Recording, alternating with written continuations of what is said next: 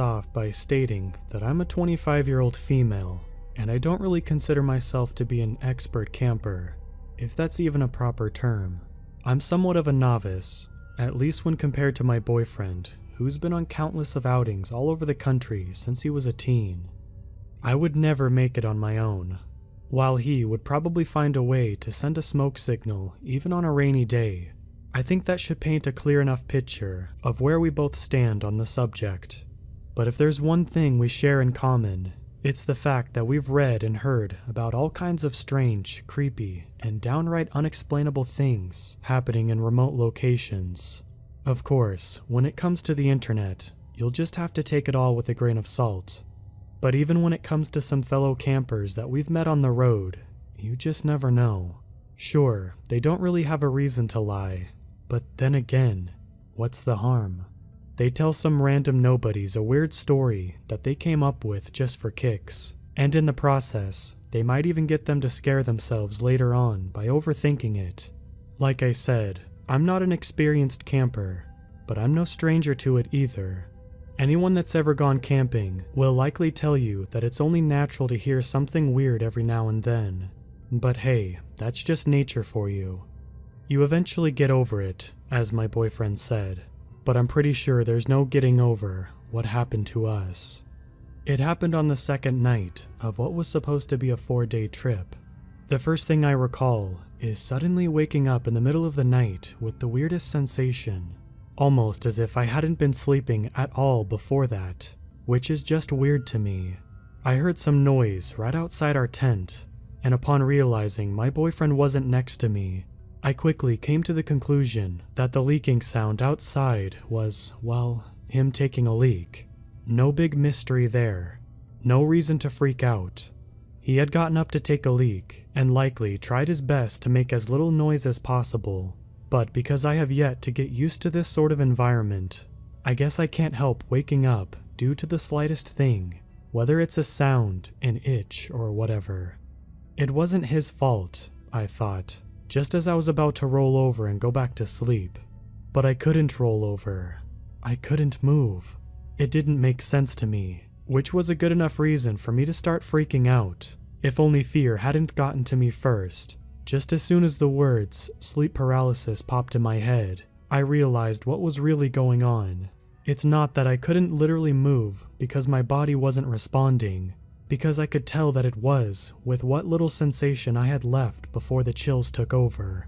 But rather, something was keeping me in place with the strangest but firmest grip. I could clearly feel the pressure-like sensation, mostly on my arms, wrist and shoulders, and legs, occurring almost instantly whenever I tried to shift my position in any way I could, and prevented me from doing so. Just as I was about to call out to my boyfriend, however, a pressure manifested itself right in the back of my neck, almost as if a weight had been dropped on it. What's more, another familiar yet eerily distinct sensation appeared to cover my mouth. It felt cold, bony, and dry, like a branch or something like that. But even in that near darkness, my boyfriend had lit up a small lamp outside. I could see that there wasn't anything on me, and yet I couldn't bring myself to utter a single word. I could barely make a sound in my desperate state, and the more I tried to fend off this invisible force, the harder its grasp got. I did whatever I could, but it wasn't until I heard the voice that I stopped completely, out of fear more than anything else. "Thank you," it said, almost like a raspy whisper traveling along with the night breeze. My eyes quickly shifted to where my boyfriend was, right outside the tent. It couldn't have been him. I knew it couldn't have been him. The voice didn't belong to him, but whose could it be? Even in my current state, I was able to tell there wasn't anyone else inside the tent with me, but all signs seemed to indicate the very different reality than the one I was experiencing. Warm. So warm. It continued. It took me a moment, but once I added the voice on top of all of the other weird things that happened since I woke up, I instantly realized that those pressure-like sensations that were keeping me put felt a lot like hands and fingers holding me down, same as the ones over my neck and mouth. "Thank you for being warm." By this point, tears were already streaming down my face as hundreds of thoughts flashed before my mind, each one darker than the last. My boyfriend eventually walked back inside the tent, completely oblivious to what I was going through. I tried to get his attention, but sadly, eyes looking out of their sockets due to absolute terror isn't something that makes a whole lot of noise. He just lay down next to me, unaware of it all. I can't blame him. I mean, from his perspective, he had gotten up to take a leak and had no reason to believe he had woke me up in the process. I feared he was just going to fall asleep and leave me alone with whatever was happening. But then he mumbled something. I waited, not that there was much else for me to do. "Yeah?" he asked. After another brief pause, he continued. "Babe, what is it? Stop nudging me." But I wasn't doing anything. Because I couldn't. And if it wasn't me... He finally turned to face me, but as soon as our eyes met and he had saw the terror that had taken a hold of me, I saw him fall victim to the exact same thing. Unable to move and unable to speak. Just like me. All I could do was lock eyes with his gaze as it gradually showed confusion, frustration, and finally, fear. "All so warm," the voice spoke again, and judging my boyfriend's reaction, I could tell that he heard it too. I wasn't crazy. Something was really going on, and whatever it was, we were completely powerless against it. I don't know exactly how long we stayed there just like that, completely motionless, staring into each other's eyes with tears rolling down our cheeks, unable to comfort one another when we were so certain that our lives were about to end. I lost track of time. It had become meaningless, especially with the voice constantly spewing crazy nonsense right into our ears throughout our entire ordeal, as if someone else was right in between the two of us. "Thank you. Thank you for being so warm. So warm." My boyfriend and I eventually snapped back into reality almost at the exact same time. By then, it was already morning, but we could tell that we hadn't gotten a second of sleep. Just by looking at each other's faces, we knew we both had experienced the same thing for real. It hadn't been a nightmare or a shared delusion of any kind. We quickly packed up our things and got out of there, while barely exchanging any words. On our way back, we came across an officer from the U.S. Forest Service who was able to tell almost instantly that something bad had happened to us. My boyfriend tried to shrug it off. He just wanted to get out of there and go home. But I couldn't help myself and blurted out some things about what had happened. I didn't even think. It probably all sounded like gibberish from a crazy lady, talking about a mysterious presence that got inside her tent. But the officer kept a calm, respectful, yet somehow somber, face throughout the entire exchange. First, he made sure that we weren't in need of any urgent medical attention, and then he called for a vehicle to come and pick us up before dropping us off at one of their small offices located nearby. He told us that we didn't have to do it if we didn't want to, but that he would greatly appreciate it if we could each provide a separate statement in regards to what happened that night. My boyfriend declined and insisted for me to do the same, but I didn't listen to him. After what we'd been through, it felt good having other people around you, ready to hear you out and not dismiss you right away. What's more, I could tell from my boyfriend's behavior that this is the sort of thing that he would just put a lid on and never bring up again. So, if I was ever going to talk openly about it and hope to get some kind of an explanation in return, it was now or never. Plus, the whole thing was relatively fresh in my mind, for better or worse, so I just had to do it. The officer was really cool and respectful, and I hope I'm not getting anyone in trouble by saying this, but I recorded most of our conversation with my phone without his knowledge or consent. I know it's probably against the law, but the reason I did it is because I wanted to make sure that I didn't forget any of the things he told me. You'll have to forgive me for that, but please do take into consideration my state of mind at the time. I was still somewhat out of it, not to mention the fact that we hadn't gotten any sleep or rest the night before either. So I was just making sure that I kept a proper record of it all for posterity, since I couldn't trust my brain to take note of all of the things he said and remember them down the line. I'm leaving out names, dates, and actual locations for that purpose alone, to avoid getting anyone in trouble. Once I finished telling him the whole thing, from beginning to end, he asked me to mark the location of our map as accurately as possible on one of his maps. I gave him the precise location, and right after doing so, he drew a circular radius around it, which perplexed me a little. The more I studied his pensive expression, the more convinced I became that this wasn't anything new to him. In fact, not only was this not new, it was also something that required some actual on-the-field work from him, which left me somewhat distraught.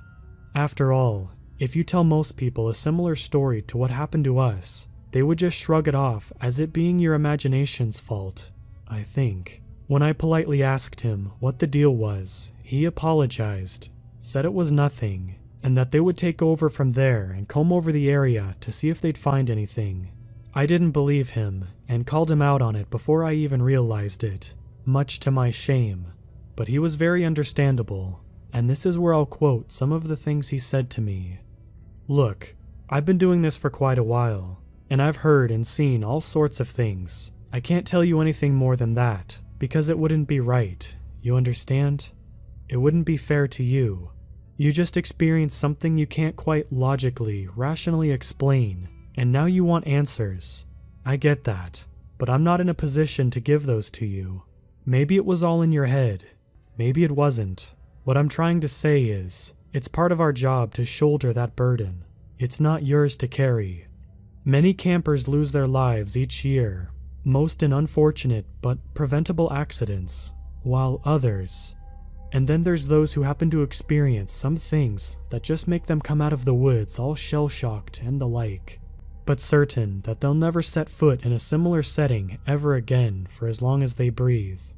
You're all right, miss. A little shaken, a little dehydrated, but you're all right. You're going to be okay. You and your partner. And that really is the only thing that matters.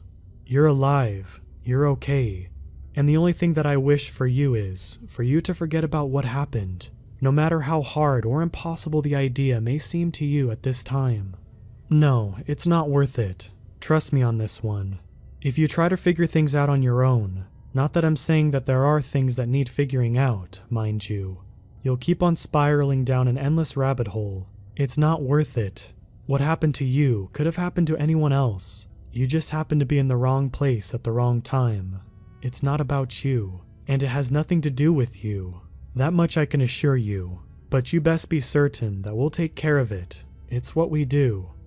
When I asked him if he had ever seen or heard similar reports of what I had described, he made a little grimace, clearly trying to fight off the urge to tell me more than he should. He had waved his hand, declining to answer, but knowing as well as I did that he had answered me in the process. Finally, when I asked him if I could leave my contact number for him to call me at a later time, maybe once the issue was resolved, and he could tell me about it, his response was very swift and pointless to contest. No, I'm sorry, but no. You've done more than enough. In fact, you've helped us out tremendously. Thank you for your time. Afterwards, they drove us all the way out of the area and dropped us near the city, from where we eventually made our way back home. It's been a little weird ever since, with my boyfriend not wanting to discuss these events, as if he's pretending that nothing happened at all. I can't tell if this whole thing just scared him to his core, or if there's something more to it. Either way, it helps being back in the city and being surrounded by all of this noise and people, but I don't know what's next for me. Part of me wants to follow the officer's advice. I'll admit that I'm still as curious as ever, cautiously so.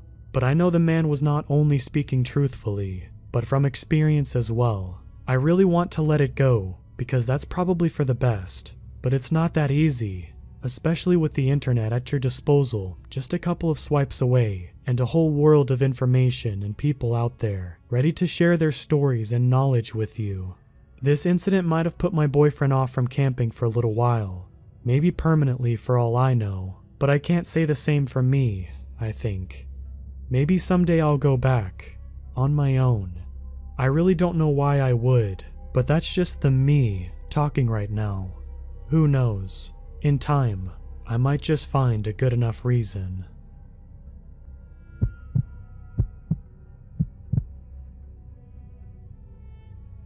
I'm a private guard in a European country.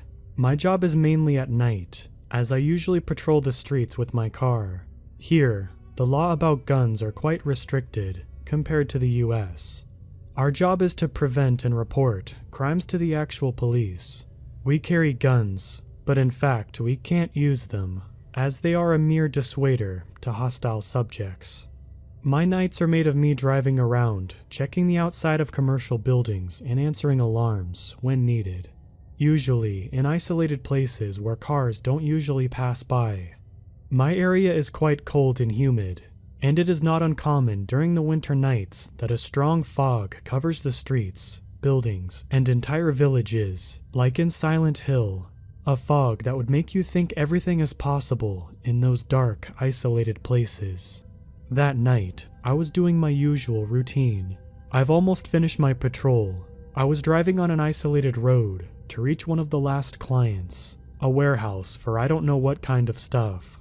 It was a secondary road running in the fields, nothing but grass and bushes on the sides of the street. As usual this time of year, the strong fog didn't let me see the road in front of me for more than several feet. Slowly, I was driving to the building, nothing but fog and the distant light of the warehouse in front of me. I was tired. The last coffee I had was consumed more than 2 hours before, and staying focused wasn't easy. Suddenly, a figure just a bit smaller than a human being crossed the road in front of me. The fog didn't let me see details. It was very fast, running like a dog, but for sure that unnatural pose and dimensions weren't like any animal I'd ever seen in my career. And I've seen deer, cats, once even a small bear crossing my path. Nothing like that, something vaguely similar to a human. I stopped the car immediately. I didn't know what I saw, but it for sure wasn't normal. My job was to repeat irregular detail during the patrol, but what should I say to the station? I saw something for a few seconds in front of my car's light? Really? Something very vivid, but that could be influenced by my tired brain? They probably would laugh at me in the best case scenario, suggest me to stop drinking on the job in the worst. I decided to go on and reached the isolated building. As always, I left my car open, took my flashlight out with me in the shadows. I recognized with my hand the correct key to put in the gate of the building, and started my search. I didn't turn on the light inside the car. I know every part of it just by memory. I made my patrol by foot around the warehouse, checked every door, and after almost 5 minutes, I got in my car. I put away the key without using the light. I got on the road again, same fog, but this time nothing unusual on the road. The air in the car was oddly cold. The heater was pumping warm air in the vehicle, and the windows were closed, but I really couldn't understand why it was that cold. And then a noise seemed to come from the car. I've never been a mechanic guy. I don't understand anything about cars or engines. I just drive them. But that noise didn't sound like anything I've ever heard from a car before. Like a slow, not too heavy scratching. The car seemed to drive just fine, so I would just report the problem once I finished my shift. After 5 minutes of this, I got a call from my colleague. An alarm went off near my position, so he asked if I could check it out. Lately, that alarm went off every night, as a technical problem, so it wasn't anything serious. I arrived to the place a bit later, left my car running outside, and checked inside the building. Everything was normal, as usual, just the alarm going crazy. I got in the car, finally ready to finish my shift. The strange noise finally stopped. No need to report the problem. I arrived at the station where I worked and found my colleague waiting for me outside to get in the car and start his shift. I took my stuff and got out of the car. He got in and turned on the light to search for something. I was already walking away when he called me. "Dude, what the heck? You took a dog in the car? What is this?" And then with horror, I saw it. In the back of the vehicle, just behind my seat, there was mud everywhere and footprints, big ones, of some animal I cannot explain. Like a big, dirty dog opened up the car door, got inside behind me, and closed it without making any noise. And then it made sense. The strange noise. All that time, it was behind me. watching, grinning. I was in shock and couldn't even speak. My colleague was confused and staring at me, and if I just turned the light on, I would have seen it, staring at me in the rearview mirror.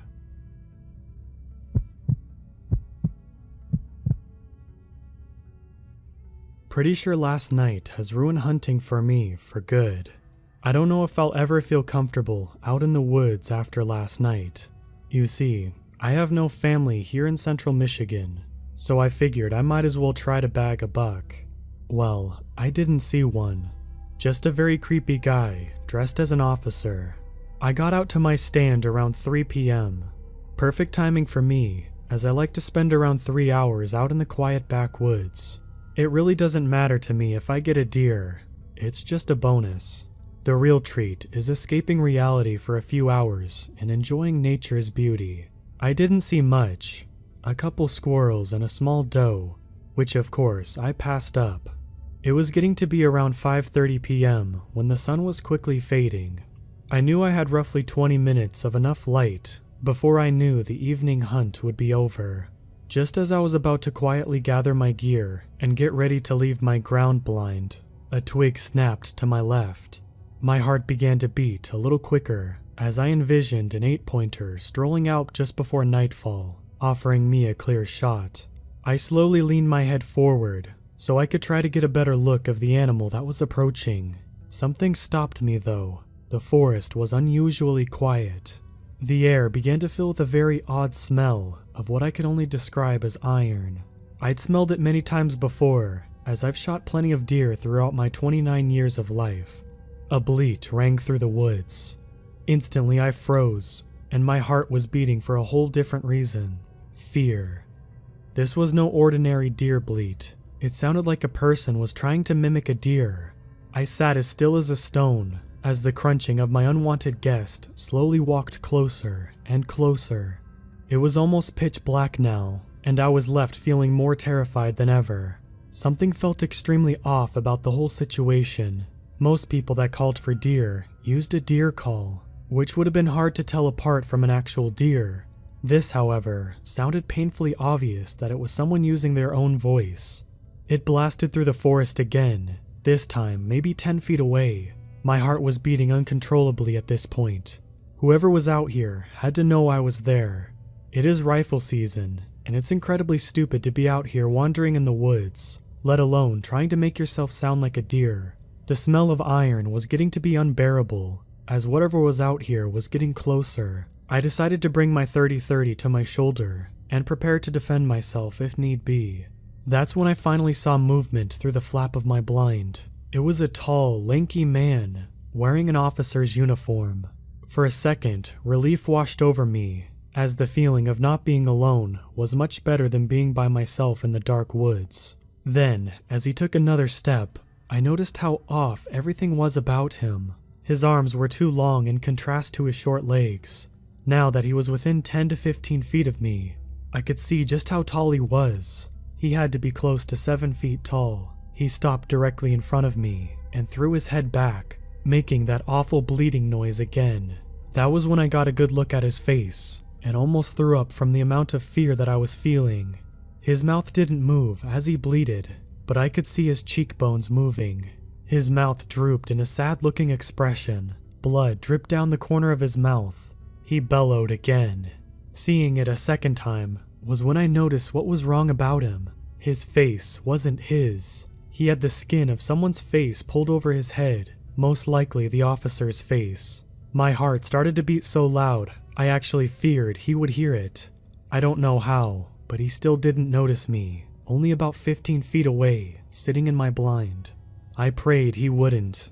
I watched in horror as he took slow, staggered steps until he walked out of view. The sound of his footsteps slowly got quieter as it walked further and further away. The smell of rot. I heard one more final bleat ring through the woods before his footsteps were all out of range together. I waited another 20 minutes before slowly exiting my blind, too afraid he would hear me and come back. I moved as quickly and as quietly as I could back to my truck. Once I was about 30 yards away from my truck, I heard the bleat again, followed by heavy footsteps. He spotted me. I took off running full blast, knowing that I had a short distance to cover. Hearing him get closer with crazy speed, I made the mistake of glancing back as I reached back to my truck, and what I saw will still stick with me forever. He was running on all fours, making these huge galloping strides. He moved way faster than he should have been able to in that position. I jumped in my truck and started it with my shaky hands. Just as I started to pull away, I saw a flash, then a huge banging noise as it slammed into the side of my truck. I floored it and raced out of there as fast as I could without ditching it. He gave chase for a short while, but fell behind pretty quickly. I drove the 15 minutes home in silence, looking in my rearview mirror every 5 seconds expecting to see him chasing me. He never did though, thank goodness. Once I got home, I grabbed my stuff and raced inside, locking the door behind me. I tried to make sense of what I saw, but I just couldn't. I have no idea what that thing was. I was pretty exhausted after running and having my heart racing for such a long time, so I went straight to bed. I had a hard time falling asleep, as the memory of his scratched out, stolen face was burned into my brain. Just as I finally started to doze off, I froze again as I heard the same strange bleat out of my window in my backyard somewhere. This thing followed me home. It made sounds out there all night, and I could hear its odd footsteps as it circled around the house. I made it through the night somehow, so I'm posting this in hopes that one of you might be able to help me identify what this thing is, maybe how to get rid of it. I don't want to call the police, because I know they will think I'm insane. So if anyone has any suggestions, I'd gladly take the advice.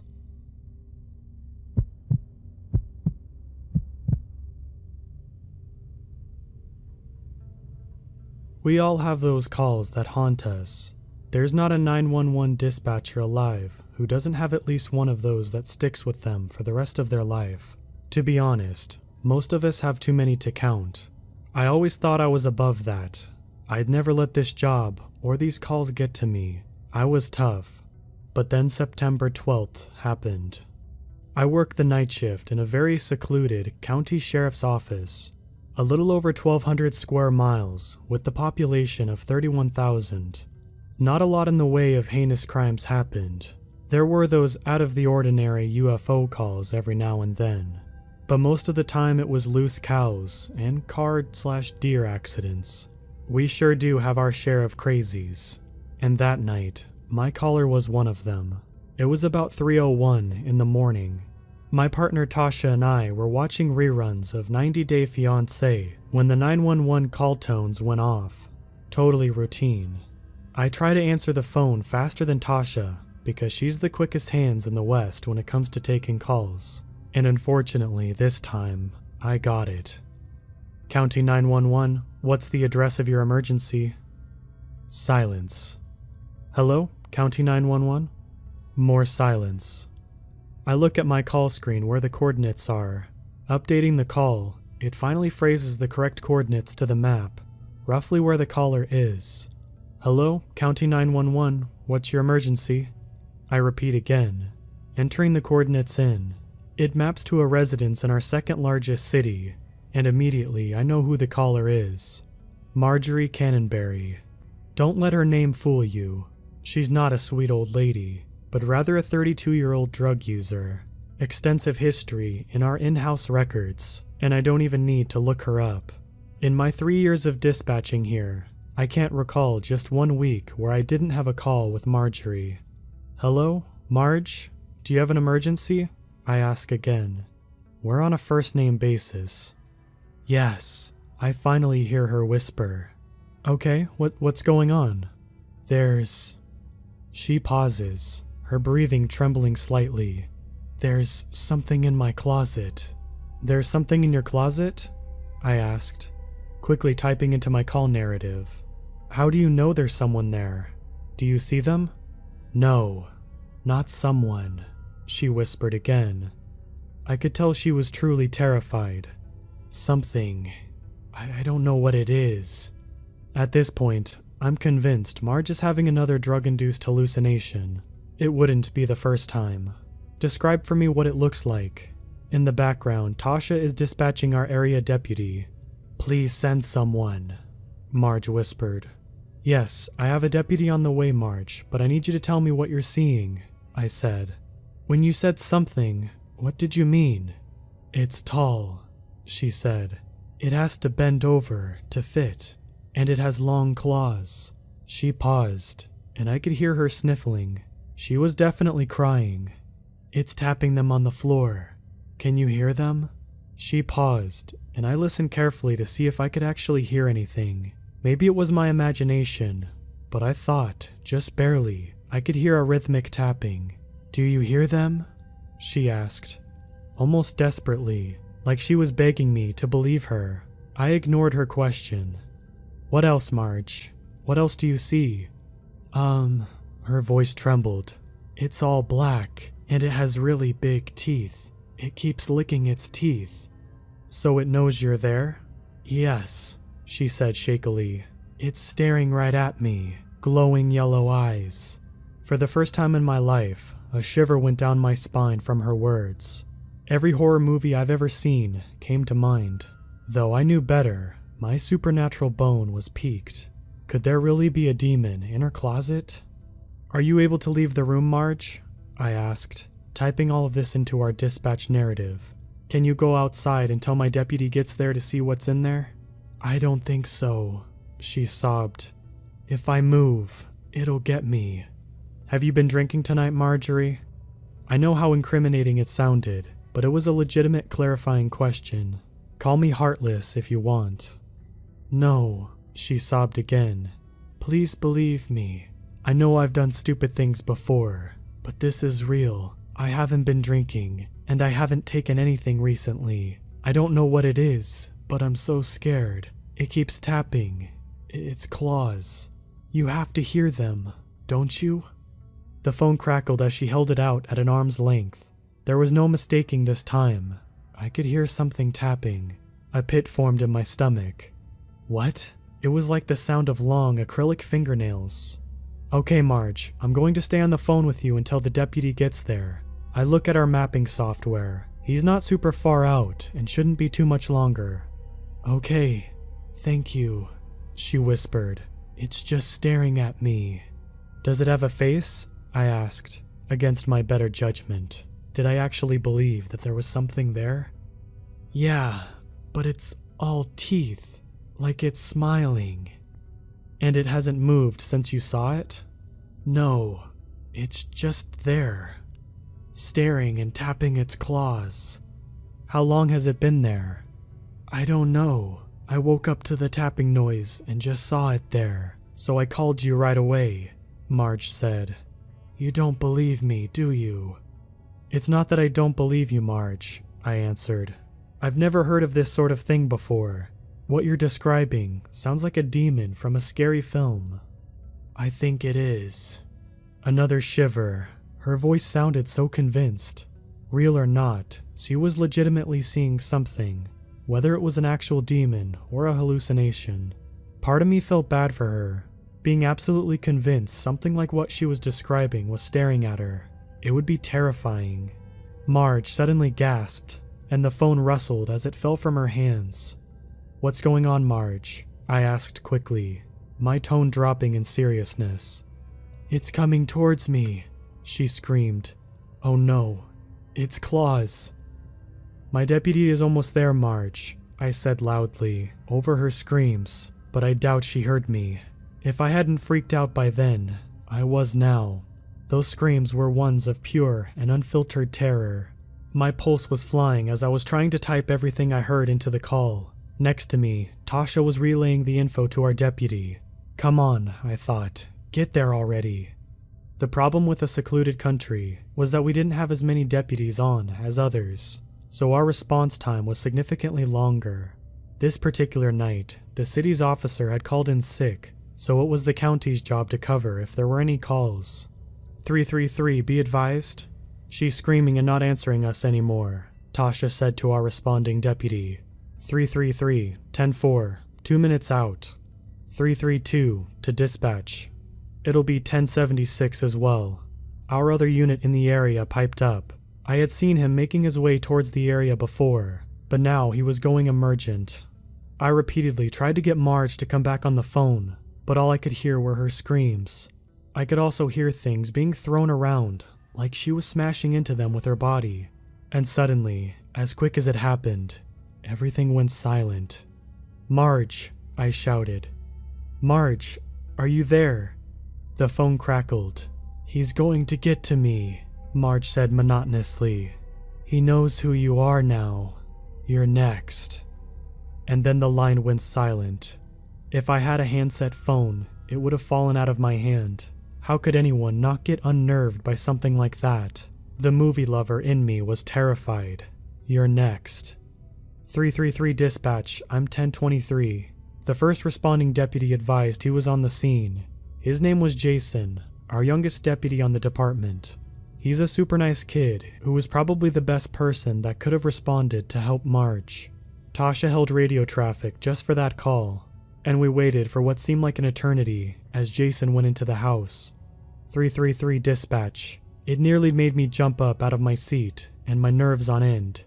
"Get a med rolling. She tore up her arms pretty bad." Within 5 minutes, our med unit was rolling. Jason and Travis, his backup, ended up capturing Marge. They came up before Jason transferred her to the mental hospital.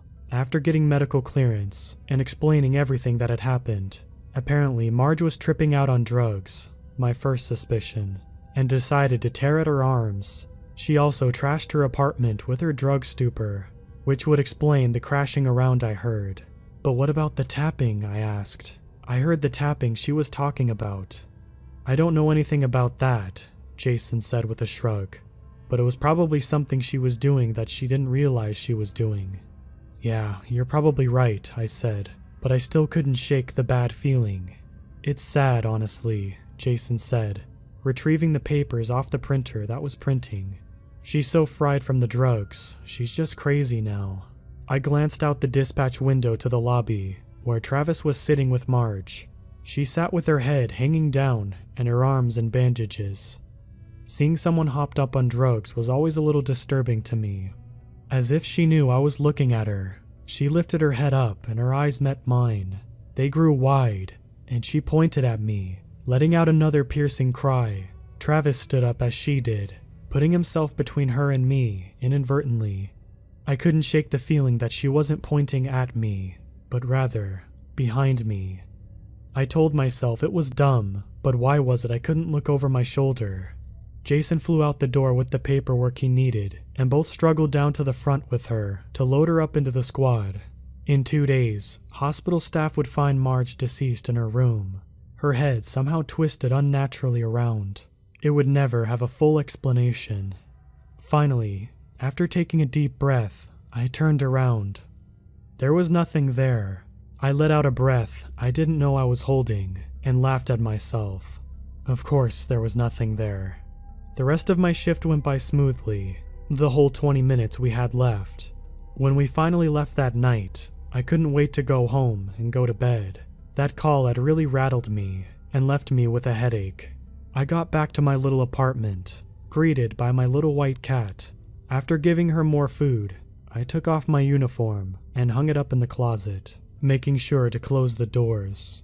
Hurrying back to my bed, I jumped in and turned on the TV for some background noise.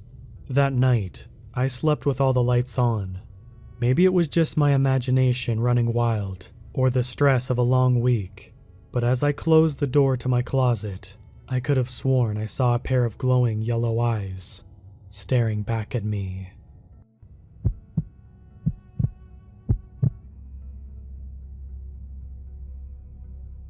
This happened a while ago, but my then girlfriend, now wife, Mary, has finally given me permission to share this. It happened in the mid-80s. We were 18, and we had just started going around together. It was the middle of summer, and we had just finished school. I held down a job as an apprentice mechanic, while she worked as a receptionist at her father's company. This meant that we didn't get to spend as much spare time together as we would have liked. However, the perfect opportunity for a weekend getaway arose, with a long weekend federal holiday and I was able to convince her with only minimal pestering that we should go for the weekend to camp in a popular national park.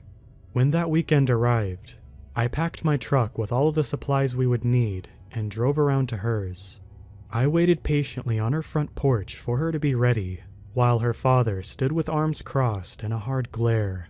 When she was finally ready, at least 4 eternities later, she said goodbye to her father, and he gave me a stern handshake with a gruff, "You look after her," to which I agreed that I would. Being the father of 2 now adult women myself, I understand his concerns, but I would be lying if I said he didn't scare the crap out of me then, and still a little bit now. However, once we hit the open road, we were gone without a care in the world. Making our way through picturesque countrysides, we sang along to the radio with our windows down until we were good and windbeat, played monotonous travel games until we ran out of items to guess, and I let her nap when she fell asleep leaning against the passenger side window. While she slept, I got a little turned around. There were no turns on the road where I thought there should have been, and we ended up going straight for a long time where there weren't any familiar landmarks. As the car began to run low on gas, I decided I would need to pull into the next gas station I saw, which, as it turned out, wasn't too much further down the road. Its neon lights drew me in like a beacon in the night, but as I approached, I saw that it was quite run down. There was a layer of grimy dust over everything. The fuel prices were outrageous. The neon light was missing a couple letters, and a single moth flew repeatedly into the light above the service attendant. Suffice to say, if my car wasn't dying for a drink, we wouldn't have stopped. I left Mary asleep in the car while I filled it up and locked the car out of paranoia when I went to pay and ask for directions. Inside, the attendant looked just as washed up as the gas station did. It was a guy around my age with an absent expression on his face, and our conversation went something like this. "Pump 3, pack of Skittles. And can you tell me which direction the national park is?" I asked direct, though not rudely. "That'll be $50.90. He spoke in a heavy drawl of a country accent, and just pointed down the road in response to my question. "Okay, thanks. Good evening to you," I said uncertainly, but decided to just go with it and reconsult my map if necessary. There was a long pause for a moment, and I was almost out of the store before he spoke up again. "You be careful out there, in so-and-so forest." The way he said it was unsettling, and I hesitated a moment, unsure of how to respond. In the end, I gave him an awkward nod of thanks, and left a little quicker while reflecting on the strange conversation and crazy prices. However, when I came out and looked to the car, my heart leapt into my throat. The passenger door was open, and Mary wasn't in the car. "Mary!" I called with a wave of concern raising in my stomach as I jogged back to the car at a considerable pace. "What?" she answered almost immediately, and sounding just as panicked as she picked up on the strain of my voice. I whirled around confused to see her behind me, coming from the direction of the bathrooms. Why did you leave the car door open?" I demanded, worry giving way to hot embarrassment and uncertainty. She apologized for scaring me, and then explained that she hadn't left the door open.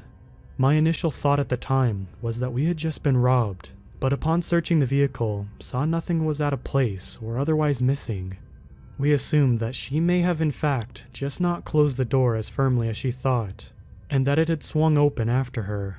This was really the only rational explanation that would calm our nerves enough to get back on the road and keep driving. We traveled down the dark road until the asphalt gave way to gravel, and we passed signs pointing to our intended destination. The camp itself was actually pretty easy to find once we had an idea of where we were going, though setting up in the dark was a little spooky. Mary held the light while I pitched the tent and lit a fire. Overall, I'd say the first night ended up being pretty romantic. The mild state of fear put her into a clingy mood, and I was only happy to oblige. The only thing I could say might have been some indication of what was going to come is when I went to get the tent out of the back of my truck. The tarp canopy over the tray was loose, Not entirely undone or anything, and there was obviously nothing in the back other than our supplies. But it's something that I look back on now and wonder about. It could have come loose from the travel, sure. Then again, I didn't check it at the gas station, so who really knows?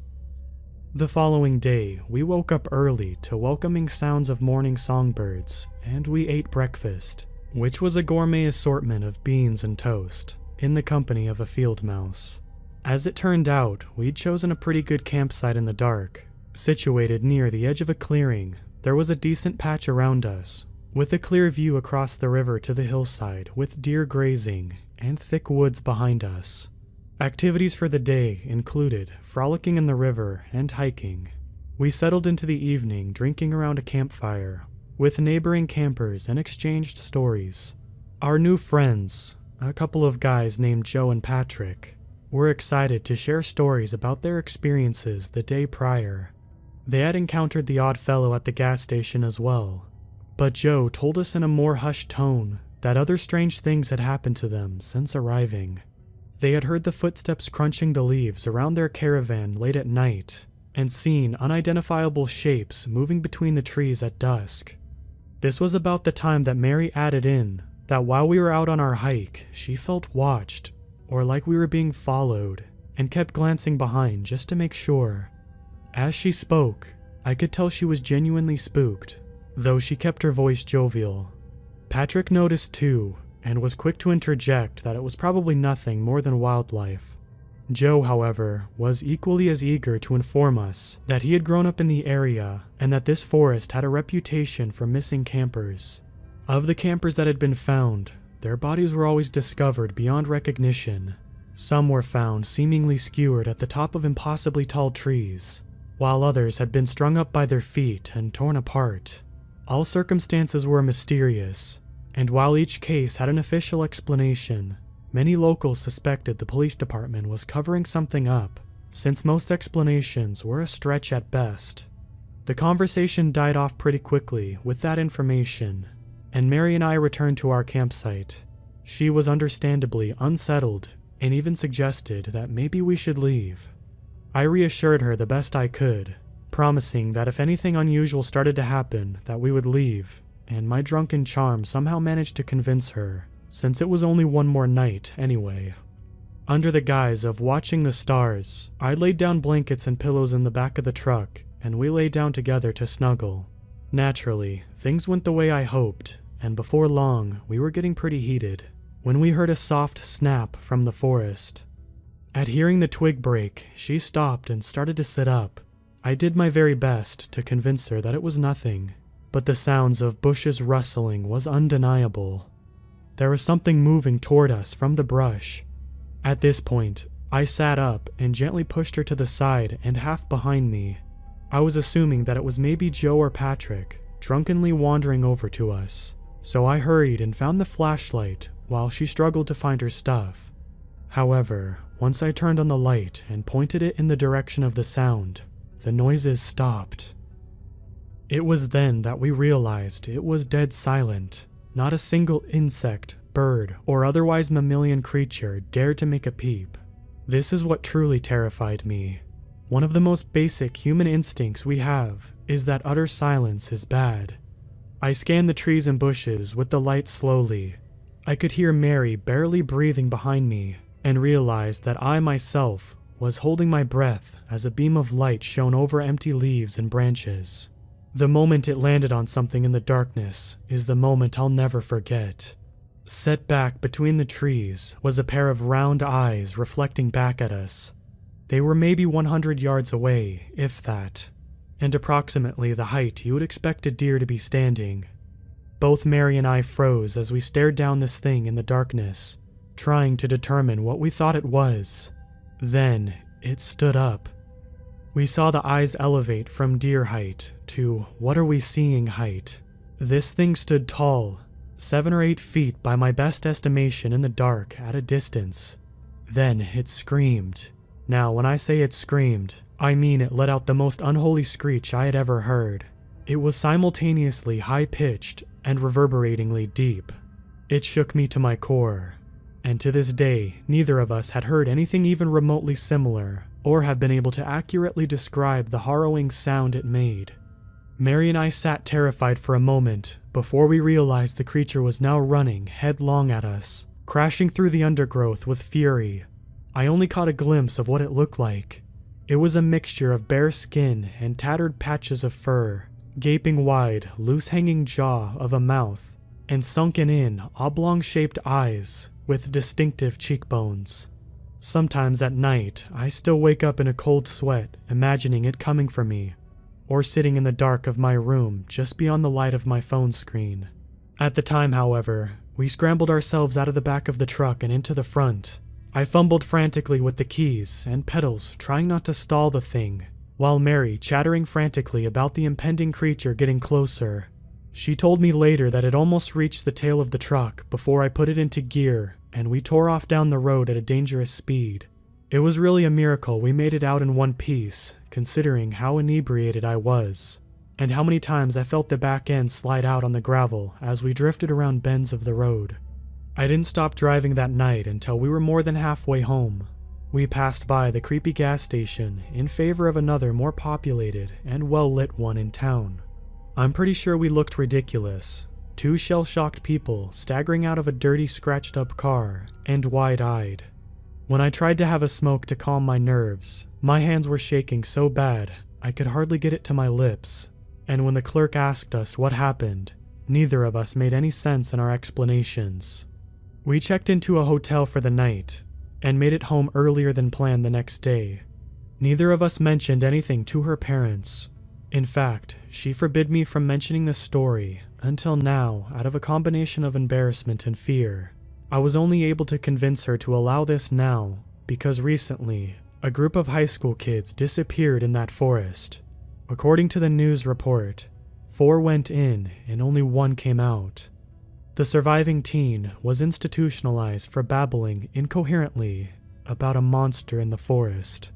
My wife and I know that we're not crazy. We also know that this means that whatever we saw is still out there, somewhere.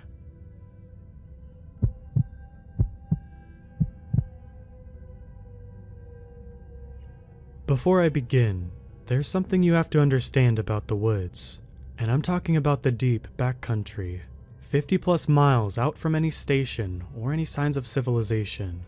After a certain point, everything begins to blend. The longer you spend out there, the smaller and smaller you become, till you're just another part of the environment, a movement through valleys and peaks. It's depersonalizing and ego-killing. You forget things about yourself, and instincts guide you. It becomes natural, but it also makes you look like a lunatic. That's why we never spend more than 8 days alone in the back country at a time. That said, my first few months on the job were everything I wanted. Plenty of time outdoors, mostly upkeep on trails in the back country, along with checking up on some old stands that the Forest Service had acquired in the 50s. The pine beetle epidemic was especially bad in my region this year, so I had a lot of time marking the mortality rate in the area, amongst other details. For the most part, I loved my job. I'm a bit of an introvert, so time alone outdoors working is perfect for me. But there have been a few moments that still make me uncomfortable to think about.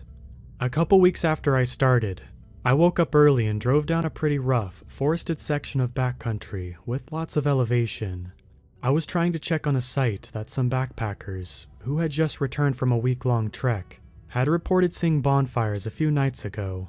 They said the fires seemed to be a few hundred yards off the trail, and that it looked like there were people around the flames.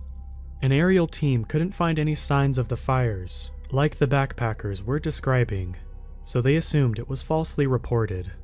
Even so, we had a serious burn ban in effect, and I was sent out to double-check and make sure.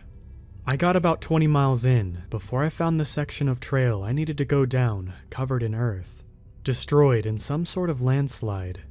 It must have been recent. Neither the backpackers nor the aerial team noticed it, and someone would have. I definitely couldn't drive through, but I was only 2 miles from the site, so I grabbed my pack, checked my water, and radioed to the forest station from my ATV to let them know I was hiking the rest of the way in. I probably should have waited for a crew to come out and clear the road, but we were all really concerned about the fire, and I won't lie, I was mad at the thought of backpackers being so careless. You couldn't miss the signs coming into the forest, warning about forest fires and announcing the burn ban. There was no reason to be reckless. And so, I hiked out there. It was only about 10:30 a.m. when I set out. I expected it to take about 2 hours to get to the area where the fires were reported. The elevation increase was drastic, so I had to pause every so often to catch my breath. After hiking for a while, I paused for a moment and realized I wasn't on the trail anymore. This isn't that unusual. If you've ever backpacked or even gone on long hikes before, you know that it's easier than you think to stumble off the trail, even for someone experienced. I'm one of the newest and youngest rangers, but I've spent a lot of time outdoors backpacking and hiking, and normally would have a great sense of direction, so I wasn't too alarmed not to know exactly where I was. You get used to being lost. The thing that alarmed me was noticing a pink hue lighting up the forest. The sun was about to disappear behind the tree line that covered the mountain to the west. I didn't think I'd been hiking that long. I had gone maybe a mile and a half in an hour, or so I thought. Nonetheless, it appeared to be almost 7 p.m. now. I quickly decided the safest thing would be to head back south towards my ATV, which stored all of my overnight gear, and come back tomorrow. It would be embarrassing to explain to the other rangers that I lost track of time, but it would be worse to get stuck out here all night. Without the right equipment, I might freeze. Besides, they'd start wondering why I hadn't checked back after so long. I grabbed some loose stones off the ground and left a sign to indicate I had been there and set off in the direction I thought I wandered off from the trail. I quickly found it, but it was a section I hadn't been through earlier. Somehow, I had found my way farther north, and funnily enough, I saw a yellow trail marker not too far up the mountain. I realized it was the marker for the next 10-mile section, the area the fire reports had mentioned. The sun was almost touching the mountains now, but I decided to hike up to the marker at least, stay for a few minutes, and then quickly head back before it got completely dark. I realized this wasn't ideal, but at the time, it seemed better than going back with nothing to report. I hiked a few dozen yards to the marker and looked out over the valley to the east. It seemed empty, nothing unusual. I took a sip from my water bottle and waited another 5 minutes. I still didn't see anything, so I decided to head out. I hadn't gone a mile before I smelled smoke coming from down the mountain. I looked around but couldn't see any smoke columns. It was kind of unsettling. The sunset was so red, everywhere I looked seemed to glow. Getting worried, I stumbled the last mile back and immediately called it in. The night was darker now, and without any trace of the fire in the valley. Despite smelling the smoke earlier, I decided to spend the night on the trail, in case whatever caused it caught up again. I set up a temporary camp, with my one-man tent, and waited the night out. Nights in the backcountry are different than camping in other places. In the back of your head, you recognize that you are completely alone for dozens of miles. You end up listening to the night differently. Everything you hear suddenly becomes important, because now you're just another part of the forest, vulnerable. At some point, I woke up from a dream I can't remember now, but I recall feeling unsettled. I poked my head out of the tent and crawled out to take a leak and look around for a minute. I didn't see anything, but it's hard to explain exactly how I felt. It was almost like I was being observed, but very lightly, as a part of the background. It was kind of discerning, so I went back to sleep pretty quickly. Aerial recon flew over the next morning and still found nothing. About midday, the team arrived to clear the landslide, and the other rangers and I began searching the backcountry. At the end of the second day, we found it. A chunk of the forest had completely burned down. It was tucked into a valley in the northeast, only a few hundred yards away from where I camped the first night, but I missed it then. It was maybe 200 yards across and 300 running down the mountainside. You think this would be too large to escape notice, but it took us almost 2 days to find it. Even then, the aerial team missed it altogether. This was a strange fire, too. It burned in an almost clean line down the mountain's ridge, forming a recognizable rhombus, and normally forest fires around here aren't intense enough to completely take out fully grown pine trees. But this fire had been hot. Everything was scorched, total mortality. It almost seemed unnatural, but we couldn't find anything in the ashes to explain it.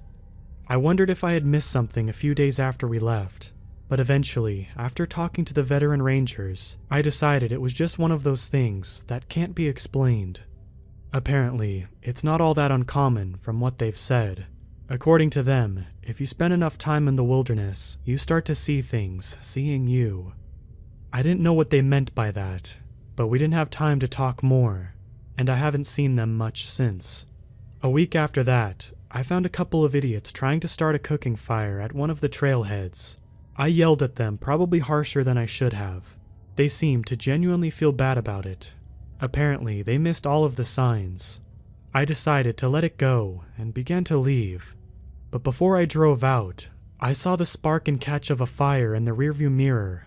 Infuriated, I drove back and got out. The campers were just as confused as me. The fire pit was completely cold. It looked the same just as I had seen it, empty and unused, after making them clean out the twigs and leaves they tried to use. Confused, I walked around the entire trailhead, but didn't see any sign of a fire. I figured it was a trick of light in the rearview mirror and left.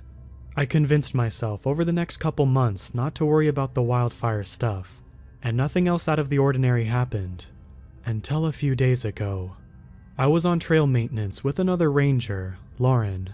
She'd been working as a ranger for almost 10 years, so I generally followed her lead. We were about 15 miles into the back country, checking on some primitive campsites for campers. We were currently at campsite 3. There's 8 total, and they form a large U, over almost 90 miles surrounding one of the larger mountains in the region. It was getting into fall, so it was supposed to be empty while we worked our way through, checking up on site quality. All afternoon, I had been cutting out a new trail from the campsite, up to a spring that had changed course recently. The shadows were beginning to grow long, but I was close to finishing, so I kept cutting away. About a half hour later, I broke through and walked onto a boulder the ground slanted into, and watched the head of the spring just inside up the mountain. It looked like a deer path meandered its way up the spring head, so I started up. When I got there, I almost threw up. The spring flowed clearly enough, but just to the right of it, a section of the ground turned into weathered stone. In the middle, a skinned deer, with spatters and other pools of red scattered everywhere in the nearby vicinity. I've seen plenty of dead animals before, but this was messed up. Something had skinned a deer, and very cleanly, and I couldn't find any other signs of damage, but its actual hide was nowhere to be seen. Flies were starting to circle the meat. It did not look like it had been there long. I quickly hiked back down the several hundred yards I cut out and found Lauren, who was back from working and making dinner. I paused to catch my breath and told her I had to show her something. She looked concerned, so we went back up to the spring. When we got there, the deer was gone, and I couldn't find a drop of anything. I had been gone maybe an hour at most. It didn't seem possible. Lauren assumed I was just messing with her, so I played it off and tried to forget about it. But I haven't forgotten about it, and apparently, Lauren told my supervisor, Jonathan. He asked me to come back to the forest station, so tomorrow I'm driving out of the back country. He sounded different though, almost like he didn't really want to call me in. I guess I'll see how this goes and update this when I can. Part 2. I don't think I should be alive. I met with my supervisor yesterday, and at first, it seemed like it might be just a formality. He didn't say anything about the deer. We made small talk for a while, but finally, he broke the safety of our conversation by pausing and saying, "You're probably wondering why I called you back a few days early this rotation." I nodded slowly, and he continued, "Well, we've all been really impressed by your performance, and I finally got approval from HQ, so congratulations. You passed your 3-month performance review, and are now a permanent ranger with us." This caught me off guard, but I quickly masked my relief, and thanked him. We talked a bit more about the increased responsibility, and he gave me my next assignment with the team. I was feeling pretty good, shook his hand, and was on my way out. Before I shut the door behind me, he said, "Before you leave, you mentioned you saw some oddly skinned deer out there. Something scare you?" My face went pale, and I thought about telling him the truth, but I instead muttered something about it being a dumb joke. Jonathan nodded his head thoughtfully, and though he didn't look satisfied with my answer, he didn't press me. He just said, "That would be an unusual thing to find," measuring each word out carefully while looking past me distantly. That felt like the end of our conversation, so I shut the door behind me, walking away as quickly as I could without seeming weird. Something was off, and for some reason, I got the feeling the whole meeting had been to ask me that last question. I should have driven out of the mountains and back home after that meeting, but something held me back. On the drive back into the mountains, I got caught up in the beauty of the rising slopes, twisting valleys, and graceful, swaying pine trees. My whole life, I've come to the mountains with problems and ideas I need to think over, and they somehow make everything simple. In the shadow of the mountains, I've always been able to realize how small my worries are and find content. I briefly thought about driving home, but once I got a few miles in, I was never going back. I still had to do work here, and by the time I got my assignment location, I wasn't worried at all anymore. I had met up with the other rangers at the campsite. They'd set up near the trailhead and found that they decided to celebrate my pseudo-promotion. At first, I didn't think I was in the mood to party, but the atmosphere was so nice. I only had a few beers, and a few hours later, I was pretty drunk. I got to talking with Ryan, another ranger who had been on the job about as long as Lauren, on the tailgate of his truck away from the rest of the team. We were overlooking the valley that ran for miles north, where we'd be working for the next few weeks. There's a lot of different types of rangers, but I've always found the quiet ones to have the best stories. Ryan was normally one of the quiet rangers, but he chose this time to open up to me. I'd been telling him about the Rhombus fire from a few weeks ago, and he was nodding at different points in my story.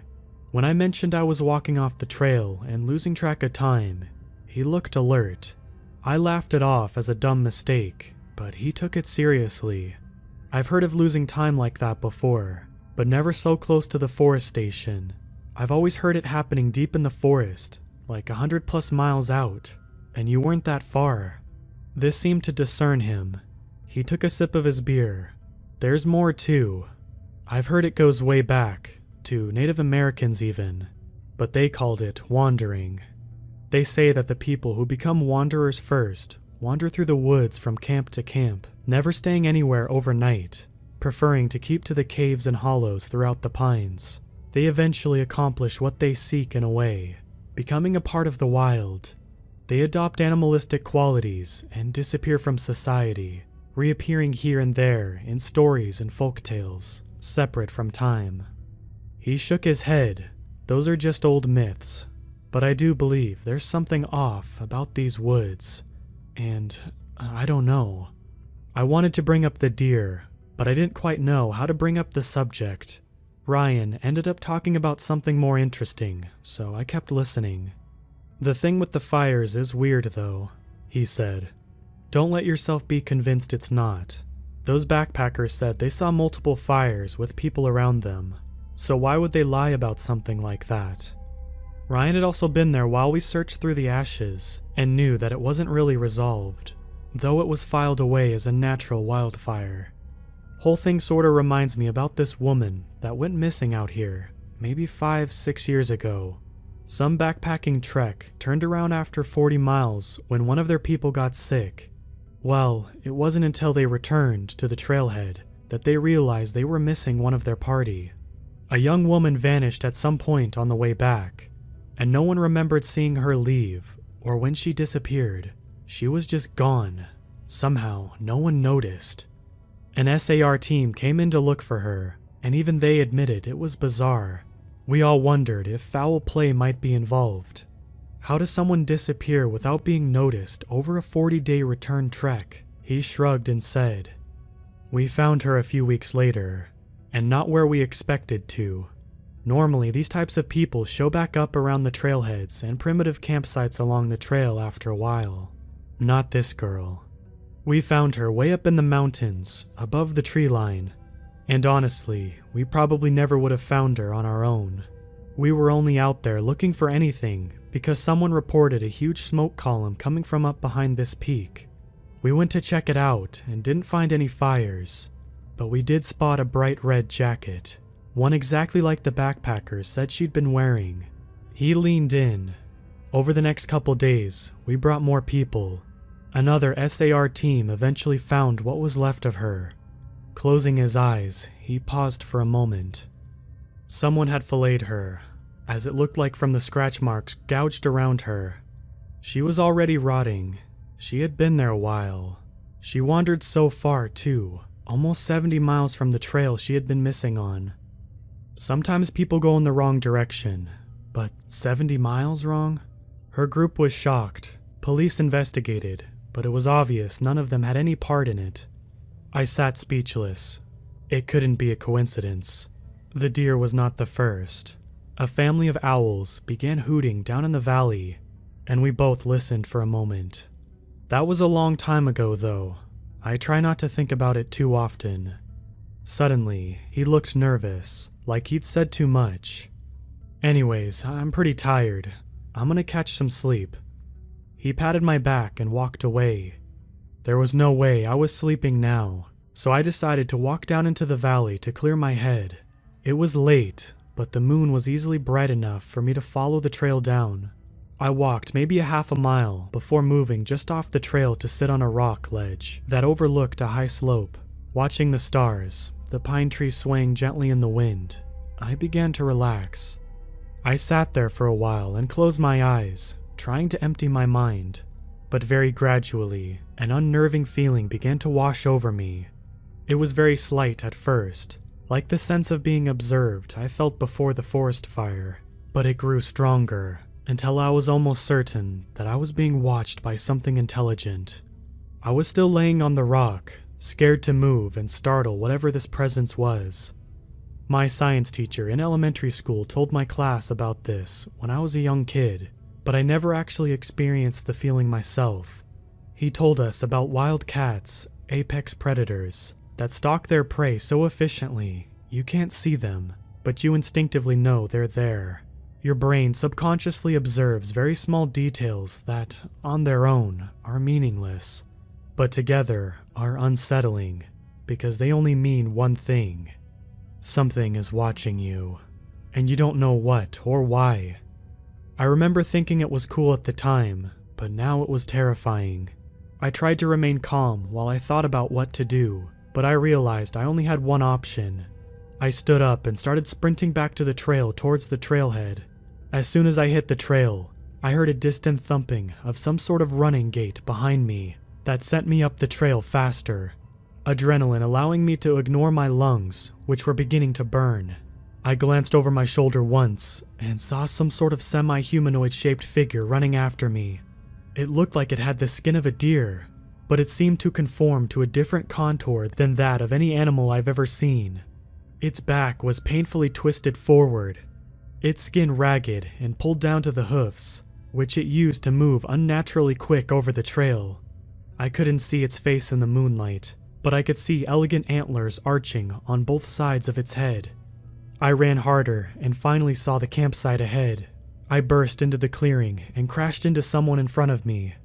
A high-pitched, breathless gasp told me it was Lauren. "I'm so sorry," I said, getting to my feet and giving her a hand. Her jaw dropped and she pushed past me to look down the trail into the valley. I followed her gaze and looked over my shoulder. A huge wall of fire cut the forest in half. The forest was burning. Part 3. Strange trails have appeared in the back country in areas that are supposed to be completely undeveloped. I first noticed one a few days ago, following them when they cropped up here and there, only identifiable by the cleared vegetation and worn topsoil paths. But these aren't normal trails. They loop around, run uphill, and distort sense of direction by winding back and forth through these steep valleys. I must have explored 20 plus miles of these trails over a couple of days, but at times, I'd go back through an area and it would be different. At first, I thought it was just my memory failing, but then I started paying attention. Curves and other points of interest shifted in certain ways. They weren't completely different, just enough for me to notice. Yesterday, I swore a path had run on the other side of a stream I was going down. Then on my way back, I couldn't even remember which side it had been on to begin with. It was just to my right now. I'm scared to mention this, but I have to. Deer carcasses have become a normal sight out here. I see them almost daily. Sometimes they're days later, rotting away, but sometimes they disappear without any trace. After several days of finding deer carcasses, I had enough and pulled out of the valley the trails were in and hiked back to the start of the back country. I'm not sure I even want to report these to HQ, but I've been on an extended solo trek surveying and monitoring wildfire risk in the remote forest to the north. So I really could just say nothing, and I'd probably be the only person to ever find them before they become overgrown again. However the trails got here, I haven't seen anyone around to maintain them, so soon enough they'll be impassable and slip back into the wilderness and fade away with time. To quickly address my last post, the forest we were going to work in had some sort of spontaneous combustion event that rapidly lit a huge fire across the valley. Our team quickly moved out above the tree line and called it in. Over the next few hours and into the late morning, aerial teams dropped fire suppressants and eventually contained it in the valley. We walked through later that evening when just the smoldering ashes remained. This had also been an intense, total mortality fire. We never found the cause either. Beyond, natural circumstances created the perfect conditions for a fire. I didn't mention anything to anyone about the thing I saw the night before, but I kept an eye out for any charred, disfigured bodies.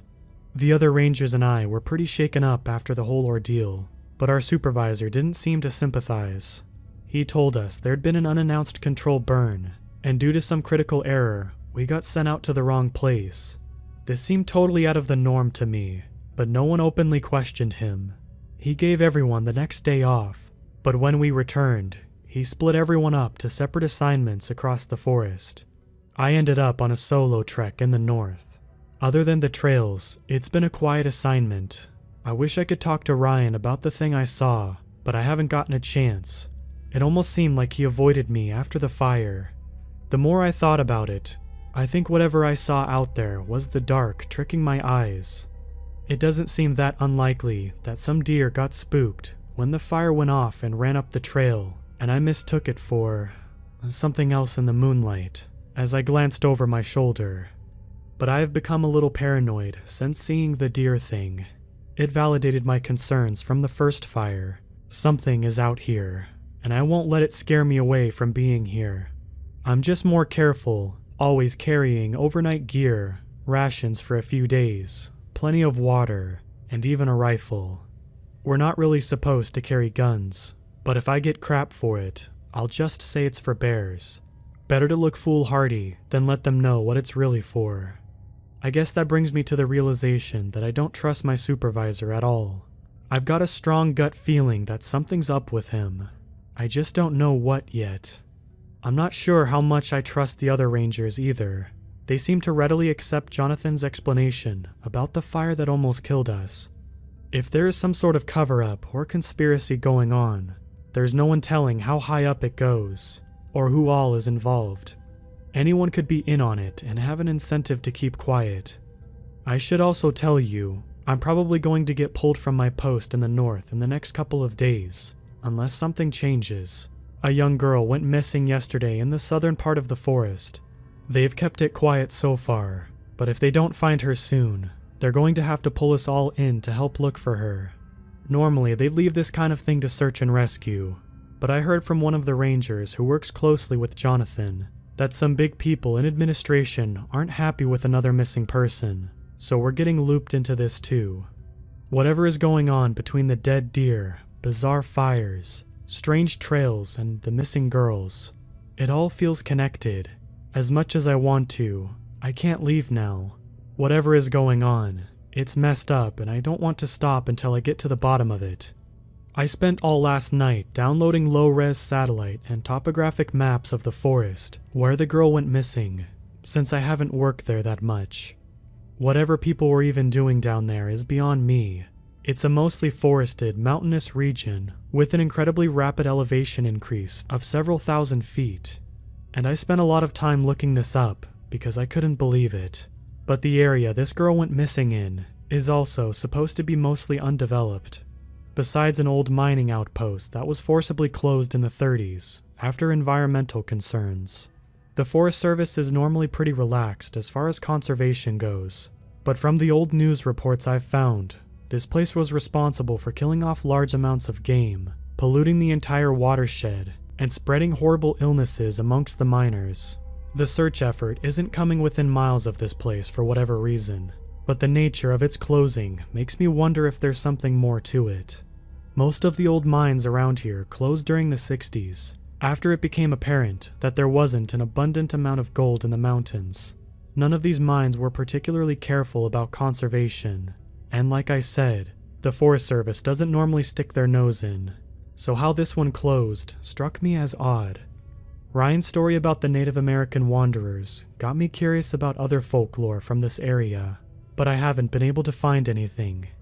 States in the West, and really most federal nature preserves, do a pretty good job of documenting Native American culture and view it as a responsibility due to their tragic treatment.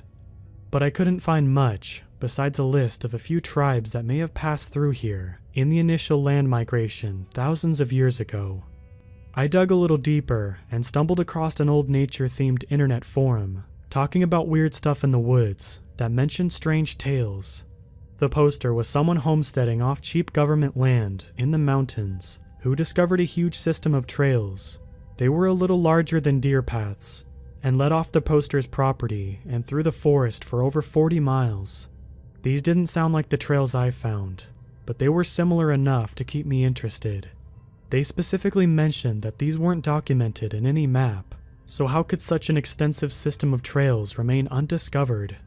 I wanted to message the poster, but the account was deleted years ago, and this was written back when the internet was all anonymous, so they made sure there weren't any identifying details in the post that led back to them. The rest of the thread seemed like mostly speculation. One guy asked if there was a sizable deer population, claiming large herds break into smaller families that sometimes inadvertently create these types of trail systems. The original poster didn't think this was the case though, as they hadn't found any evidence of recent activity or a large deer population, both of which would have been necessary for something this extensive. The same went for the trails I found. Another user suggested that they stay as far away from these trails as possible, saying they've seen the same thing, and that they're time holes. If you go in, the trails may twist beyond you, trapping you in, and no matter how far you wander off the trail, you'll end up back on the same trail. Eventually, a trail will open with a pathway out again, but you may come out at a different place in time than you entered. I'm aware it's the internet, and there's no reason to take anything on here as truth, but this sounded eerily familiar. And the forest is just weird in that way. Truth is often stranger than fiction out here. Stories around the campfire are usually based on some distant truth, sometimes more disturbing. I promise not to tell too many campfire stories. I'm sure you've heard enough, but this one is my personal favorite, and my biggest fear. It goes something like this. You're backpacking in the mountains one day, which are notorious for unpredictable weather. High-speed winds, storms, sleet, and rain can form around the peaks without any warning. All backpackers know this if they're even remotely experienced.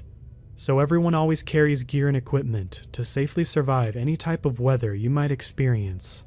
This isn't such a big deal on a day hike, but if you're going on a multiple-day trek, it's essential. Today, you're backpacking on a familiar trail off the main path through the backcountry winding up the crest of the mountain. You didn't see it marked on the map anywhere, but you were curious, and it didn't look too intensive, so you decide to check it out for a few miles. After a while, you spot another backpacker in the distance. He's by himself, coming down the mountain towards you while you're hiking up. Nothing is alarming at first, but then he gets closer. He's wearing a white hat and a green rain jacket, and rain pants covering black hiking boots. You wave at him when he's about 100 yards away, but he doesn't seem to notice. He gets closer, and you realize that other than his clothes, he has no gear at all. No backpack, or even a water bottle. He walks by you with his head down, not saying anything, and speeds up once he passes you, almost trotting down the mountain. You briefly wonder if he's camped out somewhere, but you don't remember seeing a tent or supplies anywhere. You walk another mile, thinking his camp must be somewhere up ahead, but you find nothing. Then movement catches your eye, and you spot him crossing over the hill in front of you, coming down ahead of you again. Suddenly, everything about him feels wrong, and you take off down the trail back to the main path. You see him again an hour later, but this time halfway up the steep valley the trail crosses the top of. He's struggling to climb the rocky mountainside. You hear him loudly moaning, incoherent noises filling the valley, and you call out to him, but he stops making noise and goes quiet. Unnerved, you get back to the path and hike the rest of the trek faster than ever before, sleeping very little. You don't see him again. When you get back to civilization a few days later, you talk to local rangers about what you saw and the unmarked trail, but they have no record of any trail ever existing there, or anyone else who registered to hike in that particular backcountry trek, though it was a self-registration system. They tell you they'll send someone to check in on it, but you never hear back from them, and that's fine with you. That's pretty much it. There's a lot of variations of the story. Everyone who's been in the wilderness is afraid of meeting the impossible man. He shouldn't be there, but he is. The forest is overflowing with stories like that. Practically half the time rangers spend socializing. We just tell each other stories. In many cases outside the forest, I'd be inclined to say that word of mouth is unreliable, but spend some considerable time in the woods, and being alone will change your mind. People's experiences and gut feelings are different in nature. You trust stories, because the farther you get into the mountains and the forest, the less relevant time and truth become. What exists out there just is, and what you think should, or what is supposed to, doesn't pertain to the reality. Some of us like stories with conclusive endings, but I've always preferred the more ambiguous ones. However, somehow, they feel more plausible, especially lately. I can't make sense of anything. Put back to what I do know. There are unusual things going on in the forest, and they're tied together. Hopefully, this girl shows up alive soon, but I somehow doubt it.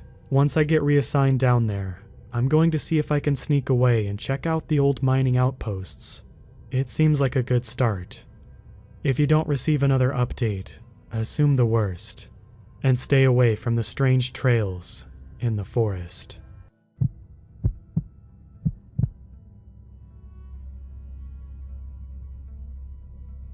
A few years ago, I was running my own company from home, and I took on more work than I could handle. I did graphic design for several companies and a handful of larger corporations, which put me under a lot of pressure to deliver. Long story short, too many deadlines and not enough time for me to rest. I decided I needed a break, or I would certainly suffer a burnout soon enough. Lucky for me, I had quite a bit of money saved up, so I could afford it. I took a couple months off to clear my head. After a few days of me trying to relax and failing to do so, I realized that I needed to get away from my house. Essentially, I was spending my vacation in an office, feeling guilty I didn't do any work. I decided to get away from the city and spend a few weeks at my family's old summer cabin instead.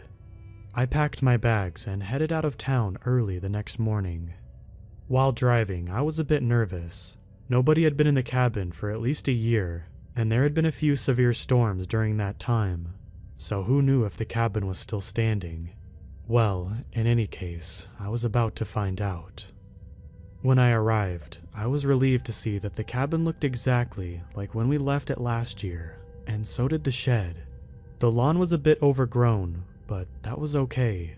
I really needed some physical work after months and months of sitting in front of a screen. Then I would chop some firewood for the grill, stuff my face with steak and sandwiches, and fall asleep. Perfect. Said and done, sometime later, I was chilling in the hammock I set up on the porch, satisfied and drowsy. I could feel myself drifting off, so I set an alarm on my phone to make sure I woke up before dark. As far as I know, there hadn't been any animal attacks or anything, but I wanted to be safe anyway. I put my phone on the porch railing and fell asleep seconds later. I woke up before the alarm could go off to the sound of rain hitting the metal roof on the porch. I rubbed the sleep out of my eyes and immediately thought of making another sandwich when I noticed an odd shape, maybe 50 yards away in the woods. There, sticking out of the brush, I saw a gray, almost purple human-looking head staring right at me, completely still. I was too far away to make out any distinct details, but I could definitely see large dark eyes in its almost skull-like head. I don't know how to describe the mouth or snout, though. Imagine a dog's snout, but make it shorter and wider, more akin to the jaws of a lizard, with no visible nose. It was just so weird looking. The head looked so human, but at the same time, it didn't. I wasn't even sure if it was a living thing because it was so still. A drop of rain must have hit its eye or something, because it flinched or twitched. I was freaking out. This was definitely a living thing staring at me. I slowly got out of the hammock, trying not to fall or stumble, as to not give this potentially hostile creature any chance to charge at me. I backed to the door, fumbling with the handle, and as soon as I got it open, I turned and ran inside as fast as I could, slamming the door behind me. I immediately looked out the window and saw the thing was still there, sitting in the same place. I think it noticed me peeking out the window, moving its head just a little bit, staring at me again. I was freaking out, wondering what that thing was. Surely it was just some sickly animal that picked up the smell of food, right? Our staring contest continued a minute or two before I drew the curtains. I jumped to the sound of my alarm going off. My phone was still outside. I thought about it for a moment before I slowly opened the door, thinking that I would be able to grab it and get back inside before that thing could get into the house. My eyes fell on the spot I had last seen the creature, and to my horror, it wasn't there anymore. I immediately regretted my decision and shut the door again, without getting my phone. I was about to look out my window again when I heard something step onto the porch. My heart was thumping, and I made an effort to hide my heavy breathing and listened as hard as I could. I heard ropes creaking, then a snap and a heavy thud. This thing had just tore down my hammock. I heard the steps approaching the door, and the handle started moving slowly. At that moment, I felt sick and wanted to scream, but I couldn't. The thing was carefully trying to open the door and get inside. Then it stopped. The door handle stopped moving, and soon thereafter, I heard the thing stepping away from the door and off the porch. Did it give up? I stood there with my back against the door for several minutes before I even moved an inch. I slowly made my way to the window and drew the curtains, and I will never forget what was waiting for me on the other side of the window. The last thing I remember before blacking out was the largest, emptiest black eyes I had ever seen on any living thing, a pale face riddled with purple veins, and a huge smile lined with abnormally large, dull teeth. I have no idea if I fainted or if some sort of primal part of my consciousness took over, and my brain went into some sort of suppression mode, because when I woke up the next day, I was in the shed with a bunch of tools propped up against the door. I couldn't remember anything after I saw the face, and I have no idea what happened. After hours of making sure nothing was outside, I ran to the porch, got my phone and jacket, and ran to the car as fast as I could. On my way home, I think I had a full-blown panic attack, but kept driving because I didn't want to stop. I drove straight to my parents' house and broke down crying in front of them, probably scaring the crap out of them. My therapist says that this was me not being able to differentiate between a nightmare and real life due to high levels of work-related stress at the time. As for me waking up in the shed, most likely stress-induced sleepwalking, according to her. Maybe I had some sort of breakdown and was in worse shape than I thought. but I don't know about that. The thing is, though, my dad drove to get my stuff from the cabin. He noticed the hammock rope was indeed snapped, and when he checked the shed, the door was broken in, as if something came back to get me after I already left. I don't know if what I saw was real or not, and quite frankly, I'm not sure I want to know. I have no idea how large it was, what its body looked like, or anything like that. I just remember its head from far away, and its face, the eyes, the veins, the pale color, the mouth. I've come to call it the Blackout Man.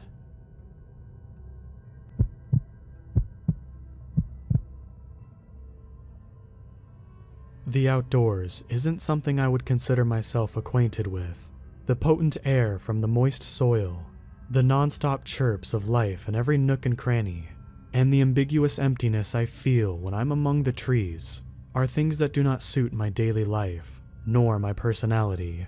Exchange the damp soil, chirping life, and emptiness for the smell of carbon exhaust from a passing bus, the sound of commuters whistling through their morning walk, and the clear, overcrowded sight of a city street, and there you have my paradise. Growing up in the city injects thrill into every aspect of daily life. Danger, adventure, and plain adrenaline can lurk around every city block. The natural world simply cannot produce that same aspect of thrill in life. Not enough happens, not enough lurks in the corners of the thickets. That being said, I try staying away from nature as much as possible, remaining in the shadows of skyscrapers rather than the shadows of oak. However, being 17 and living with my recently retired, high-ranked naval father who has more than enough experience and memories with the woods, my paradise couldn't be present at all times. This realization dawned on me when my father approached me to tell me we were spending a week in the cabin in the North Woods. Are you serious? My emotionally accurate thought was interrupted when my dad handed me an oversized suitcase to toss in the back of the car. You might want to grab a pillow for the ride. We have a long way to go, he said, smirking. This must be punishment for how late I came home from Stephanie's house last week, I thought to myself. Little did my father know my tardiness was due to the curious nature I was born with. I was simply walking around the dark streets exploring. Albeit, that may have been a rather dangerous and unintelligent venture, but no less filled with entertainment for myself. Punishment fits the not-so-crime-adjacent action, I guess. Nonetheless, we piled into the car and set off north. The drive was seemingly endless. After about 7 hours, there was nothing but dense forest surrounding us. It wasn't long before we spent the rest of the drive on gravel road, tossing and shaking in the car in such a way that no fisherman would be able to resist motion sickness. Upon arrival, the sight of a very underkept, not so sturdy-looking log cabin lay before us. Best home we could ask for out in these parts, huh, bud? My father said in a slightly teasing tone. Oh, you bet. I'm thinking it took a fortune to build her, I said, rolling my eyes in resentment. After quickly unpacking the car and moving into our temporary home, my dad suggested we take a walk in the sea of surrounding pine and oak, with nothing to do other than staring at some truly talentless art hanging from the cabin walls. I accepted his request willingly, but not happily. As we plummeted into an endless abyss of trees, my comfort hastily left my being. Gone were the skyscrapers, the commuters whistling on their way to work, and the crowded, comforting city streets, only replaced with thick bark and, oddly, silence. There was no chirping, no singing of any life around us. In addition, I never truly felt empty or alone amongst the trees. Yes, my father was beside me, but there seemed to be something else present in the air. I couldn't quite put words to it. I pushed that to the far reaches of my mind. As we continued, I began to hear strange sounds from around us. They reminded me of the whistling commuters I encountered every day, but something was off. What is that? I asked my dad. That is just the wind in the trees, the leaves rustling and the wood creaking. Almost sounds alive, doesn't it? He said. Sure, I said, trying to push back the paranoid feeling growing inside me. Our walk was short, only about an hour. I tried not to think about the sinister feeling I received from the trees, but every now and again, it would tiptoe into my conscious mind. I sat lying beside the fire in the dusty family room when my dad approached me saying he had to run into town to grab a few things. "How long will you be?" I asked. "Oh, about a few hours or so. Unfortunately, the nearest town is about 50 miles from here," he said, sighing. And with that, he drove off to who knows whatever town would be in this barren wasteland. I sat watching the dancing flames of the family room fire for several minutes before boredom pulsed through every vein in my body. For some reason, my natural curiosity pushed into my mind and triggered my exploratory being.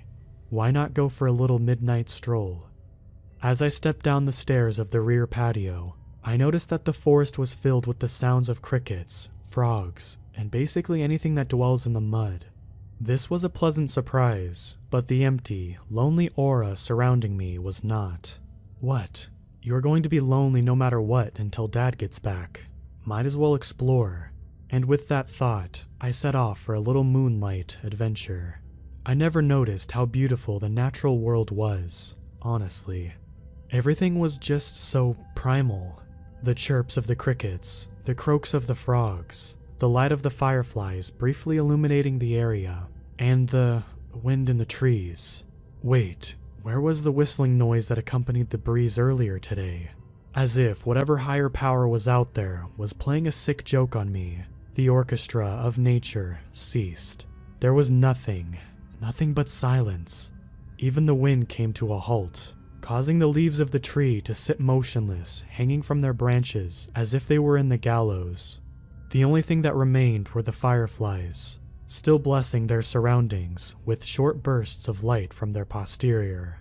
With the retreat of the sounds from the natural world came the approach of something more sinister.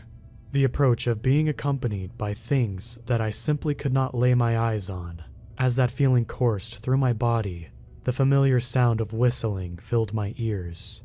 I didn't know whether to act on my fight-or-flight instinct, so I merely stood still, waiting. The whistling grew louder and louder, coming from all directions, as it felt as if something was whistling directly into my ear. The fireflies shined on something. It was only for a second or two, but I could have sworn it was a person. Relief filled my body as I felt more safe with another person being around, but that ignorant feeling quickly faded. What would another person be doing so far out here, and why would they be following me? That thought died as soon as the fireflies illuminated once more. It was not a person. Whatever was standing a few feet away from me in the shadows didn't look like something God would have created. It had the figure of a humanoid being, but its limbs were elongated and bent at unnatural angles.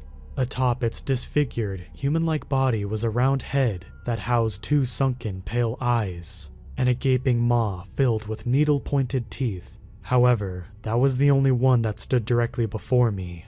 There were others. I couldn't see them fully, but their awful silhouettes sickened me to the point where I desired no further physical details of their appearance. Still frozen in some sort of shock, the closest being crept closer and closer. As it got a few inches away from my body, it let out a loud, familiar whistle through its open, grinning mouth. As if some sort of electrical shock pulsed through my body, I suddenly threw myself into an all-out sprint towards the cabin, with the whistlers in close proximity.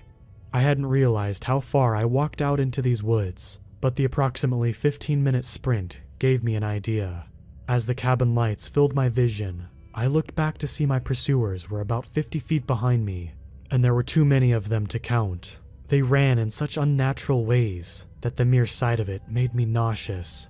I practically broke down the back door of the cabin.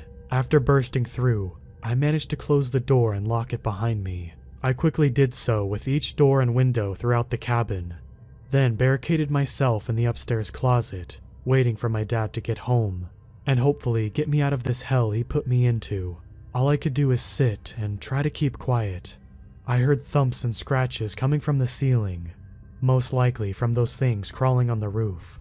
The whistling never stopped. It was a constant reminder of the creature's presence.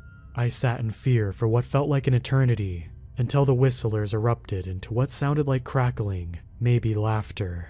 Shortly after they began their unnatural course of laughter, silence tore through the place, leaving a stale, sinister sense in my ears.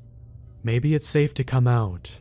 Maybe they got bored or just simply couldn't get into the house. As I was about to open the closet door, a familiar sound echoed from the back of my closet. I wasn't in the city, so that whistling wasn't coming from a commuter.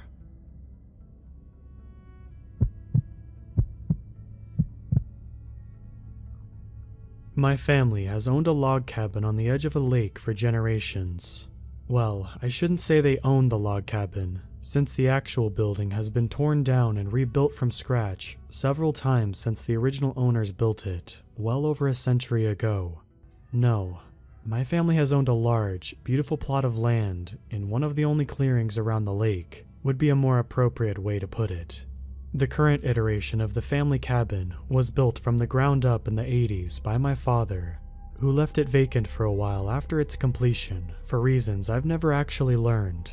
When he started the moving process into the rather small building, about 15 years after I moved out on my own, and about 3 decades after he'd actually built it, he told me he had no reason to stay in his current house, seeing as I was long gone and my mother had passed away several months before. He said he could manage the move by himself and that I shouldn't worry about him. I felt bad about leaving all the work to him, but given his persistence, I knew that I wouldn't have a choice in the matter. That was roughly 9 years ago, and I hadn't heard from my father at all since he moved away. I won't delve into specifics about my life, so as to keep it as anonymous as possible, but I'll tell you what I can about my family and myself. At the time of writing this, I am in my 40s, with 2 children, both of which live on their own, one in a dorm, and one in an apartment with his girlfriend. Earlier this year, I lost my wife when she was on her way home from work, after hitting a patch of black ice and going off the road into a tree. The first paramedics to arrive told me she died on impact, the only solace I'd been able to receive for the whole event. After the funeral, my sons and I became more distant, and I haven't heard a word from them in over 5 months. I can hardly blame them.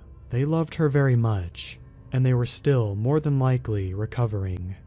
I was living alone in our house for about a month after the accident, still struggling to cope with her loss, when I received a letter telling me that my father had also passed away a few weeks before, and that he'd left me several things in his will.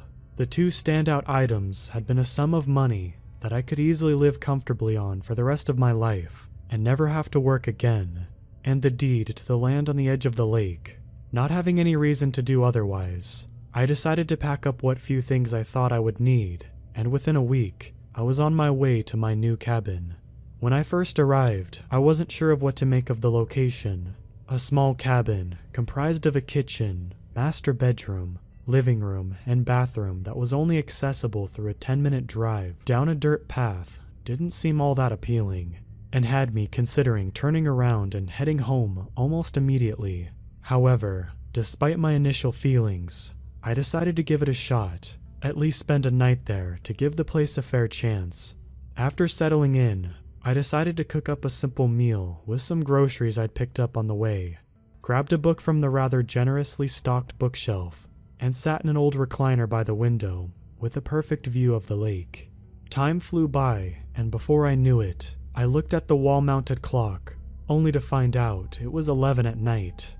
Surprised, I placed the bookmarker between 2 pages, set the book down on a nearby table, and went to bed for the night.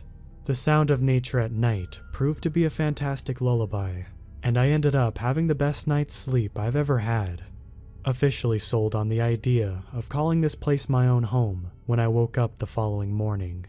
The next month or so went by peacefully. I spent most of my time either reading or fishing down at the handmade dock at the edge of the property, while deviating every now and again for a canoe ride around the lake or a walk through the woods. I was only just getting used to my new, pleasant life when suddenly, things started to happen around the property that I thought were only my imagination at first. Late at night, when falling asleep to the gentle breeze pushing through the trees, and the sound of crickets that proved to be a lull for me. I began to hear what sounded like faint humming, mixed with the unusual nightly sounds.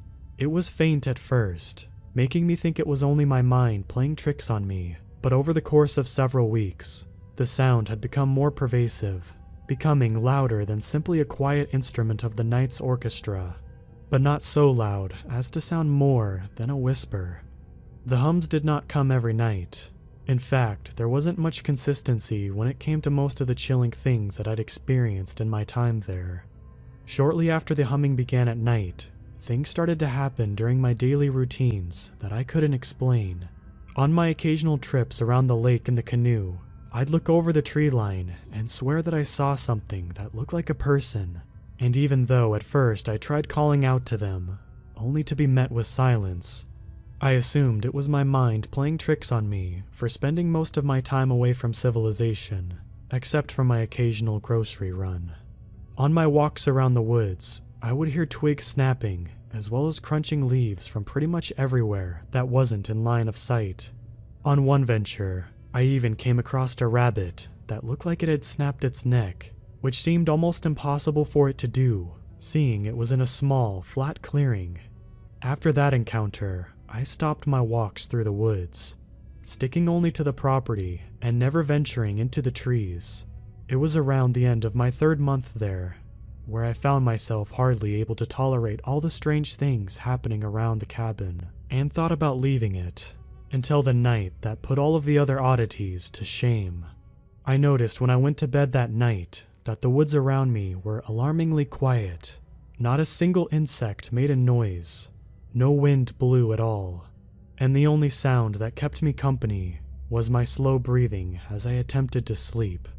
Right when I was about to nod off, however, I nearly jumped out of my skin when I heard the screen door to the cabin start to be widely opened and slammed shut, as though someone was trying to tear it off its hinges. Terrified, I still had to figure out what was going on, so cautiously, I got out of bed and tiptoed to my bedroom's doorway, with a clear sight on the cabin's door.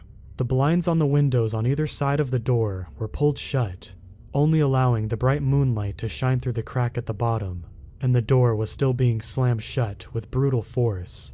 Despite everything, I couldn't help but thank myself internally for never getting over my need to lock the doors at night, even though nobody lived around me anymore. After about 10 minutes of slamming, as quickly as it started, it subsided, leaving me shaken as I stood there in silence, anticipating for whatever was about to come next. It was only when the humming began again, filling the silent air, that I felt the need to further investigate. As I got closer to the door, the humming grew louder. Despite my skin crawling, however, it was far enough away that I felt opening the door was a safe move. Unbolting the door and pulling it open, the first thing that came into sight was the screen door, now bent and hanging from its hinges. It was only when I looked over the field surrounding the cabin, illuminated by the nearly blinding light of the full moon, that I saw somebody standing by the docks. This figure not only appeared to be a slender woman, but also looked like the same person I'd seen around the lake on my canoe outings. Pushing past the remnants of the screen door, I stepped into the moon's light and started my cautious approach. With every step, the hum grew louder, even more eerie.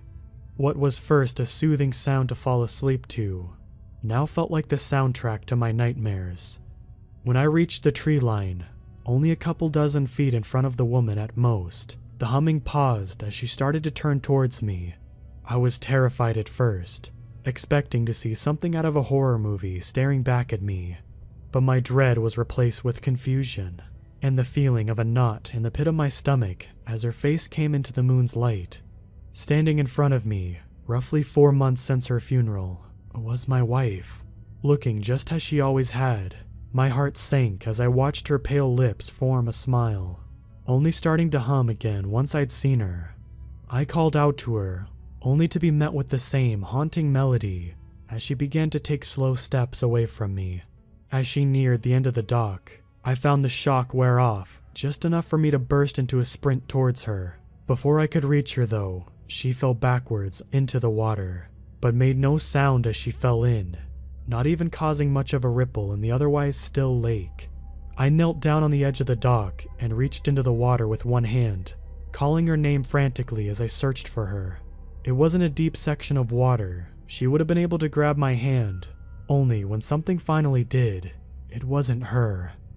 I felt a tremendous grip on my forearm as something tried pulling me into the water.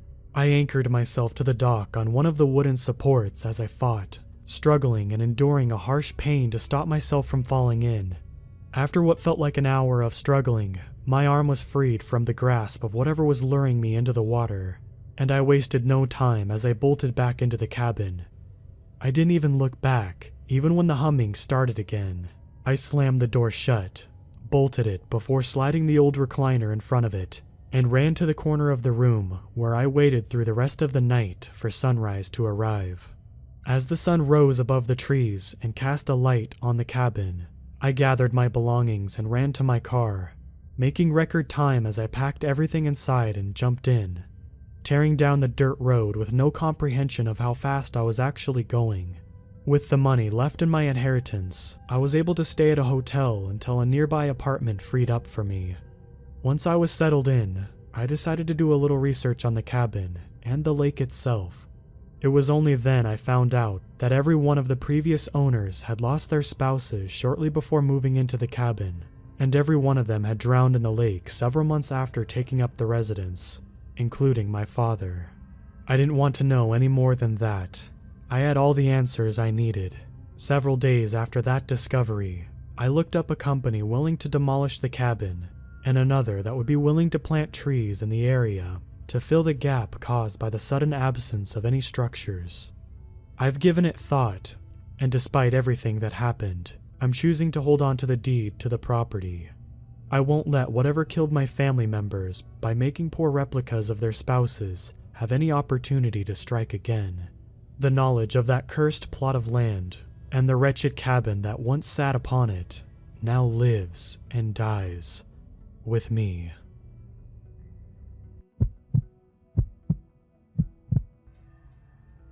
Here in central Michigan, almost everyone hunts, whether it's deer, rabbit, squirrel, turkey, or quail. We all hunt, so it's pretty common while I'm hunting on state land to run into a few other hunters. Normally, it's just frustrating. You pick your spot, settle in quietly for an hour, only to have some idiot go wandering 20 yards in front of your tree stand, right at prime time. This evening was one of those times when my hunt was interrupted. Only instead of getting angry at first, I was concerned, followed quickly by being terrified out of my mind. I got out to my stand around 4:30 p.m., got all settled in, sat freezing for the next hour and a half, just watching the snow come down. It was starting to get dark pretty quickly, when to my left, I heard the sound every hunter loves hearing: footsteps. My heart immediately started to pump faster as my adrenaline started to kick in. Very slowly, I turned my head to the left so I wouldn't alert the animal coming in that I was waiting 20 feet up in a tree. Instead of seeing a deer walking up though, it was a man. Instantly, my adrenaline turned into anger as yet again, my hunt was ruined. I stared him down, hoping he would back up and notice me in the tree, then turn around and go back the way he came. That way, there'd be a slight chance I could still see some deer. Once he got about 20 feet away from my stand, I noticed something was off about him. His body was completely stiff, his arms glued to his side, and he stared straight forward with a stone expression on his face. His legs, however, were taking these huge, high-knee steps, like he was sort of marching or exercising. I was a little creeped out at his odd behavior, but not really scared yet. After a few seconds of watching him, I figured he was some idiot intentionally ruining my hunt. I was just about to shout out to the weirdo and ask what he was doing when a twig snapped a little ways off to my right. The guy froze, and his head snapped in the direction of where the noise came from. He stared for a few seconds, then out of nowhere, took off running impossibly fast to whatever had caused the twig to snap. I stared, surprised at how fast this thing was running. I kid you not, he had been running well over 30 miles per hour as he closed 60 to 70 yards in about 4 seconds. As he got to a tree, he scaled that tree faster than a squirrel could. My heart was hammering so loud at this point, I actually feared he would hear it and come for me next. The sounds of an animal screeching as it was being torn about rang through the woods. Whatever it was, he caught it, and was, what I'm guessing, eating it alive. After a couple seconds of screeching, the woods fell completely silent, other than my frantic breathing. I closed my eyes and took 3 deep, slow breaths to settle my nerves. When I opened my eyes back up, my heart took another leap, as the guy was standing 20 feet away, looking down in the snow at something. My footprints in the snow. Oh, please no, I thought to myself. I'm not ashamed to admit I was in tears at this point. I was so afraid. I slowly reached to my side and put my hand on my pistol I always carried with me, in case it came down to it. I watched in terror as he slowly followed my footsteps. He crept along until he stood directly under my tree. Then he slowly lifted his head up until he looked directly at me. We stared at each other for a good couple of seconds until he put his hand on the ladder leading to my stand, getting ready to climb up. I was completely paralyzed in fear as I watched him slowly pull himself up the first step. Then, by the grace of God, I heard a voice somewhere in the distance. The creepy guy heard it too, and he hopped back down onto the ground. "Jim, I got one," I heard the guy in the distance shout to someone, probably his buddy. The guy under my stand took off running as fast as before, towards the other hunter's voice. I saw my only chance to get out of there, so I undid my harness in record time and practically jumped out of the tree and started running back to my truck. Thankfully, I wasn't too far in, and soon made it over the small hill. I looked back to see if he was chasing me, but I was in the clear. I got to my truck and threw my bow in and jumped in, starting it and pulling away as fast as I could. With snow, I wasn't able to drive as quickly as I wanted, but after an intense 10 minutes, I was back on the main road. I don't know what that was, but I know one thing. I'm not hunting in state land ever again.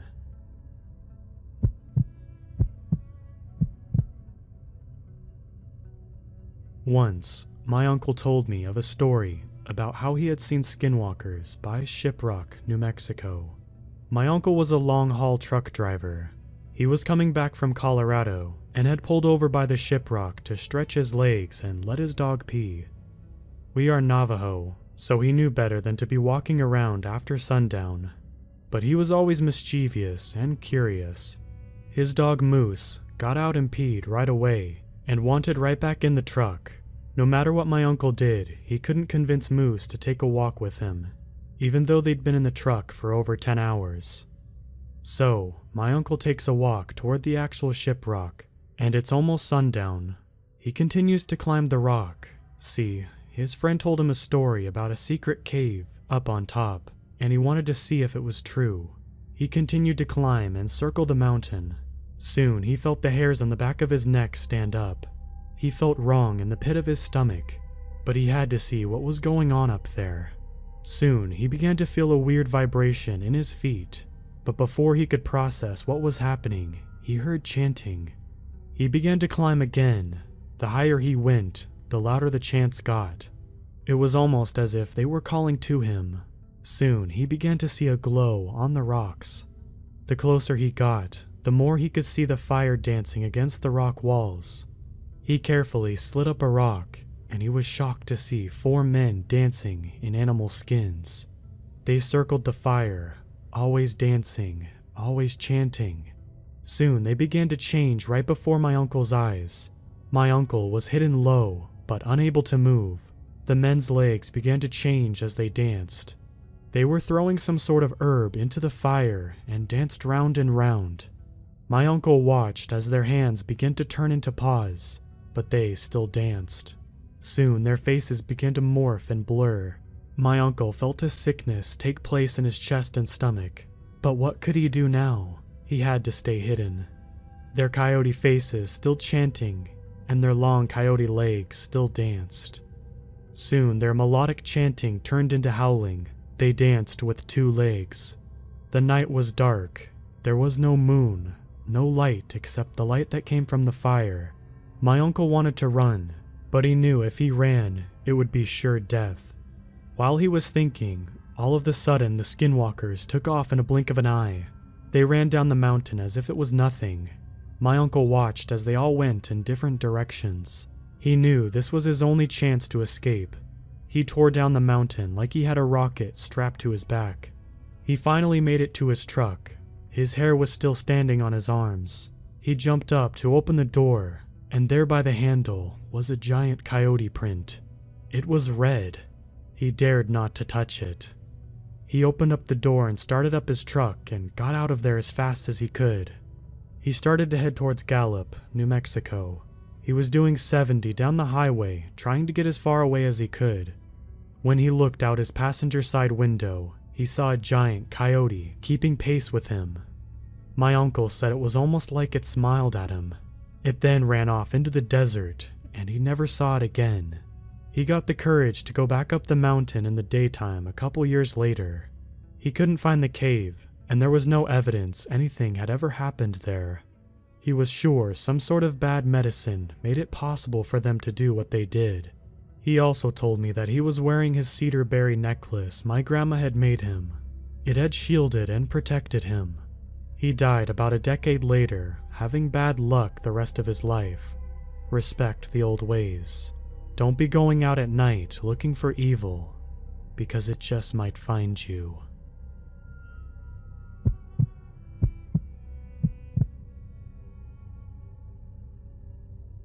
This experience happened to me a long time ago, and I forgot about it for the most part. But one day, I was watching a video about different old beliefs and things, and somewhere they mentioned Skinwalkers, and about how somebody saw their friend with dead eyes, or a loved one's voice, but I'm not sure if this thing qualified. When I was in the 5th grade, I went camping with my cousins, uncle, aunt, and her boyfriend. I remember this day specifically, because it was the first time I ever went camping. We stayed at a lake in upstate New York. I'm not sure exactly where in upstate New York, but I can ask my aunt if she remembers. Because of how long ago this is, I can only faintly remember some details. When we first got there, the first thing I did was sit in the car and text my mom I was safe.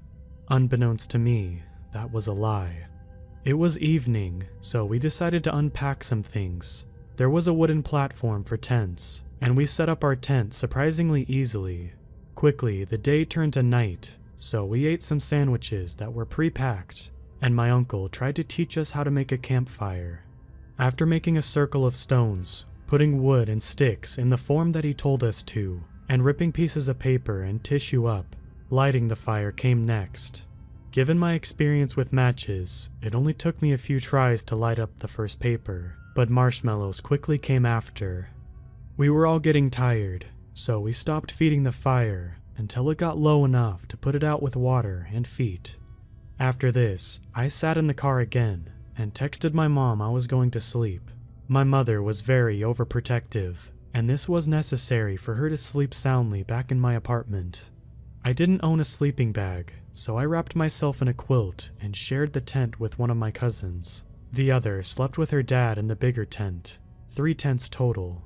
My cousin, who was staying in the tent with me, let's call her Jess, told me to put my shoes right next to hers, so I did. She fell asleep quicker than I did, but eventually we both fell asleep. My aunt is big on no technology, so we had to leave our phones in the car. I woke up to Jess calling me from outside the tent. When I looked over, all I saw was a lump of quilt and a pillow, so I walked out of the tent to see her walking towards the woods. It was very, very dark. Normally, in the city, there's no stars because of light pollution. Upstate, however, the stars were beautiful. She said, "Come look at the stars," and I of course followed her into the woods. But every time I walked to her, she walked farther away from me. She kept repeating over and over again, "Isn't this so much prettier than the city?" and walking away farther and farther. At this point, I started to get worried we would get lost, and she was still a good 10 to 15 feet away from me as she spoke. I told her, "We might get lost. Why don't we stick together or turn back soon?" At this point, she started to sound a little angry. "No, just follow me. We're almost there." She started to sound a little fishy, so I asked, "Where exactly are we going?" Her voice became almost robotically angry. "Why don't you just trust me?" It sounded like something my mom would say whenever I would ask something too many times. Almost like she could read my mind. She started walking more, expecting me to follow her. I did for a few steps, but the more I tried to trust her, the more worried I got. Here was the first why question. "Why are we even doing this?" I said. And there was no response, except for a grunt of some sort, like an annoyed grunt. "Jess?" And that's when I knew something was wrong. "Because I said so," she said, but it sounded like my mother, exactly like my mother. So extremely like my mother that for a millisecond I was relieved. But then I remembered my mother was not with us on this camping trip. "Mom?" I said, confused and scared now. I started backing away, and that thing started coming closer. "Hello? Who are you?" I said, starting to back away. "You know me," it said. It was switching between my mother and my cousin as I backed away. I have the worst sense of direction, so at this point, I had forgotten which way was back. But I ran. I ran in the opposite direction of the thing. I've never been an exceptional runner. In track, I always finished last. I never liked running, but here, I felt I was running faster than the fastest runner I knew. Nonetheless, I kept running. I heard a faint, "Come back! Wait!" behind me. But I didn't hesitate. I was like a scared dog, eyes ahead, full speed. The run back felt a lot longer than the walk to wherever we were. But soon, I saw some trees that I pulled dried leaves and sticks from earlier. I ran so fast to my tent and looked behind me. There was what either looked like two yellow eyes or a tiny car's headlights is the best I could describe it. It seemed to be standing still though. Almost tripping on the wooden platform, I went straight back into the tent and kicked off my shoes faster than ever before. When I looked back at what I previously mistook to be a lump of quilt, Jess was sleeping there the entire time. I was breathing extremely heavy, but I laid down closer to Jess than before, shivering. I remembered we were told strictly to not go outside our tents during the night, so I didn't tell her about what happened to avoid getting into trouble. Multiple times during the night, I heard different noises. At one point, I heard our car driving away, and even faintly, running somewhere in the distance. I chose not to pay attention to those noises though. In the morning, I was the last one to wake up. I woke up not thinking about the night prior, but thinking it was a nightmare or something. When I walked outside the tent though, my cousin's flashlight was on the floor near where I had entered the woods. Also, my thrown shoes were not next to my cousin's, but where I threw them. I can't think of other proof that this wasn't a nightmare, but there was a dead squirrel near the car for some reason. Besides the horrible adventure that had happened throughout the night, the day went on as normal. I heard no noises or voices, but I did ask my cousin if she got up during the night. She said no, but I did wake her up a bit when I moved a bit close to her. She tried to forget about what happened, and soon, my thoughts were mostly about the lake we were swimming in. There was nothing sketchy about the lake. It was meant to be swam in, with beaches and lifeguards.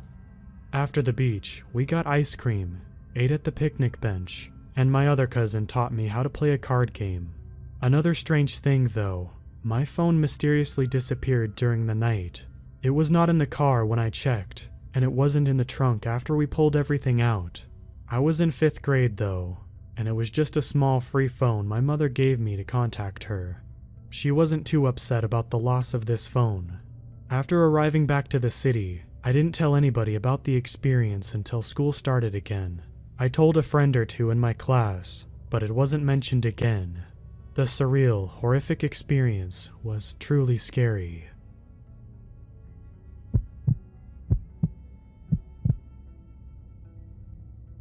My wife and I decided to go camping this past weekend.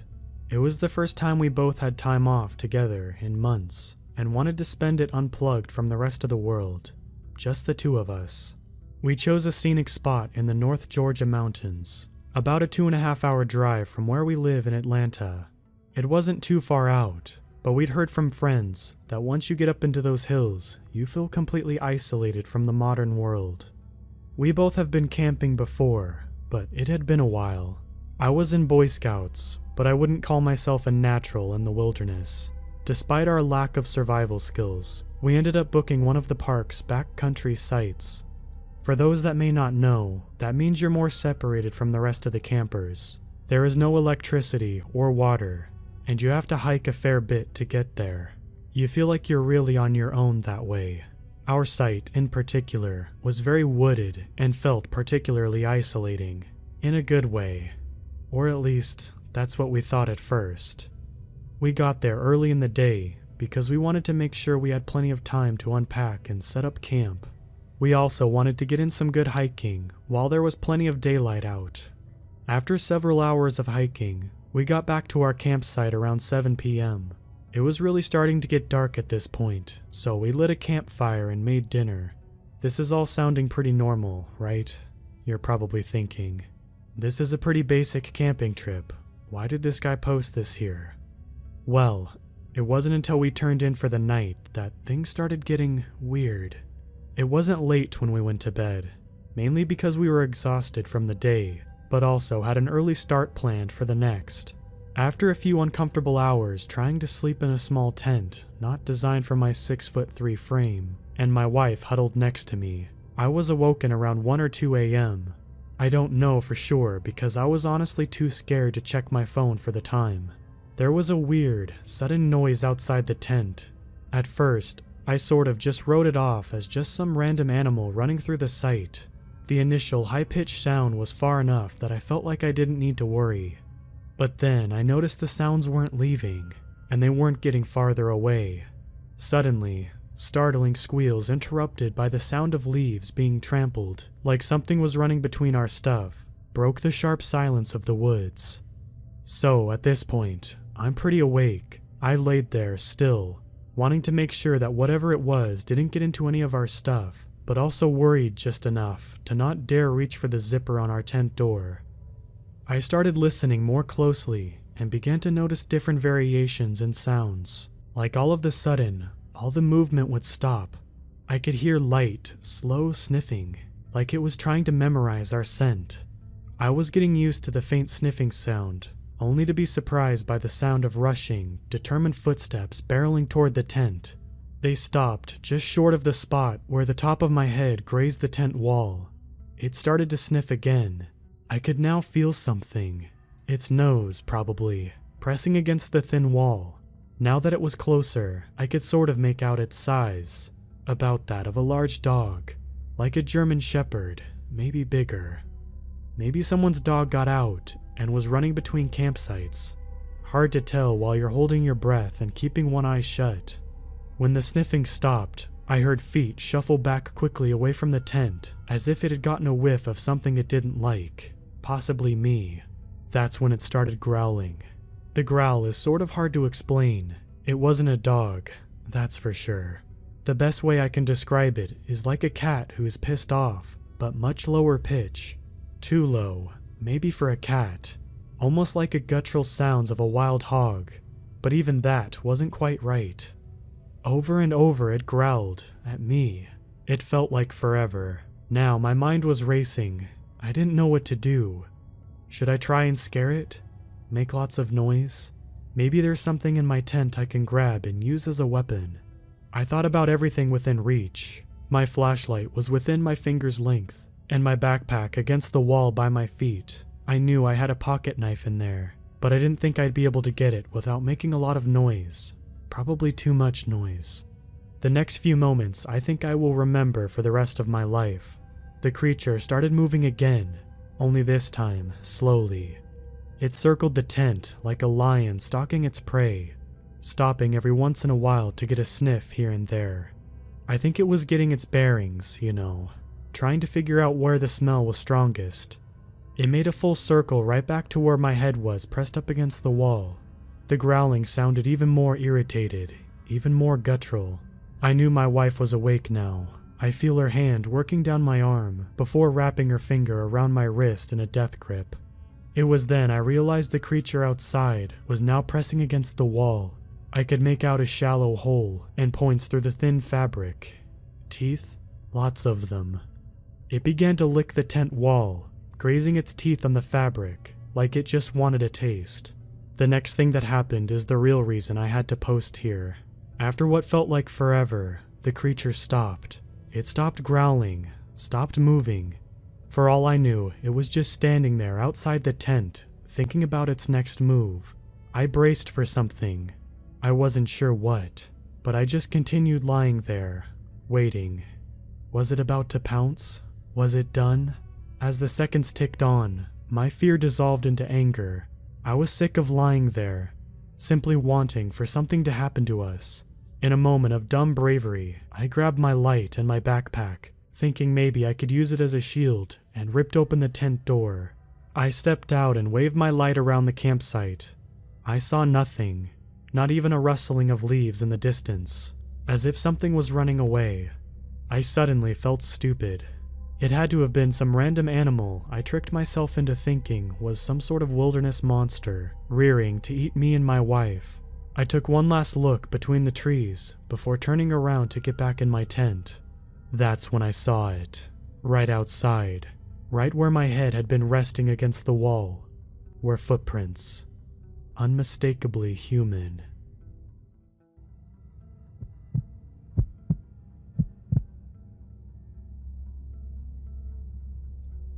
I grew up in the South. Tons of beautiful places to see that haven't been taken over by concrete yet. It's nice, but along with that, it's pretty boring. Being a teenager and wanting to go out and have fun led to mostly improvising with your buddies and hoping some good will come out of the night. There wasn't really a local spot to go hang out, like a club or a cool bar, and the places that were close to this was often boring because you did them so many times. I'm sure if you've ever lived in a rural area, you can understand that feeling completely. Something that I found a ton of enjoyment in as a teenager was cruising around super late at night, listening to music. I would fill my gas tank up, grab something to drink, and I would just take off driving until the sun came up. It was a way for me to clear my mind and relax. Those country back roads were always fun to drive down at 2 a.m., and was also just the right amount of spooky. Well, one night, I absolutely got more than I bargained for.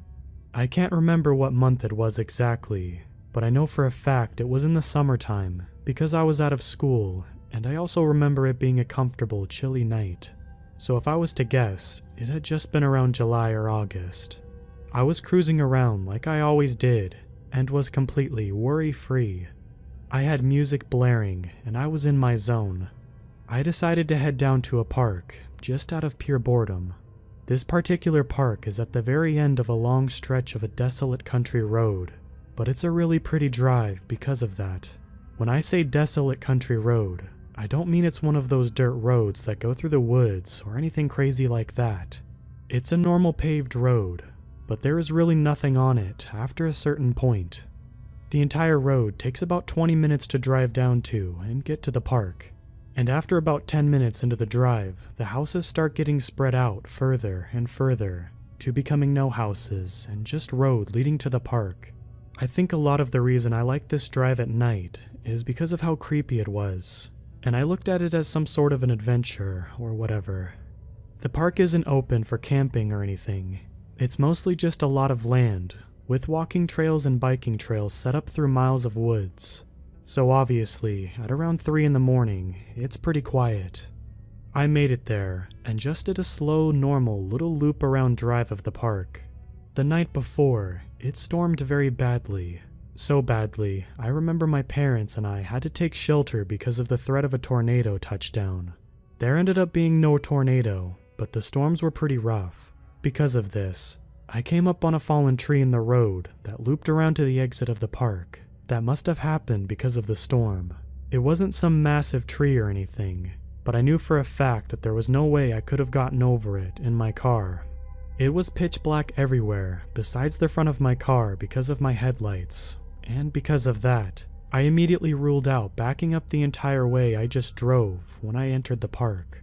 I knew that was super dangerous, and there was no way.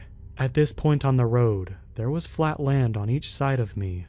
I figured that it would make the most sense to just back out on the grass beside me, just a little, and drive back the way I came. It was a one-way loop around the park, but I wasn't really worried about going out the wrong way since it was so late. So I started to back up off the road so I could get my car turned around. All was good until when I went to pull back up on the road, I totally didn't take into account how wet the grass was and the amount of mud. My car went absolutely nowhere. My back tires were completely stuck and were spinning in place as I was trying to floor the gas pedal. I started to become pretty scared at this point. Not the most ideal situation to be in. I immediately take my cell phone out of my pocket and saw that I had service. Super huge feeling of relief. I called my parents and told them what happened and where I was. They were pretty mad at me, but said they will pay for a tow truck to come out and get me. My parents both drive small 4-door sedans, and they would have been absolutely zero help in the situation. I was about 45 minutes away from my house, and the rest of most human civilization. So I realized that I would be stuck out here for at least an hour before someone was able to get to me. Freaky feeling, but I tried to get out of my head, and I just continued to listen to music and be on my phone in the car while I waited. Not really much more I could do. After I kind of calmed down from the initial anger I had, I started to check out my surroundings. I didn't even notice at first because of everything going on, but in front of my car's placement was a field that was full of the most amount of deer I think I'd ever seen at once. There legitimately must have been 40 deer in that field, just walking around and eating the grass. The field wasn't directly in front of my car, but if I was to get out and throw a rock in the direction, I would have easily been able to hit one of them. So if I was to guess, they were about 30 yards out. This didn't really help with the creepy level going on. Looking out the front of my car and seeing 80 eye reflections staring back at you is a bit of an alarming feeling overall, but I was relieved it was just a field of deer. I watched them for a little bit, but I was quickly over it and started to just browse through my social media apps while waiting. They seemed to have been over it quicker than I was because they all went back to walking around and eating once they figured out I wasn't going to attack them or anything. After browsing my phone for about 15 minutes, I finally get a call back from my parents letting me know that a tow truck guy is on the way and about an hour and a half away from my location. Still to this day, I remember hearing that and having the thought, you gotta be kidding me. I understood that me, and only me, was the reason I was in the situation I was in, so I couldn't really be mad at anyone else. But that was very obviously not what I wanted to hear. I decided that the smartest thing for me to do was just make sure the doors were all locked, lay back in my seat, and take a nap to pass time more quickly. So that's what I did. So I wake up about 45 minutes later to the feeling of being watched. I'm not sure if anyone has ever experienced that feeling before, because I don't know how common it is. But there was a sixth sense alarm going off in my head, telling me that I needed to wake up. Waking up to that feeling, in the situation I was in, and the surrounding I was in, is probably the worst case scenario. I sit up and immediately check my surroundings, and see nothing. I look through my car very quickly for any sort of weapon, and found my pocket knife. I was very scared. Even though I saw and heard absolutely nothing, that feeling is terrifying. I was shocked to see the field of deer in front of me was still full of deer. I don't know anything about the animal, but I guess I always just assume that they don't hang around in the same place for long. Not sure why I thought that, but I was surprised to see them nonetheless. I called my parents back to see if they heard any kind of update from the tow truck dude. I decided not to mention the feeling I was having because I didn't want them to worry more, and I also knew that it was literally nothing more than a feeling I had, and had nothing to back up why I was feeling that way, other than just being spooked out in general. No update from the tow truck guy, so we assumed everything was still the same on his end. The call lasted just a few minutes because I felt like a jerk. They both had to wake up for work in a few hours, now have to spend a random $100+, and on top of all of that, they were worried about me. I could tell they were annoyed at the situation, but worried. I told them I'll make sure to tell them when the guy arrives, and I'm sorry.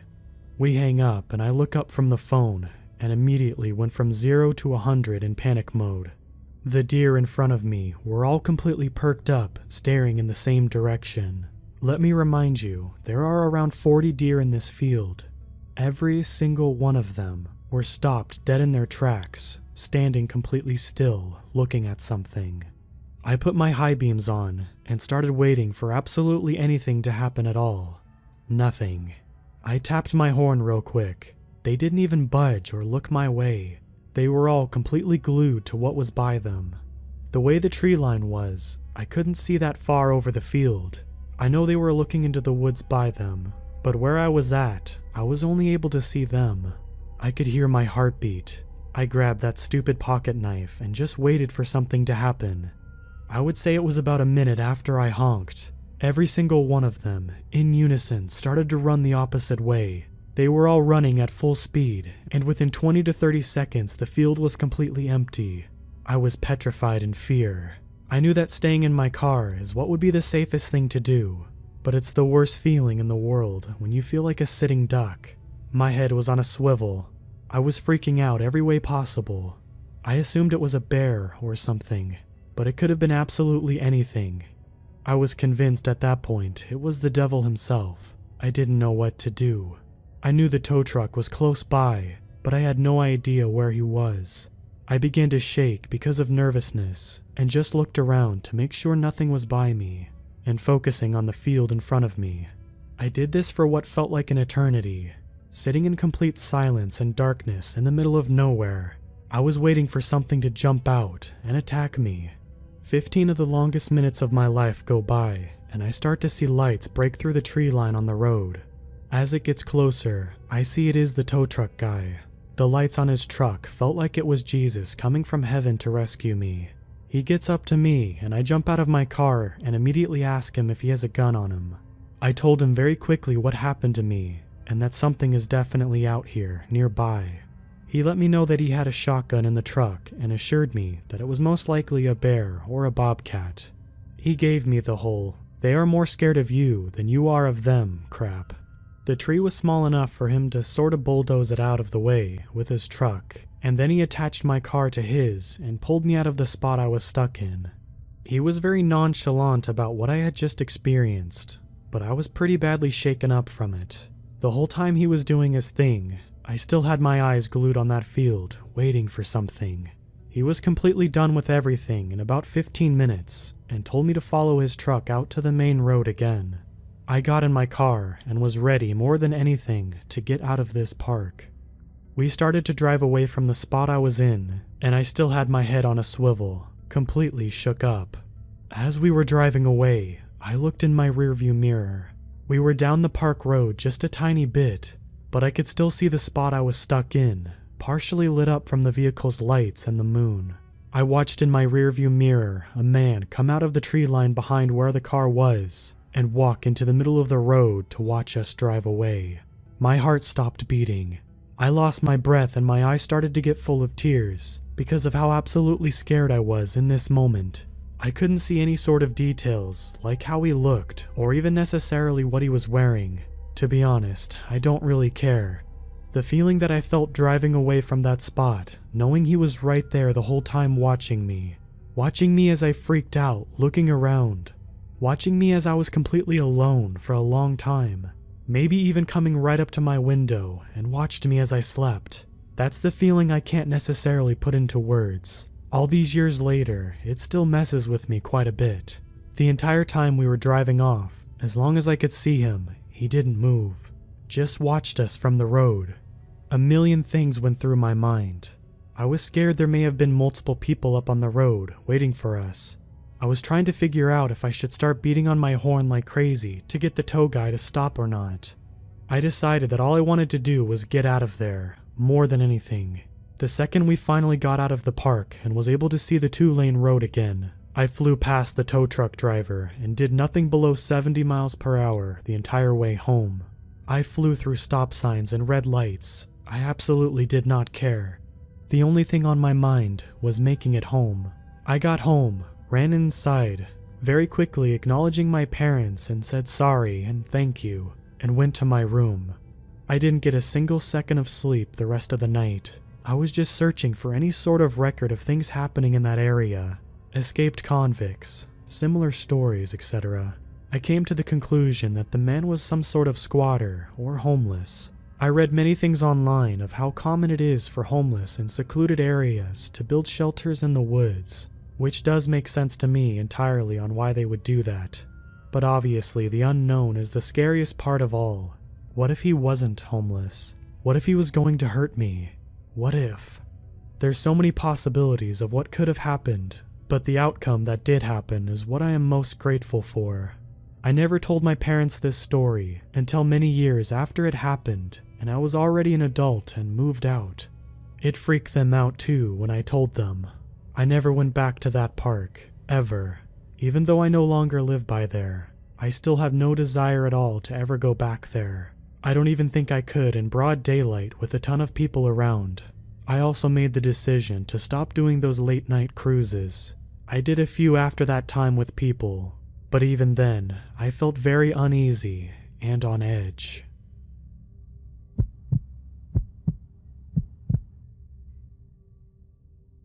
It was a Sunday, early in the morning.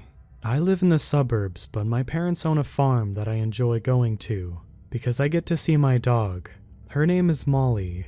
She's a mutt, but she's not a tiny dog by any means. At that time, I felt very safe around her, and would often take her for walks in the forest that was nearby. The day started out like any other. Me and my dad got in the car, drove around for a while, and arrived at the farm. I immediately got out of the car and hugged Molly. My parents always got so angry when I hugged her, since I'd smell like her for the rest of the day. I put her leash on and I asked my dad if I could take her for a walk. He always thought that we would just go down the road and back, but I always found it more interesting to take her back in the forest. I always felt a certain kind of peace and relaxation there that was unmatchable by anything else. So we took a turn and headed to the forest. Usually when we got there, I'd take her leash off so she could explore on her own. Most of the time I'd carve my name into the trees or look out for anything interesting. I was playing baseball with some rocks and a wooden leg, presumably from an old table, and then I heard it. Molly was barking at something. That wasn't unusual when we were out there in the forest. I thought it was a fox or some other animal, so I quickly grabbed the wooden leg as a weapon. I knew that if it was a fox, I wouldn't attack it, but I had a sense of security while I was holding it. I called out to my dog, but she just kept barking. This was very strange for me, since she always came to me when I called her. I followed the sound of her barks and stumbled across a scene I'll never forget. There was a man, probably in his late 50s, carrying a large machete in one hand and holding moonshine in the other. This was the first time that I stumbled across someone in the woods, let alone someone carrying a big machete. He was completely ignoring Molly and hacking away at the ground for some reason. I didn't really know how to handle the situation. Even now, I have no idea how I would handle it. "Sir, are you okay?" I asked in confusion. I don't think I understood the seriousness of the situation at the time. He turned around, revealing his face. He had some of the clearest blue eyes I had ever seen to this day. I could see them so well because they were open wide. "Come here, boy. Look what I've dug up." I was afraid that if I didn't listen to him, he would start chasing after me, and that was something I wanted to avoid at all costs. I got closer, but kept a good distance. I didn't see anything except an empty hole. He returned to hitting the ground with his machete, occasionally taking sips from the bottle. I used this window of time to get my dog and started to walk away slowly as to not notifying him that I was leaving. But then I took one final glance at the man. His head was dug deep in the hole. I was intrigued, so I kept looking. I know, how stupid of me. He finally got up from the ground. I was shocked when I saw him carrying a bone from his mouth. I have no idea what animal it belonged to, or even if it did belong to an animal.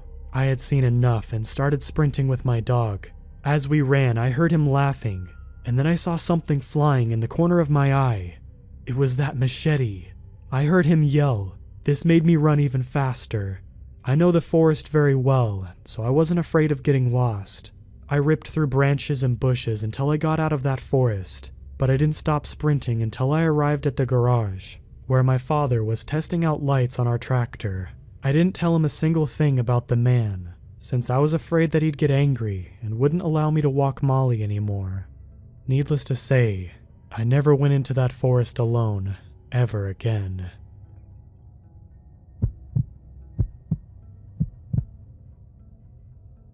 I'd like to begin by describing myself, because I believe it's relevant to the story. I'm 25, male, and a bit above average height. I have been doing sports 5 to 6 times a week since I've graduated high school.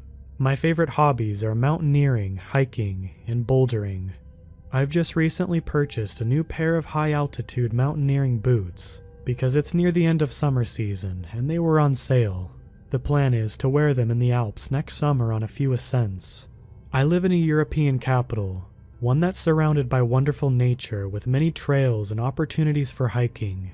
I decided to break in the boots last Saturday, more specifically because it would have been my granddad's birthday, and he also loved hiking before he died.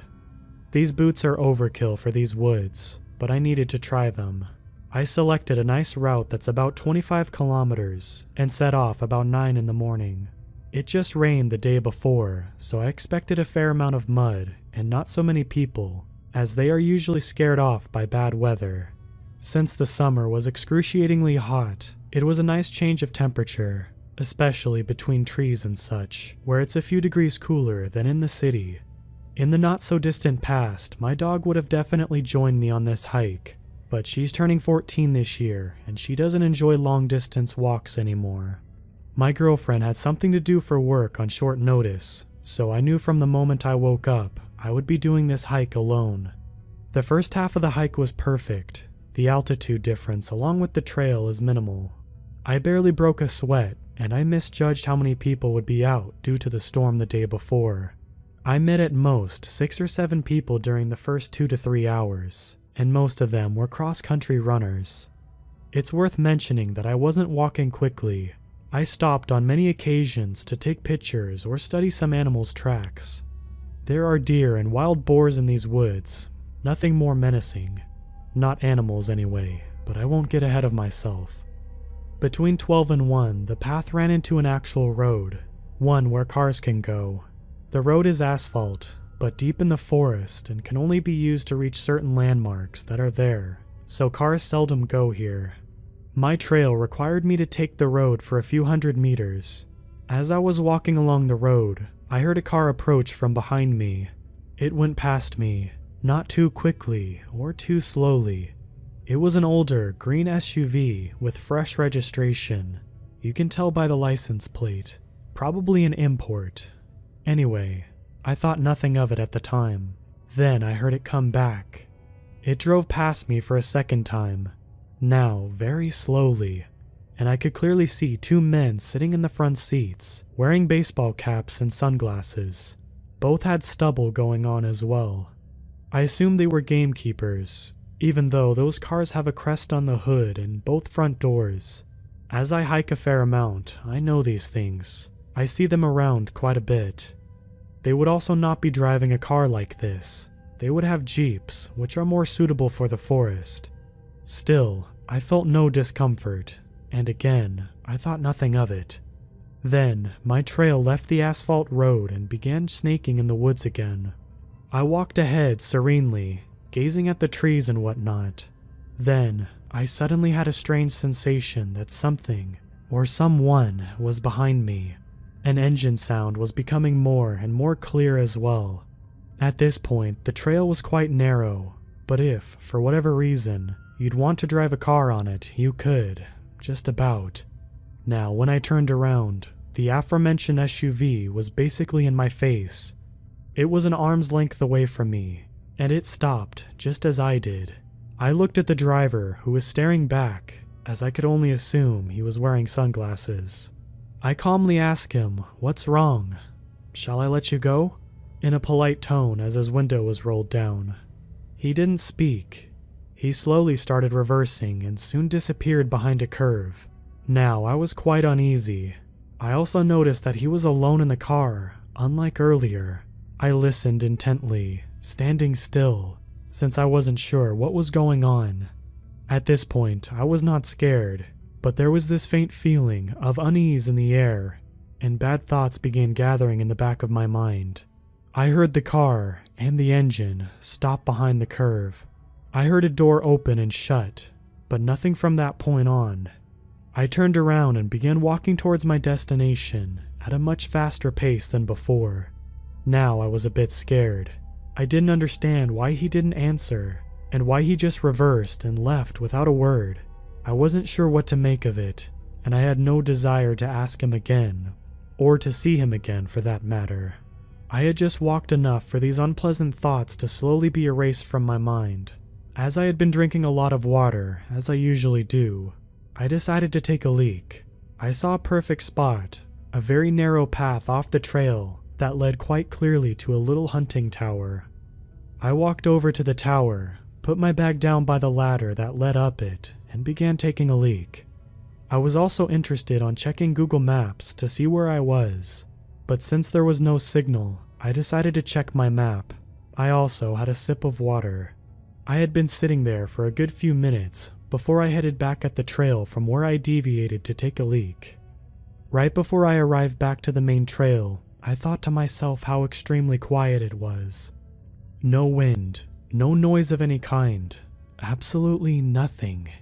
This made me realize just a moment later how alone I was, except for the man who was standing maybe 50 meters away from me on the trail, in the direction where I was headed. I only saw this as soon as I stepped back on the trail, since the small one to the tower was hidden by the trees and you couldn't see the main trail as it was running perpendicular to the small one. I looked at him and I was instantly chilled to the very bone. He was dressed in tactical clothing, with a white baseball hat on his head. The only reason he was standing still, I believe, was a moment of surprise that I had appeared from the place where he didn't expect me to appear from. At this point, I was fully and utterly alarmed. He was holding a rifle with a scope on it. Had this happened without the incident with the SUV, I wouldn't have probably walked along the trail, thinking he's a hunter. However, in the light of the strange encounter with the SUV, from which the second man was missing, something in me snapped instantly. In hindsight, it's also illegal to hunt in these woods this time of year. I figured in a matter of 2 seconds that I was going to sprint through the woods until exhaustion, towards and past the tower, as it seemed natural to do at the time. If there was no malicious intent on the man's behalf, or the others, he'll just think I'm an idiot and forget about me in 2 minutes. If I'm right, it's the best call I will have ever made. And he began running towards me. Adrenaline blossoming within me, I began sprinting away. I sprinted past the tower and deep into the bushes, not sparing my legs as I was wearing shorts and a thermal jumper. I crashed through branches, small trees, and slipped on several occasions. I really did sprint until I was exhausted. It must have been several kilometers. I even crossed some smaller trails, but didn't even bother to look either way. My pulse was 1,000,000,000 the whole time. I began checking my phone for a signal, but nothing. I was already really angry at myself for not memorizing the license plate. After a while, I began power walking, but still off trail, straight ahead, in a direction that I knew sooner or later would lead me out of the woods. When my phone got a signal, I told the story to several people frantically, but no one took me seriously. They said I was overreacting and whatnot. You must have misunderstood the situation. Well, I'll let you decide for yourself if I did or not. Finally, I reached a trail that led directly to a cute little town that borders this rather large forest. It felt like an eternity, but I walked the last kilometer to the main square, took off my jumper, and put it in my bag. At least I looked a little different from far away. I waited for a bus that took me back to the station near my car, rather anxiously. After the bus ride, during which I studied each car on the road, I walked back to my car and drove home. My dog welcomed me like I was coming back from a 2-year deployment. Dogs are just amazing. She must have felt something shook me up. I spent the afternoon contemplating my life in the bathtub. The boots destroyed my feet. but they aren't meant to be sprinted in for long periods of time. I called the forest's gamekeeper's office. I inquired about whether or not they have such cars in the service as the one I came across. They do not. Their gamekeepers don't actually work in pairs. Like 99% of the time, they are alone. I told them my story, and they took me a lot more seriously than my friends, but they assured me that the police wouldn't. No one could have been legally hunting in that area during the summer either. I've been reading some local news, but nothing extraordinary has been reported yet. I really hope nothing will be reported either.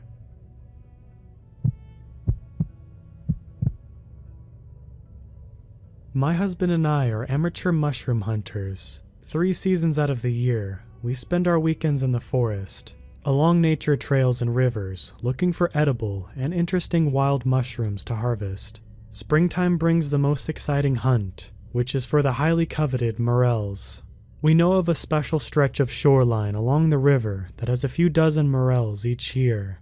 It's difficult to get to as it's off the proper path, and you have to do quite a bit of ducking and climbing and maneuvering to get through. One day, 2 years ago, we were doing just that, making our way slowly and searching carefully for mushrooms hiding in plain sight. We were so preoccupied with our task that we don't know how long we were being watched or followed. But at one point, we saw a man up ahead of us, looking at us and not saying anything or moving, almost like he's waiting to be noticed. My husband saw him first and turned to shoot me a look, because we never encountered anyone in that spot before. It was besides a small and fairly busy park, but people didn't stray away from the paved walk paths much. There was a weird energy about that man that can best be described as vaguely menacing. We were near the end of where we wanted to look anyway, so we turned around and started working our way back. When we looked behind us a few moments later, the man was gone. We just wrote it off as some weirdo, maybe a homeless guy whose territory we wandered into. We continued looking over the spots we had already covered in case we missed any morels, with me in front and my husband right behind me, looking back every few paces as we were feeling more paranoid as we went. All of a sudden, I look up from the ground, and the man is blocking our path up ahead, maybe 30 feet. He had to have left the riverbank and crept alongside us on the path, getting ahead of us in order to cut us off at the pass like that.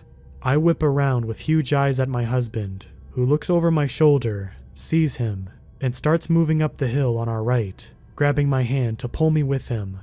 Adrenaline shot us out of the thick brush and into the paved path. In the open park moments later, without speaking, we broke into a sprint towards the direction of our car, several blocks away. When we were far enough away from the riverbank to risk a backward glance, we saw the man emerge from the brush. He just stood there, watching us leave, motionless. We speculated the entire ride home what he wanted from us, knowing it was nothing innocent. To this day, it still bothers me, and I wonder what would have happened if we had been spread apart further while we hunted, or if either of us had been alone.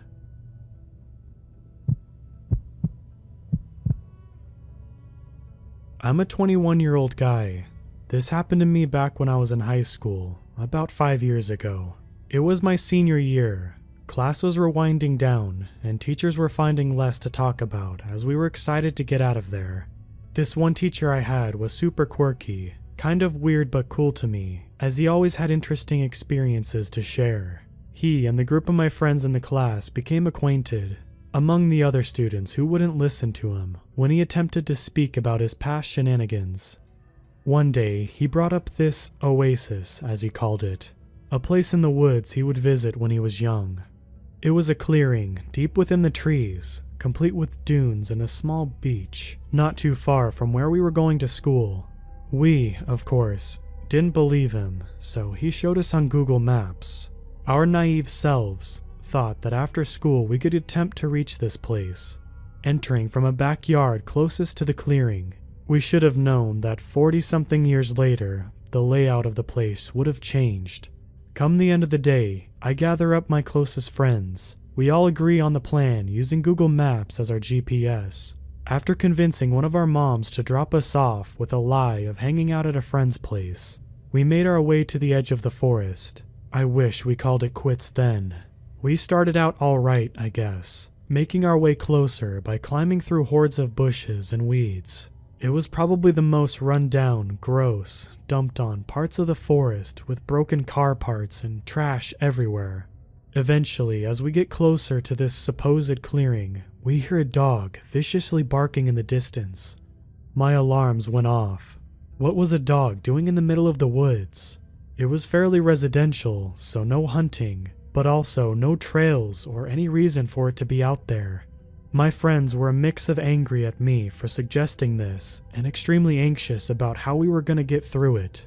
At this point, we just wanted to make it to the sandy beach part of the woods, which seemed close by judging our distance on the maps.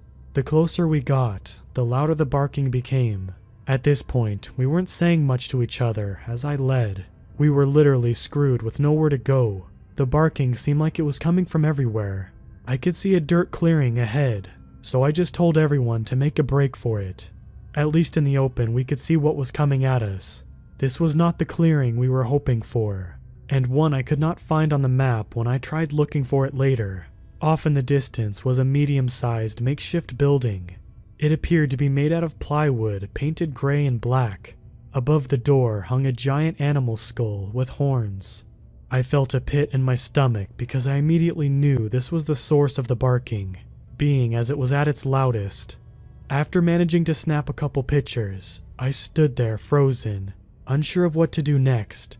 I came back to my senses when I hear a deep, angry voice shout, "Hey, what are you doing?"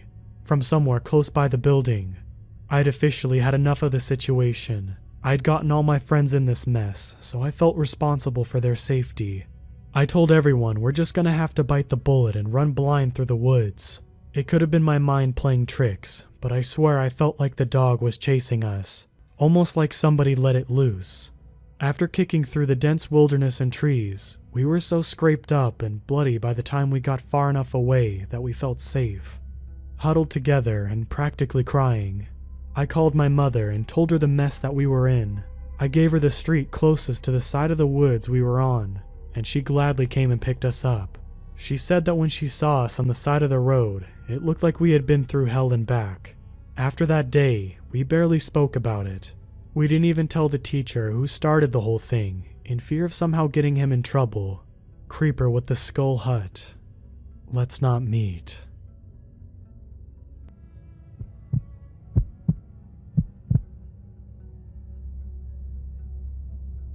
For starters, we both work at a hospital and work until 1 a.m. This all happened about 2 weeks ago. We worked a 12-hour shift due to our departments being slightly understaffed for the night. We're leaving the hospital around 4 in the morning. We usually take the highway, but the on-ramp was closed due to an accident. So, we decided to just take the normal roads home. It was going well for the first 30 minutes, until we get to the part of the trip where the once touching residential houses became nothing but woods. The speed limit was 25 because it was still residential. There was probably one house every 2 miles. My girlfriend and I were talking about new music and having a nice time when I got this awful feeling I'm being watched. I looked into the back seat, feeling like I would 100% see a person sitting back there. I start observing the tree line to my right and see nothing. Then it happens. We slam into a deer running on the left side of the road from the woods. My girlfriend screams and I start looking around to see what just happened. I see the back legs of a deer stumble away before getting distracted by my girlfriend, shaking me, asking me what just happened. I told her, "You just hit a deer," and was forced outside to see the damage on her car because she was too afraid to leave. I open the door and go into the front of the car to look at the grill. I can't see anything due to her headlights still being on. I flick my wrist to signal her to shut off the headlights. I turn my phone light on and turn my head to where the deer ran off to. My girlfriend turns off the headlights, and perfectly where I was looking, I see a set of glowing eyes in the tree line, standing at the height a deer's eyes would be. I look away to see if there's any damage. We were only going 25, so it was just a small piece of the grill was broken off. I give her the thumbs up and start walking back to the passenger door. I grab the handle and decide to give the deer one last look and see the same set of glowing eyes, but now standing about 6 feet. My heart sinks deep and I get into the car. I tell my girlfriend there was minimal damage and to just drive. She kept asking questions, and I wasn't ready to tell my girlfriend, who gets extremely scared very easily, that I saw the deer we hit standing and watching us. She asks how the deer was, and I said, "You were going slow and lightly tapped it. I saw it walk off and it was fine." I also worked in that there wasn't any blood on the ground or on the car. She finally takes off and I feel 100% safer. Something tells me to look back using the side mirror. I glance into the mirror and slide down into my seat so I could see the deer. It was no longer standing in the tree line, but in the middle of the road. I see it in her back lights, and I could see that it's not a deer. In the red glow, I saw a very tall man in very little or worn clothing. My heart must have skipped a beat. It was just staring with its piercing yellow eyes, looking at me.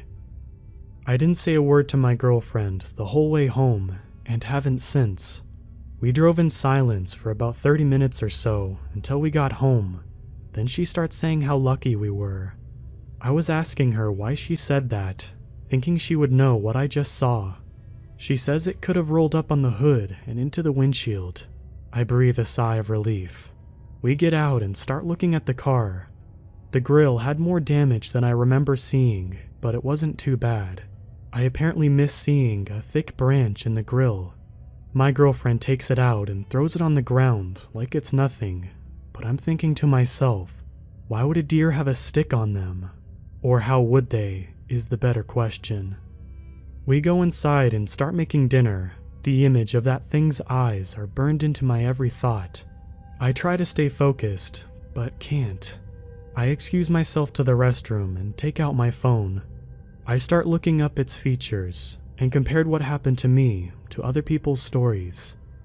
I had a hunch it was a skinwalker, but being an avid scary story reader, I never assumed they're true until that night. I let it go, and thankfully, my girlfriend and I were left unharmed and got home safely. I'm still thinking about it today and feel so unsettled.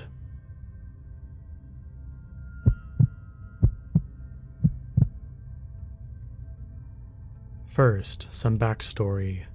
I live in a part of New Jersey most people don't even know exist. It's in the northwestern corner of the state, right in the Appalachian Mountains. I live in an extremely secluded area, and my town is surprisingly large. Not only does the Appalachian Trail run straight through town, but there's a large park that has been built over Native American burial ground. This is legitimately a fact, with the land marked with a sign explaining the grounds and events that occurred there. This makes me believe that a far larger part of the town is on burial grounds of some sort. Not to mention, the Appalachian Trail has been known to be fairly creepy, and possibly even carry some paranormal energy, so that could be a factor in this story as well. So, this event happened my freshman year of high school, so 4 years ago. My older brother was a senior, and both of us were in marching band. Towns are very spread out in this area, so we would often get home from football games and competitions very late. On this night, it was one of those times where we got back super late. I followed my brother around. He was saying goodbye to everyone, including one of the drum majors, who also was my big buddy, so I knew her a decent amount. Naturally, the drum majors always stayed super late just because they have a lot of responsibilities to cover before they can leave. So when we said goodbye to her, she was still donned in full drum major uniform, cape and all. It wasn't anything weird to see, so we said our goodbyes and my brother and I left. My brother drove us through the secluded expanse of the town, and I had noticed that it seemed like absolutely no one was out on the roads. I figured it was just late, and once again, it wasn't something that I really made note of. My brother and I, both tuckered out from the long day, drove in silence, and I watched as the forest and farms passed by. There is a very popular portion of the trail known as the Stairway to Heaven. Nearby the entrance of the trail, there's a big red barn and a giant empty lot used for parking when they have barn antique sales.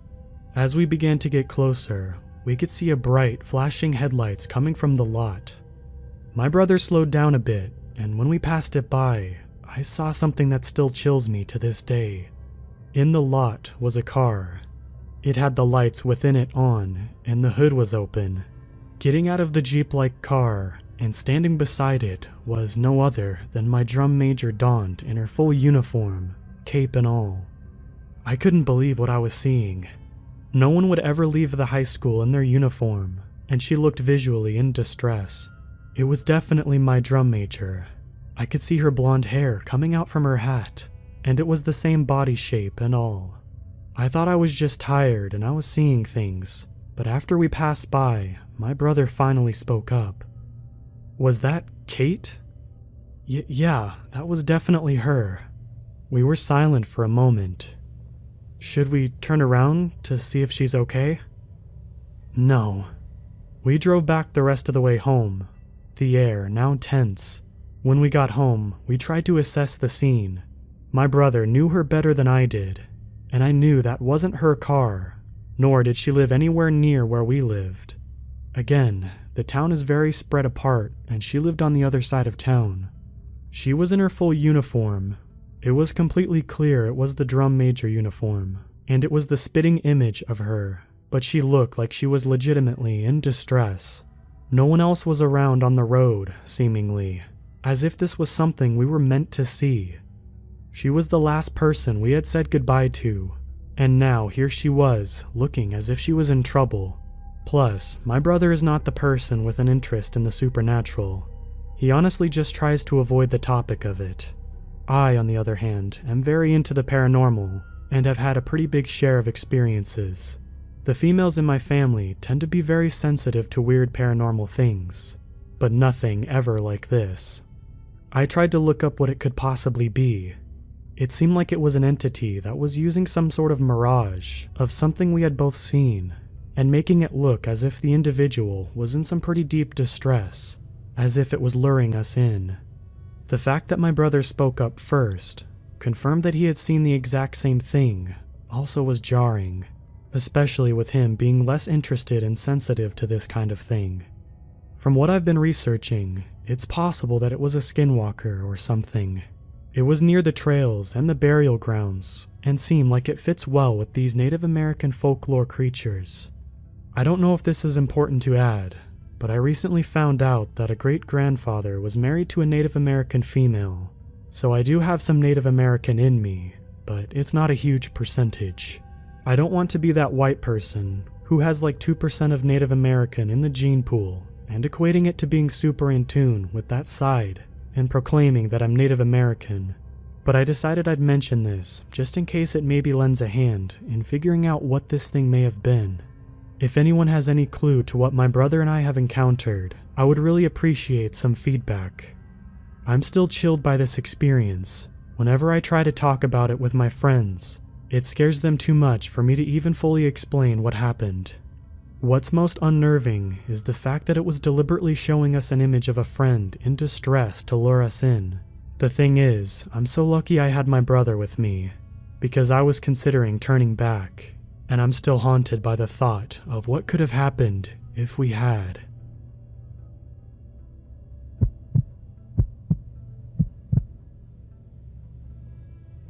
I live in an area of Michigan that was inhabited by the Odawa for centuries. I live in a really secluded area, and even within my property backs up to a nature preserve. I'm the last house on my street, and the next closest is a solid 3/4 of a mile away.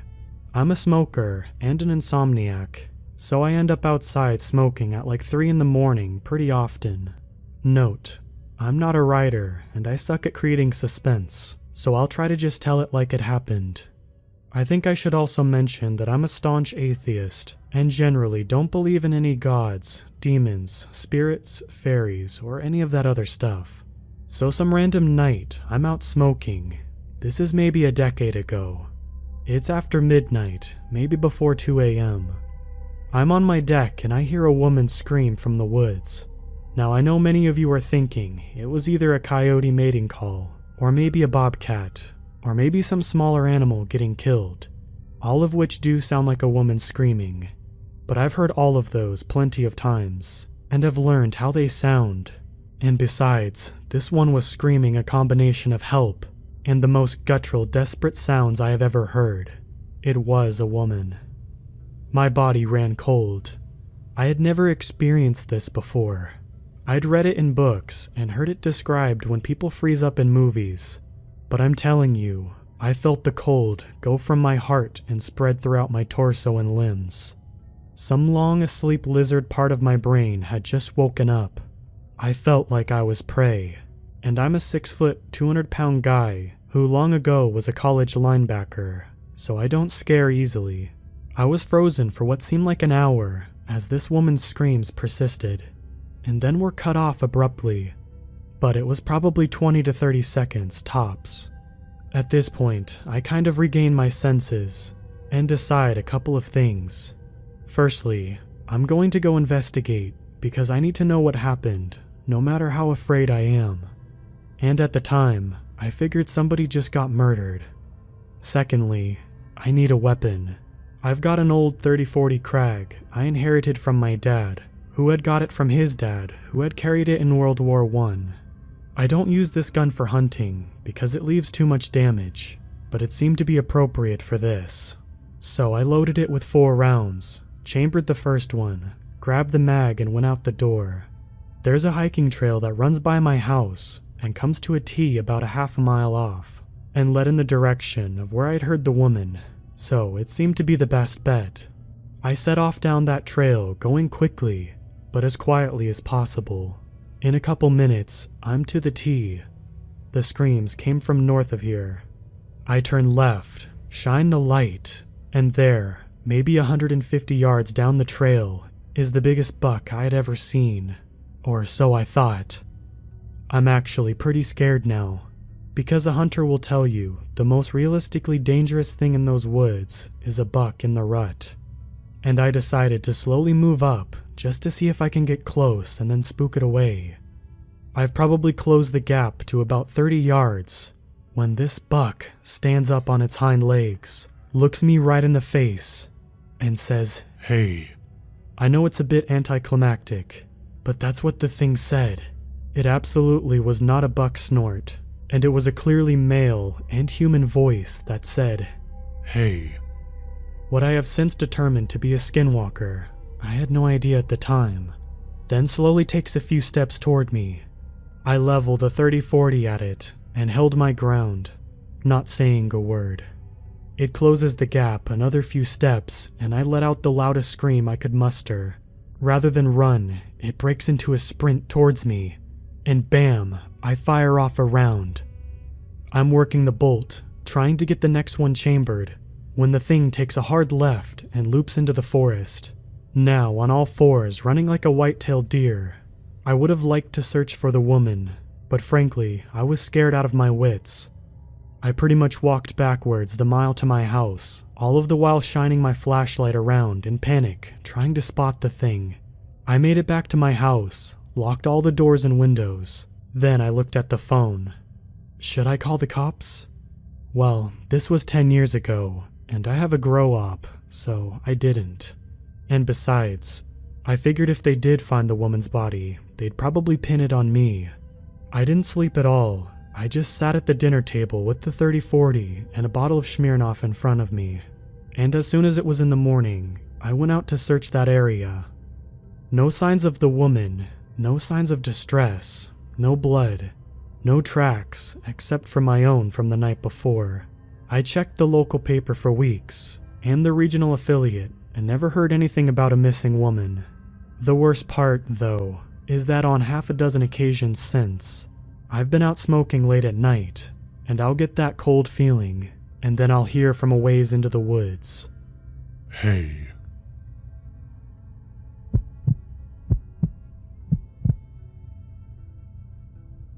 I'm currently hiding in my closet, shaking in fear. I'm typing this out on my phone. During April of 2018, I adopted a 5-month-old puppy from the pound. I was lucky enough to get her out of that hellhole and into my loving home. She was a border collie mix, and her name was Nellie. I don't know what happened to her, but what I have now is not my dog. She was a timid little pup when I first brought her home. I remember she was inside for at least 5 minutes before she peed on the carpet. I could only laugh and kiss her because I was so happy. She slept in my bed that night, and for many more nights to come. She only weighed about 10 or 11 pounds when I first picked her up. The months that followed were amazing. For the first time since I graduated high school, I was over the moon. Every day when I got home from work, she would rush to greet me with her tongue dangling from her mouth, her tail wagging wildly. She absolutely loved to grab the newspaper from the mailbox with me. She was also an awesome chick magnet, but that's besides the point. She loved my neighbor, a nice man named Paul, whose wife recently passed away from breast cancer. He was an older gentleman, well into his 50s, but never looked a day over 40. He liked to throw a barbecue for a few neighbors we had in our little rural community. He always made an effort, so we all returned the favor with bringing food. Things began to change in December of 2018, when in the early hours of the morning on the 5th, Nellie woke me up. I grabbed my glasses from the bedside table and flicked on the lamp. She stood about a meter from the door, pointing right at it. I could hear a low growl emanating from her. Curious, I got out of bed and opened the door. To her surprise, there was nothing there. I thought that would have been the end of it. A few more days pass, and on the 9th, it happened again. Early hours of the morning and pointing at the door. This continued for the next week. I believe this is when Nellie disappeared. At 2 a.m. on the 21st, Nellie woke up and wanted to go outside. She would do this once every few weeks, so it was nothing out of the ordinary. She would wake me up by licking my face, and then sulk and lay down in front of the door if I wouldn't get up. Behind my backyard is a forest that extends for miles. Sometimes Nellie likes to hunt down rabbits and possums when we would go for a walk through the woods.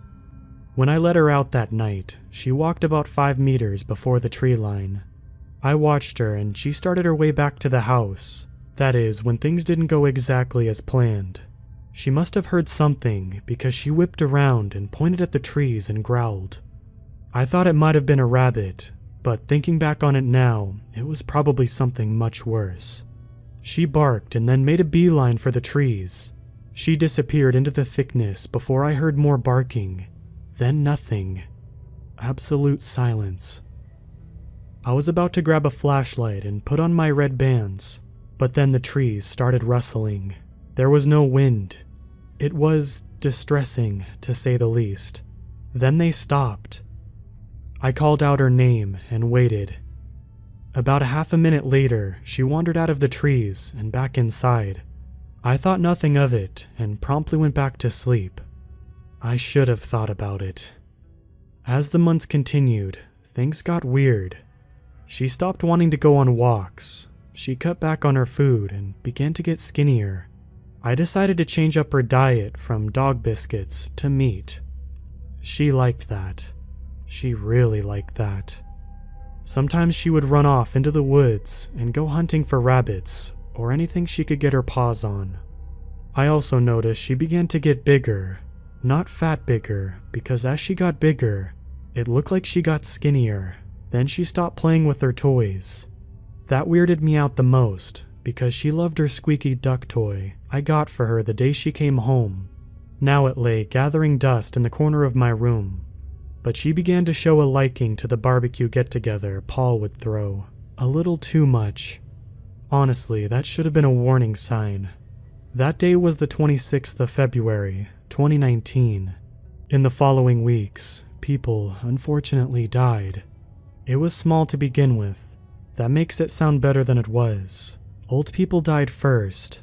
As sad as it sounded, we all thought it was because of old age. Then we got the details. Horrific details. They were murders. We were absolutely scared then. Paul and I started communicating a lot more than we used to. A text every hour or so just to check in, or maybe a phone call or two. He told me I should keep the key from my gun safe in the lock in case of an emergency. I listened. I listened because I trusted him. I listened because he was one of my only friends. That brings us to tonight, the 24th of March. I awoke to the sound of gunfire. I rushed over to my curtains and yanked them open. Paul's house was on fire. I immediately rushed to put on some thick clothes and grabbed a flashlight and my phone, ready to dial 911 for a fire truck. At the time, I didn't even notice my bedroom door was open, when I clearly remember closing it before I went to bed that night. Nor did I notice Nellie was missing. I yanked open my back door and I froze.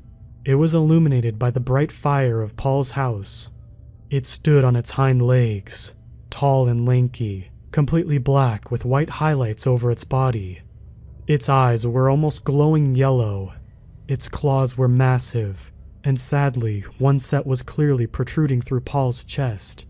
I actually don't know. It felt like so long ago, even though it was only an hour. I couldn't feel a thing. I couldn't even feel the flashlight slip through my fingers and land heavily on the concrete ground of my back patio.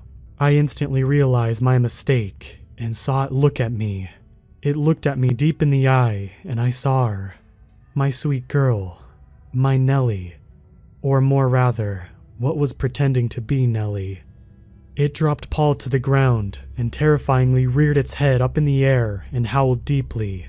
It sounded like a mix between the sound of absolute pain and what I could only describe as Lupin's howl from The Prisoner of Azkaban. That was the only motivation I needed to run. I hauled it into my bedroom and dived into my closet and shut the door. I covered myself in dirty clothes and stayed still. It felt like I laid there for a few million years. It walked, or skulked more rather, into my room. I heard its claws clatter across the hard floor before stopping, but I heard it howl once again before it sounded like it tore my bed to bits. I heard glass smash and hard objects collide with the wall. Then nothing. Complete silence once again, before I heard it sulk off and leave the house, probably to finish eating my friend. Now it's 7 a.m. I hear sirens outside, but I'm too afraid to leave, lest that thing is waiting for me on the other side of the door. The inky thing I could do for the last few hours was type this out and do research, but it didn't make sense. I googled everything I remembered about the thing. I got a result that I'm fairly certain is what it is. It didn't make sense. I read pages upon pages of this thing, looked at artwork, folklore, everything. The research says it was a skinwalker. I'm not sure what to do, but I'm terrified.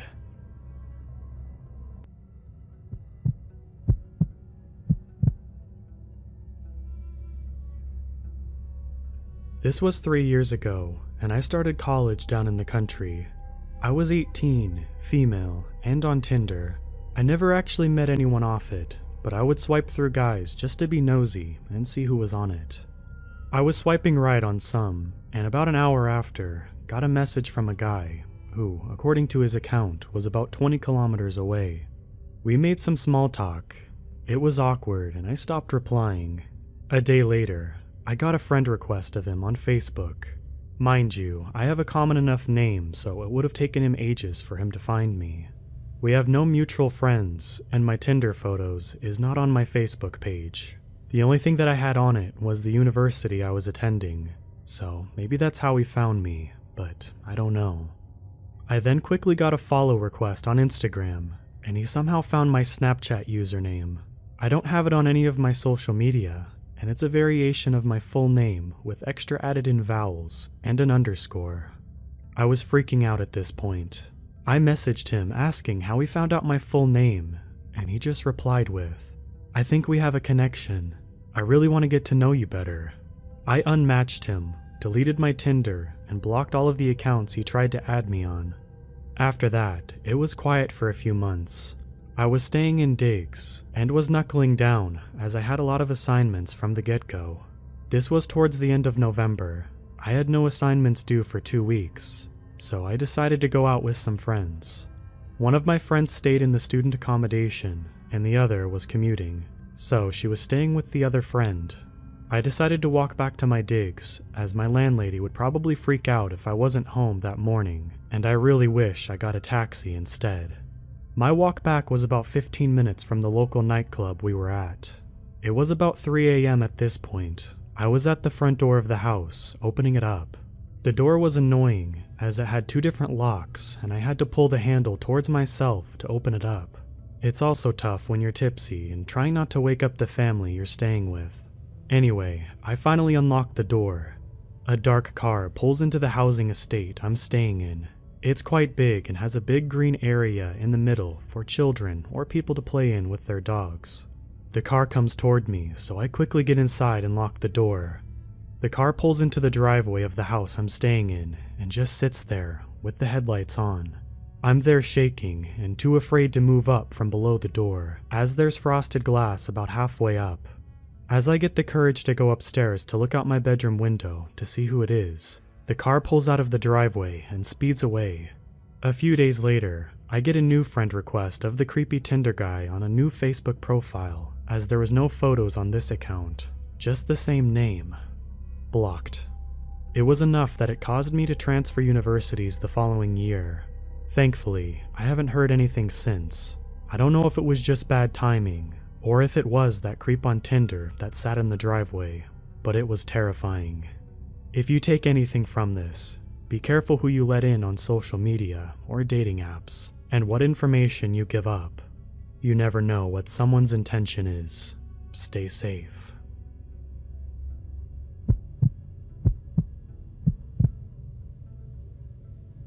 My wife and I are expecting our first child in a few months. Nothing can honestly prepare you for parenthood. You can read books, get advice from others, or ask God to make things easy for you. But nothing really works. It's just a try this kind of scenario, and it's frightening. Doubly so if you've never been able to keep a plant alive. But you do your best. The one thing that we had to do, outside of the 1,000 other things that we had to do in preparation for our son's arrival, was to set up the baby monitor. Our bedroom was across the house from the nursery, and even though our little bundle of joy would sleep in our room for the first 5 months or so, I wanted to hook up the camera in anticipation. I set up the camera over his empty crib and put the monitor on my side of the bed. The picture and sound on this little camera was surprisingly great. The night vision on it was solid. You could make out everything in the room, all of the decorations, his toys on the shelf, and the massive collection of stuffed animals amassed by his mother. The giant stuffed bear kept propped up in the corner was only slightly terrifying in night vision. The microphone was also really sensitive. When we first got it, I turned the volume all the way up, but then one night my dog walked into the baby's room and barked at something, and it was so loud it bolted me up from a dead sleep. After that, 2 things happened every night. The baby's door stayed closed, and the volume went from 10 to 4 on the monitor. My wife was about 6 months pregnant. She wanted to go visit her parents back east for a long weekend before she became too pregnant to fly. We were all set to go, and I suddenly came down with the worst flu of my life. I mean, it was coming out every end, and I keep flipping between burning up and freezing. Feeling bad for me, I got to miss the trip. To be fair, had I went, I think I would have Oregon Trail style died in the cross-country trek. I can see my tombstone now. After the Uber took my wife and our little dog to the airport, I was home alone for the first time in 3 years. A bachelor, all over again. Only this time, I wasn't drinking Natty Ice and swiping through Tinder, but was drinking NyQuil and swiping through Netflix. I finally settled on some run-of-the-mill horror movie and promptly fell asleep on the couch. Hours later, I was suddenly jolted from my sleep. In my dream, I heard someone call out my name, and my brain just hit the emergency brake and woke myself up. Half asleep, I look around for someone else in the room, but I was still alone. Because I have a paranoid streak in me, I shuffled to each room to make sure I was the only person in the house. All of the doors were still closed. Satisfying that no other soul was in the house with me, I shut off the TV and lights and trudged off to my room. Within minutes of hitting the mattress, I was back asleep. The rest of the night passed without incident. I felt better the next morning, groggy with the medicine-aided sleep, but I was pushing through the cold. I made my way back to the couch, but before I sat down, I noticed that the door to my son's room was open. I didn't remember it being open last night. Granted, I had mainlined some NyQuil, but I know I closed it. I walked over and peeked inside. Nothing was out of the ordinary. Same setup as when I last seen it. I just chalked it up to user error. I must not have closed it all the way last time, and went on with my day. Since I had felt better, I thought I probably should run to the store and do a quick grocery shop. We were running out of pretty much everything, and every meal was like a rejected challenge on Chopped. I left and didn't give anything a second thought. I came home hours later and was greeted to an open door to my kid's room. I knew I closed it before I left. I went over and swung the door back and forth to check to see if it worked. But I think it was more peace of mind because even if it was broken, what am I even going to do? It was kind of like the guy who doesn't know anything about cars has to be the first dude to look under the hood, and then shrug because it might as well be a 1,000-piece puzzle. Either way, that confused feeling was starting to dominate all of my thoughts. I tried to forget about it and go on with my day, but as soon as the sun set, I felt that feeling creeping up my spine. Without thinking about it, I kept checking the door throughout the day. It stayed closed. I was making myself crazy for no reason. Instead of really leaning into the bachelor lifestyle and falling asleep on the couch again, I decided to watch TV in my bedroom. Just as I was about to make my trip to the land of Nod, when I heard a crackle from the baby monitor. Before I could put my glasses on to get a clearer look at the screen, I very clearly heard someone say my name. My blood froze.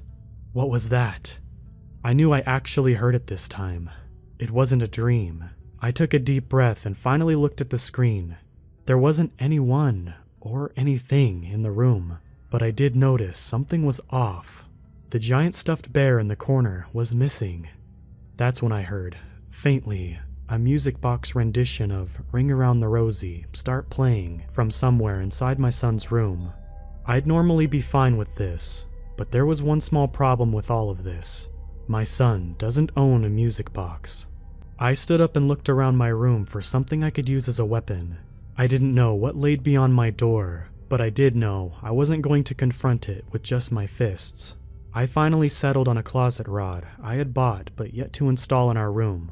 Logically, I knew the damage I could inflict was minimal, unless I was going to be dealing with a monster made out of hangers, but it was peace of mind. I opened the door and walked out. I crossed my dark house as quietly as I could.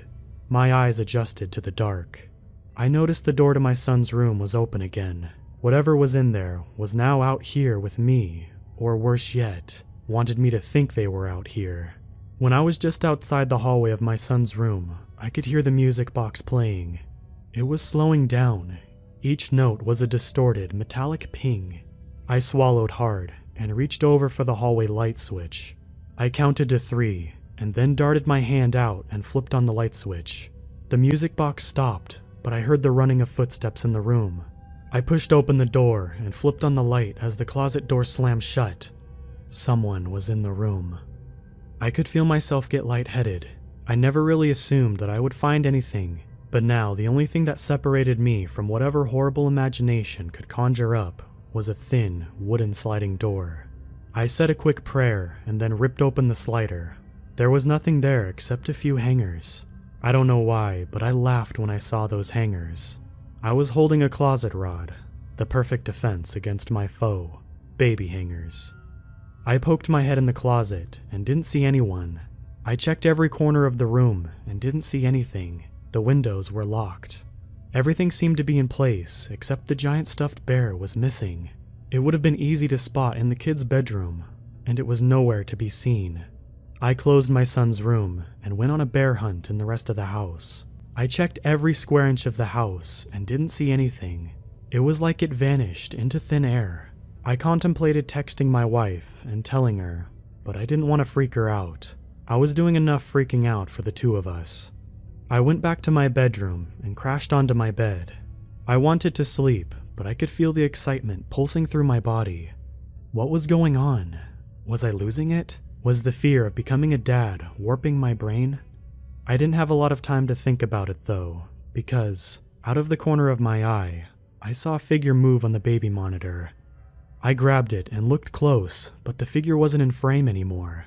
I opened the camera controls and started moving the camera to the left. It slowly shifted over, and my palms started to sweat. I didn't know if I wanted to see someone or not.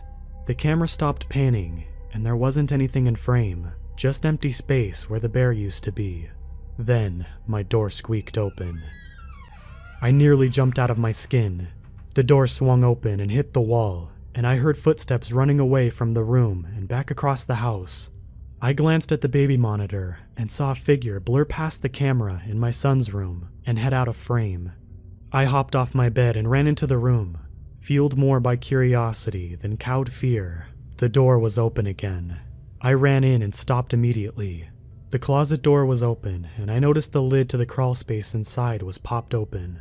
Someone was under the house. Why didn't I think to look there before? Oh, right, because how would someone get under my house from the outside without me noticing? The hatch outside was screwed shut, and we had all of the openings animal-proofed a few months ago.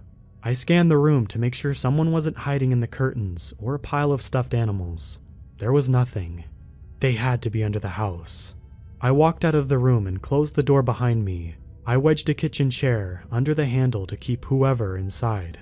I wanted to go outside and investigate. If someone crawled under my house, I wanted to trap them in and call the police. The night air was cold, and my skin instantly goosebumped. At least, I told myself it was because of the cold. I pulled out my phone and turned on the flashlight. The beam cut through the darkness, and I began to walk around the foundation, looking for any entry point. If my neighbors had looked out their window, they would have thought I was crazy. Here I was, a grown man, dressed in nothing but boxers and a t-shirt, holding a closet rod and scanning the sides of his house with a cell phone flashlight. Even I thought I was crazy. I started at the furthest point from my son's room and walked clockwise. Every time I passed an opening to the crawl space, I expected to see eyes staring back at me, but there wasn't anything. As I rounded the house, I started thinking that maybe I was overreacting. But then, I saw footprints in the dirt leading around the corner of the house. I gripped my closet rod hard and turned the corner. The footprints were small and left faint impressions, but they were there. I shined my beam in front of me and followed them as they made their way along the side of my house. I came to a stop at the opening of my outdoor crawl space hatch. The footprints turned to under the house, but the hatch was still screwed shut. It had never been removed. I had to look to see what was going on under the house. There are times when I'm just staring to doze off, and my brain flashes back to this moment. It never fails to pull me back from the brink of sleep. It's like someone threw a metaphorical bucket of cold water on my face. My heart races. I become restless, and I always check the baby monitor. I slowly kneel down to get a better view. The beam of light from my camera shone under the house, but only in a narrow column. Off in the distance, I could see the light reflecting off of something. I couldn't make it out, but it was there. I moved my face closer to the mesh wire hatch opening and screwed up my face in confusion. What was shining under my house? My nose touched the wire, and I readjusted my beam of light to get a better look. It looked like there were two things shining now. That's when my phone died. The light disappeared, then faintly, I heard the music box start playing, Ring Around the Rosie. Only it wasn't coming from under the house. It was coming from my bedroom. Suddenly, from my left side, a face appeared next to mine on the other side of the mesh. Before my brain could react, the figure whispered, "We all fall down." I didn't think I could still run that fast or that far. I didn't have a plan. I just needed to get away from my house as fast as I could. Again, if my neighbors saw me, they'd assume I was on meth. I stayed away pretty much the rest of the night. The closest I got was my car, which was parked on the street. As soon as the sun came up, I dared to venture into the house. It was still, almost foreign. I walked towards my son's room, still clutching the rod. The door was, not surprisingly, opened. I made my way into the room and looked over at the closet. The crawlspace lid was back on. Everything else in the room looked normal, except one thing. All of the stuffed animals were gone. I looked all over, but never found them. It's like they just vanished. I even went back outside to the crawlspace hatch and looked in. Didn't see anything out of the ordinary. I felt my blood pressure come back down to earth. Whatever happened seemed to be over. I went back into my room with every intention of sleeping for 1,000 hours. My body and brain were burnt out from the adrenaline. I opened the door and froze. On my bed was a small, open music box. Ring Around the Rosie slowly started playing. I grabbed my wallet and went to a hotel. My wife came back the next day and asked if I was feeling better because I looked worse than before. Tired was the word she used, but that's because she's unfailingly polite. I said I was okay, but seemed to still be fighting something. When she got home, she went into our son's room and instantly noticed all of the stuffed animals missing. She asked what happened to them. I hesitated and told her what happened to me the night before. She laughed at first, but then stopped as I showed her the music box. We tore the place apart looking for those stuffed animals. I mean, we went everywhere.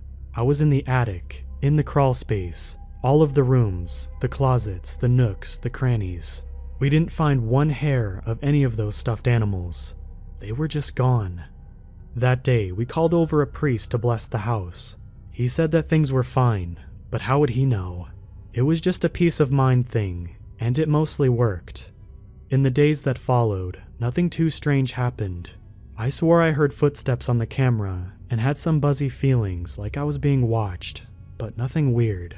My wife loved the music box. It reminded her of one she had as a kid, so she placed it in my son's room. I thought it was horrific, and it was inviting our visitor to stick around. But when nothing happened, my mind was set at ease. Months later, my son was born.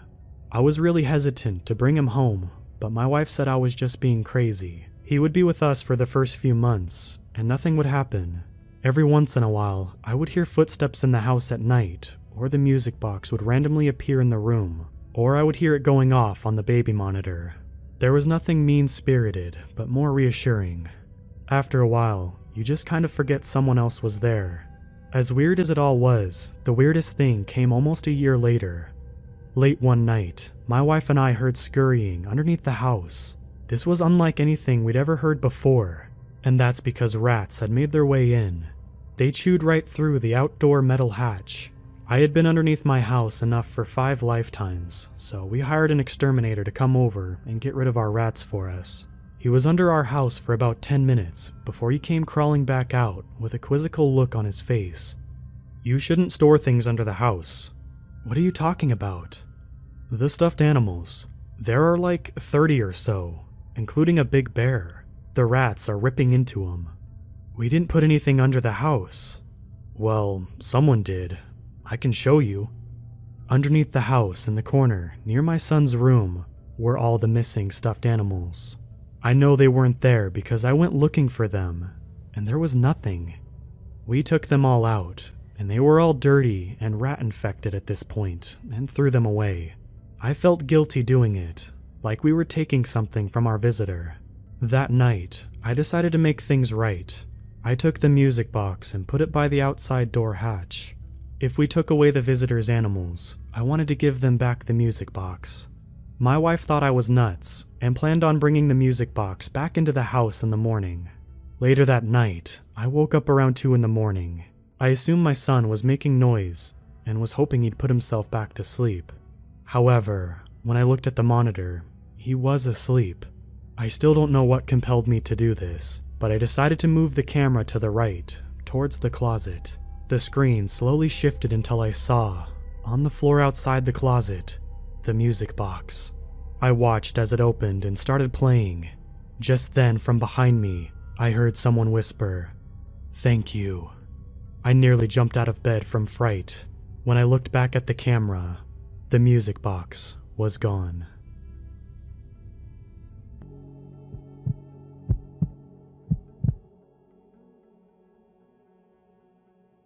When I was a kid, both of my parents had to constantly work overtime at dead-end jobs just to keep the lights on and food on the table.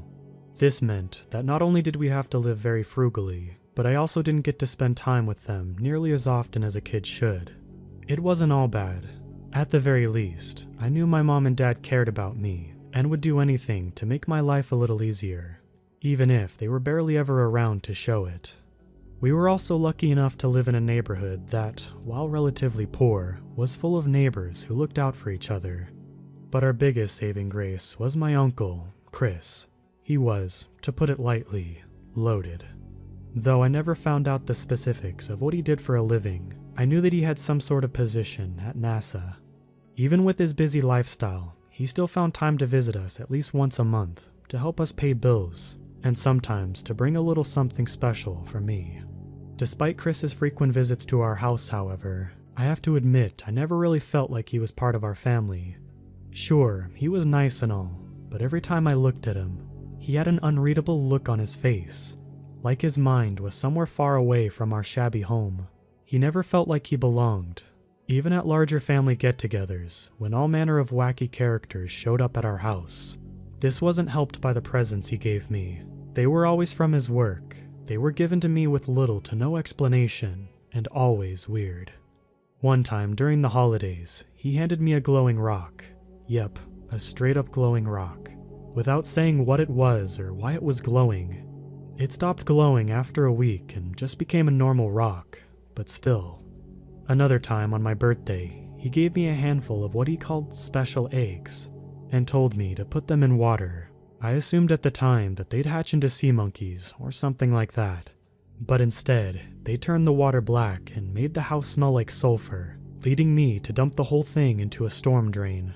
As I got older, the frequency of Chris's visits and of the presents gradually began to decrease.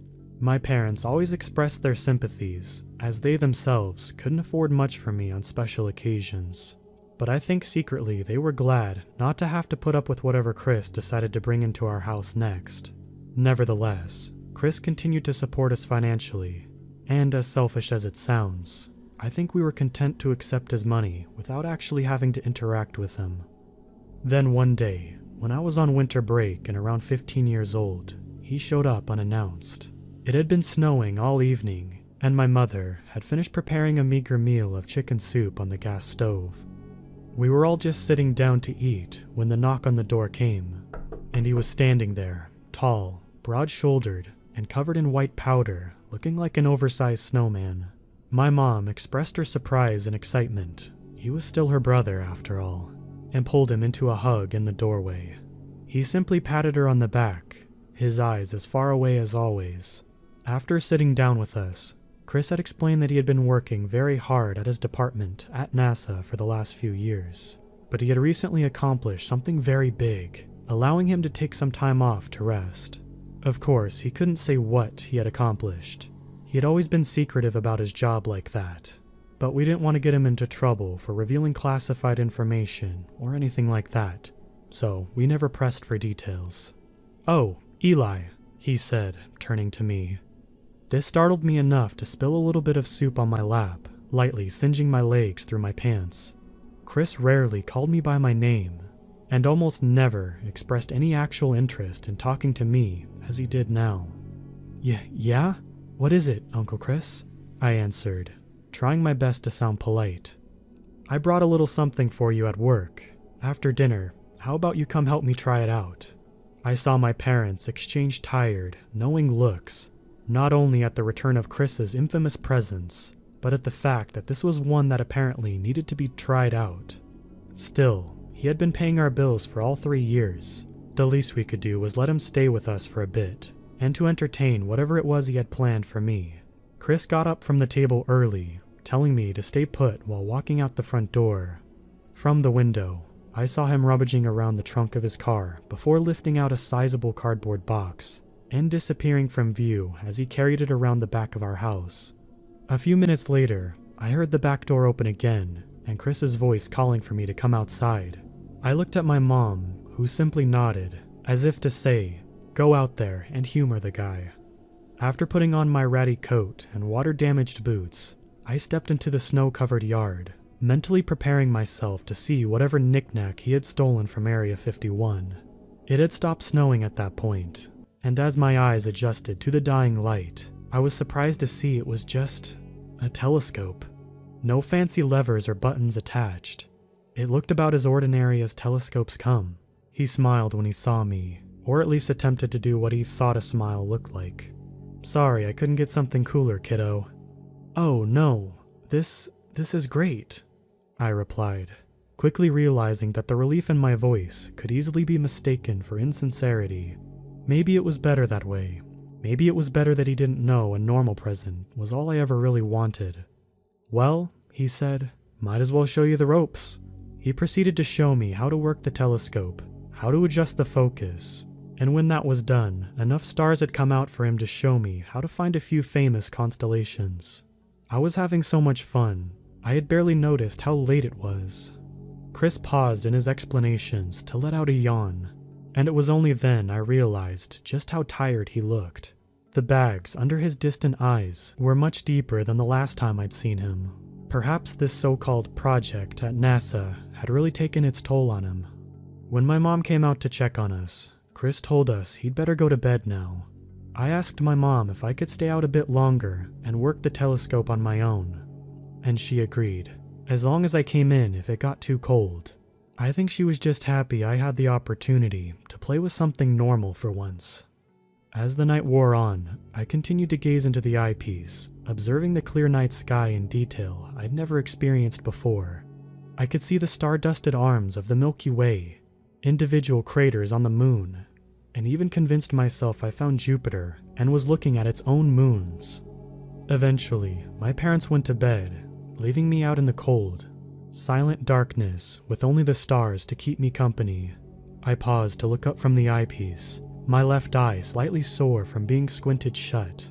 I turned around to look at the dark silhouette of my house behind me, but in the process, my foot caught on an especially slippery patch of ground, bringing me down with it. I winced, hoping I hadn't sprained it for my mom's sake. I crawled back to where I was pretty sure the telescope was, gripping onto one of the legs to pull myself up. As I was doing so, I paused. On the underside of the device, there was a dial I hadn't seen yet. Chris had claimed to have shown me every function of the telescope, but apparently he left one part out. Straining my eyes in the darkness, I could make out the notch dial was currently set to, labeled simply 1. I looked back at the house again, wondering for a split second whether I should wake up Chris and ask him what it was about. But my curiosity overpowered any doubts I had. After all, it was just a normal telescope, right? I grabbed the dial and turned it slowly to the left and heard a small click. Now it was set to another notch, labeled 2. I pulled myself the rest of the way up onto my feet, eagerly looking back into the eyepiece to see what had changed. And when I did, I couldn't stop a cold gasp of wonder from my escaping lips. The telescope had been pointing at the moon, which now looked so close as if I could touch it. I could see individual pebbles lining the floors of each crater, and I was sure if I looked hard enough, I'd be able to count the stars on the American flag. Then I found Jupiter again, and laughed in delight when I was able to see the great red spot clearly with all of its swirling glory, with the occasional dot of a moon passing in front of it. The level of detail I was getting now was sheer amazement, not even comparable to what I had seen before. I wondered why Chris hadn't mentioned this dial, the dial which seemed to unlock the Hubble telescope's true potential. Then I realized that maybe it wasn't supposed to be a Hubble telescope after all. Maybe it had something to do with Chris's latest project at NASA. Still, Chris had never been careful about giving me gifts, and had never obscured features of them from me. For him to now be hiding secrets about something, it was out of character. In the end, I reassured myself he'd probably just forgotten to tell me about the dial, and it wasn't anything I needed to worry about. I reached down to switch it back to its default setting, planning to find it again in the morning and ask Chris about it then. My hand faltered before reaching the dial. There was an additional notch I hadn't seen. It was labeled 3. I seriously debated what to do in that moment. It was getting absurdly late, and I was already chilled down to my bone. Who knows what new discovery I would make, and how much more of the night it would take up. But this time, I made absolutely sure there was no more notches left on the dial. This was definitely the last one. So, I promised myself it would be the last thing I checked out before bed. I grabbed it and turned. It didn't budge. I looked closer at the tiny, printed number 3. There appeared to be a minuscule keyhole under the 3rd notch, and it was my best guess that it was some sort of mechanism that was preventing the dial from turning any further. Well, that was that. If I needed a key to get to the 3rd notch, it clearly wasn't something I needed to be messing around with without Chris. I turned the dial back to 1, yawned, and walked back inside. The inside of our house was just as dark and silent as the outside now. My parents had retreated to their tiny bedroom upstairs, and I was about to do the same thing to my own bed in the loft before I caught the sight of Chris sleeping on the old couch in the living room. It was where he used to sleep, back when he made regular house calls, and hearing his light snores then gave me an odd flash of nostalgia for the days when he would regularly visit us during festivities and hand me something probably illegal. Tonight was a bit different from those days though. For one thing, Chris had his briefcase next to him, on the floor beside the couch, the mysterious briefcase I'd seen him handle many times, but that he always kept in his car. Perhaps in his exhaustion, he had forgotten to leave it there. If that was true, then he'd also forgotten to close it. The white pseudo-glow of the manila folders caught my eye in the dim room. Confidential papers spilling out of the briefcase I'd always wondered about. I felt my feet, taking steps towards it, knowing they shouldn't, but being unable to resist the pull of what else might lie within. I was close enough now that if Chris woke up, there would be no excuse for me to be standing here. I squatted down, gazing into the darkness of that briefcase, wondering if I'd find the answers to questions I didn't have. In the bottom, glinting in the weak moonlight streaming through the frosted windows, I spotted a tiny, chromatic key labeled with the number 3. "Okay, Eli," I said after a short mental skirmish with myself. "All you're gonna do is see if the key fits. Then you're gonna put it back where it came from and go to bed. No harm done, no questions asked." My heart fluttered as I pocketed the key, feeling as if I had just stolen government secrets and the cops were gonna bust down the door any minute. But I had already come this far. There was no stopping me now. Running stealthily back out the door, I hurried to the telescope to see if it would work. It did. There was one click, and then another as I turned the dial from 1 to 2, and finally to 3. The 3rd notch took a little more effort, as if it was sticky, or as if it wasn't meant to be turned. I aimed the lens at a clear patch of sky, with only a few distant stars in the way, just to give me a bit of legroom for what I was about to see through the eyepiece now. No amount of legroom could have prepared me for that. When I looked into the eyepiece, at first I couldn't make sense of what I was seeing. It was only abstract blobs to me, but as the focus adjusted, I realized I was no longer looking into the void of space.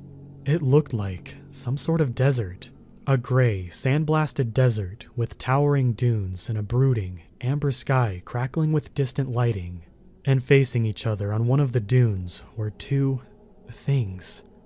I don't exactly have a word for what the texture of their exteriors looked like. That's probably because I'd never seen anything that did look like them. The closest thing I could think to describe them is rock-like, with cracks and crevices in their skin, but somehow still flexible. Their bodies were tall and tapered, wider at the bottom, and separating at the top into 2 long appendages that amusingly resembled bunny ears. Or at least it would have been amusing if it hadn't scared me out of my own skin. The 2 beings were hovering slightly above the surface of the harsh desert, and if I didn't know any better, I'd say they were conversing with one another. I didn't see any facial features, but they seemed to be moving slightly in turns, as if to exchange words. Then, abruptly, they stopped. The one closer to me began to turn around, and as it did, I was slowly introduced with 2 burning holes in its surface, 2 white-hot eyes. Despite lacking any other features, instantly let me know they were furious. Furious to have been spied on by someone like me. But wait, that didn't make any sense. How could this thing, this impossibly far away thing, know that I was looking at it? The distance between us must have been crazy then. And yet, did it see me? Without any warning, the closer thing, the one that had seen me, began to move, fast, toward me. The charcoal sand of the desert below was whipped up into a frenzy as it whirled closer and closer until all that took up my field of vision was the gray of its skin. I yelped, wrenching myself away from the eyepiece and falling backwards onto my butt. My head swiveled around rapidly as if to search for an incoming threat, but there was none. The snowy yard was just as empty, just as silent as it had been all night. I was here, and whatever I had seen was still all the way out there. Cautiously, I took another look into the eyepiece. It was still all just gray. I turned the dial back to setting 2, and the calming, familiar view of outer space was returned to me. As my heart rate slowed back to normal, I decided that the cold must be getting to me, and that getting some sleep now would be my best option. I'm sure Uncle Chris would have a good explanation in the morning, and that would be that. As much as I reassured myself, I wasn't able to get anything more than a restless sleep that night. The next morning, I was awoken to the sound of an unfamiliar voice shouting. After a few seconds, I realized it was Chris. I'd pretty much never heard him raise his voice before, so even in my groggy state, I could tell something was seriously wrong. I made my way downstairs to find Chris and my parents standing in the living room, appearing to be engaged in a one-sided argument. Chris was pacing around, rambling about missing something, and my parents, both of whom were already late to work, stood there anxiously checking the clock. It was only after my mother managed to get a word in that she calmed him down somewhat. All right, I understand that you're upset, but could you just describe what you're looking for here so we can actually help you? I've already told you 1,000 times. It's a tiny silver key. It was in my case last night, and now it isn't. Got that? I felt my heart sink. I never put it back. There was no point of hiding it from him. I came clean, right then and there. I told Chris I took the key, and what I'd used it for last night.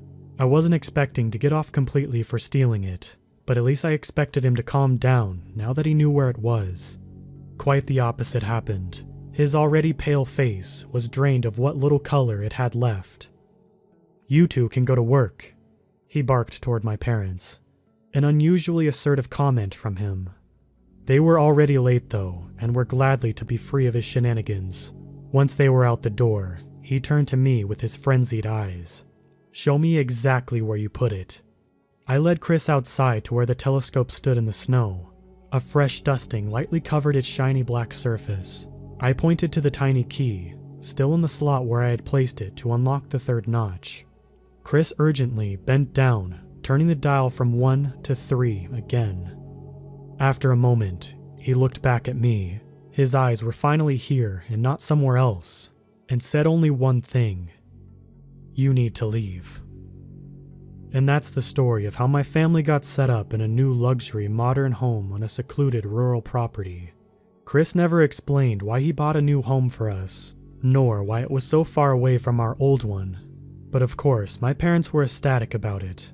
They were a little sad to leave our old friends of the rundown neighborhood in the past, but that was a small price to pay for a better life. I never told my parents what happened that night either. I didn't want them to worry about me. Chris still sent an occasional check, but now we were so well off thanks to him, we didn't need much of his help anymore. Eventually, he stopped sending us anything, stopped coming to our house, stopped talking with us altogether. We forgot about him, and I forgot about what I had seen in the telescope. My parents were able to get decent jobs, and after a few years, I moved out and got my own place. Everything was well, until this morning. I was balancing a budget for my new house, while the local news for my town was playing on the flat screen in the same room. It was just background noise, really. I wasn't paying much attention to what was actually going on. Not until I happened to look up at the right moment to catch the sight of something that made me do a double take. An extremely grainy photograph was displayed on the screen, the kind that could only be of something very far away, outer space levels of far away. This was reaffirmed by the black background and fuzzy white dots scattered in the background of the photo. But what stuck out to me was the dark, grayish blur in the center of the photograph. It shouldn't have meant anything to me, and yet it did. Because this particular blur had a long, tattered shape, and it ended in what resembled like long bunny ears. Suddenly, everything that happened that night came back to me, and now I was in desperate need to know the context of this image. fumbling for the remote and cranking up the volume. In other news, astronomers recently spotted this piece of debris as it rapidly entered the solar system yesterday morning. While its unusual shape may pique the interest of some, we are told that it is no cause of alarm, as dozens of meteors and other small space debris swing by the planet every single year. The recent meteor shower last weekend should be proof of this, of course. Oh, were you able to catch that, Sam? I had to work that night. I did indeed, Katie, and it was as beautiful as they say. I'll send you a video sometime.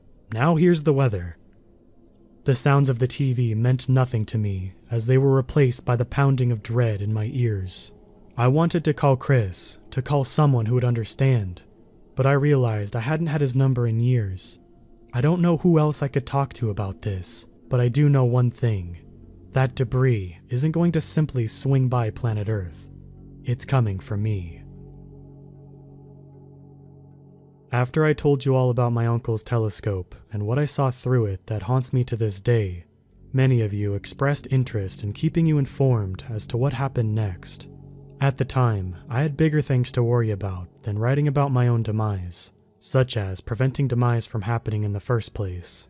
But after the events of the past 24 hours, and now that I'm in a position to post them, I feel it's my duty to share them with you. Let me start by going back to the point after I heard the news of space debris on the TV. I spent most of the minutes immediately afterward pacing my living room, racking my brains as to what anyone was supposed to do in this situation. I couldn't call my parents, as they'd probably think it was some sort of prank call and just hang up.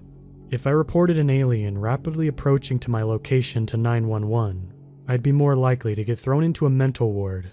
And of course, my uncle was off the table. To call my condition a panic attack would have been an understatement. I was about to take shelter in my unfinished basement and hope for the best when a knock came from the door. Turns out, I didn't need to call anyone after all. I hadn't seen Chris for almost 6 years, yet I instantly recognized the man who stood outside my house. He was balder, his stubble more unkempt, his posture slouchier, and his eyes obscured by opaque shades. But he was still the same tall, broad-shouldered man of mystery I'd always known. Uncle Chris? The words tripped over each other as they spilled from my mouth in both relief and confusion. How did you find where I live? You probably already know why I'm here, Chris replied, his voice hoarse and worn out. So I think it's in both of our best interests to skip the formalities and just get you out of here. The man paused to look down at his expensive, as always, watch. It's passing through the asteroid belt now. We only have a few hours left. Should I pack? I looked back into the house with uncertainty, the TV on, paperwork strewn out on the coffee table. I was still in a state of disbelief that any of this was happening. You want to die because you took too long to choose your undies? Car, now. Chris seemed a lot rougher around the edges now than I had ever seen him in the past. It made me wonder what he'd been up to since we lost contact, and how it changed him. Right then, though, doing what he said and not questioning why he said it was my best option. My only option, really. Okay, let me just turn off the... No time. Chris grabbed me by the arm, despite clear signs of aging. He was still just as strong as ever, and practically dragged me to the front seat of his car before I could even shut the door. Several of my neighbors were out mowing or watering, like an alien wasn't inbound towards Earth at Mach 5. And gave odd looks at the stranger pulling me into his vehicle. I flashed a pleasant smile at them, just to dissolve any worries or urges to call the police they may have had. I sure didn't need anything else coming after me. Chris drove like a madman through the winding streets, and it was only when he entered the interstate and our surroundings became nothing but flat, empty farmland that I felt safe enough to stop gripping the edge of my seat and actually say something to the guy who just borderline kidnapped me. So, I was assuming you would tell me, but you want to give me any info on the thing? After a moment of silence, I thought perhaps Chris hadn't heard me or didn't know what I was referring to when I said the word thing.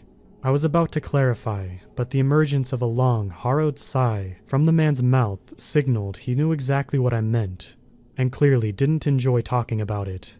A small, unknown terrestrial planet orbiting a star around 500 light-years from Earth. That's the point of origin, as you probably figured out. It's been coming after you for the past 6 years. which means at its peak velocity, it somehow was able to greatly exceed light speed. Like any moving object though, it needs to slow down when approaching its destination, which means it reduced its speed exponentially the moment it entered our system. Of course, that buys us a little time to get you somewhere safe, but not much, and it's less and less time for every second I spend explaining this to you. For the sake of my own life, I respected Chris's requests, not asking him anything else throughout the drive and not even attempting to turn on the radio. Instead, I watched the cloudless sky out the window, wondering if the creature was somewhere above Earth's orbit right now. After what seemed like hours of deserted farmland, Chris turned onto a small country road, and then onto an even smaller gravel path, at last approaching what looked more like a prison than something related to NASA, a stark, unmarked concrete building with no windows, surrounded by a chain-link fence topped with barbed wire. I wanted to desperately ask what this place was, but I remained silent up until the point he stopped the car in front of the facility, turning towards me to speak. Eli, I was careless. I will admit that now. I shouldn't have given you something that even I was barely trusted to have. It's my fault you're in this mess to begin with. I'm sorry. I was stunned for a brief moment, both because he was capable of apologizing for being such a weird uncle, and also because he would choose now of all times to do so, before quickly formulating my own reply. It's okay, Uncle Chris. It's partly my fault anyway. I was a stupid kid, and I shouldn't have stolen your key. Either way, I forgive you. Good, now let's get out of this car. We ran across the gravel and into the entrance of the compound, guarded by what appeared to be 2 armed soldiers. Since when does NASA need guards? It's a blur in my memory what happened next, but I know we ran past many armed guards and people in white coats and unfamiliar machinery before entering an elevator and going down for what felt like an eternity. Though we were alone again in said elevator, I still refrained from speaking. What was I supposed to say at that point? Luckily, when the doors finally opened, there was someone waiting there to break the silence. A stout, bespectacled man in one of those white coats stood in a long, dim, concrete tunnel into which we emerged. When he caught the sight of us, his face lit up. Christopher, long time no see. He approached my uncle, giving him an enthusiastic handshake that was only half-heartedly returned, before grabbing my own hand. You must be Elijah. You can call me Dr. Roth. I've heard a lot about you, you know. Oh, that's good, I guess. I forced a smile out of common courtesy, my hand aching from his death grip. We've been tracking your location for the past 6 years, Eli, Chris explained. Not in a creepy way. We still gave you your privacy. We just needed to know where you were so we could get to you safely when this time came. The bunker you're standing in was designed by Dr. Roth himself, and it should be able to resist the presence of any and all extraterrestrial beings. Dr. Roth nodded in admiration of himself. That's right. No way, no how, Benicula's standing up to human ingenuity. Benicula? I saw Chris roll his eyes. It's nickname for the thing. Pay no mind to it. He's always coming up with stuff like that. Well, it is accurate, I pointed out, doing a figurative faceplant of an attempt to interject some humor into the conversation. You're safe now, Dr. Roth said, but we still got a bit of time before Benicula pays us a visit. In the meantime, there's something I'd like to show you. Shall we? He beckoned further into the tunnel. I looked at Chris, who nodded begrudgingly, and we both began to follow the doctor into the bunker. For a bunker, it seemed to go on a lot longer than it needed to, especially if it was only meant to protect one person. It seemed like an entire new floor to the compound, with various doors in the curved metal walls leading off to who knows what. At last, Dr. Roth stopped in front of one particular door at the far end of the tunnel, turning to face us. I should mention, everything you've seen here is highly confidential. Not even high-level personnel at NASA know about it, so I'm gonna need to take your phone and have you promise not to leak any of this to anyone. Oh, of course, I replied, handing him my phone. It was a small sacrifice in return for being somewhere Benicula couldn't get to me. The doctor gave me a gracious smile as he pocketed my device. Your parents have been notified of your absence as well, of course. They've been told that you're on a faraway business trip to limit any chances of them attempting to contact.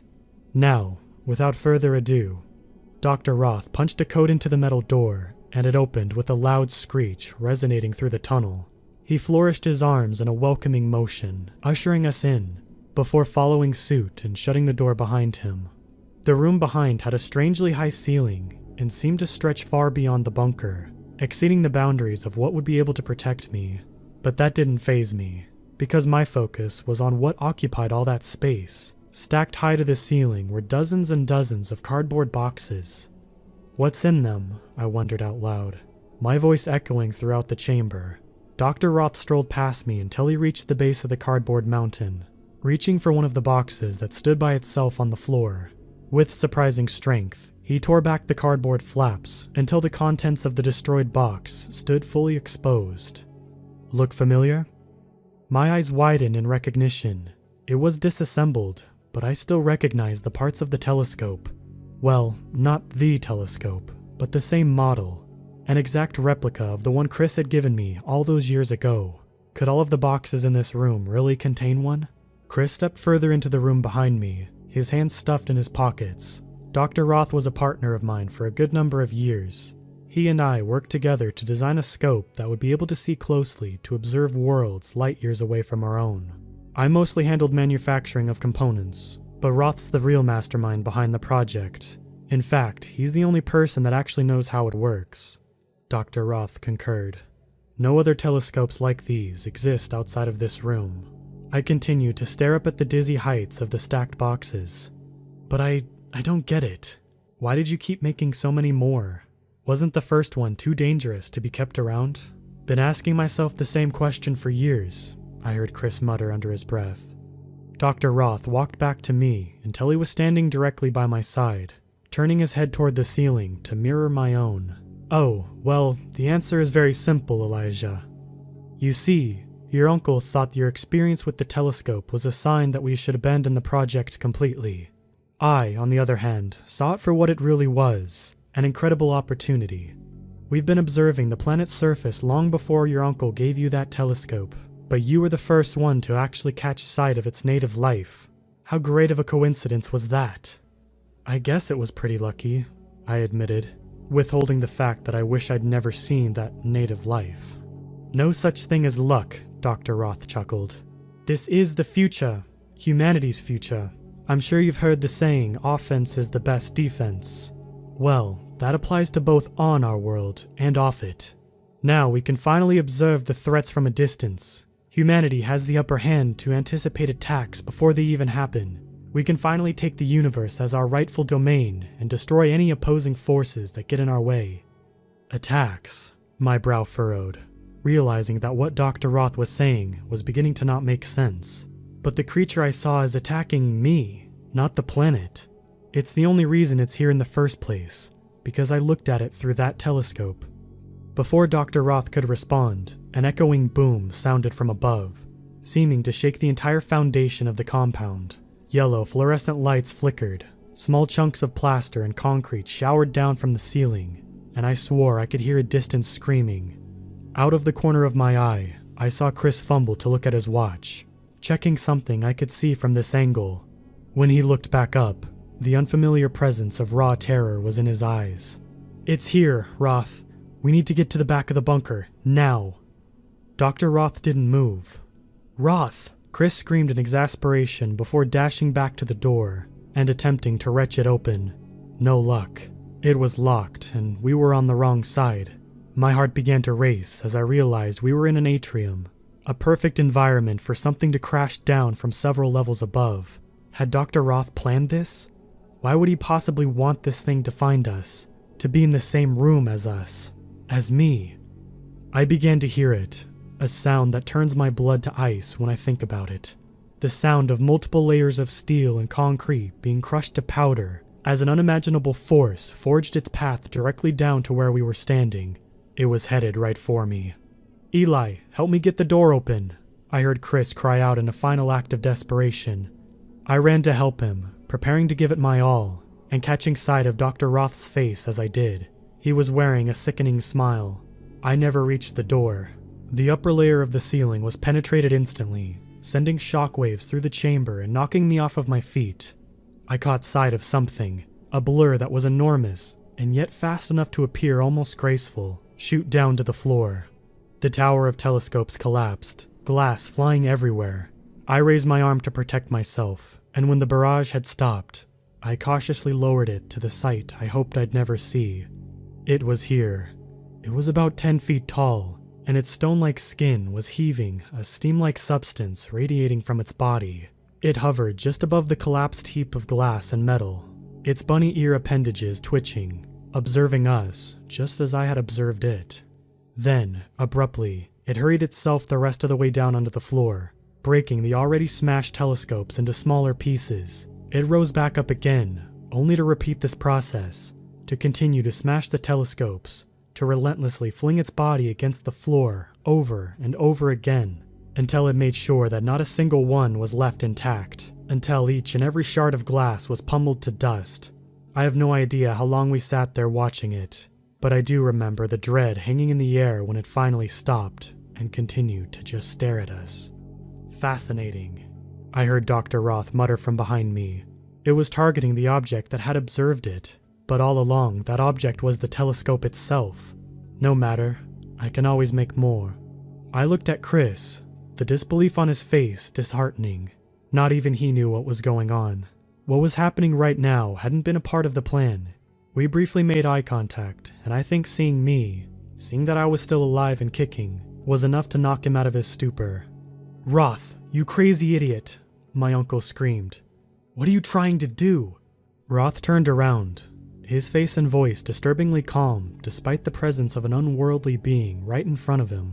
"I'm testing, Christopher. That's what our job has always been here, isn't it? This is simply one more test. If we are to bear witness to the behavior of this creature in an unrestricted environment, we are to better understand it. If we are better to understand it, we are better to destroy it. Destruction is the only path to true progress, and it always requires a bit of sacrifice." Sacrifice? He was talking about me. My uncle still looked furious, but I could tell he was tired. He had been working non-stop to prepare this place for me, and now it had gone to waste. It was as if his purpose had been lost. When he pulled himself back on his feet and spoke again, it was in a low, panting growl, like an exhausted predator. "This plan of yours, Roth, does it include locking yourself in with the sacrifice? Because unless that thing lets you walk out of here, that's exactly what you've done." Dr. Roth laughed a chilling, maniacal sound. "Of course I can just leave. I just have to wait for the right moment. Now that it has to destroy all the things with the power to see, it's going to be super easy to destroy the thing that saw it in the first place. You can leave with me too, Christopher, while it is distracted with what it is truly here for." Dr. Roth turned around to face the creature, and I'm not sure why, but what he did next deeply disturbs me. He began talking to it, his arms spreading outward, flailing like mad. "Well, why don't you give in to your inferior, primal urges? Finish your hunt. Destroy the one you came here for. Destroy him so that we may destroy you." The creature continued to stare, its unblinking, white-hot eyes burning into each of us, passing judgment with wordless fury. It looked at me, at Uncle Chris, and back to the doctor, its body only slightly turning each time, hovering just above the ground with almost imperceptible stillness. Then, in one swift motion, it descended upon the doctor and absorbed him into its being. Both Chris and I cried out in alarm as the doctor's life was ended in a muffled scream that dissolved him into silence. My legs turned to jelly, unable to support my trembling body as I fell to my knees. I felt like cornered prey, petrified, unable to escape as the creature began to slowly approach. I was sure I was next, that me, and maybe Chris too, were about to meet the same fate as the doctor. It stopped just a few feet away from me, and angled its levitating body downward so its white, radiant eyes were level with my own. We stared into each other, and somehow I could tell that it knew that I had never been the true threat, and all it wanted was to exist on its world without interference. And through some unknown clairvoyance, it had realized Dr. Roth challenged that existence. With the doctor and all of his creations gone, any chance of being observed, of targeted, of needlessly wiped out by an over-aggressive force were gone. The creature felt safe now, and that's all it had ever wanted. It backed away, leaving me breathless on the floor, my skin still pierced with shards of glass it had shattered across the room. It floated back to the center of the chamber until it was directly below the hole through which it came. And then, with an unimaginable yet silent speed, it rocketed upward into nothingness. It was gone. It has been about 6 hours since all of this happened. Chris and I got our cuts treated, and we drove back to my house. I know I promised that I wouldn't post any information about the compound online, and I know that if it's seen by anyone from Chris's department, whatever it is, it might get taken down. But I know that no harm will come to me. I don't know when I'll see Chris again, but I do know that if he's willing to protect me from aliens and crazy scientists, a few government hitmen should be no problem. The last thing that Chris told me before he left was that besides the gaping hole in the NASA facility, there was no evidence left behind of the creature ever being on Earth. It had been so fast that there wasn't any evidence of it entering the atmosphere in the first place. And if I'm being honest, that's probably for the best. And not just because I don't want to be on the news. If there's one thing I learned, it's that there are some things in this universe that simply want to be left to their own devices. And as long as you let them be, no harm will ever come to you or your world. But if you decide to interfere, you have been warned. This is Elijah, signing off.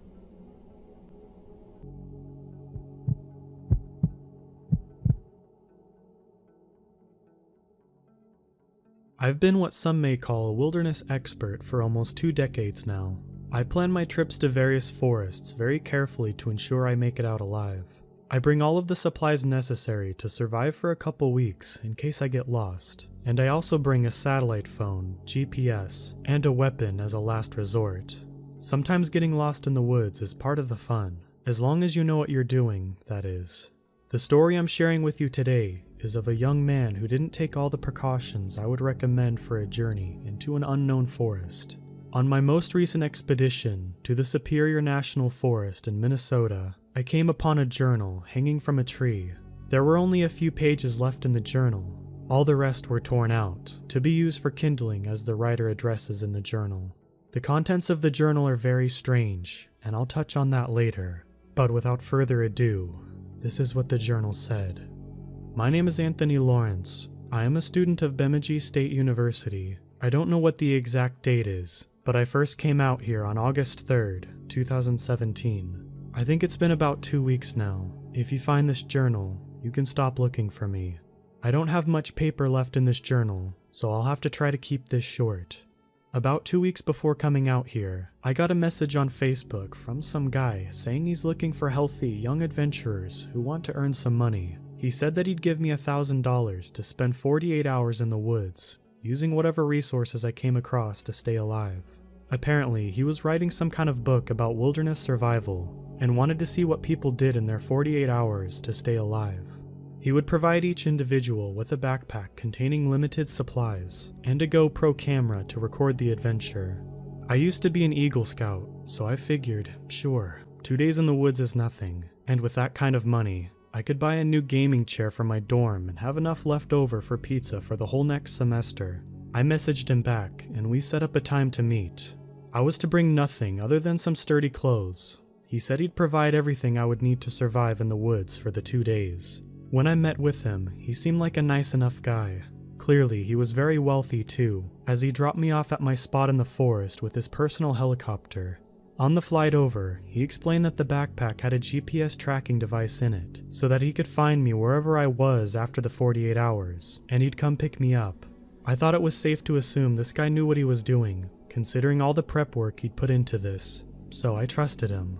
He dropped me off and flew away. I'd spent the first few minutes sorting through what I had in the backpack.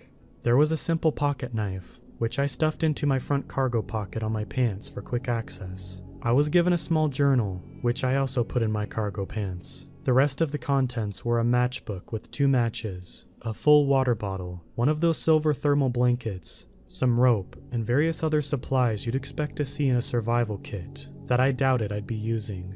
Oh, and of course the GoPro, which I'd strapped to my chest. There was no map, compass, or any kind of navigation equipment. The idea, I guess, was that I was lost in the woods and had to survive. So I set off. I spent most of the first day hiking in as straight of a path as I could manage. Other than the clearing where we landed, it was nothing but thick wooded areas so far. My first goal was to find a source of water I could come back to when needed, but so far, no luck. I was dropped off in the early afternoon, so at this point it was starting to get dark and the temperature was dropping. I decided I should start setting up camp. I gathered various small branches and brush from around the area, and found a small clearing where I could start a fire without setting the whole forest ablaze. I used the tiny pocket knife to cut off smaller branches from the surrounding trees, and got a decent-sized stockpile of wood for the night. I had to make use of some of the pages from the journal for kindling to get the fire started, and carefully lit one of the 2 matches I had to get it going. So far, so good. I took out the thermal blanket and lay down to sleep next to the fire. I awoke before the rise of the sun. The fire was just ash at this point, and I didn't want to waste my other match so early getting the fire started, so I packed everything up and set off again. After several more hours of hiking, I finally heard something that was music to my ears. Running water. A stream. At this point, my water bottle was nearly empty, so I was ecstatic that I'd be able to finish it off and refill. 2 days out here for $1,000? Easiest money I've ever made. I followed the sound of water to a small stream that seemed to go on for quite a way. After filling my water bottle, I decided to follow the stream in the direction it was flowing from, ideally to find a lake or something. I still had plenty of daylight left, so I kept going. I was getting pretty hungry at this point, so it'd be nice to find a lake with some fish in it, but even in the worst case scenario, I could last 2 days without food, no problem. It was getting dark again, and the stream I was following was getting wider, but still no lake in sight. I should have just set up camp right then when I still had daylight, but I was determined to find this lake, and I kept going. After a couple more hours, it was just too dark to continue. There was some moonlight shining through the leaves above, but not much. Not enough to keep following this stream, so I did the best I could to gather up some more wood for another fire in the dark of the night, and set up a makeshift campground again. I started the fire with pages from the journal for kindling again, and used my last match. I hunkered down and went to sleep, excited to find this lake the following morning and get some food before the sky picked me up to go back home. Loud cracking woke me up in the middle of the night, branches breaking from all around me. I sprang to my feet, startled.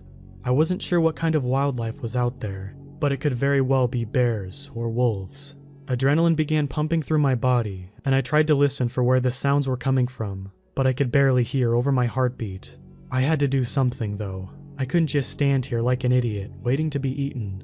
Whatever kind of animal this was, I felt like I'd be safe if I could climb one of these trees. As the cracking of the branches grew closer and louder, I began to climb a big pine tree near me, with plenty of branches making it easy enough to climb. The fire was dying down very quickly, but I had enough residual light to start the climb. I got up a few branches, probably about 6 feet off of the ground, when the noises stopped. So I stopped too.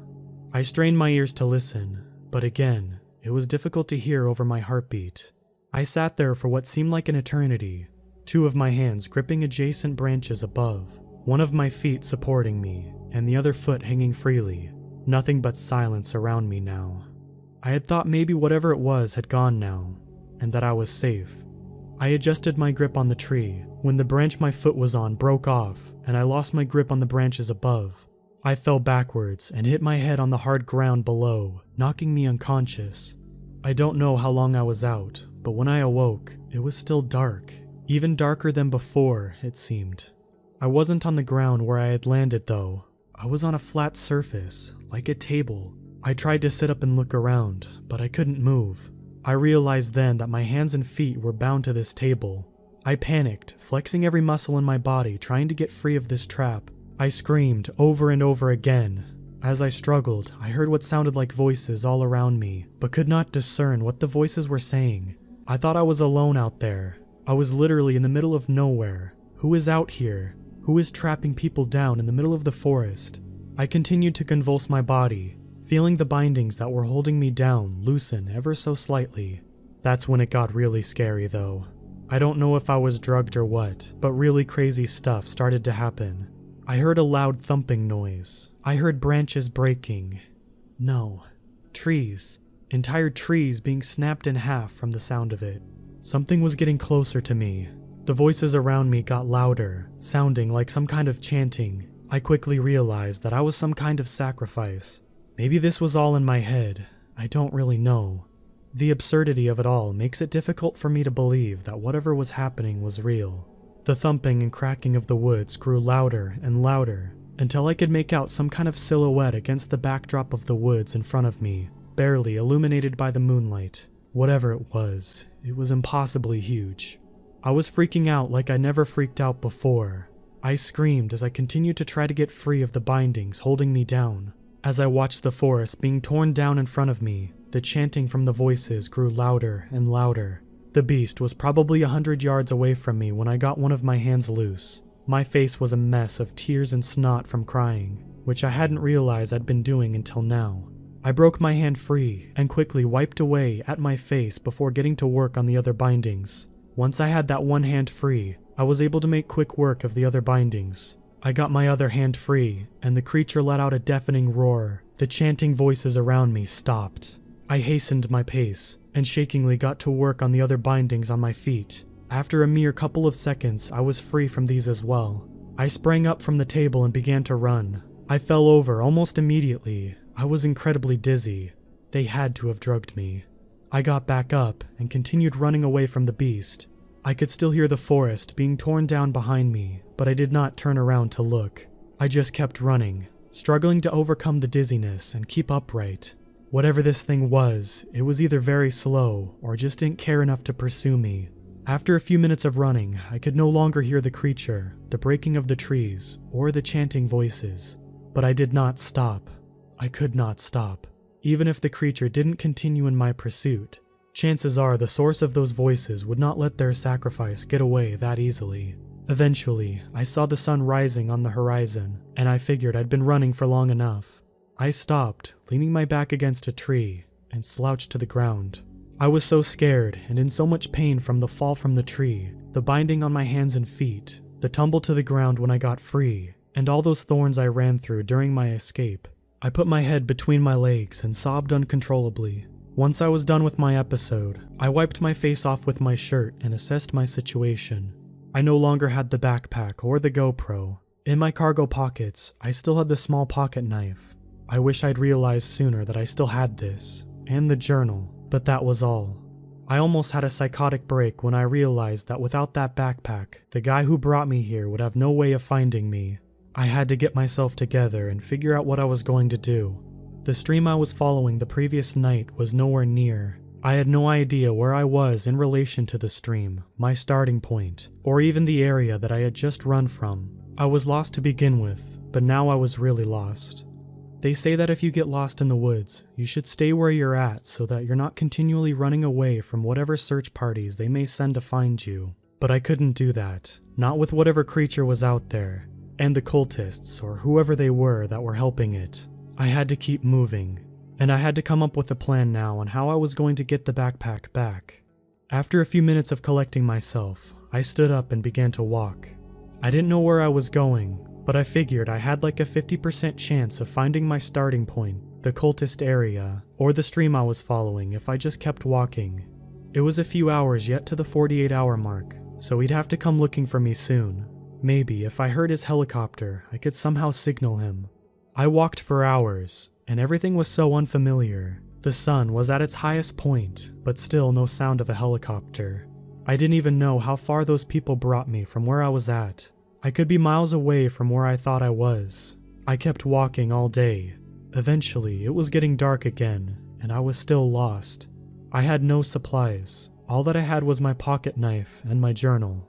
Well, one thing I learned in my time in the Boy Scouts was how to start a fire by rubbing a couple sticks together. So I took out my pocket knife and got to work on gathering wood. I knew that I wouldn't be sleeping tonight. It was too risky, but I at least had to keep warm. After probably an hour of rubbing a couple sticks together, I finally got a fire going.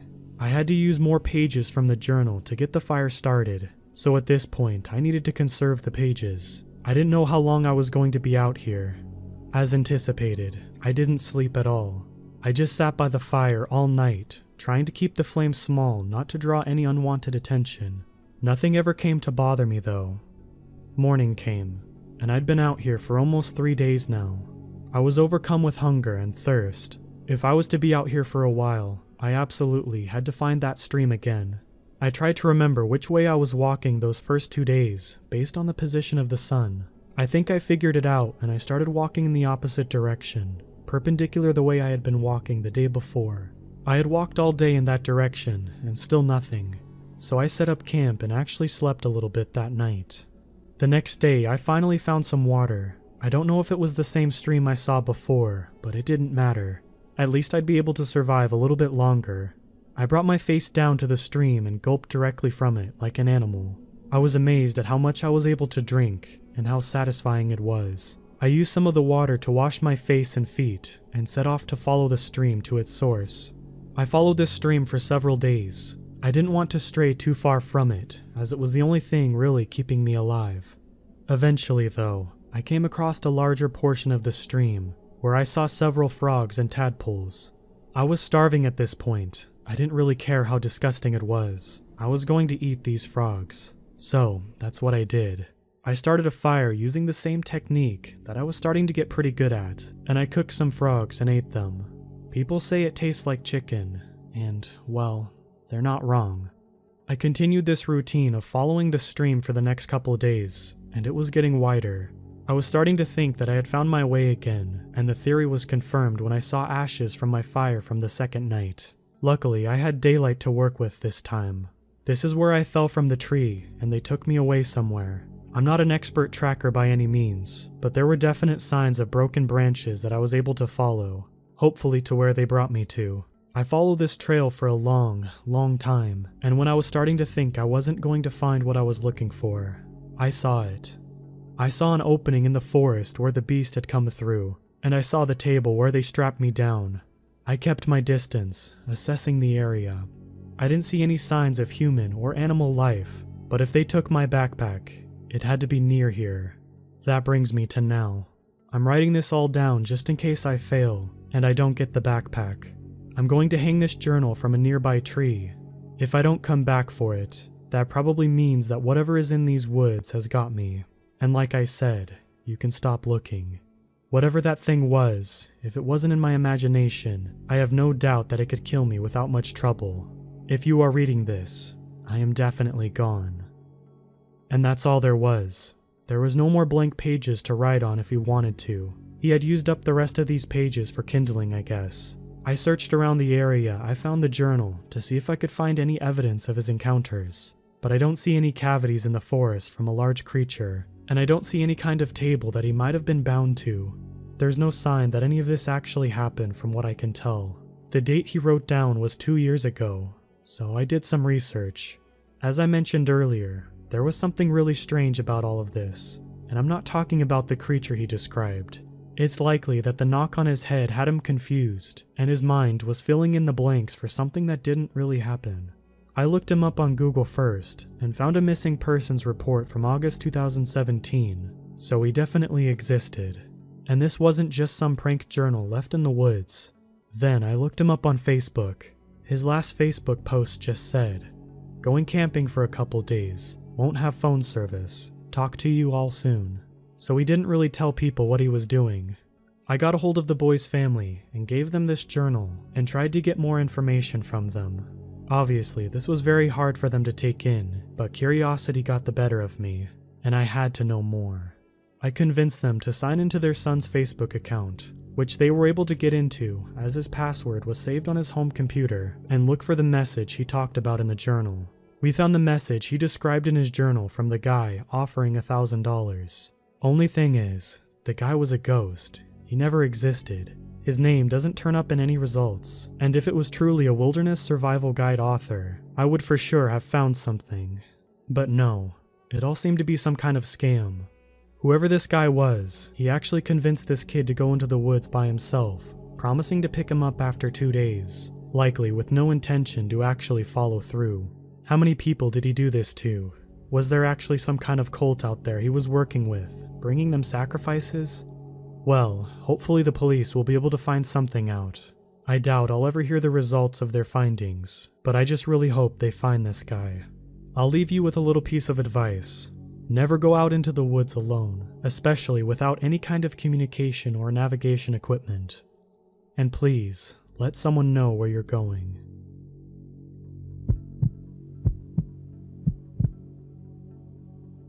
There are secrets buried deep in the heart of the Appalachians. Secrets that have never seen the light of day, some that would drive a man insane, some that will and should never be uncovered. I've been hiking through the Appalachians for a long time, born nearby and had a love for nature, so it was a natural fit. I made the hike up and down the whole of the mountains several times and developed a respect for them, rather, a deep reverence. You care for the mountain, and it cares for you. You disrespect the mountain, and it will get its vengeance. I was taught that early. I've seen a lot of things in my years, but this one takes the cake. I'd taken a month off from work and was prepared to hike through the Appalachians from bottom to top. First day started off as normal. Surrounded by the sounds of nature, I was relaxed and taking it slow. There's a calm that comes about when you escape from the city into nature. I think that's why I keep coming back. The second day, that calm was broken. As I woke up, I cooked myself some breakfast and was set to head out soon when I noticed the whole forest was quiet. Normally, this never happens. There's always some birds chirping, insects making noise, and the occasional animal that gets curious. Today, there was none of that. Unsettled, I decided to take off anyway and continue my journey. By noon, the quiet still had been following me. However, I noticed there seemed to be something following me. I had no proof, just a gut feeling. As anyone who's been around will tell you, always trust that feeling. That's how I've made it through many of the journeys I've made. I've come across many animals, but for some reason, it didn't feel like it was a bear or a mountain lion on my tail. Whatever it was, I made sure to stay well out of sight. I continued on until evening time when I started to set up camp. The sounds gradually started coming back, but the feeling was still there. I decided that the best thing I could do was get a fire going and make sure to keep it up all night. It wouldn't be my first sleepless night in the woods, but I was hardly happy about it. I ate my dinner and brewed up some coffee and settled in with a book. Around 1 or 2 in the morning, I woke up. I must have dozed off while reading, I thought. Fire's still going well and good, thankfully. The forest sounds were back and my unease had settled. I took some more of the coffee that I had left on and sat back, trying to think of what could have been following me earlier. It didn't take long before I realized there was a pair of eyes watching me from out in the dark. Nothing is more terrifying than knowing you're being watched by something out in the dark, in the middle of nowhere. The mountains always keep you at their mercy. Sometimes they're kind, sometimes less so. I'd like to think this was one of those times where I was lucky, that some sort of karma came back to me and saved me. I don't know if it was a good thing or a bad thing. However, those eyes started to come out of the woods, forming a mountain lion behind them. A gunshot rang through the night and caught it right between the eyes. I turned around and looked behind me. There stood a man, taller than anyone I'd ever seen before, bigger too. He looked rough, beard unkempt and long, hair that hid his shoulders that looked equally as rough, and with a voice that sounded of the deep rumbling of the earth itself. He spoke to me. Lucky you. I'm sorry, I stammered, not quite hearing him at first. Lucky you. The mountain. She saved you, he said, moving toward his kill. What do you mean? You were the one that saved me. Thank you, by the way. Would you care for some coffee? I managed to get out. My feeling of uneasiness came back, my anxiety skyrocketing as everything in me told me to run. He was quiet for a second, looking surprised by the offer. Sure, it ain't often I see good folk up here, mostly just bad that need punishing, he said with a thick accent. I poured him a cup, trying to make sense of what he was saying. I'm sorry, I don't have any cream or sugar with me. He chuckled a deep laugh that seemed to come from the very ground beneath us. Black's fine. That's how I like it anyway. I see that you know to take care of her, he said, pointing to my bag full of trash. I handed him a mug of coffee and took a deep gulp of my own before replying. Of course. No sense to soil the beauty of the mountain. It just wouldn't be right to leave all of this laying around for the animals to get into. I see why she told me to come to you. I was watching you earlier to make sure I didn't need to take care of you. I stopped. You were following me?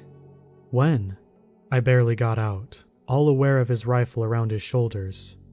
Course, most of the day. Don't get many folk around this part, and I had to make sure. It's my job and my home.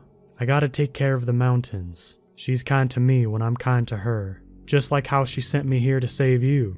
She don't like to see the good ones die on her," he said with all seriousness. "What do you mean by she? I don't understand." I trailed off as he stared at me, eyes an unnatural shade of yellow, almost akin to cat eyes, seeming to stare deep into my soul, seeing me for who I was and not who I appeared to be. "The mountain, or the spirit of the mountains. Me and my kin are her protectors. I can see you're not quite following, but that's alright. Just know that you're lucky it's me that found you. Some of my kin don't take kindly to any strangers, much less humans in their neck of the woods. I'm alright with you if you're alright with the mountain." The silence drowned between us as I didn't know what to say, not fully understanding what was going on. "Thanks for the kindness, stranger, but she needs me again. It ain't gonna be pretty." As he got up, he moved on out of the camp, and as he moved beyond the firelight, he seemed to just disappear. I thought I caught a glimpse of a large animal where he had been, but surely I was just tired. After the adrenaline wore off and exhaustion set in, I felt myself drifting off. I woke up in the morning, not quite believing what had happened last night. I wouldn't have believed it to be a dream, but the cup was still there, and so was the mountain lion. I'm not one to back down from the journey. I decided to press onward.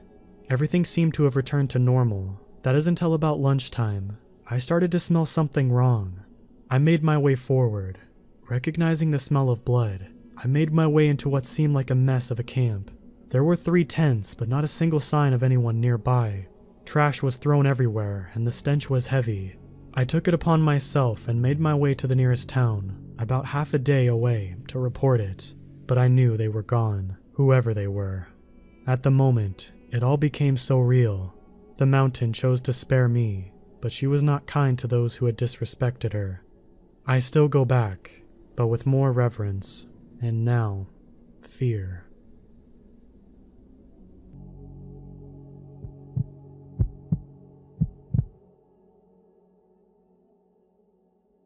This happened to me a few years back when I was in my early 20s.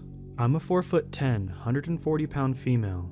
At the time, I worked in a department store at the makeup counter. This job relies heavily on good customer service and building relationships because you want people to come back and spend money on your products. We are given personalized business cards so that we can build up our own client base. Very important for a commission department. It's not uncommon to be familiar with the people who frequently shop in the store. As workers, our training is focused on being friendly and accommodating. One day while I was working, I had to move to a makeup counter that wasn't my own to cover someone's lunch break. It was a really slow day, so I was just leaning on the counter, people watching. I could tell that most shoppers were just browsing, so I kept to myself. One of the people that I noticed was a very tall, broad man. He walked very slowly, almost hunched over. His face was fixed very aggressively, like he was angry but focused. He circled around the counter a few times, but I could feel his gaze on me instead of the products. After a few rotations around the department, I decided to greet him in case he needed help. It wasn't until he directly came over to me that I realized how big he actually was. Again, I'm a 4'10", 140-pound female, so I feel pretty small regardless. But even with his slouched posture, he was over 6 feet tall and well over twice my weight. I'll never forget his teeth. They were completely black in the front. Your eyes couldn't help but go right to them. Despite his menacing appearance, he was soft-spoken. Truthfully, I could tell he wasn't all there by the way he talked. He told me no when I asked if he needed help, but requested my number. So direct. We had never spoken before. I declined and said I was in a relationship and that it would be inappropriate. He then asked if he could have a business card for the counter in case he wanted to get products. Since I wasn't on my normal counter and I really wanted him to go away, I handed him my coworker's business card and told him to call if he had any questions. It worked, and he walked away after that, filling me with relief. Only a couple minutes later, the phone counter rings. I answer with my peppy customer service voice and say, "Thank you for calling. How can I help you?" And immediately I know it was the same guy when he starts talking.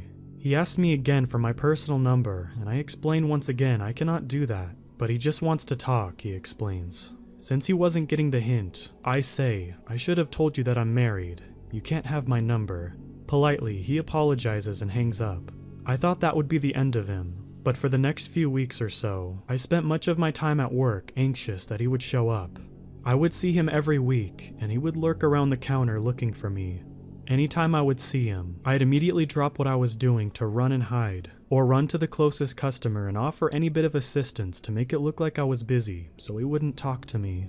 I successfully dodged him every time, and it came to the point where I stopped seeing him. I was thrilled. I had almost completely forgotten about him, until one day I decided to go to Walmart by myself to pick up a few things on my day off. I generally like to shop alone. I can take all the time I need, and I like to leisurely look around. I grabbed a basket and made my way over to the cosmetic, hair, and wellness section, since that's where most of the things I needed were. I only managed to grab a few things before I locked eyes with him as I walked by the supplement aisle. I recently changed my hair and wasn't wearing my work uniform, so I didn't think he'd recognize who I was. I was ready to just go about my shopping and ignore him, until I noticed that he had dropped all of his items he had in his hand and started heading my way. I panicked and picked up my pace immediately. I thought to myself, he's not going to really follow me through the store, right? But as I turned around to look, I could see his humongous body just plowing through people, with that same terrifying look on his face, only meaner. His black teeth growing closer with a snarl. Since the direction I was walking was opposite of the exit, and there was no way I was going to turn around, I decided that my best course of action would be to follow the perimeter of the store and cut down the center section, which would bring me close up to the registers. I speed walked the entire time in hopes of losing him amongst the people, but never once turning around again. By the time I made it to the register area, I could actually feel him behind me, still not wanting to turn around to look. I glanced in the reflection of the soda machines that are in between the register aisles to see how close he was. To my horror, there was only about 1.5 to 2 feet between us. I was afraid to just drop my stuff and run to the door in case he followed me to my car. I parked in the far back of the parking lot, and I didn't want to risk it. I also didn't want to get in line at the registers, since the lines were long and I would just be standing there out in the open, alone. Instead, I walked into a cluster of people crowded around the self-checkout line. I noticed another large but older gentleman with his cart in the middle and ran straight for him. The people were so closely clustered together that the man following me couldn't make it through. I ran over to the man in line and grabbed on his cart. I said, "I'm so sorry, I'm not cutting you, but there's a man that's been following me through half of the store, and I needed to stand with you." He was so sweet and let me be with him while we waited in line, and even let me go ahead of him so I could leave quicker. As I was cashing out, I could see in my peripheral vision my stalker was staring at me and pacing about, but he couldn't come near me since the self-checkout was somewhat sectioned off. By the time I finished and grabbed my receipt, I couldn't see him. I looked around, but he was nowhere.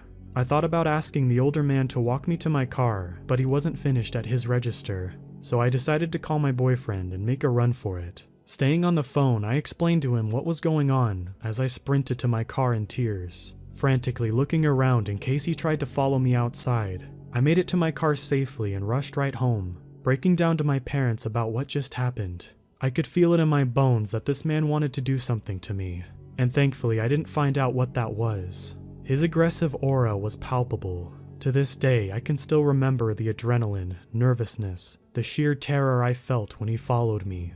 I had never felt so vulnerable and helpless, even with all of those people around. I quit my job roughly 2 years later. I had only seen him one other time there since the incident, but I live in constant fear that we will cross paths again. I'm afraid to shop alone, something that I wouldn't give a second thought to years before. So to my stalker with black teeth, let's not meet again.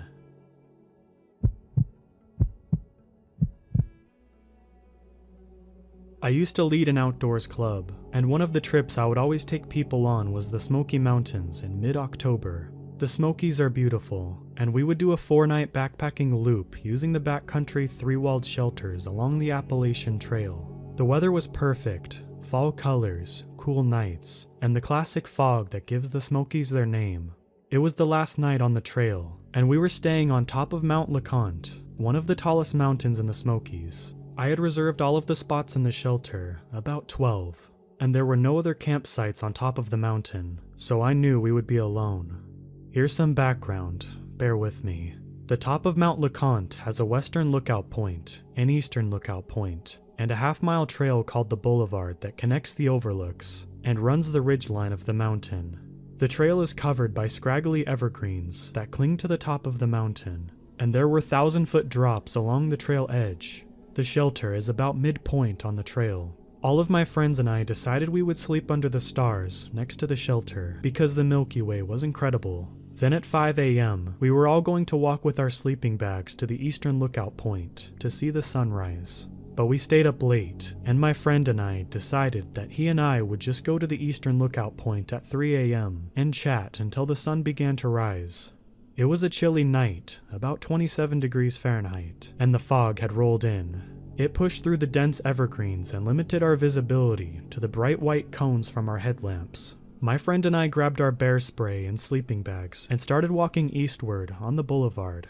Once we started moving, I realized how bad the visibility was. The trail sneaked through the foggy trees, and you could never see what was around the next bend. There were reports of bears in the area, so I kept my bear spray out and made as much noise as I could. The fog rolled through the trees like a haunted house. As I turned the bend, I nearly ran into a man. He's standing alone in the middle of the trail, facing me. Not moving, no flashlight at 3 a.m. in the wilderness, just standing in the darkness. I also realize that he's wearing a t-shirt and has only a small book bag. Keep in mind, it's about freezing. With my bear spray leveled, I stammer, "Hello?" No response. I ask him where he's coming from and where he's going. I don't know. His facial expression looks lifeless. I asked him where he's planning on sleeping tonight, given that he has no gear. I don't know. With you? Oh no. I could put it together pretty quick. This guy was definitely on a lot of drugs. He eventually admitted that he had walked from a town about 30 miles away, but he kept on saying that he wanted to stay with us at the shelter. Then he would speak some nonsense. Suddenly he said, "I'm being followed by a dog." I figured he's just seeing things and asked what it looked like.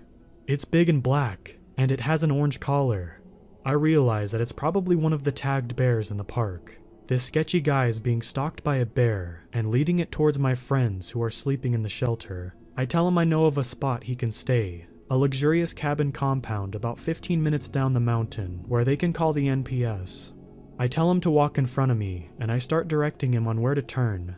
I figure that if he tried something erratic, I could blind him with my light and follow up with bear spray. I eventually get down to this cabin and wake the employees to let them know he needs help. They tell me I can leave, so I head back to my friends and tell them what's going on. Before I go to sleep, I jog back down to the rangers to make sure everything is fine. We don't know where he went. He stepped out the door and now we can't find him. Creepy man in the fog. Let's not meet again.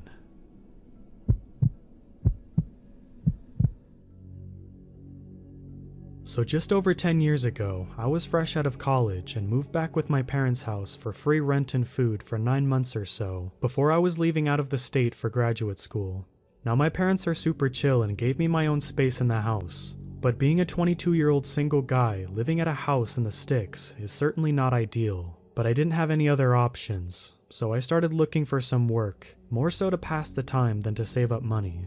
Anyway, so summer turned into winter, and I still hadn't found anything solid. By then, I desperately needed to spend more time out of my parents' house, so I took a part-time gig doing some light bookkeeping for a small business owner guy that my dad knew.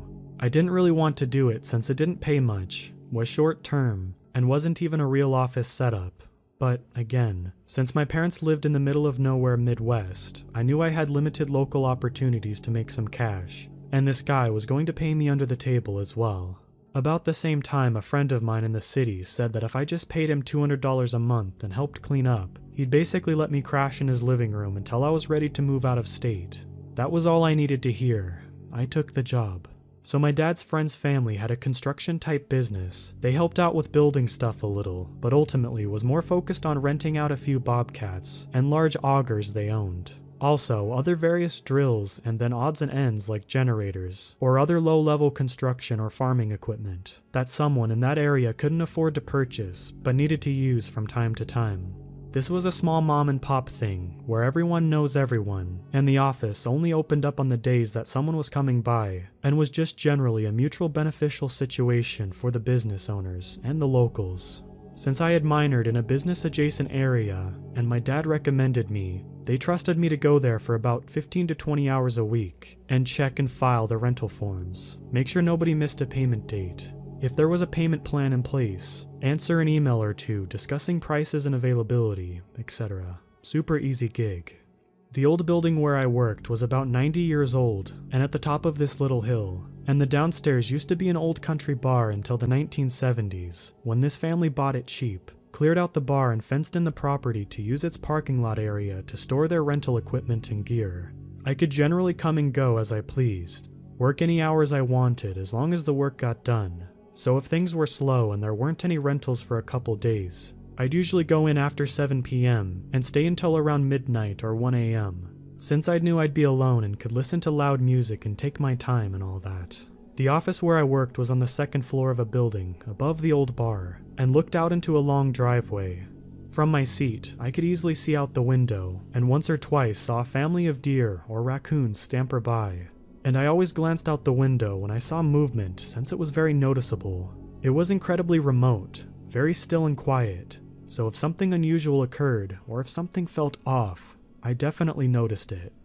One night during the winter, it had snowed a few inches and my dad told me to stay in just in case the roads were bad. But I had an old SUV, and more than that, just really wanted to get out of the house. So I went to work about 8 p.m. and was going to stay until just after 1 a.m.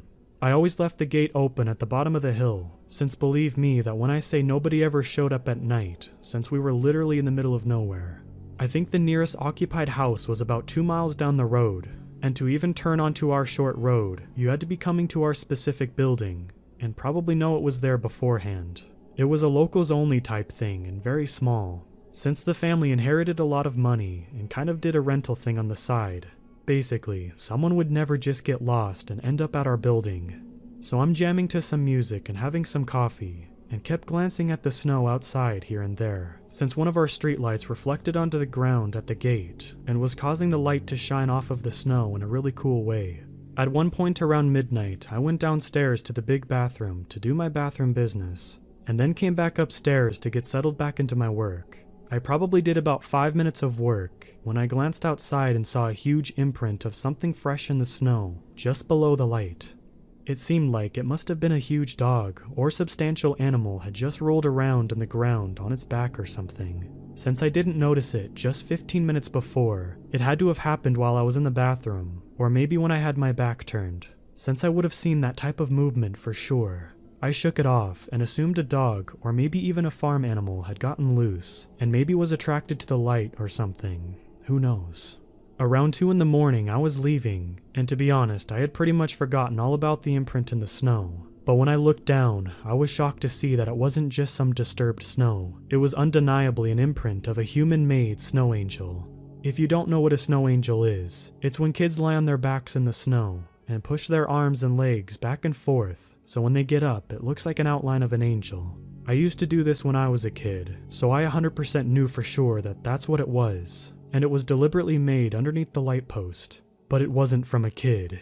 It was from a very large person, or at least a normal-sized adult wearing tons of layers of big winter clothing. I looked up and saw what I had already knew, that whoever made this snow angel could easily look up and seen me through the window. So they must have waited for me to head downstairs to make this snow angel. Now, I definitely would have seen or heard someone drive up to our building, even if I was in the bathroom. So I knew someone would have had to walk into the deep freezing snow and cold for a few miles, stop in front of our building, and then do the snow angel in the small amount of time I wasn't sitting at the front of my desk window. I glanced around for tracks in the snow and saw that there was one set that led to the nearby woods to the right of the building. So it was clear that the person didn't use the road, but instead came from the opposite side, which made me instantly uneasy. Since that side was just trees and darkness for miles and miles, I was definitely a little freaked out now, once I realized that someone had just been this close to me secretly in the middle of the woods. And I looked around, but I didn't see anything amiss at all, and now just wanted to get out of there. When I got back to my car and drove a few feet, I realized that my boss would be there in like 4 hours and might see the snow angel and assume that I did it, since he probably assumed that I kept the gate locked when I was there. It wouldn't have been that big of a deal at all, but I was young and felt like I might be made fun of by him, if nothing else. So I opened the gate back up real quick, ran over and kicked the snow around a bit to hide the angel, locked it up again and went back to my car. Also, I should note that this is what really happened at this moment, but I almost lied here and said something else since it seems fake, since I assumed the average person wouldn't get back out of their SUV and not just flee in their car because they'd been embarrassed about the snow angel. But at that time I was insecure and cared a lot about what others thought, so unfortunately this is what I did. Also, I wasn't exactly fully terrified at this point, even though it was certainly unsettling. I just thought it was really weird and could have been an illegal hunter, even though hunting at night in the cold didn't make much sense. Either way, the imprints were made 2 hours earlier and I assumed they were long gone. But that's when I heard it. When I was getting into my SUV, there was the loudest high-pitched laughing coming from the woods. It almost sounded like a fake laugh, like the Witch and Wizard of Oz or something. Like someone was doing it fake on purpose to show they weren't scared of me, or how I'd react at all once I knew they were laughing at me on our property. It was close enough that I knew they probably could see me, but I couldn't see them at all, since other than the streetlight I was under, there was no illumination. After a few seconds of laughing, they stopped, and then it was just silence everywhere, except for my heart beating through my ears. Then the laughing started again, though louder this time. More like screaming and laughing combined. I sort of froze for like 5 seconds, listening in panic. Now, I spent a lot of time in that area, and I know what coyotes and foxes sound like at night with their high-pitched screeches, so I can't completely logistically rule that out. But to me, it honestly felt like an adult man trying to emulate a woman laughing, like someone was deliberately trying to make a fake scary shriek laugh in order to scare someone. Well, it worked. After that 5 seconds, I was immediately filled with adrenaline, got in my car and drove away from there as fast as I could, without sliding off the road. Back home, I was up all night trying to figure it out, and told my parents the story when they woke up. After talking about it, we all decided it was one of two things. It was either my brain somehow convinced itself that the snow formation was angel-shaped, when it was really just caused by some animal, and then the snow tracks and laughing was just a coyote or a red fox, though I don't think that's what it was. What I truly believe, the second thing, which is some local was out walking around for some reason and decided to mess with me. I didn't have any close friends left in that area that would do this, and if they did, they would certainly have brought it up to make fun of me for speeding away in terror. I found out later that the nearest house was a super old couple, so I doubt it was one of them, which means whoever it was went out into the woods in the night, in the freezing cold, just to mess with a stranger. I don't have any mental issues or any family history of them. I didn't do drugs. I drank socially at the time, but certainly didn't that night. I also don't believe in the paranormal, so I never once gave that a thought. In my heart, I know someone was out there. I worked there another 6 weeks or so and never had a single issue, though I knew where my boss kept his gun, and I always made sure it was there when I started my shift, and I certainly always locked the gate from then on. Thinking about this experience that night, the part that freaked me out the most was that he had to have waited around for me to leave for around 2 hours just to do that laugh. He didn't know me. I could have been crazy and the type of person to get mad and try to find and attack him, yet he didn't seem scared or to care while he tried to mess with me. For some random dude, this is probably a story he tells from his point of view to make all of his friends giggle hysterically. But for me, that dude, the one I call Angel in the Snow guy, the one whose laugh I'll never forget. Let's not meet.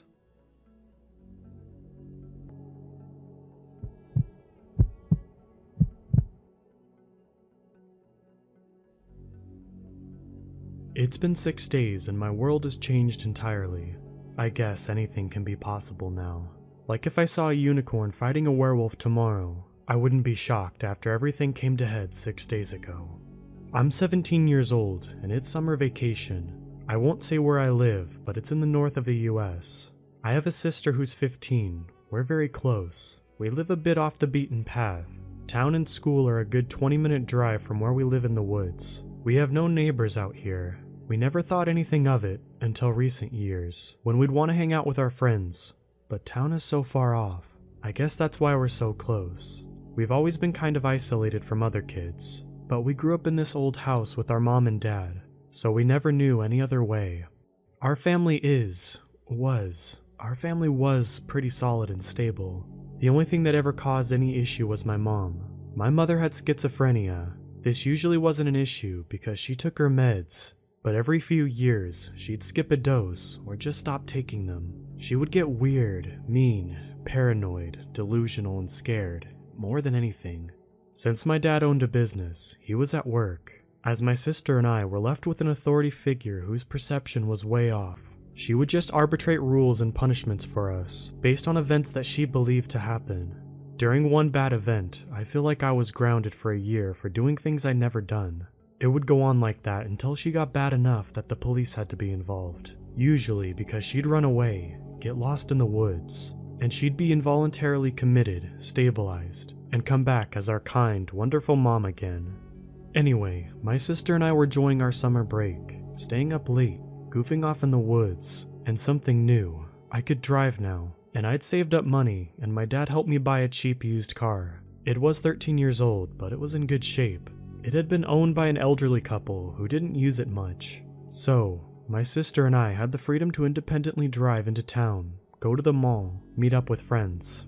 I'm sad to say, what started as the best summer ever looks like it stopped abruptly as it started, and there's no going back. My sister and I decided one afternoon to meet some of our friends from school in town for lunch, and spent the rest of the afternoon at the lake.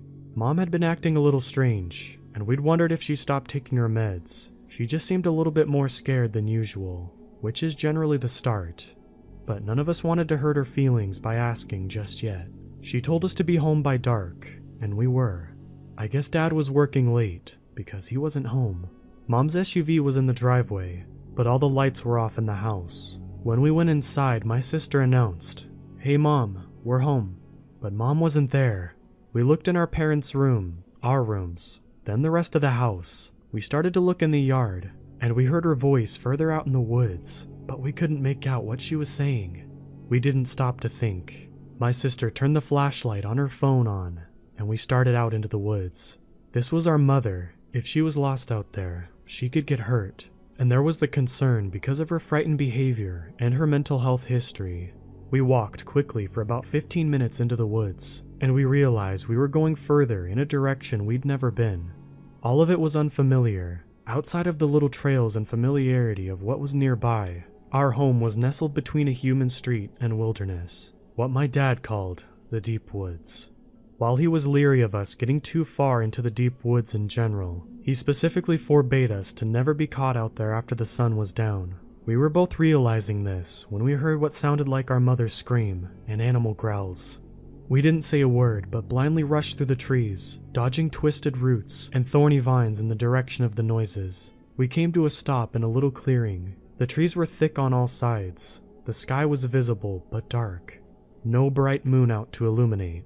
We heard rustling in the nearby brush, and my sister wheeled around with her flashlight, looking for the source. We saw branches of trees and bushes quivering, as if we were surrounded, but we saw nothing. We heard our mom's voice again, which was disturbing. Her tone was conversational, and we could hear it well enough, but the words or sounds didn't make much sense. Then it stopped. Everything went silent. Everything stopped moving. That's when the smell hit us. The scent of decay. Something had crawled somewhere to die and be discovered days later by the scent. "What is that smell?" I asked my sister in a whisper. She was about to respond, but my scream cut her off. While she was looking at me, something stumbled into the beam of her light. Something with red, reflective eyes, and she totally went still and silent. I did too, as we tried to make out what this thing was in front of us. It looked like a buck, standing on its hind legs. But it was all wrong. It stood about 8 feet tall, and the more we looked at it, the more wrong it was. Its head was in profile now. The red eyes had been replaced by black, empty sockets, and I realized its head was a skull with bits of flesh and fur barely hanging on. It looked more like a canine skull. Its jaws seemed to turn up in a sinister grin. From its torso, it had 2 arms, ending in almost human hands, but with deadly claws. Instead of hooves of a deer, its legs looked more like those of a bear. It was covered in blood, and here and there the flesh was gone, and the skeleton was visible beneath. It turned back to face us, defying everything natural. As its head turned, the face and the rest of the creature went black, like a shadow.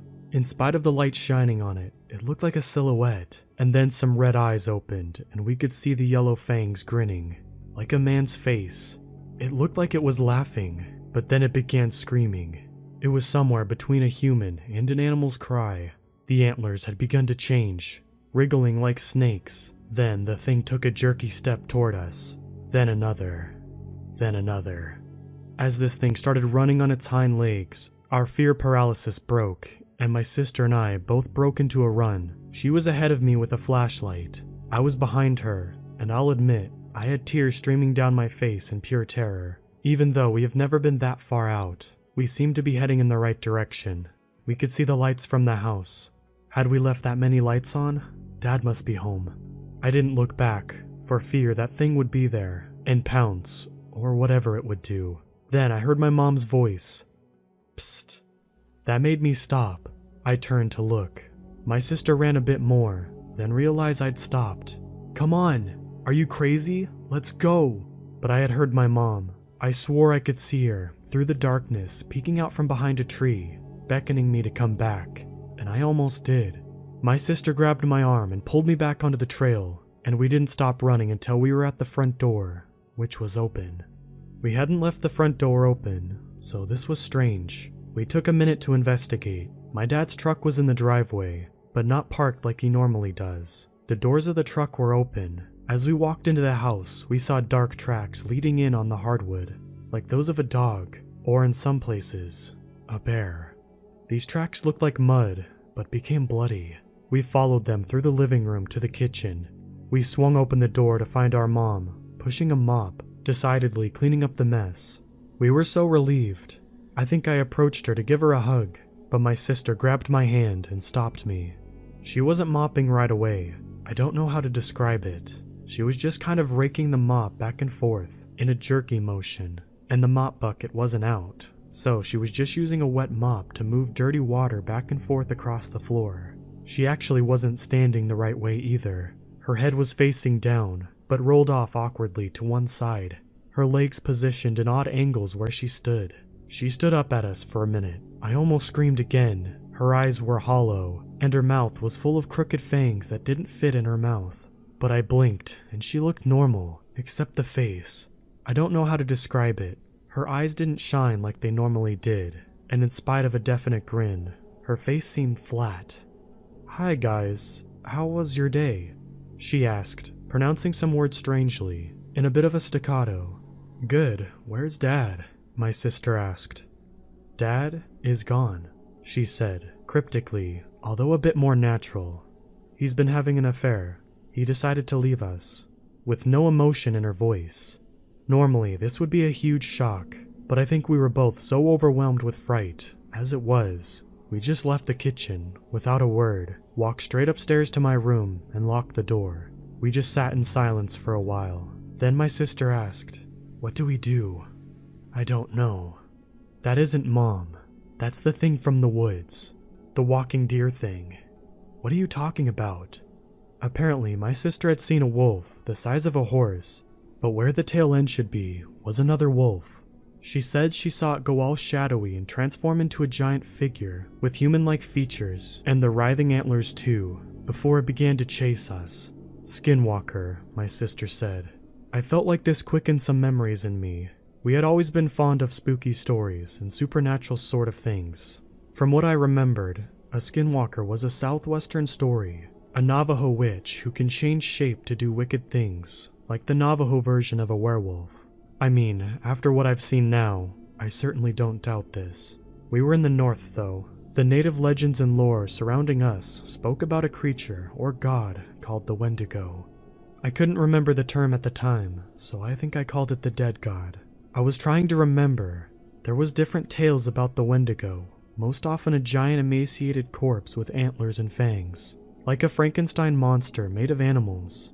Some stories say the Wendigo was cursed for committing cannibalism and transformed into a flesh-eating monster, while another story, a friend of mine, whose culture takes these things seriously, told me in a hushed tone that the Wendigo was the god of the deep woods and the god of death. Its spiritual touch could turn men into cannibals and would raise the dead, making host bodies of animal carcasses, but possessed human bodies when it could, to spread its influence. After I explained this, I think we both silently accepted this as a possibility. What if Mom wasn't sick all these years? What if it was the Wendigo's influence over her, trying to get to the only human family in the area? We didn't have a lot of time with our thoughts, because there were crashing sounds from the kitchen, pots and pans, dishes breaking, and an instant later, a pounding at the door. It's like this thing knew our thoughts, and it knew we weren't fooled that it was in Mom's body. Our little mom, who was about 5 feet tall and 115 pounds with blonde-like hair and big blue eyes. She always looked so sweet, like a doll. It was unsettling to think that something so sinister might have gotten to her, and maybe Dad too. Where was he? The pounding on the door stopped. The imitation of our mother's voice was more convincing now, as if by me thinking of her gave the thing more knowledge. Hey guys, open up. I want to talk about Dad. Clearly, this is traumatic. She sounded so kind and so sympathetic. My sister is a tough girl though. She screamed, "Stay away from us." Silence, then a growl. Then the pounding on the door resumed. It was so forceful though, the door was going to break for sure. Before we knew what to do, a bone-white antler stabbed right through the door, showering splinters and creating several large holes. Through the cracks, I saw a brief, broken vision of a buck's head and a wolf's jaws, covered in rotten flesh, but through another, it appeared to be totally skeletal. It laughed, or made a noise, like a deep, creepy laughter. That's when we jumped off my bed. It started ramming its antlers into the door, breaking in, but we were already out the window, climbing down the lattice that my mom grew jasmine on. We heard the thing break through the door. Looking up, I saw its enormous, terrifying silhouette with huge antlers. The whole totally obscured and black, except its glowing red eyes. I had my car key still in my pocket. We jumped in my car, and I started her up, and began speeding out in such a hurry, my sister had to cry out, "Turn the lights on." I did, but wish I hadn't. This was taking place over seconds. We had just seen the thing upstairs, and I had to slam on my brakes as my mom, or whatever was in my mother, came limping out in front of the car. It was literally dragging its feet behind it. It didn't know how to use the body properly. Then it stopped. Blank face. Empty holes for eyes. It raised my mother's hands, trying to signal us to stop. My sister urged me on. "What are you waiting for? That's still Mom." "No, it isn't. Either get around it or run it down." I wasn't sure how I felt about any of that, until what I saw. In the headlights now, I could better see Dad's truck. Hanging out of the open front door was what was left of my father, covered in blood in his tattered work clothes. His forearms and hands were intact, but that's all I could see.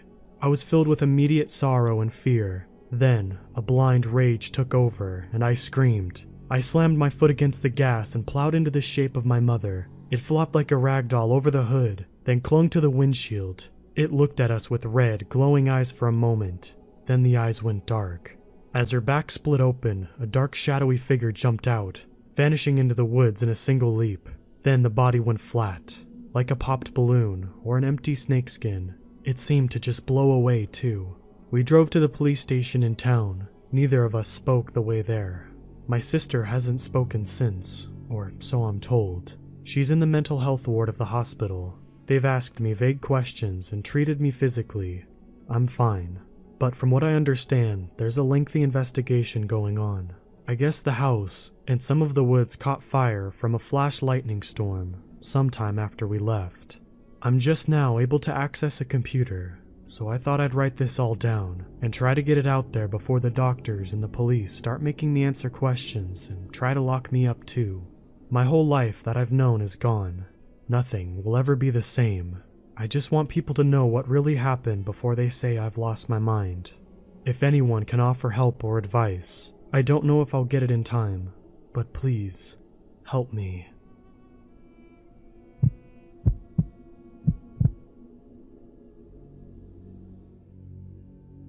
I live in a partially suburban area in Ohio. There is a small wooded area with a creek next to my family's property. I'm 16 years old, and sometimes I like to go down there and catch things like crayfish and minnows.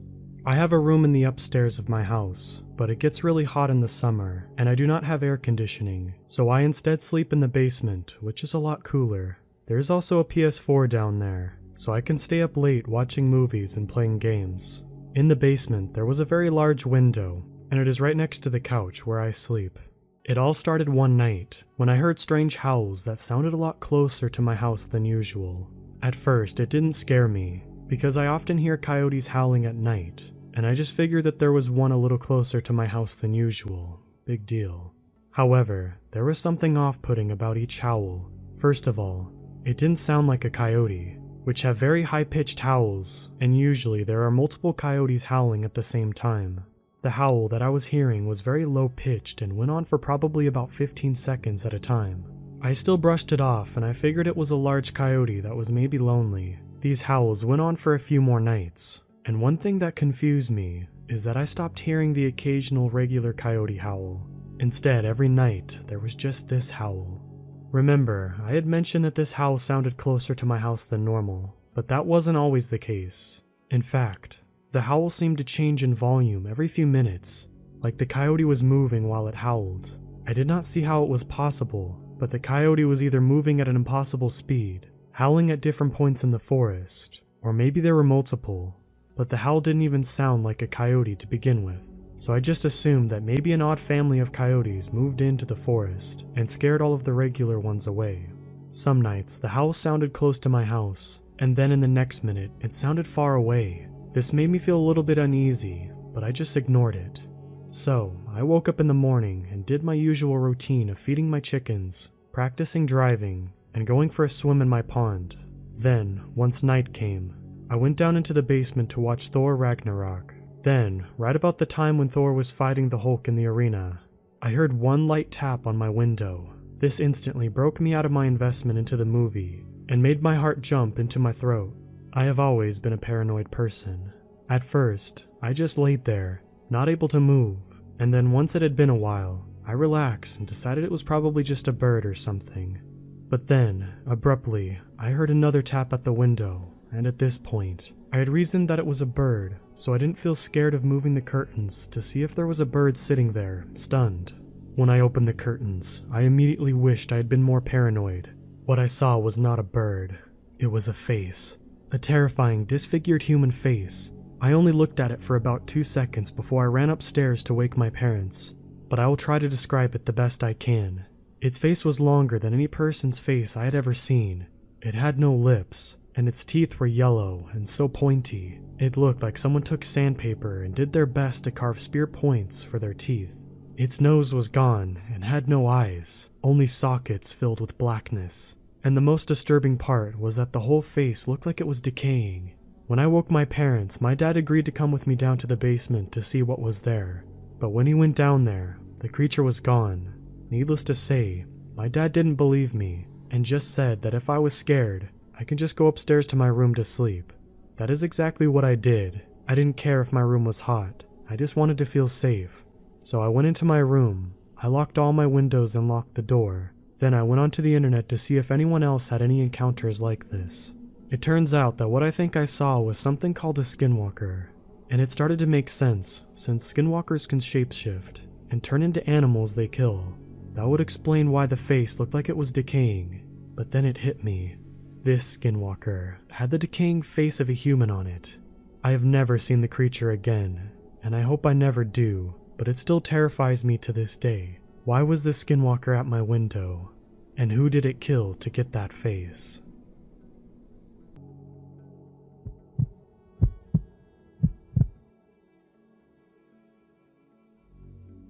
Today is the anniversary of me destroying my lower back. I am not paralyzed or anything, but I've got 2 herniated lumbar discs and a compressed sciatic nerve. I know that today it's not a big deal to have surgery and fix the bulging discs, but due to an unfortunate family history with the medical practice, I'm not entirely trusting of doctors. Usually, one wouldn't bother remembering the exact date of an accident that didn't cripple them after a few months, but I remember. I feel like I have to remember that day. I injured myself taking a nasty fall traveling in the Judean mountains, close to Qumran, where the Dead Sea Scrolls were found. One moment I was standing on a hilltop, and the next I found myself tumbling down into a cavern. The fall didn't feel serious. I say that it hadn't felt serious because I landed on my backpack, and the impact mostly sent waves of adrenaline through my body. Now, I obviously know better. I fell about 10 feet down. The surrounding space was spinning for a few moments, and could hear my pounding heart in my ears. I looked around frantically. I didn't feel any pain at that moment, so my biggest concern was being trapped in some cavern with no way out. Just as I was beginning to panic, I noticed a stream of light coming into the subterranean cavity I landed into. I collected myself and got back up on my feet. Walking around the cavern for a bit, I made sure that the source of light was indeed an exit, which it was. Feeling adventurous for a lone traveler who could have died mere minutes ago, I opted to go look around the cave for a bit. I guess the adrenaline rush hadn't worn off by that point yet. Anyway, I pulled my flashlight and started walking into the depths of the cave. For about a half an hour, I couldn't find anything other than an endless maze of cave formations, sprawling seemingly into infinity. The various spiky mineral deposits forming the floor and the roof of the cave gave an appearance of some ominous, colossal alien's maw. It was almost mesmerizing to look at. Endless stony tendrils sticking out in all directions for what seemed like miles upon miles. I heard someone call out from the depth of the cave just as I was about to make my way out. A man's voice boomed from the deeper parts of the cave.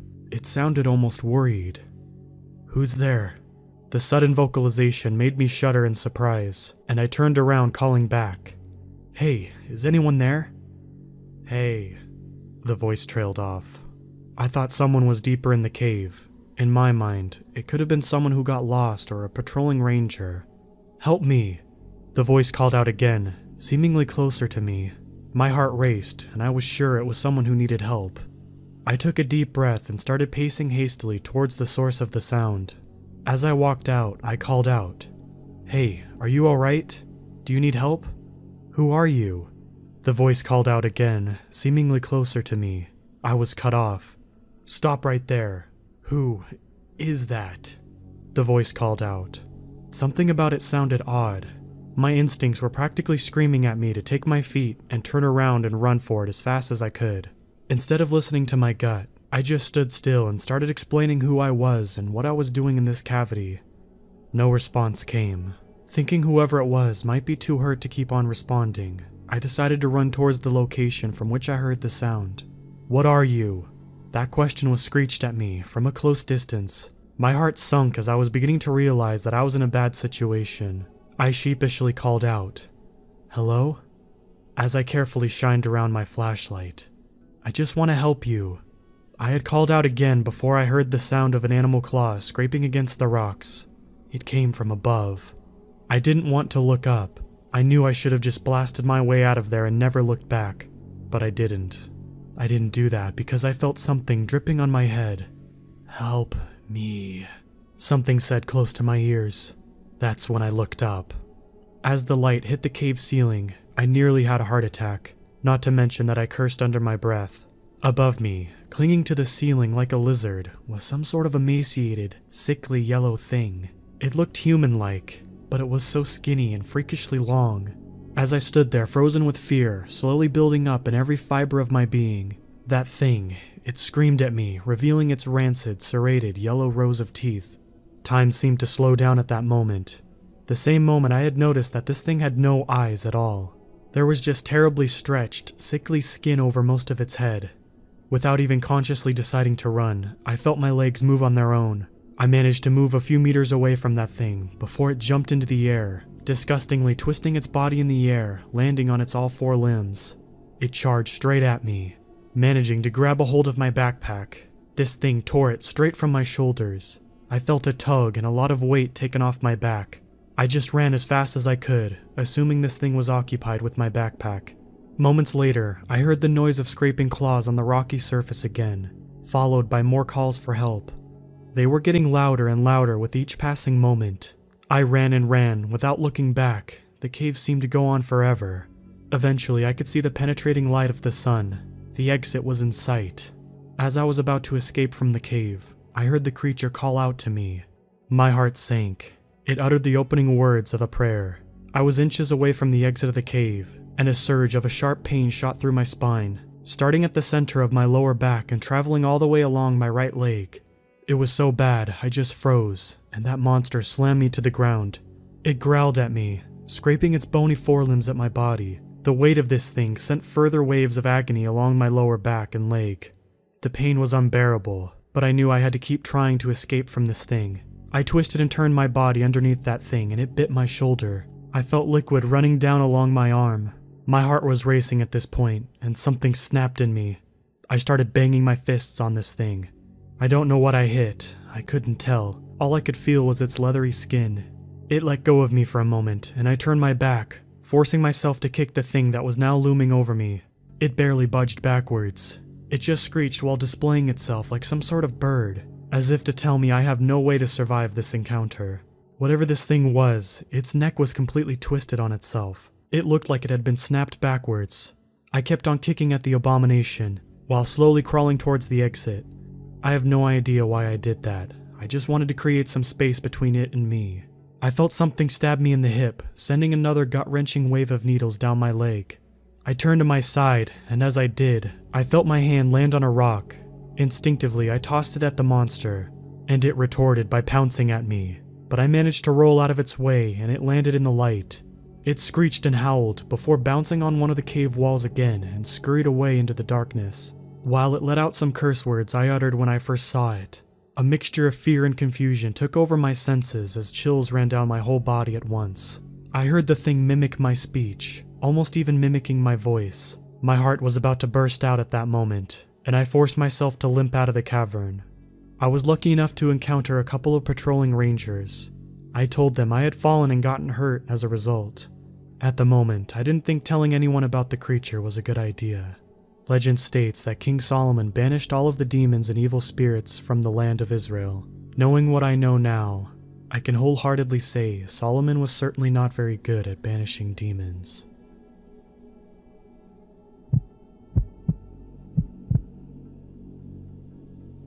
I must tell this story before they find me.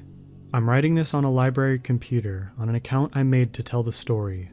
For this story to make sense, there are 3 things about me to keep in mind. I'm a female. I've lived in Tucson, Arizona my entire life, and I speak fluent Spanish. Back in 2016, I lived in a small apartment near 12th and Valencia, the same main street as the airport. If you go several miles down Valencia, you can visit the Saguaro National Park, though the street more or less becomes off-road past Wilmont. It's basically a straight line. My boyfriend I lived with in the apartment knew this, and thought we should spend a day out there. We took his old truck out there. I'm not experienced on automobiles in any form. All I know is that it was a Chevy, and my boyfriend, we'll call Adrian, would often talk about the lift kit he put on it, so that it was raised even higher off the ground. If I asked him, he could probably give a lot more details on that truck, but that's not important to the story. All that really needs to be known is that it's great for off-roading, and we often went up on the mountains together in it. It was a cloudy day in November. I'd say it was probably 80 or so degrees out. When we went to spend the day at the national park, we'd been planning it for ages, and I was really excited for this, but that was all going to change. I remember this, since it's been haunting me for nearly 3 years. We had spent the majority of the day hiking, and smoking weed in an assortment of different locations, just enjoying the cacti and the snacks we brought along. It was starting to get late. It was getting on to be winter, so it was dark around 5 p.m. And yet we weren't back in the truck until about 8 p.m. The truck was off with the windows open. Before I could speak, he put his hand over my mouth and held up a single finger. Having been sitting in the dark for hours, my eyes were well adjusted, and the glow he pointed out to me in the distance took all of my attention. What appeared to be some sort of firelight was about 100 or so meters in front of us, but behind us was the sound of movement. It was like a group of animals thrashing about. Adrian turned on the truck, keeping the headlights off to roll up the windows before promptly turning it back off. I was so out of it at the time I wasn't sure what was really happening. All I was sure of was that he needed me to keep quiet and remain alert. When the thrashing sound came closer, it was apparent that it was stomping and chanting.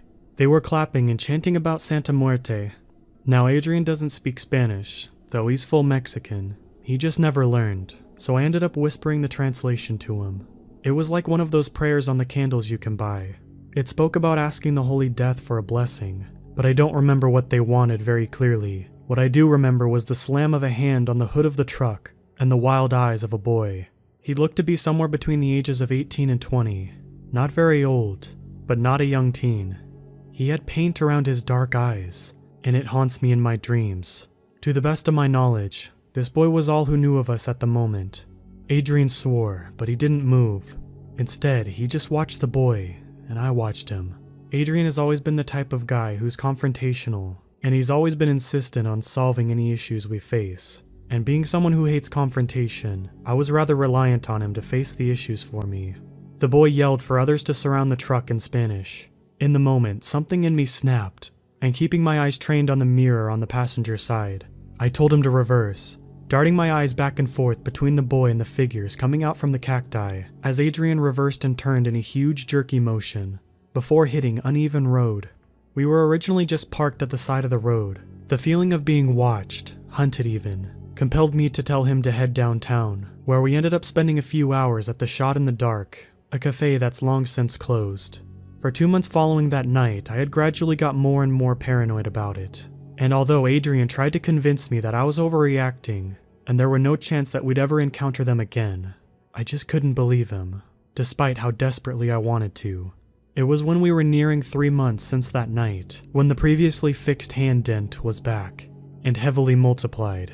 It was like dozens of hands tried to peel the metal back to get in. I haven't had any other events since Adrian had his truck fixed and sold, but recently he bought a similar one, and the paranoia has been seeping back into my bones. When I'm not at work, I don't leave my house unless I'm going to be indoors, because I can't risk the thought of them finding me again. The thought of them finding me vulnerable, alone or not, it leaves me shaken. I can't remember what they wanted, but I remember the way he smiled when he mentioned wanting to get into the truck and to have us surrounded, and I would rather I never found out what he planned that night.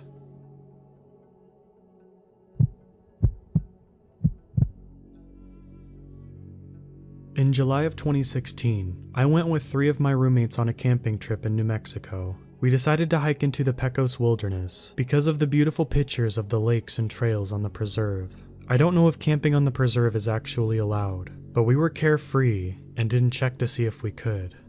We hiked until we reached one of the lakes. By that time it was dusk, and we were starving and tired. We decided to set up our tents about half a mile from the lake. We brought hot dogs and beans to cook on the fire, classic camping cuisine. We split up to get stuff for the fire, dead branches, twigs, and stones.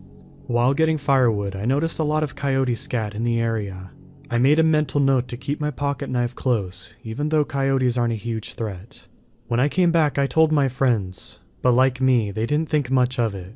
After dinner, we sat talking about things that went on that year. It soon became pitch black, and the only light came from the fire and a couple of electronic lanterns we brought. My roommates went to bed one by one, until, like in normal horror story fashion, I was alone. I sat stoking the fire, making sure it was a controlled burn, before I could brush my teeth and change into sleeping clothes. I walked a half a mile back to the lake with one of the lanterns, and used the lake water to brush my teeth and wash my face. While washing my face, the hair on the back of my neck stood up, and I got the feeling of being watched. I'm crouched at the edge of the lake, realizing how vulnerable I am. Only a pocket knife to defend myself. There could be a deranged camper out there. I stand up, hand in my pocket, on my knife, when I hear coyotes howling. I relax, thinking that it may have just been coyotes watching me, so I walk back to the campsite.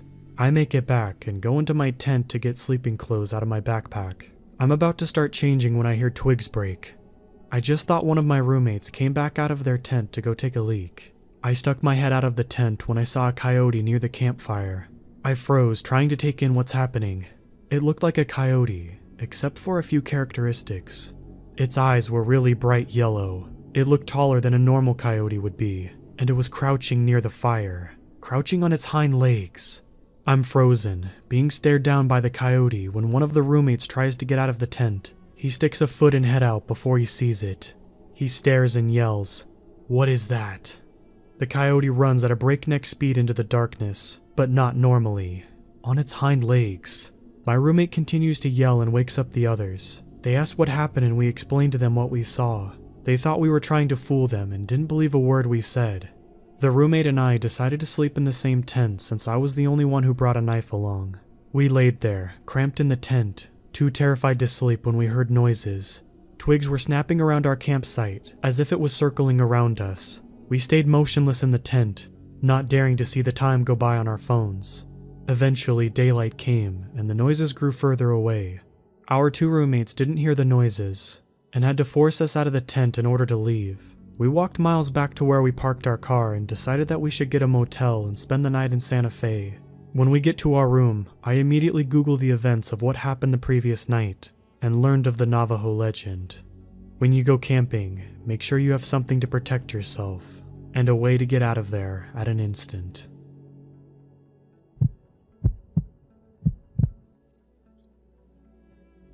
Nothing about my life is exactly what you would call extraordinary. I'm a 25-year-old male who's been cut out of work for about a month now, and single for longer than I can share. Seeing how I live alone in an almost empty apartment complex in the middle of West Virginia, there wasn't much entertainment to be found. I picked up my smoking habit out of boredom more than anything. This means I had to make routine trips outside, a new activity for me. Sadly, my overpriced apartment lacks a back porch or patio to go out and smoke on. However, there is a rarely used park between both apartment buildings, with a few wooden benches amongst weathered swings and playsets. The whole apartment complex is surrounded by practically nothing, other than miles of dense forest and a highway that's a bit off the beaten path, so it's quite a secluded spot.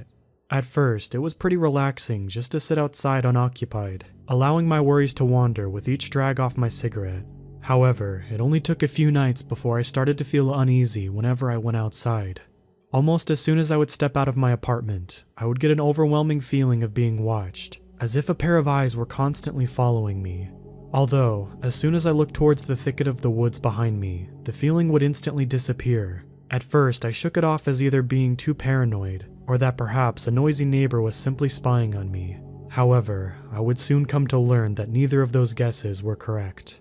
I quickly decided that the uncomfortable feeling of being watched wasn't worth the trip outside, so I began to drive around and smoke whenever I got a craving for a cigarette. I smoked nearly half a pack before realizing how long I had been gone just driving around, so I began to make my way back to my apartment. I wondered if perhaps my suspicions was also afraid of whatever was lurking in the woods behind my apartment. I arrived back to my place around sunset. The moon and the sun both hung ominously overhead, cradled by swirling amber skies. As I pulled into the parking lot, I noticed that the door on the second floor of my building had been left open. This seemed odd to me, as I hardly ever see signs of life aside from the empty pizza boxes left outside of the other apartments, and the occasional muffled yet still loud arguing of the couple that lived below me. It wasn't until I got closer that I realized it was actually the front door of my apartment, wide open. Not wanting to investigate in the dark that the encroaching nighttime would bring with it, I crept up my apartment, afraid of what I might find inside. Even though I tried to walk as quietly and carefully as possible, each step boomed and reverberated through the concrete structure. I stopped in my tracks once I reached the top of the stairs. There were large, muddy hoofprints leading into my apartment, but none leading out. Whoever, or whatever had broken in, was still there.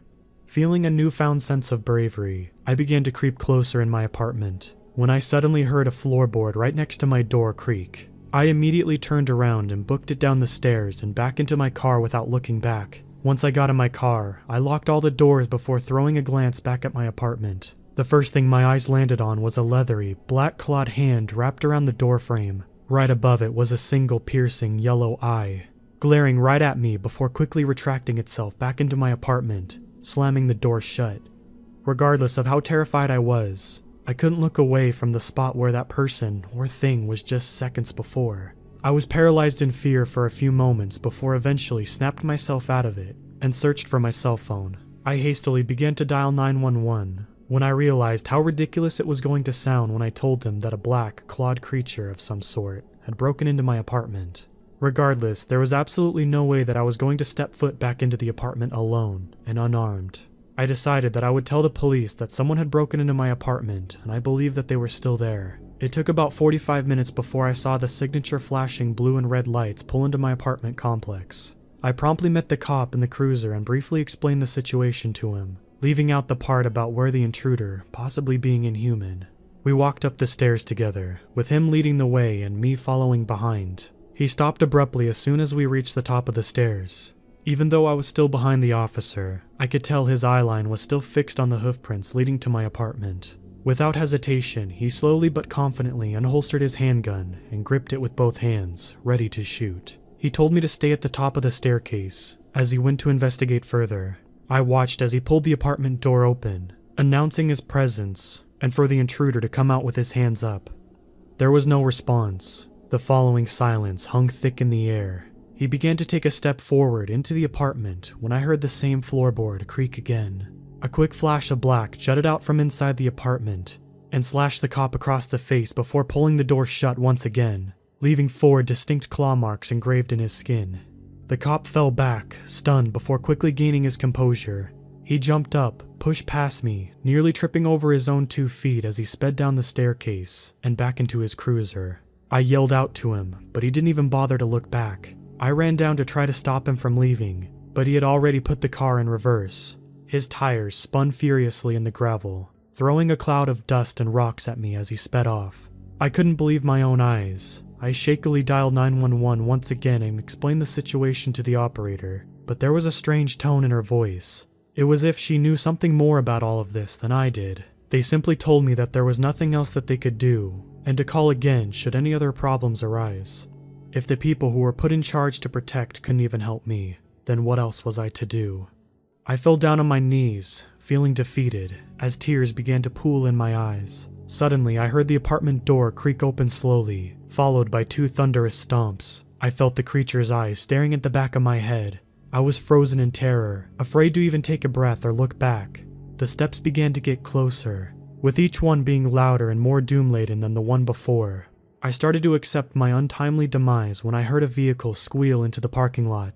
A young girl with rowdy brunette hair swung open a passenger door. Her mahogany eyes burned with a rugged ferocity. We didn't even have to exchange words. Her curt demeanor said it all, and I made my way to her car as fast as my feet could carry me. I heard the pace of the footsteps behind me quicken, along with a demonic yet primal growl. I barely had both feet inside the car before it sped off towards the exit. The creature swiped at us one last time, its claws scraping the passenger side of the vehicle. I turned around, locking eyes with the creature once again. Its glowing yellow eyes and a wide, fanged smile faded away, swallowed by the blackness surrounding the edge of the woods. Despite the pure, unbridled terror and confusion I felt at that moment, I somehow knew I would be back.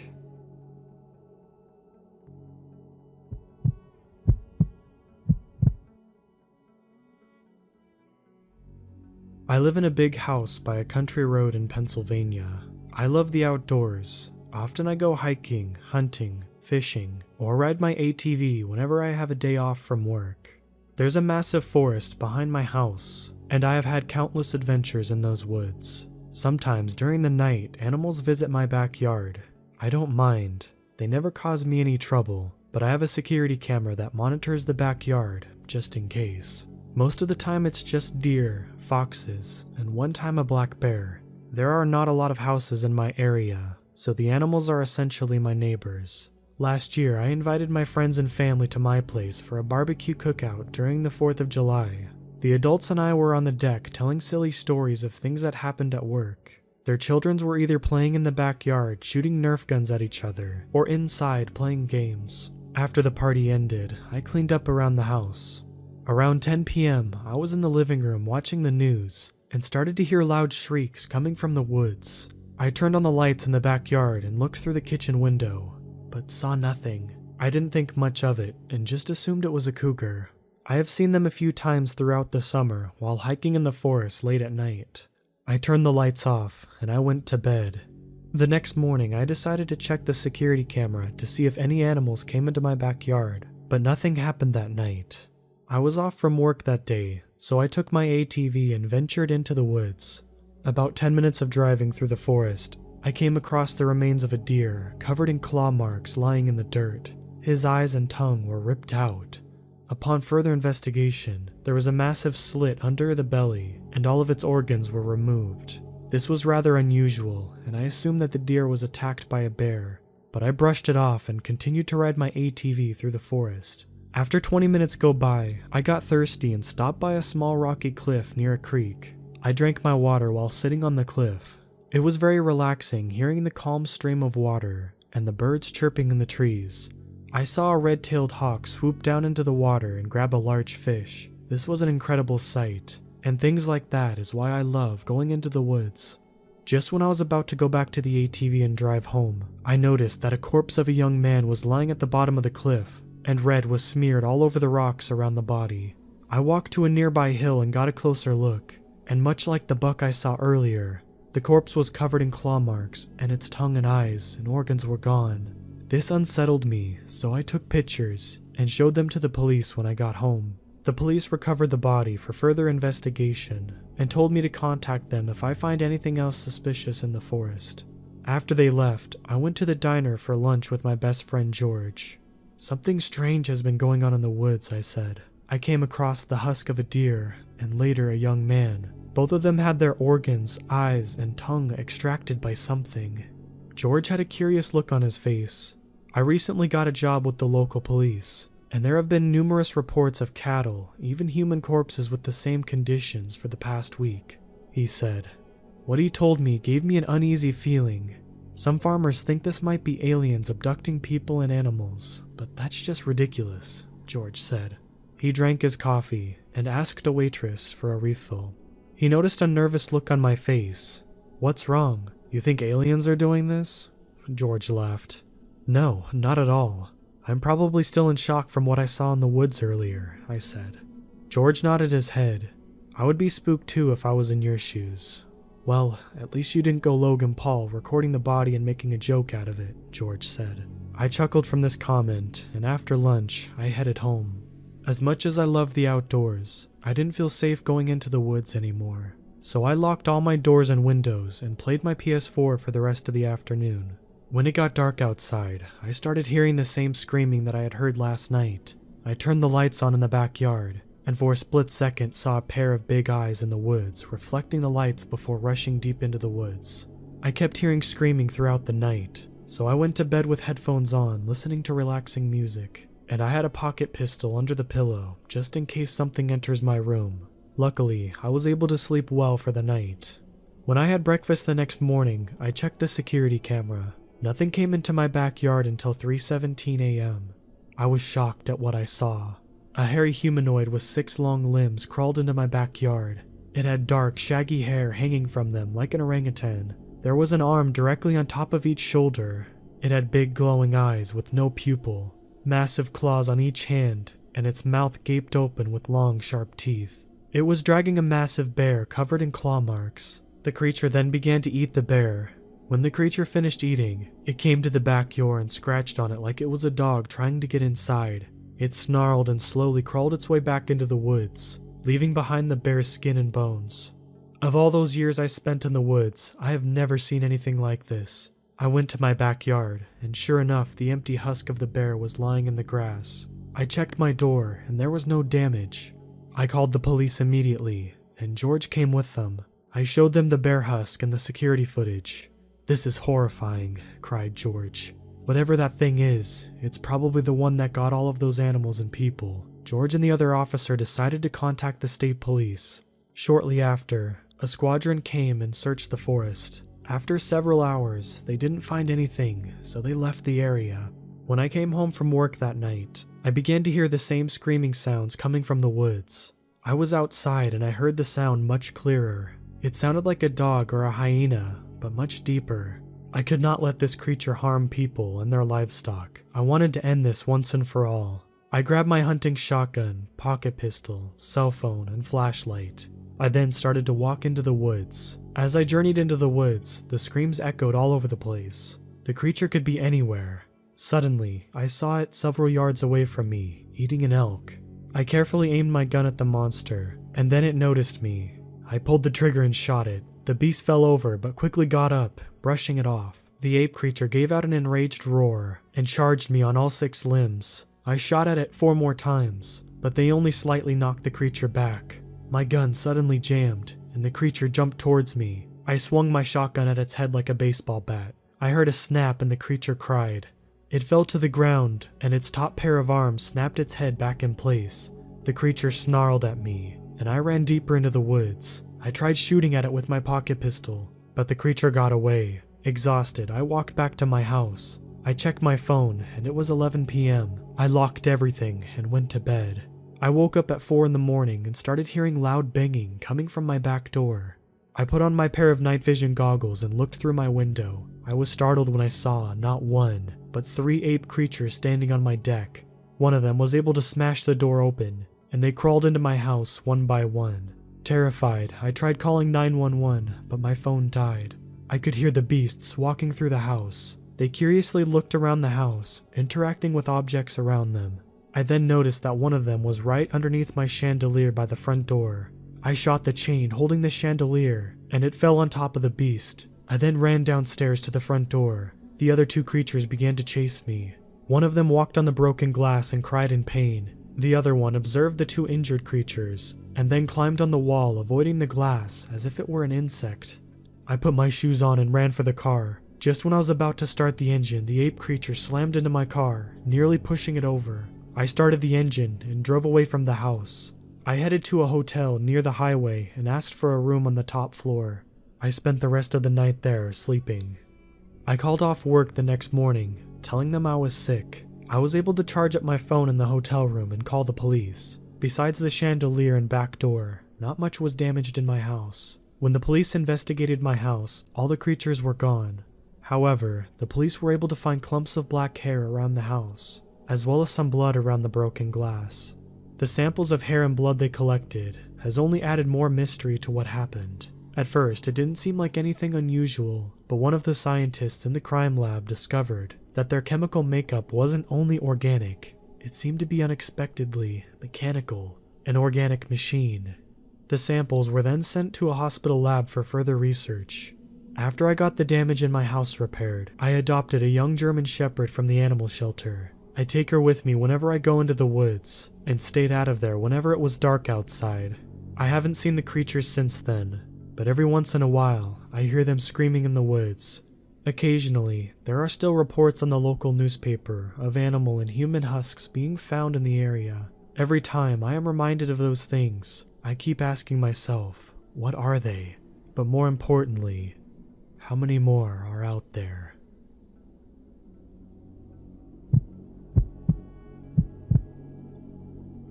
I've been working second shift for a couple of years now, and I have to say, it's come with some distinct advantages. The biggest one that I can tell you is that by the time I get off work, most people are home and either asleep or ready to go to sleep. This means my drive home is peaceful, with few drivers to look out for and almost no one to slow me down. But last night, my drive home ended with something I cannot fully explain. I need to give you all a bit of information about my drive home. I live on the outskirts of a mid-sized city.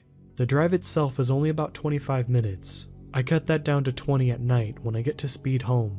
The most important thing to know is there's lots of fields on both sides of the road for most of my drive. Roadkill is a common sight. Deer were unfortunately the most common. They'd sneak out of the fields trying to cross to the other side, only to be met with a car going a little too fast to stop in time.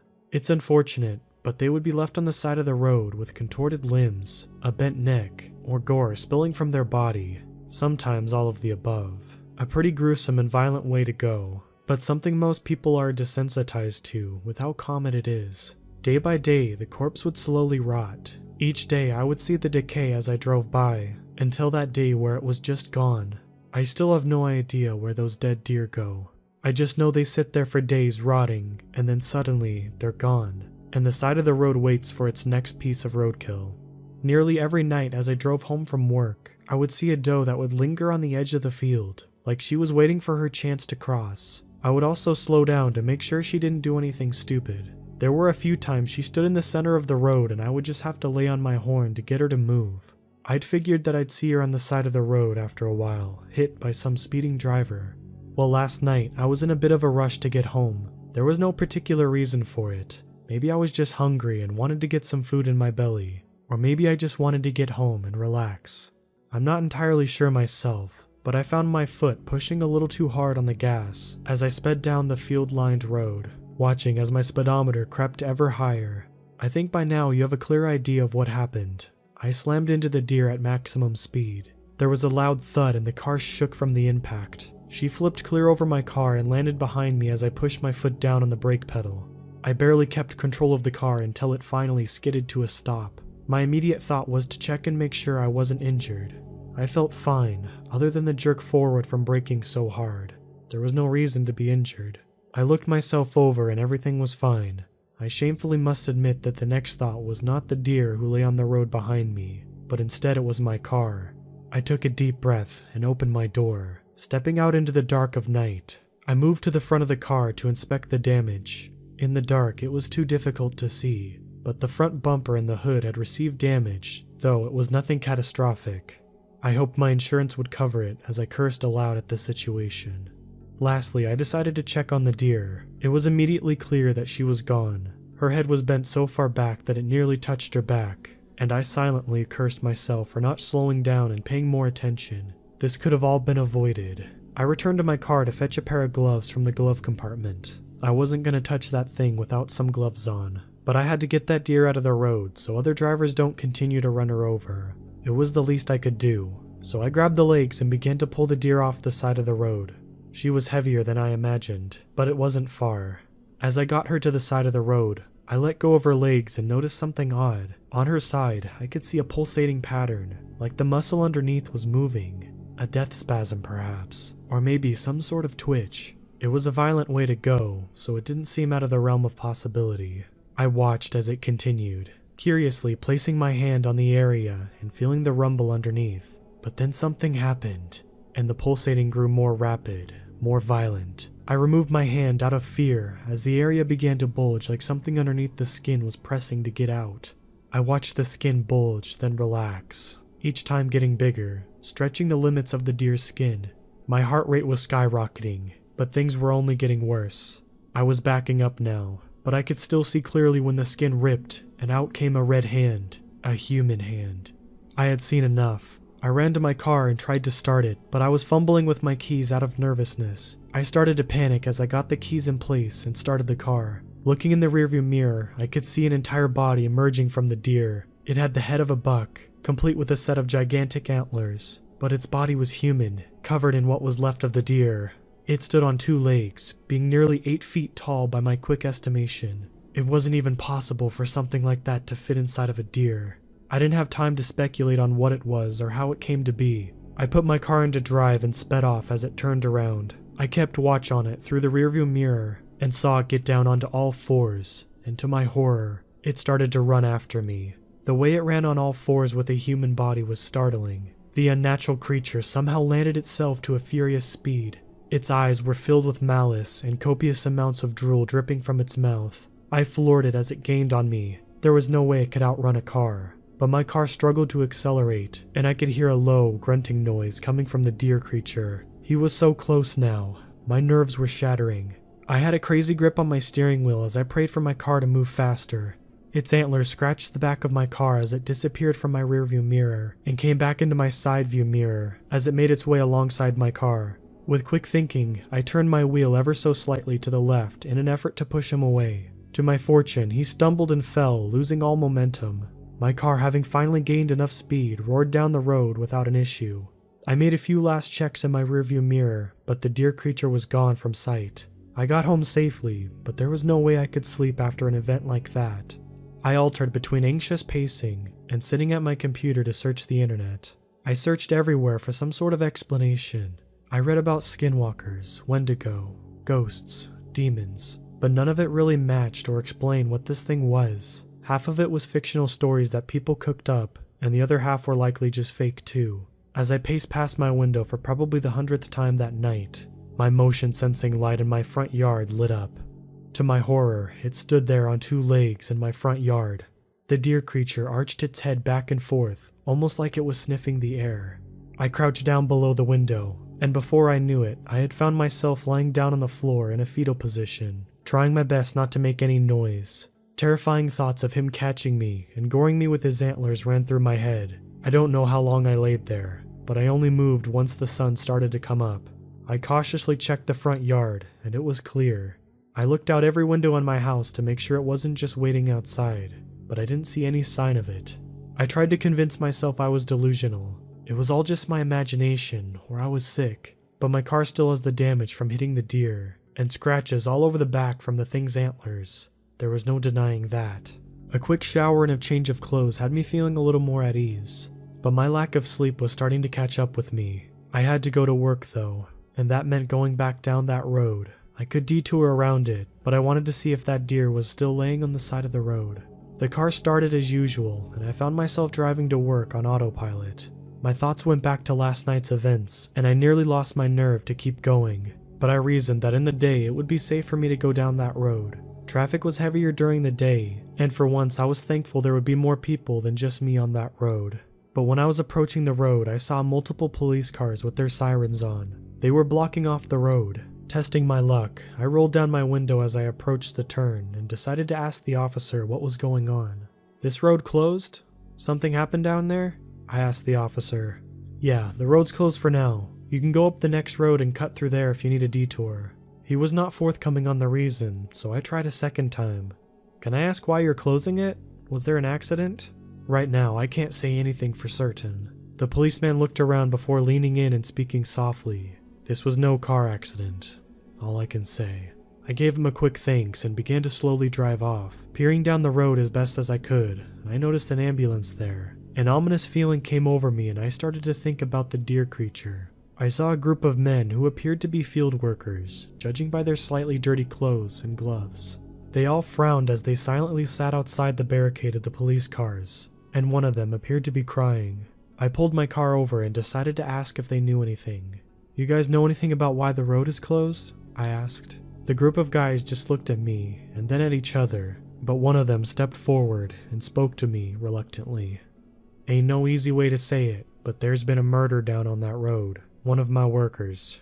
There was a long pause and I thought he might stop there, but he offered more details. "Well, he usually is the first one here every morning, but this morning we came and found him on the side of the road, gone. Looked like an animal got him. He had holes in him and looked like he had been charged several times, but I ain't ever heard of a buck getting someone." My blood ran cold as he told me this. I shuddered out something about being sorry for their loss and turned around to head home. Whatever that thing is, I can only hope it never finds me again.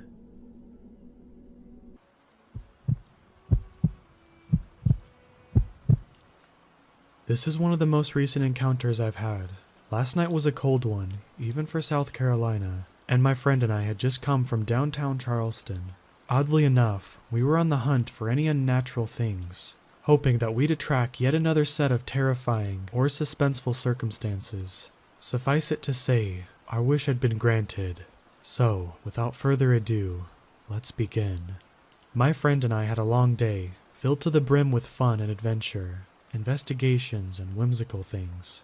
After we had spent most of the day in the downtown portion of Charleston, enjoying the frigid breeze and watching the rough waters roll against the docks, we decided it was best to head back before nightfall. Some time had passed, and we eventually arrived back in our city of Somerville, but our appetite for the supernatural and otherworldly hadn't been sated just yet, so we decided to drive around and look at a newer town that had just been added close to us, the town of Summers Corner. It was a nice town, sure enough, but the energy there had just felt weird. Atmospherically speaking, it was heavy and almost suffocating. That wouldn't deter us, as we're quite a resilient bunch, always moving forward, keeping a smile on our face, even if the circumstances are pure unadulterated agony. About half an hour into the drive, we discovered a street called Navajo Boulevard, which had immediately piqued our interests, as the name itself is similar to the Native American tribes of the Navajo people, the exact people who hold within their traditions one of the most scariest entities to haunt our world, the Skinwalker. So, we start to drive down the road. It's dark, and the energy there is thicker than the rest of the road. We had our windows down, so we could truly feel the atmosphere and its energy, its vibrancy, and we were not disappointed. Immediately, we felt watched, not by multiple things, but one entity.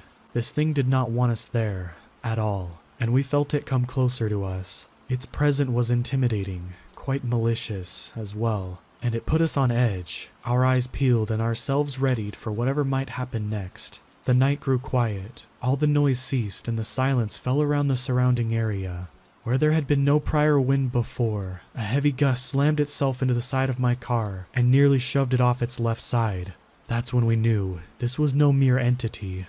Just then, we saw a face in the front of our flickering headlights, grotesque, reddened with malice and spiteful things. Its eyes, as pale and silver as the moon, gazed into our souls, sending nothing but fear throughout our entire bodies. We were motionless now, ourselves shrinking into our seats as this abomination grew closer and manifested more into view. It unhinged its jaw and let out a horrific scream, much like from the first one I heard, of a dog's bark, a goat's bleat, and additionally, a fox's scream and an eagle's soaring screech. Enough was enough. I put the car into reverse and we drove the hell out of there. Unfortunately, the feeling was only intensified as we got back onto the road and sped away. The intensity and dread grew ever more as it gained speed. Another gust of wind slammed into the car. Suddenly, my friend yelled for me to look out the window, right behind my seatbelt on the outside of the car. That's when I saw this awful thing in its entirety. Reddish, pale skin, eyes that seemed to have no end, with goat and reptilian-like slits in the pupils. Two stubby little horns adorned its head, sprouting out from atop the brow ridge and rising just above its forehead. It opened its mouth and revealed rows of sharp, gnarled teeth. A hand with long, stained claws scratched at the glass, making us scream to high heaven. My foot pressed the gas pedal as hard as it could. As we were about to drive out of the neighborhood, the thing smiled at us and faded away, the breeze scattering the leaves on the road against where it had been perched on my car's side. It was gone, but we heard a very audible whisper tell us that it'd be back real soon. Then it was quiet again, the heavy energy subsiding and gaining some neutrality as the night dragged on. All of this goes to show us, my friend and I, that just because we've experienced our fair share of unnatural things, and even more together, that there's always something out there waiting to show us more of the true world we live in, the world that we share with these entities, beings that cross from their veil into ours.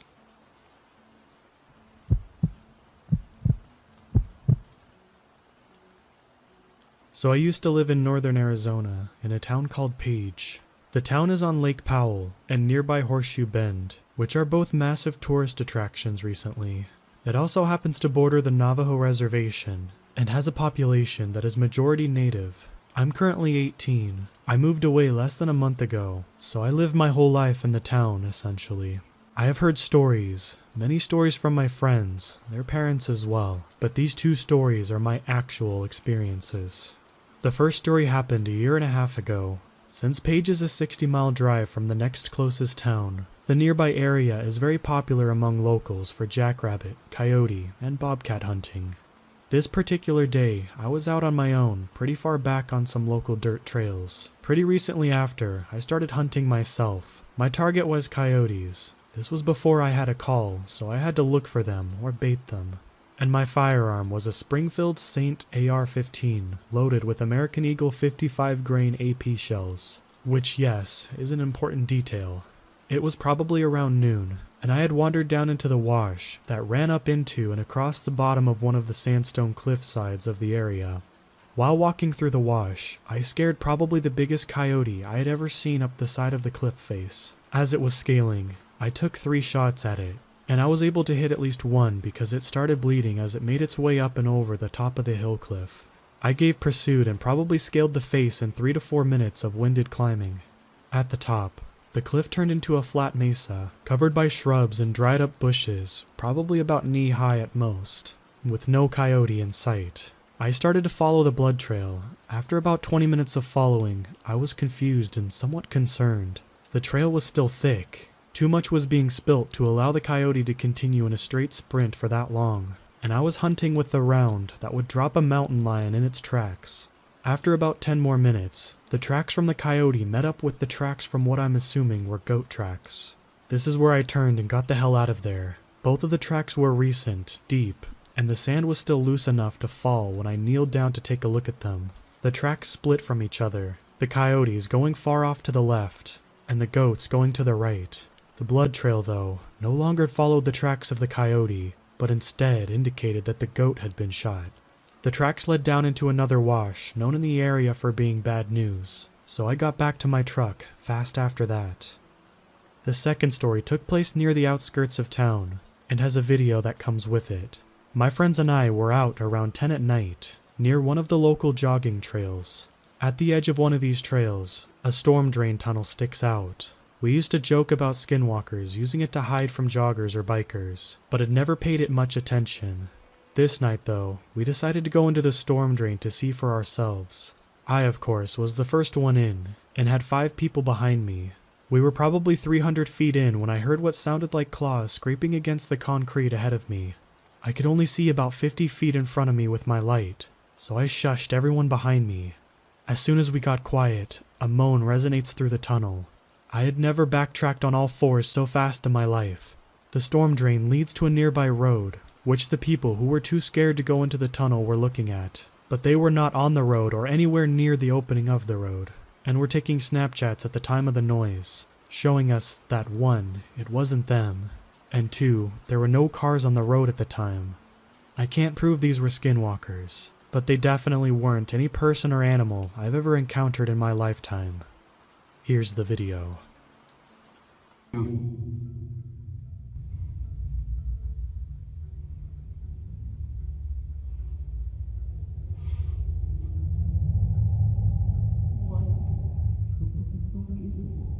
I'm out.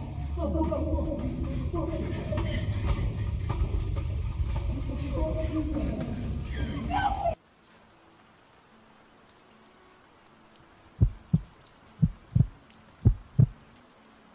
To start this off, I wanted to give some background information.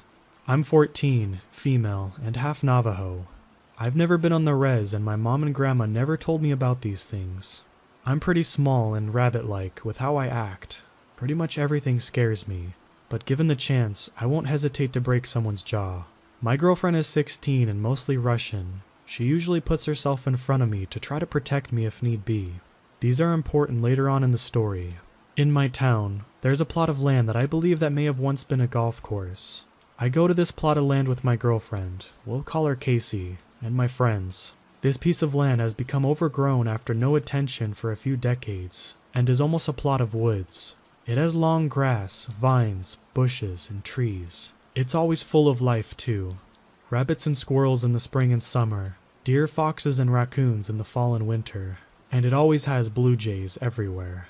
It was a really beautiful sight all year long. We call this plot of land Wonderland.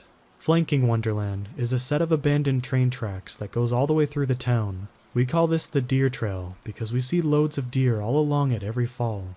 In Wonderland, there's a small shed alongside one of the deer trails that we call the Devil's Toy Box, which overlooks the majority of Wonderland because of where it sits. Up on the hill is a circle of trees that we call the Ark, because we're big fans of marble hornets and needed a name for it. So hopefully this sets the scene for you. Again, all important later on. This happened sometime 2 years ago. It was about a week before Halloween and I was walking home from school. Casey didn't join me like she usually did because she was sick that day, so it was just me. The way I walk home usually takes me down an alleyway near Wonderland, so I figured I'd stop in Devil's Toy Box to rest. I popped down inside and sat my stuff down as well.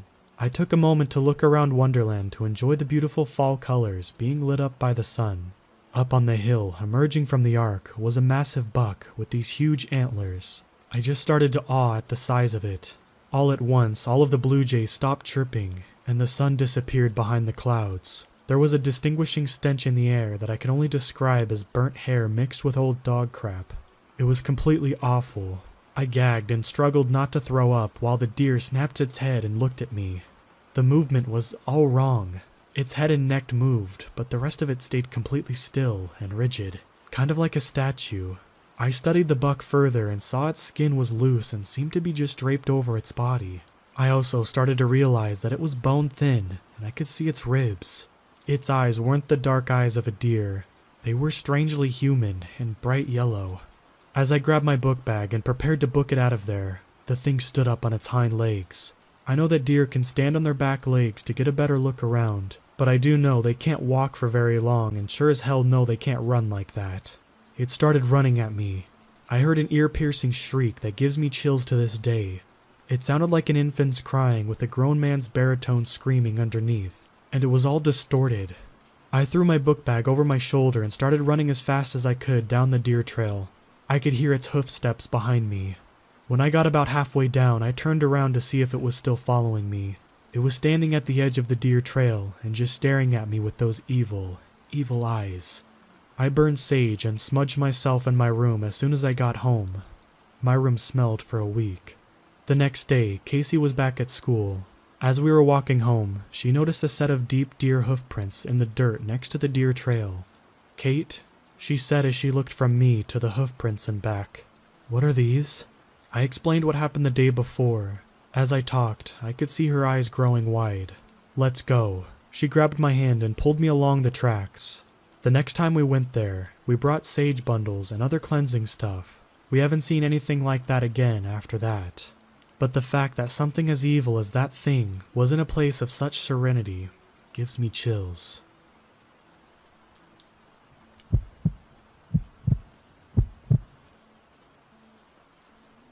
This has left me feeling extremely shook, and I'd love some opinions, especially from someone with experience.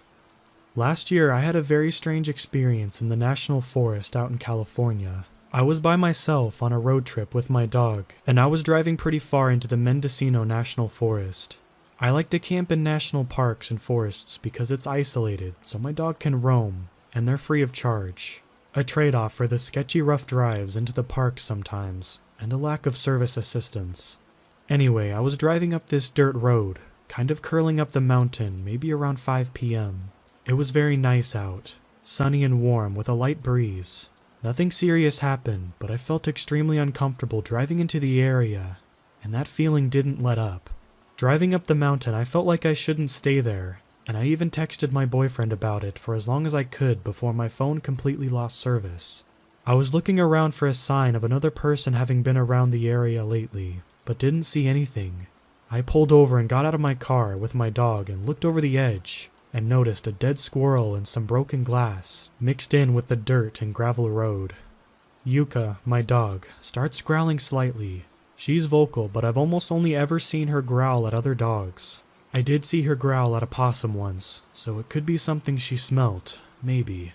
This place continued to make me feel quite on edge, but I pride myself on being an independent traveler and backpacker, so I decided to continue at least a bit further with my grumbling pup to see if I could find a good place to camp. I continue to notice more dead animals. Keep in mind, no one is going more than 5 or 10 miles an hour up this thing, and that's if there's anyone up there. I hear men's voices. They sound close and I think I should call out to them, so I stop my car, but then I kind of freeze up and feel like I shouldn't. I can't really make out what they're asking. I don't see any sign of people anywhere, and I get back into my car and continue to slowly drive forward and cautiously look for where the voices could be heard from.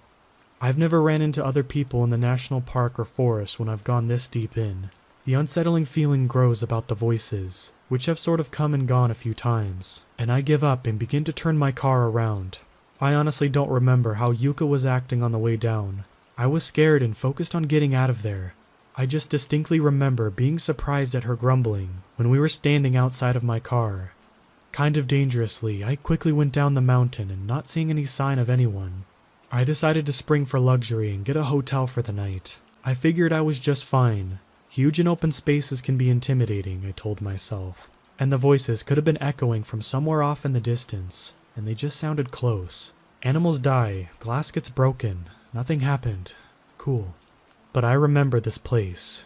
It sticks with me.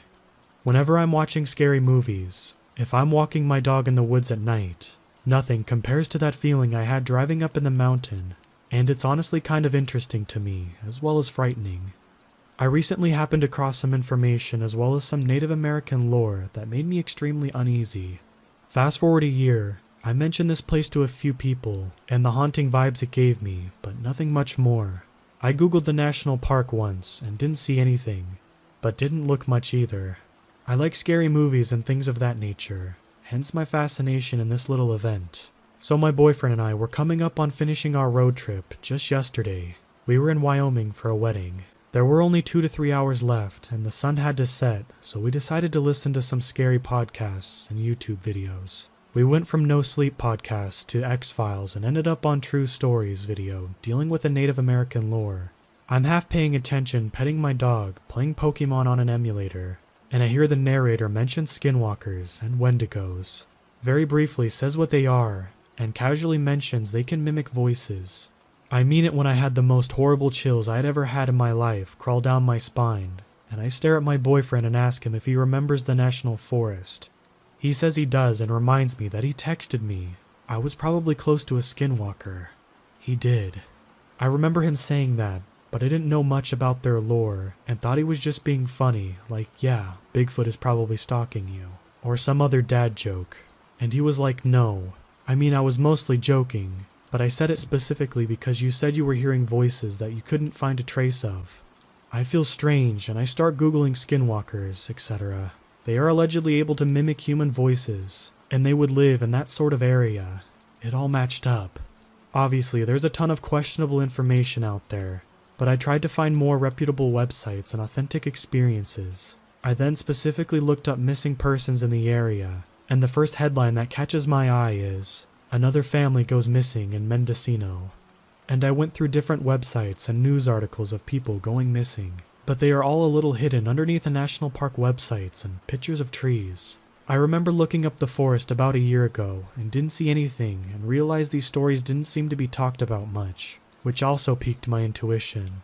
It is also stated that well over 100 people in the past 8 years have gone missing and have not been found, on top of many which are found dead. It just has my intuition super spiked. Remembering how unsafe I felt and how much I wanted to get out of there terrifies me, and I felt so uneasy about what I was hearing, and do to this day. My dog and I are very close. She was a stray that started following me one day, and I ended up bringing her home from Costa Rica. So her little growls along the way makes me feel like there was something wrong. Even though it was just a storytelling video, those stories originate from somewhere. I have done a lot of solo traveling both in and out of the country, and I have never had such a bad feeling, on top of seeing an unnecessary amount of dead animals in national forests, which just seems strange. I don't think I'll be doing more solo traveling, unless it's around civilization.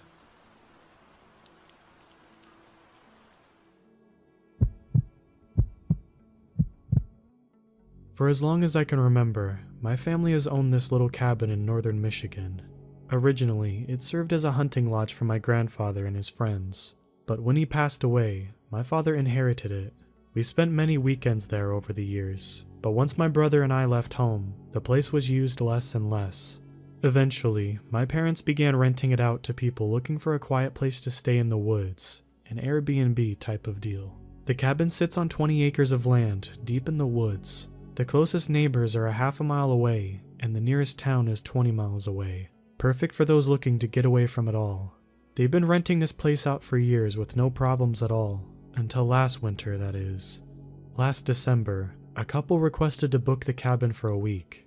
My dad doesn't like to rent the place out in the winter, mostly because it's heated by a wood-burning stove that requires a ton of wood to be chopped in preparation. And also, he has to pay someone to come and plow all of the snow, so it can be pricey. The couple, a wealthy doctor and his wife, said that they'd pay triple if they had to. All of the other places they had tried were booked through the holidays, and it was the week of their anniversary. My dad reluctantly agreed, and made the necessary calls to get the place opened up. He called me on December 20th, and asked if I could drive up to the cabin. It was only about 45 minutes from where I was staying at the time, and meet with the couple, let them in, show them around, etc. He had come down with the flu and couldn't make it, so I said I would. As I drove down to the cabin's long drive the next afternoon, a winter storm advisory was going on the radio. Roads were clear for now, but there would be 24 to 30 inches of snow by the next afternoon. A record-breaking snowstorm for the area, according to a meteorologist. I felt a little uneasy, and I decided to give the couple the opportunity to back out with a full refund if they wanted. With the storm coming, I didn't think it would be wise for them to stay stranded up there alone, especially since cell phone signal in those parts is for the most part non-existent, and plows can take a few days to get the roads back.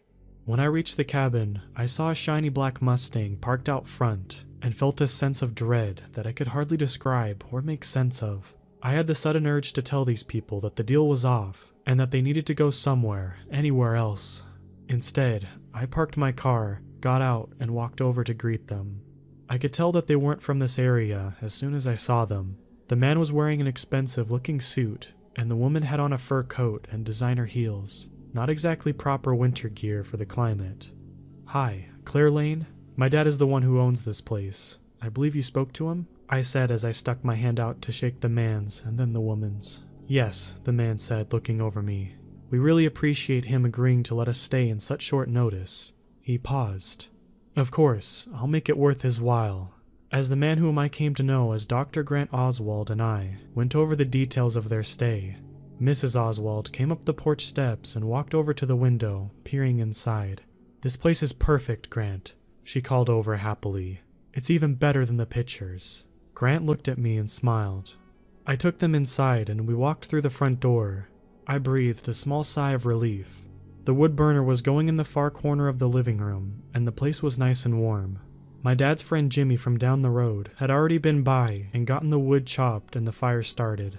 That was one less thing for me to worry about. I showed them around, gave them a little history on the place. They seemed like nice enough people, but I still had that nagging feeling telling me that they shouldn't be there.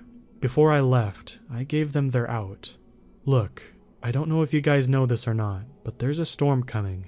It's expected to drop a couple feet of snow, and you're a long way from any kind of help if something were to happen. If the weather is bad enough, it might be a while for anyone to come and plow you out. I'm not sure if it's a good idea for you to stay here given the circumstances." I stared at them carefully as I said this, and saw what looked like an expression of fear or concern flash across Mrs. Oswald's face. "We'll be fine," Grant assured me with a good-natured grin. "We've brought enough food and supplies to last a week, and it looks like there's enough wood out there to heat this place for a whole month, if need be. Okay, but if you find yourselves needing anything, there's an old CB radio in the back bedroom upstairs. Most of the old-timers around here have them. You might be able to reach somebody that way. We do have our cell phones," Miss Oswald laughed. "They won't do you much good up here," I told her. At this, they both pulled out their phones and looked at them. No bars. As I left there that day, that gut feeling refused to subside, but I convinced myself that I was just being paranoid, and I continued on home. Part 2. It had been 5 days since the Oswalds had checked into their cabin, and every night since, I had been plagued with strange nightmares. It was the same one every time. It started with me driving down the long driveway to the cabin. I'd get out of my truck, and that's when I'd see paw prints. Thousands of huge, nasty paw prints all around the property, leading up to the porch steps, to the cabin's wide-open door. The door would then slam shut, and I would wake up drenched in a cold sweat, unable to shake that dreadful feeling. I decided that enough was enough. I would drive to the cabin that day and check on the Oswalds. Prove to myself that this whole thing was just some weird reaction to the stress I had been under lately, with school and my new job. The ride up wasn't bad. The storm had dropped a solid 22 inches, but the plows had been out full force for the last 2 days, so the main roads were mostly clear. I called Jimmy and asked if the back roads had been cleared. He said they had. So far, so good. I told him about the plans of me going to check on the Oswalds, but left out the parts about the nightmares and the strange intuitions. I didn't want to make myself look crazy if this turned out to be nothing. He said that I was more than welcome to stop by and have dinner with him and his wife, Maureen, when I was finished, and I said that I would. It was nearly 5 p.m. when I arrived at the cabin. The first thing that I noticed was that, despite the fact that the sun had nearly set, all of the lights were off inside. I put my truck in 4-wheel drive and pulled up next to the black Mustang, which was now partially buried in the snowdrift. As I approached it, I noticed a second odd thing. The driver's side door was wide open, but when I looked inside, I saw the keys were dangling from the ignition. There was snow inside, piled on the seat and the floor, so I knew it had been there like that for a while. As I walked around toward the porch, I saw the paw prints. My body ran cold.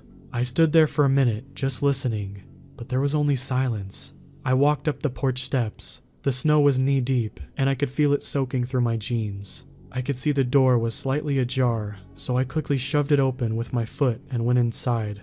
The house was ice cold. The wood burner held nothing but old ashes, and I knew that the fire had been out for at least a day or two. "Dr. Oswald?" I called out. "Mrs. Oswald? Is anyone here?" Silence. I went to the hall closet, where my parents kept all of our old yard games and sports equipment, and grabbed the baseball bat that had once belonged to my brother. I didn't know what, if anything, I might encounter, but there was a huge part of me that had to get to the bottom of it. I turned on the living room light and looked around. The first thing that I saw was a large, overstuffed sofa where my brother and I had spent our rainy days watching movies, had been completely torn to shreds. Stuffing, bits of fabric and splinters from its wooden frame were scattered around the room. I treaded quietly into the kitchen and noticed it had been trashed too. The dining table was on its side, and there was what looked like teeth marks on the legs. The chairs had been torn to pieces and the refrigerator was wide open, half-eaten food and empty wrappers surrounding it. This was really, really bad. I knew at this point that I had two choices. I could go upstairs and check the bedrooms, or I could run outside, jump in my truck, and get the hell out of there and let the police handle the rest. For whatever reason, I felt this overwhelming urge to go upstairs, so that's what I did. When I got on top of the stairs, I caught a whiff of something rancid and instantly recognized it as the unforgettable smell of decay. I peered into the first bedroom and saw nothing out of the ordinary. When I looked into the second bedroom was when I saw it. A leg. It was on the floor beside the bed. It was completely stripped of muscle except the foot, which was somehow intact. I figured it belonged to Mrs. Oswald because the toenails were painted bright red. I stifled a scream and ran for the stairs. My curiosity had officially ran out, and all I wanted was to get out of there. As I rounded the corner and put my foot on the first step, I heard a loud crash that came from downstairs. I stood at the top of the stairs and stared down. I saw a large shadow pass the light that was coming from the kitchen. I then heard a growl. It didn't sound like any animal I had ever heard, and it filled me with a kind of terror I haven't felt before or since. I ran down the hall into the third bedroom. That room belonged to my parents. I shut the door as quietly as I could and locked it. When I turned around, I saw Dr. Oswald, or what was left of him anyway.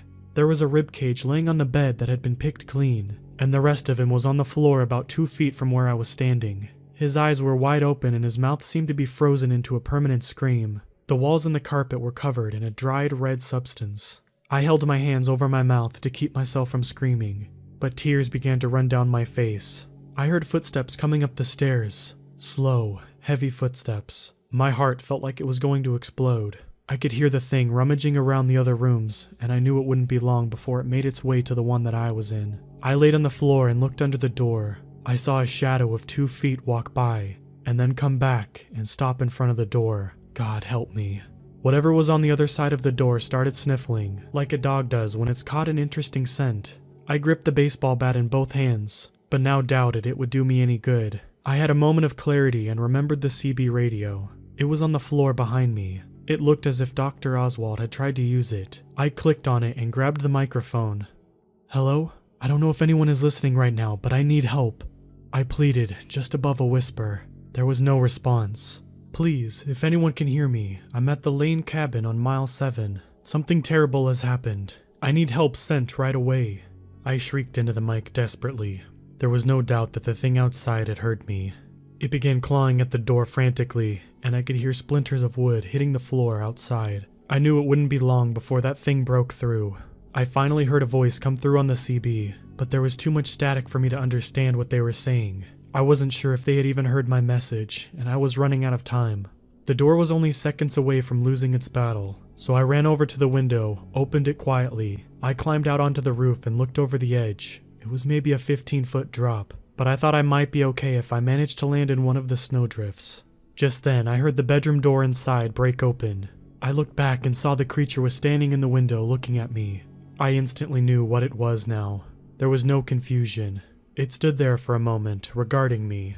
There wasn't a cloud in the sky, and the moon was illuminating the creature like a spotlight. I could see that its thick, black fur was matted. Its eyes were reflecting the light in such a way that they looked like two glowing orbs. It bared its teeth and growled, saliva dripping from its treacherous jaws. I hesitated for a second and then jumped as the creature broke through the window and climbed onto the roof after me. I hit the ground hard and struggled to my feet. I heard the creature jump down after me a moment later. I was feeling its hot breath on the back of my neck. It grabbed the back of my coat and yanked me towards it. My feet left the ground and I knew it was all over for me. Then I heard a shot. The creature let out a yelp and fell to the ground, bringing me down with it. It clumsily raced to its feet and ran into the woods. The person who had fired the first shot fired 2 more after it, but they both missed. The creature disappeared into the darkness, leaving a trail of a thick black substance in its wake. A second later, there was a long, ear-splitting howl that echoed through the forest, and then silence. "Claire," a voice said. "Are you alright?" It was Jimmy. "It's real," I said quietly, feeling almost a state of shock. "It's really real." "Sure it is," he said. "Now let's get the hell out of here before it decides to come back. I wounded it, but they heal fast. This is the last night of the full moon. Once morning hits, it will return to whatever the hell it came from, at least for a while."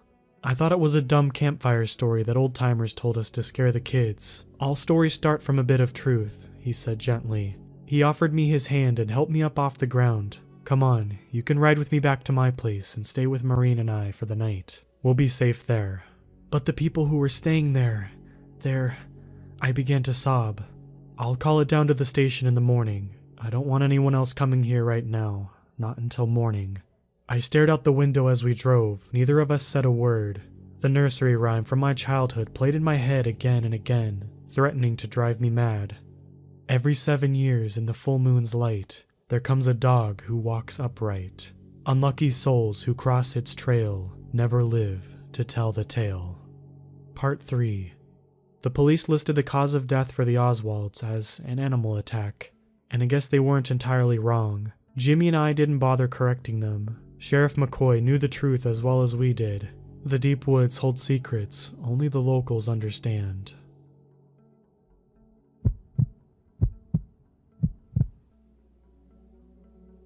When all the stars align. A saying that typically implies that something impossibly good has transpired. That all the twists and turns to present day-to-day life just happen to lead you down all the right paths. That's kind of what happened here, just the opposite. Now everybody loves going to house parties, but hosting them is another story. When the uninvited idiots begin showing up and wreaking havoc on your mom's antique vase collection, that's when you typically begin realizing your mistake. We all wanted to party, but nobody wanted to host. We didn't feel like going to some rando's party either. It's just not the same that way. So when Jason started talking about a decent-sized cabin in the woods that seemed to be abandoned, we were intrigued. Of course, we were all skeptical despite the fact. What if somebody actually owned it? If it really wasn't abandoned, then that means it's gonna be pretty crappy, right? How deep in the woods was it? We weren't trying to get lost either. But when we took a trip out there ourselves, the place couldn't have been more perfect. It was only an 8-minute walk into a nearby wooded park area. The only thing that worried us here was the fact that there wasn't an actual explicit trail leading to it. But we dealt with it by making our own artificial trail by cutting through the brush. The place was also nice, a little dusty inside, but nothing unbearable. There was even electricity, but that was the concerning part. I mean, somebody had to own it, right? Even so, Jason claimed that he hadn't seen anybody enter or leave during the times he'd come across it. In fact, the door was always unlocked. It was still hard to take his word for it, obviously. The whole situation seemed a bit strange. But since we were idiotic teenagers, we underestimated just how strange things could really get. We didn't simply leave it at that. We decided to scout the place over the course of the week, in an attempt to determine whether or not it was truly abandoned. Sure enough, a week passed and nothing interesting happened. Nobody even approached the place. However, this brought up a frightening possibility that somebody was already living in there. This idea was somehow combated by the fact that we've already entered this place a few times and caused a reasonable ruckus, so it would have made sense that the owner, if they were there, would have confronted us already. In any case, it was still cause for concern. We argued about how to deal with this, eventually deciding that somebody simply had to go in and do a sweep of all the rooms. The conventional response was something along the lines of, "Screw that, I don't want to run into some weird guy in there." But we eventually managed to convince each other to go. During the middle of the day, 5 of us went in together, and it turns out every room was empty. Well, except for one. The door to what had to a closet of some sort was locked, so we ignored it. Rookie mistake, I know. There were a few particular things about the house itself, though. 1. There was only one painting framed up, which looked to be some kind of shadowy figure standing outside a window. 2. There was a straight-up hole that was about 2 inches in diameter in the basement. We tried looking down into it, but it was just darkness. 3. There was a heavy locked box in one of the rooms upstairs. Contents obviously unknown. In the same room, there was also an older, banged-up Android phone. which was out of battery. 4. The TV worked, but there was only one obscure channel, which was just constant footage of a faint light illuminating what appeared to be a wall and a bedpost. 5. And finally, there was a rocking chair in the living room that was stuck tight to the ground. Reasonable people would have considered these circumstances and noped out of there on the spot, but as I've already established, we were dumb kids trying to get our party on. Nothing was stopping us. We scouted the house for a few more days before finally making our move. We each called up numerous mutual friends, informing them about the plan. They were excited, of course. We were all excited. We planned on having about 20 people in total, if we had slivers of common sense after all. We didn't want to invite hundreds and risk causing a forest fire or something. The day that the party was supposed to take place, we got there early and began setting everything up, which was basically just music, chips, and beer. A good party is bare bones, after all. No need for a disco ball and a buffet, just alcohol and good company. We also tried hooking up an Xbox to the TV, but we couldn't get it to work. The channel stayed the same, no matter what we did. Although in retrospect, I did notice that the lights seemed to be getting brighter. We told everyone to come around 8 p.m., and we finished setting everything up around 7. Since we had an hour to waste with just the 5 of us, we cracked open some beers and got the night started. At some point, our buddy Boris brought out something that looked like a Ouija board. "Come on, man, we gotta try it," he said, sounding excited. The only other person on board with the idea was Max, so we let them go at it while the rest of us continued getting intoxicated.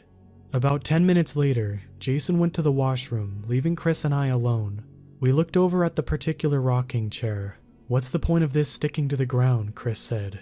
He walked over and peered down. "Is it glue or something?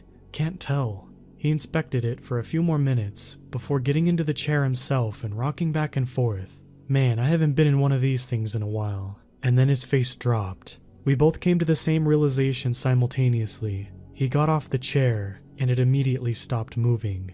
He tried moving it again while standing. It wouldn't budge. His face contorted in confusion.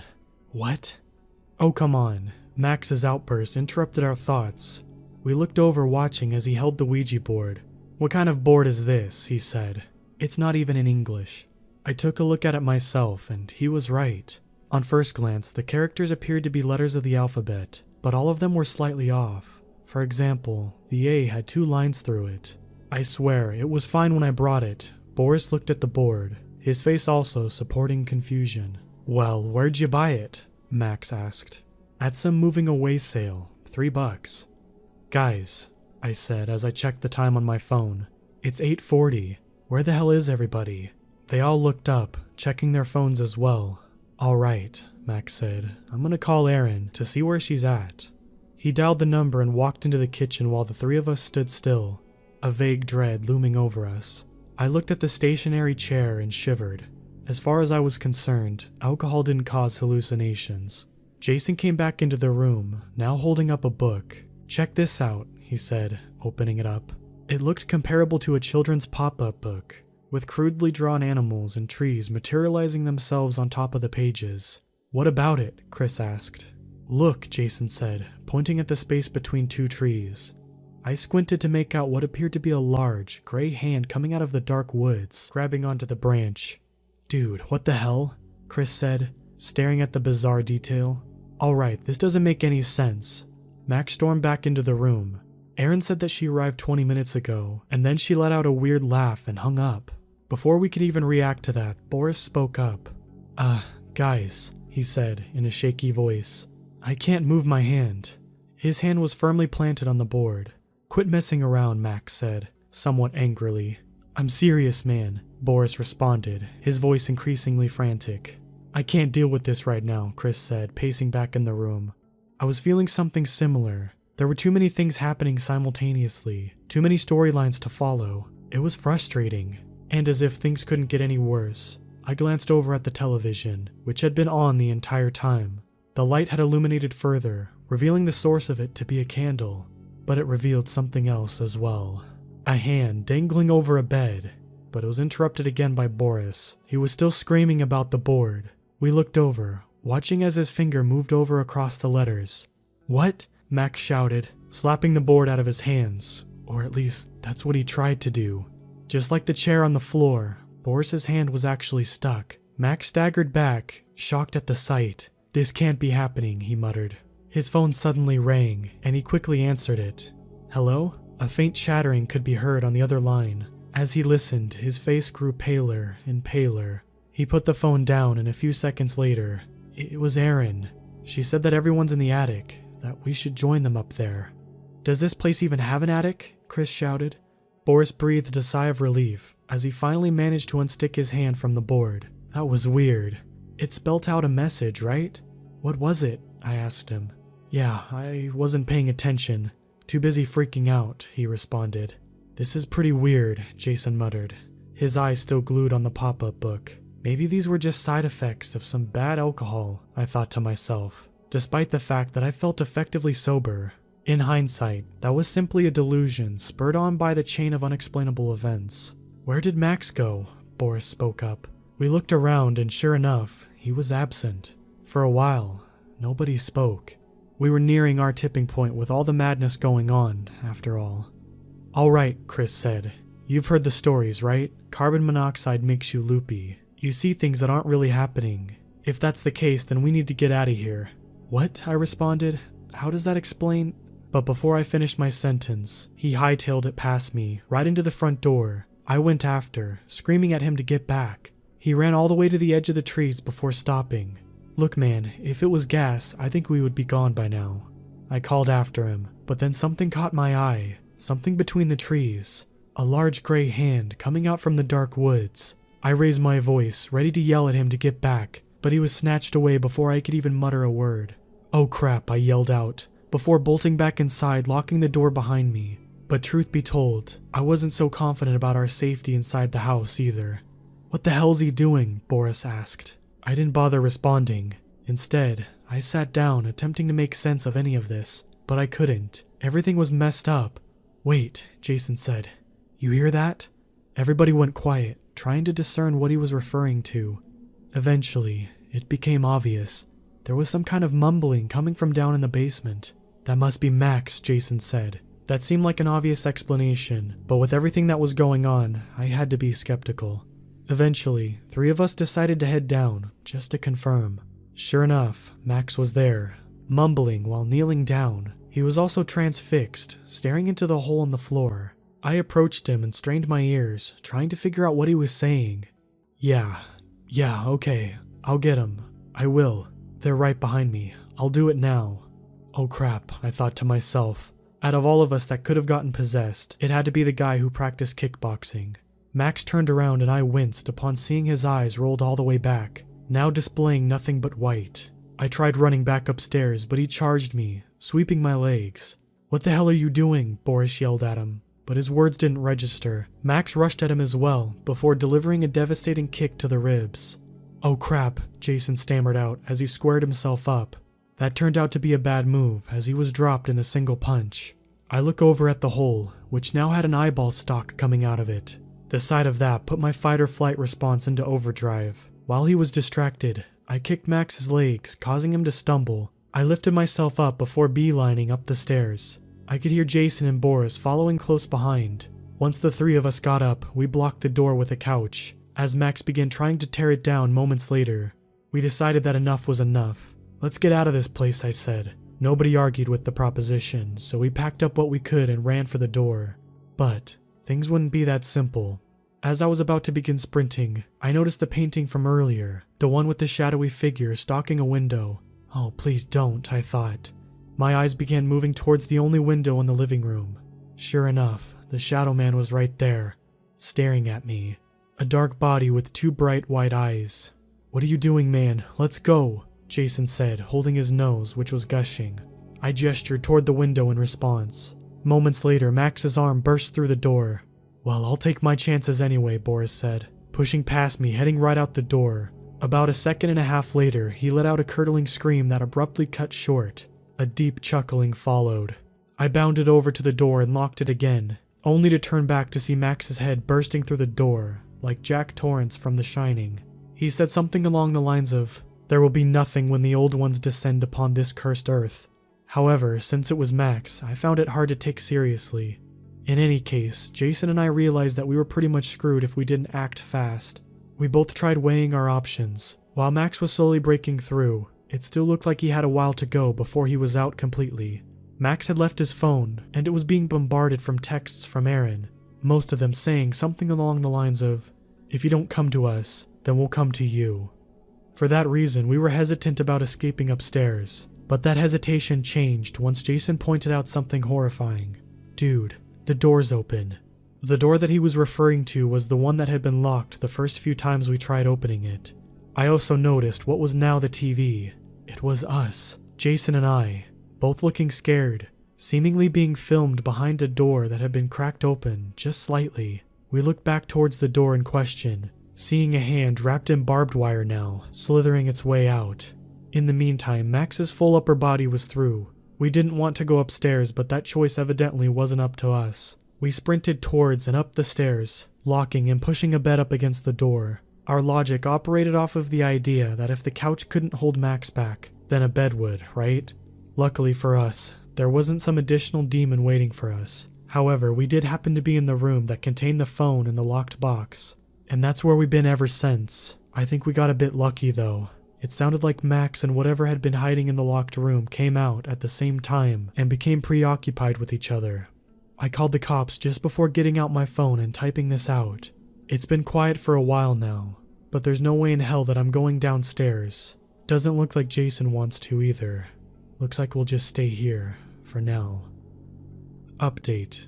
The shadow figure is now outside our window, and we could hear stomping and laughing coming from the floor above us, even though I'm pretty sure that there is no floor above us. This is going to be a long night.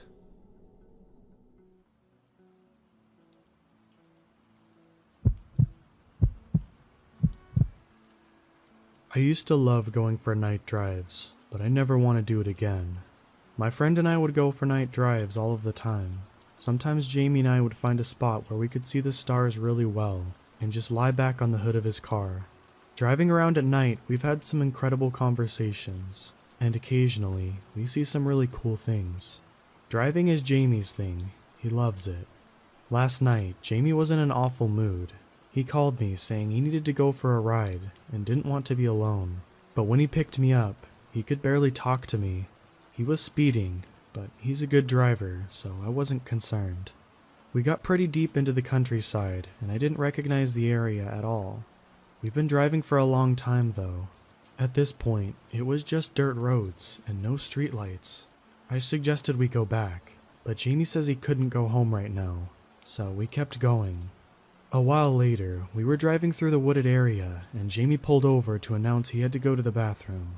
"Don't go too far," I told him. Jamie and I had explored enough forests at night, and I wasn't even slightly worried, and I thought he'd be back right away. I was looking down at my phone, scrolling through Reddit for what felt like a really long time. I looked up to see if I could see Jamie heading back, and I thought I saw a person standing straight ahead, about 20 feet in front of me. I flashed the car lights just to make sure, and sure enough, a man was standing there staring at me. Once I flashed the lights, he started groaning very loudly and just kept staring. I immediately locked the car doors. We were in the middle of nowhere, and I hadn't seen another person or passing cars in ages. I called Jamie, but I could hear his phone ringing. He had left it in the car. My stomach dropped. There was no way it could take this long for him to go to the bathroom. He should have been back by now.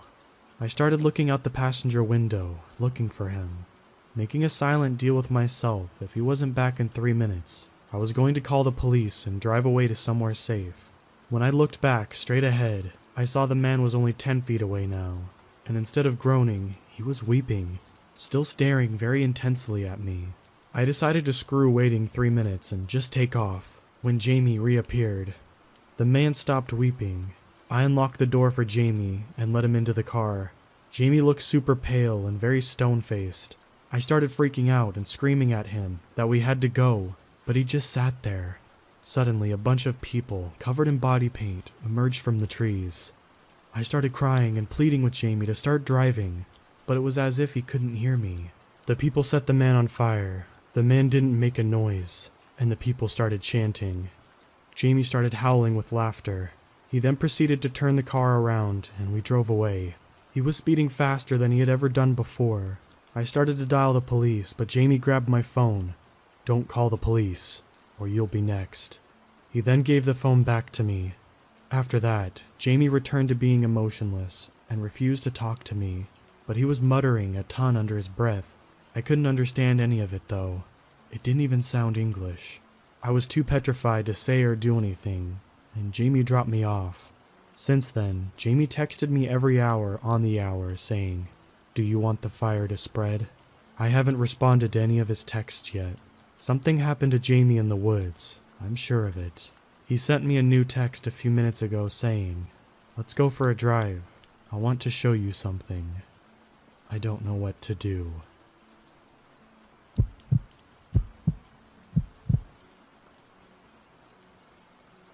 To start off, I'm not a believer in anything paranormal, magical, or voodoo, none of that. The extent of my creepy ghost-like or urban legend experiences, until now, had been through my friends, and most of them chalked it up to the usual. It was a cougar fox scream, not a woman's. The wind did that. It was just a messed up homeless guy stalking me, and then left it at that. But I cannot logically explain to myself what I just witnessed in any terms other than saying it was unnatural at best, or terrifyingly unworldly at worst.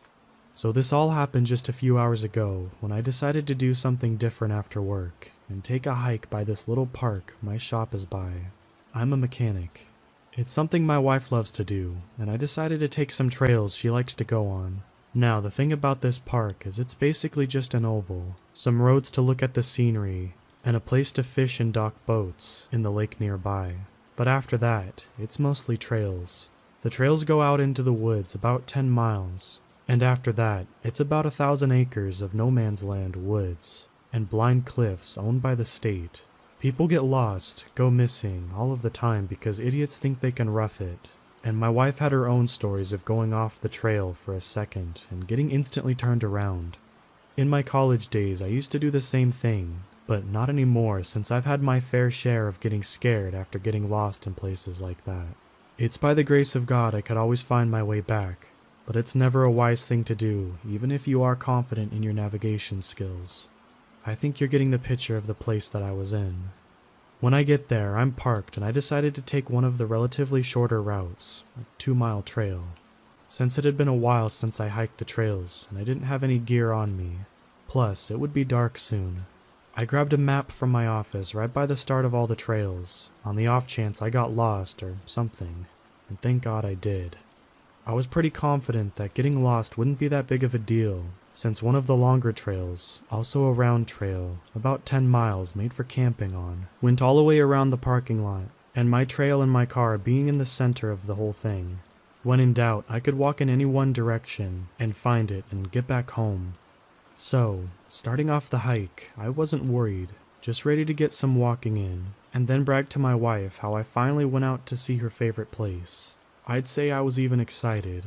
The weather was amazing, the wind was just the right speed, and I would have something to talk about. I'd say I got about a quarter mile in before things got a little weird. It wasn't that there was anything visibly off or anything, just that I started to feel uncomfortable.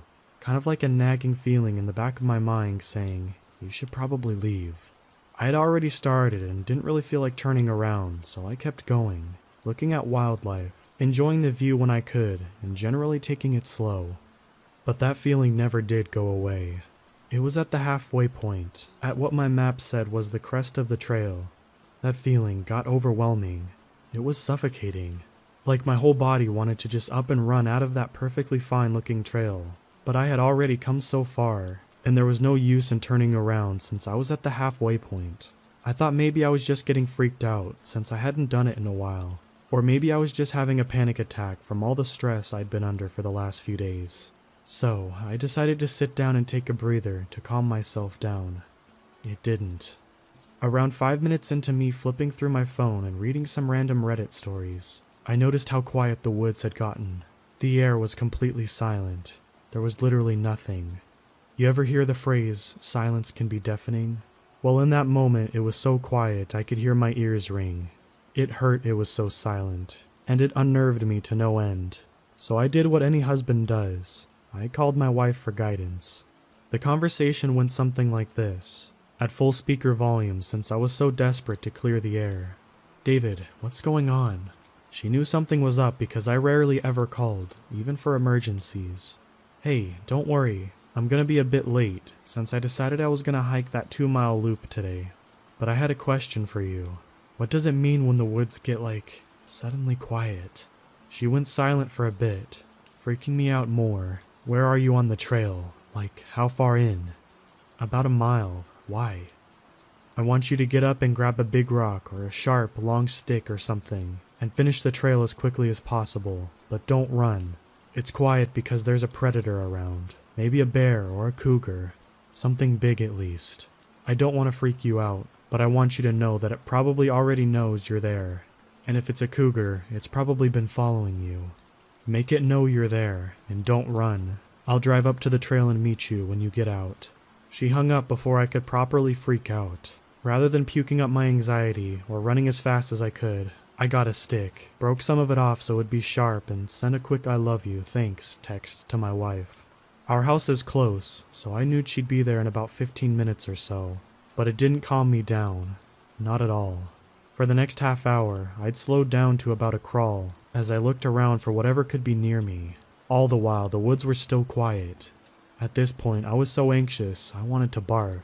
And I might have, if I wasn't so paranoid that closing my eyes just for a second would alert whatever was making the woods so quiet attack. So I just went on, looking over my shoulder every few seconds and stopping to strain my ears to hear if there was anything walking around me. For a long stretch of time, there wasn't. Still no sound. Still no wildlife. Still nothing. Just my heart racing. But as I went onto the trail into some thicker parts of the woods, I began to notice how my footsteps seemed to echo, ever so slightly. It was hardly noticeable, and had I not been so on alert, I wouldn't have even registered it. But once I heard it, it was deafening. When I stopped to check behind me, though, there was nothing. At first, I thought I had just gotten so worked up that I was hearing things, that the quiet was messing with my head and my brain got bored. So I tried to ignore it, but after a while, I just couldn't. It was so unnerving that I started to play with it. I'd quicken my pace ever so slightly, stop, go nearly into a full sprint, and every time, an almost perfectly in-time replica would follow. I hated every second of it. It felt so unreal that I could feel my body begging me to just book it, but I couldn't. If it really was a cougar, it'd get me. So I tried one last effort to see if it was really in my head or not. I took a few normal steps and then acted like I was about to put my foot down before I stopped, just above the leaves. Crunch. I had never gone so still in my life. I couldn't breathe as the sound of an extra footsteps echoed in my brain, and somehow I knew, just knew deep down despite never being involved in this type of stuff, that whatever was behind me was unnatural. For the longest time I couldn't move, and sure as hell didn't want to look behind me. I'm 5'3" and wouldn't last a second. After what must have only been a few seconds, now that I think about it, I started walking again, faster this time. The echo admittedly didn't return, but I still had a suffocating sense of dread and terror pumping through my veins. I only had a quarter-mile left to go, and I was sure ready to get out of that place. I wasn't any less scared than I was, but at least I had the solace of still being in one piece and getting one step closer to my wife. I thought it was all over at this point, and that it was just going to be a moment of me having a freak-out moment and laugh about it tomorrow. And, after being a few minutes of footstep free, and hearing my wife call my name a little ways up the trail, the relief washed over me had me thinking just that. I had been walking slow, slower than usual, so I wasn't even shocked that she had to come meet me on the trail. From the exit, it would only be about a 15-minute walk from her quick pace. She was the type of person to meet you if you were freaked out, even in the middle of nowhere. What else was I supposed to suspect? So, I keep walking and hear her call me again. I reply with some, "I'm coming, I'm here, I'm safe." Keep on following the trail. There was nothing that threw me off, not a single thing, so I just kept going. The only thing that I had even detected was off was that no matter how much further I got, her voice didn't get any louder. It was odd, but I thought maybe she was trying to lead me to the exit, or thought I went off the trail or something. And when I heard her voice subtly switch from in front of me to my left, those suspicions were answered. At least they were for a split second. I was bleary from all that fear. I knew that. And when I remembered who was calling for me, I knew for a fact that that woman had learned her lesson on getting lost in the woods. The last time had nearly been over a year ago, and she was lost for a whole night. She didn't go hiking for a few months after that and was so shaken up, and had to go to therapy for weeks because of it. She loved me, but she wouldn't go into the woods for me. Not again. But what else could it be? So, for a second, I just listened, as her voice subtly got closer, still calling my name. The more I listened, the odder I noticed it was. It was the same. Every single time she said it, it sounded exactly the same. Same intonation, same speed, everything. No other words but my name. None. And it kept getting closer. Hun, is that you? Answer me, yes or no. I don't know why I asked that. I honestly don't, but I'm sure as hell glad I did. For about a second, it had stopped. Back to the silence, and I thought my heart was going to implode from the anticipation. It nearly did, when I heard the most curdling scream I had ever heard from a woman. It just kept going and going. There was only a stop, like for a gasp of air, but the sound never weakened or broke like anyone in pain would. It was just an ongoing sound that would pause for a second and then just keep going. And in my panic, I booked it as fast as I possibly could, because all of the things I knew, and I didn't, that thing wasn't my wife. Running at the speed, I was in a hurry. I didn't even notice I went off the trail, since they weren't well cleared this time of year, and I didn't know I was lost until I knew I shouldn't have been out in the woods. But I couldn't stop. I didn't want to turn around and run back because that thing was still screeching, and it still wasn't getting any closer to me. I could hardly see from the tears in my eyes as I just kept running, bolting until my legs were nearly about to collapse and until my lungs felt like they were being pierced. I hadn't even gone a full 5 minutes before I had to stop, with that screeching still behind me. There was nothing I could do. I was in the middle of a gigantic forest. I had dropped my stick, and something that wasn't a cougar, a bear, or a fox was following me. That 10-mile loop was at least a mile or two away from where I ran, and if that was my only bet, it would be dark by the time I found it. It didn't even matter since I was so out of breath. All I could do was hide, since the trails themselves were getting pretty messy when they weren't all forest. I raced to find myself some rocks and ended up squeezing myself between them. Thinking back now, this was the stupidest thing I could have chosen to do, but in that moment, it was the best I had. I sat between those rocks, holding my breath, sweating up an anxious, smelly storm, as my bug eyes looked around to see what I could see from my hiding spot. The screaming never did stop, but the footsteps returned. It was a very quiet, very subtle crunch, so predatory in nature. But I think the worst part of it all, the part that may never leave my mind, is that this thing's footsteps moved right behind me to the back end of the rock and totally covered me. That screaming never got any louder, even when it was right behind me. The scream stayed the exact same volume, until, out of nowhere, it just stopped on a dime. I heard the footsteps explore around for a long, long time, but eventually they too went far away and I couldn't hear them. I didn't dare leave my hiding spot for what I determined was about an hour, trembling and the light-headed as it got darker. When I finally pried myself out of the rock cheeks that saved me, for that moment, I walked as quickly as I could towards the 10-mile loop, hoping to find it and some campers before dark. I made it to the trail just after dark, exploring for 2 hours, and found a ranger cabin just a little ways from where I started on. She had just been getting the missing persons call from my wife when I knocked on her door, pale as a ghost, scared. Before she took me back, which was thankfully a short drive on her four-wheeler, I asked if I could use her toilet and threw up more violently than I had ever have in my whole life. She didn't ask me what happened, just took me back, and on the whole way from the cabin to the parking lot, holding on to her a lot more tightly than someone with dignity should. I had a distinct feeling of being watched.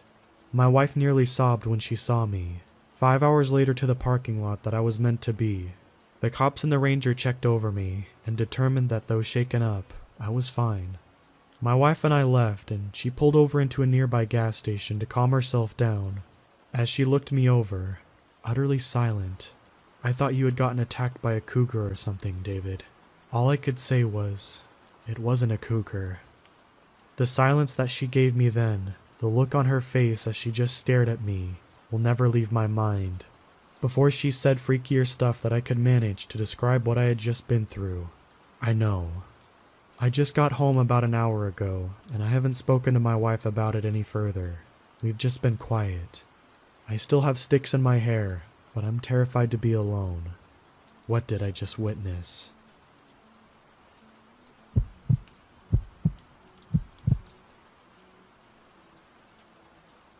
This story takes place around a few years ago, when my dad left town for a business trip. I've never told anyone this story, but I guess I now have. I used to live in a fairly wooded area, with about a 2-story house in a small town in the United States. This house was kind of creepy though. I don't know how to exactly describe it, but it's always just settling, after being there for maybe decades. If you really shut up and have no source of sound, you can hear a noise, like a muffled crack, with a drag that lingers a small amount too long for comfort. But the story's not about that house. It's about something even scarier. About 5 meters behind the house, it's nothing but forest for approximately 3 miles. I'm one of those people who is just absolutely fascinated by the wilderness, but never likes going out. Knowing that my dad was out for a business trip, and he thought I was adult enough to stay out of trouble whilst he was gone, I tried changing my ways and decided to go into those woods. Little did I know, that would be the biggest mistake of my life. It was approaching the late evening when I embarked on my journey. I had a little caution in my step since I was deathly scared of mountain lions, snakes, coyotes, and the like. But as I went along some trails, I felt better and got more of a pep in my step. I even got confident enough to hike a bit away from the trail. Thing is, I kind of ended up getting lost. I started to panic. I tried to find my way back to the trails. Being a coward and the sensitive teen child I was, shaking in my sneakers was my first instinct. Mind you, I was only 15 at the time. I started to walk around, growing increasingly anxious. The walking turned to running, the running turned to sprinting, and eventually the sprinting turned to sitting and crying. I was huddled up against a rock, knees to my chest, sobbing silently.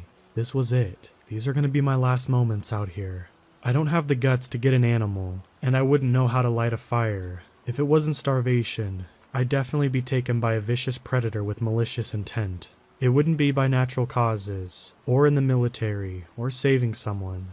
No, I'd be gone because of my stupid decision to go off of the path. I started to think about what it would be like. Would I be reincarnated? Would I be in an empty void for nothing for all eternity? Would I be with God in heaven until the end of time? And even if I went to heaven, would it be for the better? I was raised in a Christian household, and raised to know heaven as a paradise. But there was something scratching at the back of my head. Maybe heaven wasn't a great place as it was chalked up to be. Stuck in my own thoughts, I slowly slipped into a deep sleep, scared and waiting for the inevitable. Maybe I would go in my sleep. Hopefully it would be painless, except I woke up. It was late at night, but the worst part was the ear-splitting screech that seemed to be a few feet away from me. The screech was just something incomparably terrifying. It sounded like a shriek, one you would hear from a woman that saw something scary in a horror movie. But something was off. It sounded like a wounded animal at the exact same time. I don't know if whatever it was got the animal, or if that was the noise it just made. I didn't want to stick around to find out. Fight or flight was activated. I jolted up and ran as fast as I could in whichever direction was opposite of the noise. Due to my panic state, I ended up running so fast I didn't look where I was going and tripped over a log. I face planted into the dirt. I didn't know what happened other than I could taste the dirt and leaves in my mouth. I spat out what I could, and when I looked up, I was in shock. I was always a skeptic, but I always loved hearing about folklore and mythical beasts. I looked at the creature. Its eyes were sunken into its head. Its body withered to the point of emaciation, to where you could see the bones under its skin. Its body color was ash gray, lips tattered, its body emitting the scent that which I could only describe as the fresh scent of decay. I just stared, and based on this thing's appearance, it was the face of a Wendigo. My body froze as I looked into its eyes. It had no eyes. That's what made me panic, staring into a horrifying creature that was just itching to tear me to shreds. I thought of my family. I never really liked them, but I wanted to see them. As I was thinking, I noticed that the Wendigo was already leaping towards me, and that's when I saw my short life flash before my eyes. My elementary years, my family, middle school years. My family was still all I could think of. I wasn't even supposed to be out there, and by some miracle, I was able to move. I scrambled onto my feet, but I felt a sharp sting on my back. I didn't care. Adrenaline pumped through me. I ran faster than I thought humanly possible, and by some miracle, I guess it lost interest or something, because after a while of running, I came across a trail with a few people trying to investigate the screech I heard a while back. Before I started running, they saw me, and they watched as I collapsed, a wound in my shoulder and my shirt ripped. They asked if I was okay, as one of them patched my shoulder up with the bandages in their first aid kit. I explained what happened. Their original plan was to call an ambulance, but I told them not to. It would be stupid. My family would scold me. No one would believe me, and I had a phobia of hospitals. And thinking about the creature, the Wendigo, made me think about death, and knowing that there would be a lot of that in a hospital, I wouldn't be able to bear going. I'm not sure if they believed me, but they helped me to my house. I didn't feel safe there, though. I asked if they could escort me to my neighbor's, which was maybe a few hundred meters away. It took me a bit to realize that the sting I felt, it may have been a claw from a Wendigo. I didn't care. I made it out alive. I made it to my neighbor's safe, and I haven't had an incident yet. I'm still waiting. I feel like it will come back. It felt weird how it just left me alone. Knowing that, I didn't get too much sleep that night. It scares me to even think about the incident. And even now and then, I can hear the same screech, yet it's usually so quiet to the point I can barely hear it. And it almost sounds like the cracks in my old house.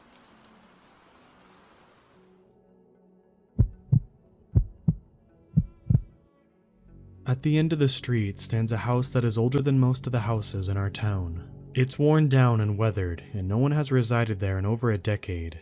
To the locals, it's known as the widow's house, because the old lady that lived there years ago lived there alone. Her husband died at a young age. He was a fisherman, lost at sea. Growing up, we were told to stay away from that house, because it was a death trap. Inside, the walls were falling down due to rot, and the ceiling was water-stained and full of mold. So, it was understandable why our parents didn't want their children playing around inside. If you ask some of the elders in the town, you would get a different story. You would be told the story about the missing children and how their disappearance was somehow linked to that house. The elders would say that the widow lured the children into her home because she was lonely and wanted company, and when the children would try to leave, she would kill them. I asked my parents about this story, and they assured me that the wise tales that the elders made up were to scare the children to stay away from that house. Even if the stories about the missing children aren't true, I still get chills whenever I walk by that house. There's something unnatural about that house, something dark. And I think if the walls of that house could talk, they'd have some real nightmares to tell. When I was 12, my friends and I were up late playing Spotlight on a Saturday night. We were playing in the backyard, and it was just about midnight, and we were starting to get bored. Just as we were about to call it a night and go home, one of my friends came up with a brilliant idea that we break into the widow's house and explore inside. One of the guys in the group tried to convince us that this was a bad idea and our parents would find out and get mad if they caught us being there. Being young and stupid though, we chose to go against our better judgment. We walked up the street, and as we got closer, the moon was illuminating down perfectly on the house. From a distance, you could easily distinguish the worn-down place, and there was no denying that it was abandoned. As we got closer, I started to feel this uneasy feeling go down my spine. I was convinced that the rest of the group did too, but we were all too afraid to admit it because we didn't want to risk being made fun of. We were now standing in front of the house, waiting for one of us to work up enough courage to open the garden gate. The gate was once iron, but you wouldn't be able to tell now with all of the rust and corrosion. I put one hand forward to try to seem brave enough to impress my friends. I slowly pushed the gate open with my left hand, and as I did, the gate let out a creaking noise that made us all jump. We all looked at each other and burst out into laughter. I have to admit, that very moment I was petrified with fear, but I couldn't let it show. Maybe it was because it was the dead of night, but then again, the place scared the crap out of me in broad daylight too. We started to walk into the front garden, huddled close to one another. We were now at the front door, and all I could think about was the stories that the elders used to tell us. The door was stiff and hard to open. The hinges were old and needed to be oiled, but we managed to push it open far enough for all of us to squeeze in through and into the entrance. We were standing now inside the house foyer for the first time. Once inside, I thought to myself it wasn't as bad as I imagined, and that it was like any other house, minus the rotten walls and damp smell. One of my friends turned on the flashlight that we had been previously using for our game of Spotlight. With the push of a button, the room was now full of light. We started to explore the house, and we noticed everything was left in place. When the widow died, no one packed up her belongings because she didn't have any living relatives to do so. Thinking of this made me sad for the widow, because one thing the elders got right was that she must have been lonely. Even at 12 years old, the thought of living alone for years on end made me depressed. Deep in my stomach, I felt sympathy for the widow. She lived inside these walls and would never go outside, mostly because our town and their rumors forced her into a life of isolation. When we reached the upstairs, my friends made their way into one of the many bedrooms, and at this point, I was feeling more comfortable being in the house and got bold and headed into one of the other rooms. When I walked into the room, I knew instantly it must have been the master bedroom, her bedroom. It was big for an older home. The moonlight shined through the window, giving me enough light to see around the room. Near the entry of the room, there was a large walk-in closet, and there, still hanging on the racks, was some of the widow's clothes. Most of her items were still on hangers, while the rest now were on the floor, covered in dust, forgotten in time. I continued poking around the room, trying to find something that would give me a better indication about her life. I wanted to find something that gave me a better understanding of the life she lived, alone. Then I saw it, there on the edge of the window ledge, a candle, or what was left of it. The elders used to say that the widow would light up a candle in her upstairs bedroom window every night in hopes that it would guide her husband, who was lost at sea, home.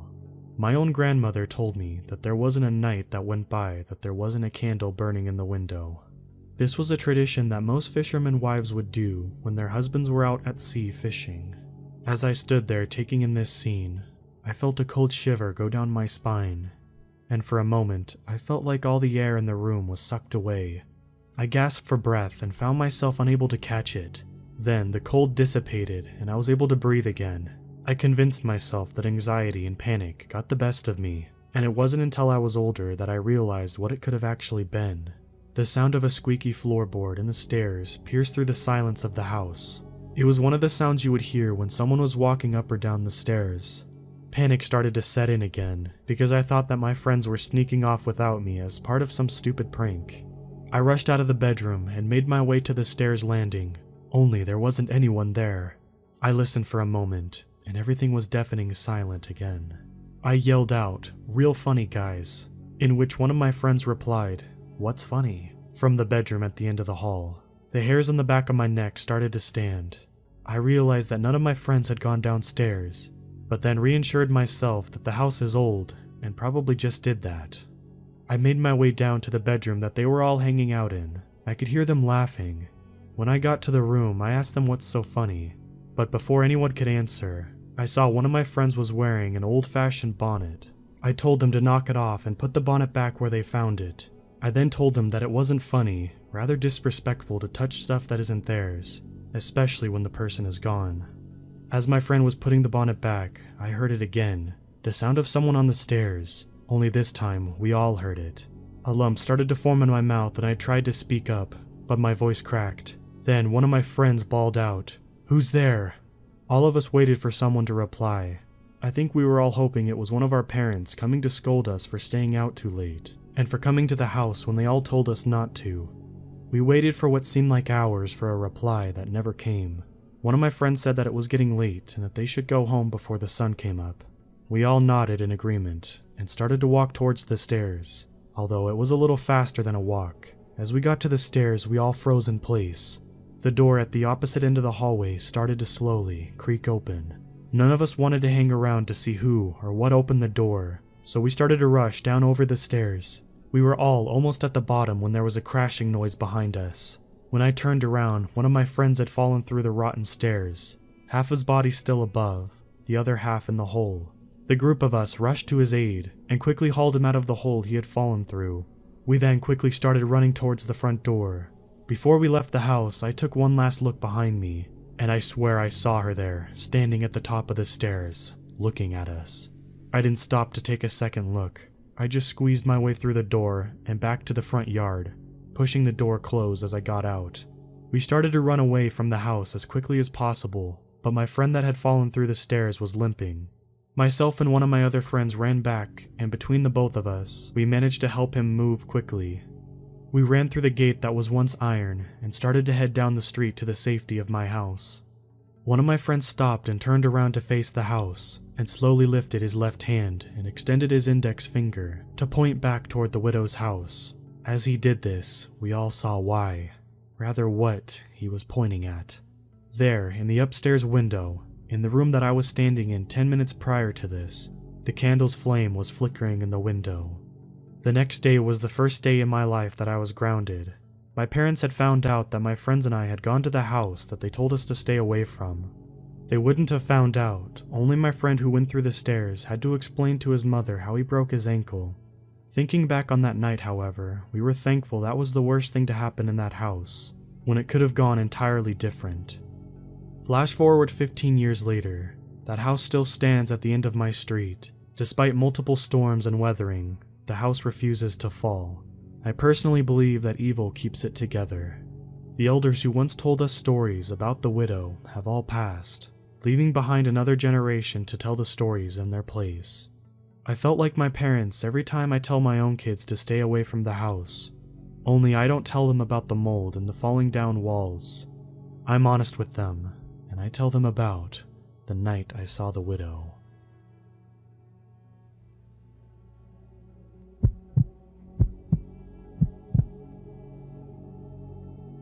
I guess I should start somewhere at the beginning. You see, this house is also the house my father grew up in with his parents, and my grandfather grew up in with his parents. I'm not sure how many generations this house has belonged to my paternal family, but this house is old. It's a 3-story house, stood alone, and across the road from an even older church in a small village about 3 or 4 miles from the nearest big town. I did not grow up in this house. My father despised this place. Out of the very long list of things he detested, this house was up there in the top 5. That's why I'm so surprised he moved into it after he and my mom divorced. He always said that he would rather live on the streets than return there. When both his mother and father died, the house was naturally left to him. The only child of an only child. My dad wasn't just an only child, but a very lonely one. His father was, quite frankly, disinterested in him, and his mother was nothing short of vile to him. So, when they died, and all that was left was the house, I expected my dad to either demolish it or sell it. He said that it would cost too much to renovate the place to make it suitable to live in, and too much to turn into rubble. Now, my dad had a lot of demons trapped in his head. He would drink himself into oblivion, in a vain hope to forget his childhood, to no avail. He was really very sad to witness. He had a good, well-paying job at a manufacturing company as head of the engineering department, and my mom worked out of a doctor's practice, often working nights. They were 2 passing ships in the night, and unfortunately, it was me that had to take care of Dad when he was too drunk to take care of himself. My mom knew nothing of his drinking problem, and to this day, she still doesn't know the full extent of it all. They divorced when I was 13. I never stayed overnight with my dad. He wouldn't allow it. He would always tell my mom that he would take me out for the day, but he couldn't let me into the house. So naturally, our relationship thinned. By the time I was 23, our relationship consisted of drunken phone calls at ridiculous hours, and me talking him off the edge of whatever rim he was close to throwing himself off of. I'd had enough. I was pregnant with my oldest child, single, in a 2-bedroom house. The last thing I needed was to be a parent to my parent, on top of the tiny human totally dependent on me. So, I told him, everything he put me through, I didn't deserve it. I hated him for it. Hated him more than he hated that house, and to not contact me again unless he got sober. He had progressively gotten worse over the years, you see. He went from a binge drinker to a high-functioning alcoholic to a regular alcoholic, and drinking away his redundancy and life savings. That was the last time I spoke to him. He died a little over 6 months ago by his own hands.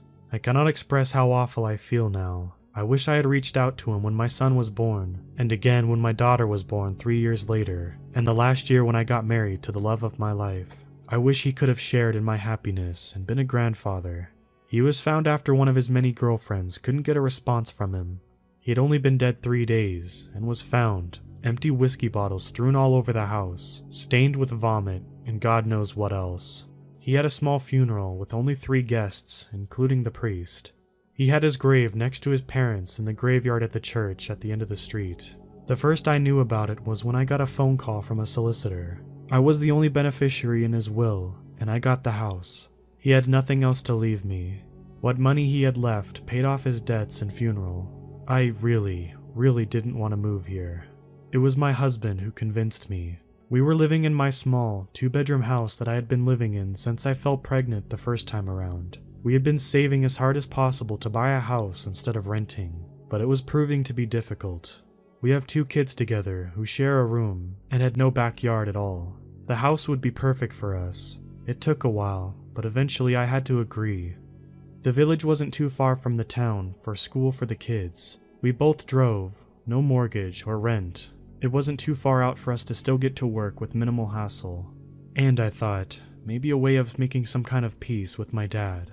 We first came there to see the house. It was bare. Everything had been removed. By who, I couldn't tell you. A raging alcoholic he may have been, but the old man was still an engineer at heart. Maybe he hadn't drank all of his savings. It looked like a show home when we first stepped foot inside. Although cold and dusty, and in need of a good cleanup, the floor was hardwood throughout the downstairs, with a large, open-plan living room, with beautiful patio doors that opened up onto a large, though unkept, garden, with high walls for privacy. The second floor has 3 ample-sized bedrooms and a modern bathroom, and on the third floor there was a master bedroom and an en-suite bathroom. It truly does look beautiful and the perfect family home, even before we cleaned it up. We've been here officially 2 weeks. We spent a month cleaning and moving things in. The money we had saved ourselves we used to decorate and lay carpets. The carpets I insisted for the living room. Thankfully, the kids didn't notice in their excitement. But there, in the middle of the living space, was a strikingly big, brownish-red stain, set against the dark wooden floor.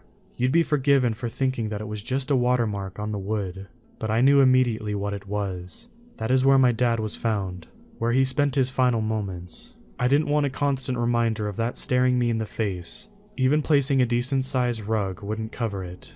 You think that it would be enough for me to hightail it straight out of there, but by this point, we had nowhere left to go.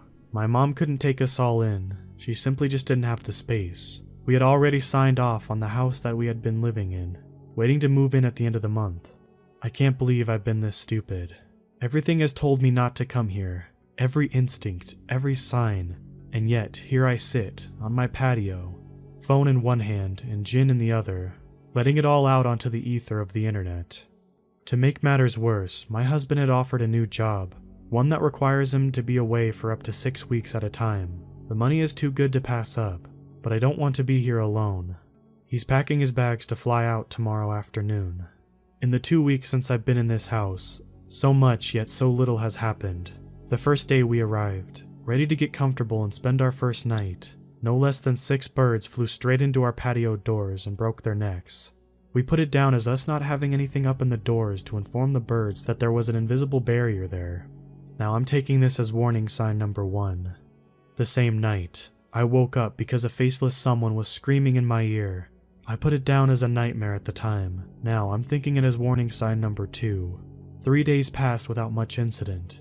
Maybe the odd bump in the night, or the sound of a door creaking shut upstairs, but nothing that couldn't be explained anyway. On day 4, I had a long soak in the bath. I went to put my wedding ring back on afterwards, to find that they weren't where I had left them at the sink.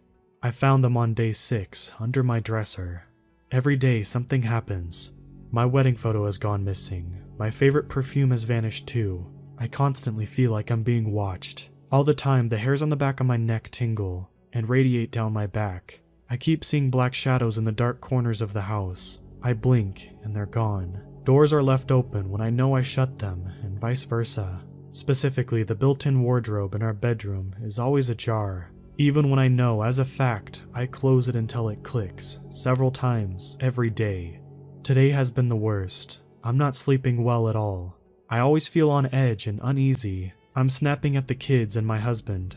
The final straw came after putting the 2 little ones to bed. I came out of my daughter's bedroom when something caught my eye. I don't know what it was. I can't explain it. It looked like a person, but not. All I remember is 2 electric blue eyes, and then falling.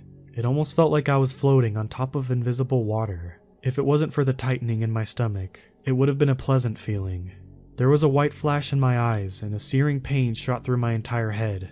I felt the blood rush into my face and heard a ringing in my ears, just before the very breath was forced from my lungs as the back of my ribcage landed with force against the cast iron banister at the bottom of the staircase, with a nice goose egg forming at the back of my skull and bruised back. I rubbed the bright spots from my eyes and looked back up to the top of the staircase, and there was nothing there.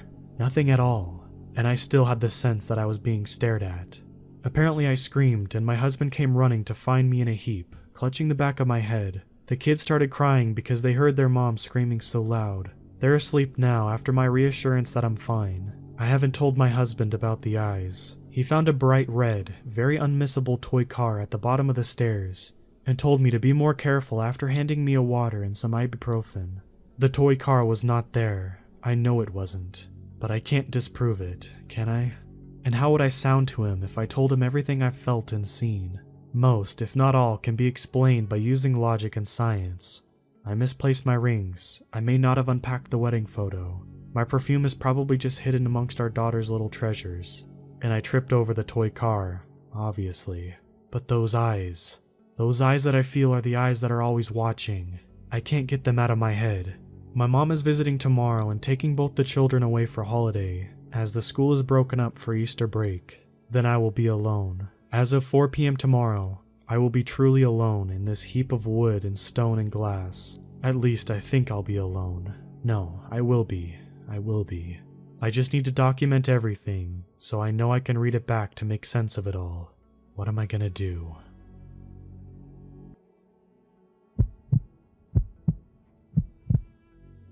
This story recollects what happened during the Navajo Nation fair season of 2015. My roommate and her boyfriend decided to head back to the reservation to take part in the festivities, rodeo, parade, and carnival. My roommate was the offspring of divorced parents and spent her teenage years half on the reservation in Window Rock, Arizona, with her mother, and half with her father in Phoenix. She was raised as a devout Catholic, even attending Catholic school.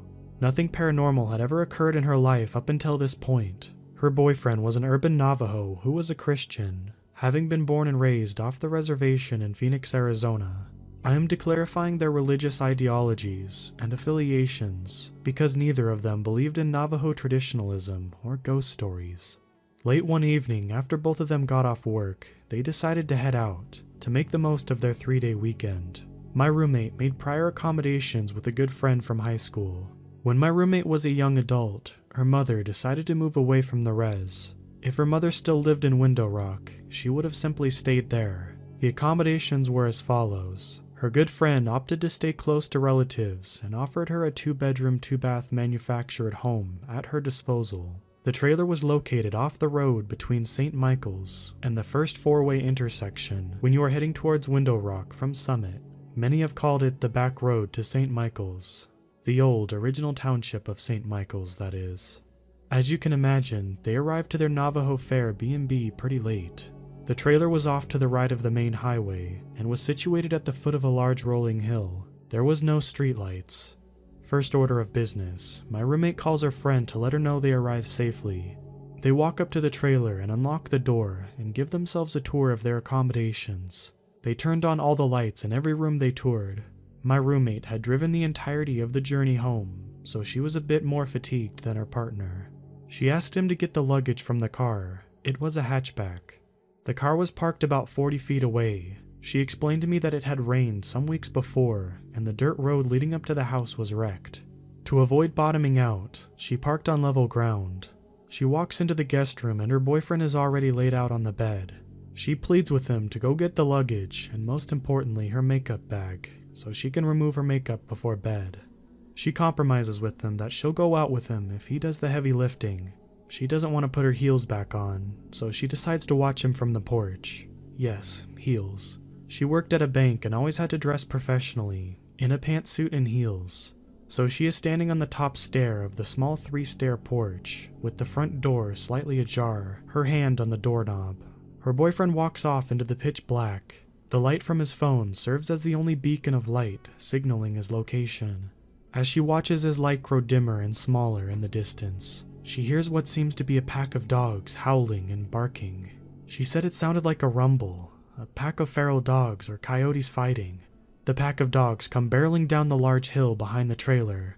She hears a loud thud against the back wall of the trailer. The thud was so loud that she heard the rattling of picture frames that were hanging. At this point, fear begins to creep in her mind. She calls out to her boyfriend and hears no response. She shouts for him once again. That's when she realizes the dogs have all gone silent, all at once in a fluid succession of motions. She said that something from inside her trailer slams the front door, so fast that it creates a gust of wind. She said that if she had been holding onto the doorknob, it would have knocked her off the landing off the front steps. The porch light flickers and then goes dead. She is standing there, barefoot, in the darkness. She tries to open the door and retreat back into the trailer. She was able to turn the doorknob until it clicked. The door wasn't locked. Something heavy was pressed up against the flimsy, manufactured hollow cord door from inside. At this point, she said she didn't realize she was crying, at the brink of an anxiety attack. Adrenaline took over her and she began throwing herself and all of her weight against the door. She saw it inch open, and the light from inside flooded the doorway for a split second before it slammed shut in retaliation. Fight or flight. She decides to run barefoot into the darkness to find her boyfriend. His account. He leaves his girlfriend at the top of the front door steps as he walks off into the dark, with only his phone serving as a flashlight. He's being very careful where he steps because the earth is turned up and twisted and gnarled. Deep ruts and grooves from a vehicle driving in the mud before it hardens into crust. He is afraid he might twist his ankle. He too hears the frenzied howls and barks of the dogs. He turns around to look at where the sounds are coming from. In the distance, he sees the faint light of the porch go off. He rationalizes to himself that the barking dogs frightened his girlfriend, and in fear, she ran inside and unintentionally turned off the porch light. He continues walking in the direction of the car. He hears the thud of a heavy footsteps behind him, mimicking his own stride. Not exactly in tune with his, following a split second after his own thud, almost echoing intentionally. Figuring it might be his frightened girlfriend running out to him, he calls out to her, to no avail. He sees a dim flicker in the distance, the light from his phone bouncing off the reflectors of the taillights of the car. His body floods with relief. The relief quickly drains to despair. His phone erratically stops working and won't turn on. His heartbeat almost beats out of his chest. How could this be? He wasn't on his phone the entire drive back. It was fully charged. He takes a few urgent paces towards where the car was before the lights turned off. His palms are sweaty, and he swears he could feel his heart pounding through his hands. He desperately reaches into his pockets for his car keys. He begins frantically pressing all of the buttons, the lock, unlock, panic, and open hatchback buttons. Nothing. He even stretches out his hands in the dark as pressing the buttons, thinking that he is on the cusp of the electronic radius of the vehicle to respond. Still nothing. The footsteps behind him hastened and almost sounded like he was going to be charged from the back. He is too terrified to look back. At this point, he realizes the dread that he feels in the pit of his stomach means it's something unnatural. His shoulders drop as he instinctively braces for some sort of impact. The sound of heavy footsteps would indicate that he would have been hit by now. Nothing. The footsteps loudly led directly up to him, to his heels, and nothing. He opens his eyes and hears something like a coin drop and hit the top of his car. He turns around to the patter of bare feet on the dirt road. His girlfriend charges into him, full embrace, hugging him. Mind you, his feet stayed planted. He doesn't take one step forward or back. The car keys are still in his hands. His thumb presses down. A loud click, the familiar sound of the hatchback opening, and the lights from inside the car quickly floods their immediate surroundings. They grab their luggage and a pair of flip-flops from the car and slowly make their way back to the trailer. Oddly, the front porch light was on now.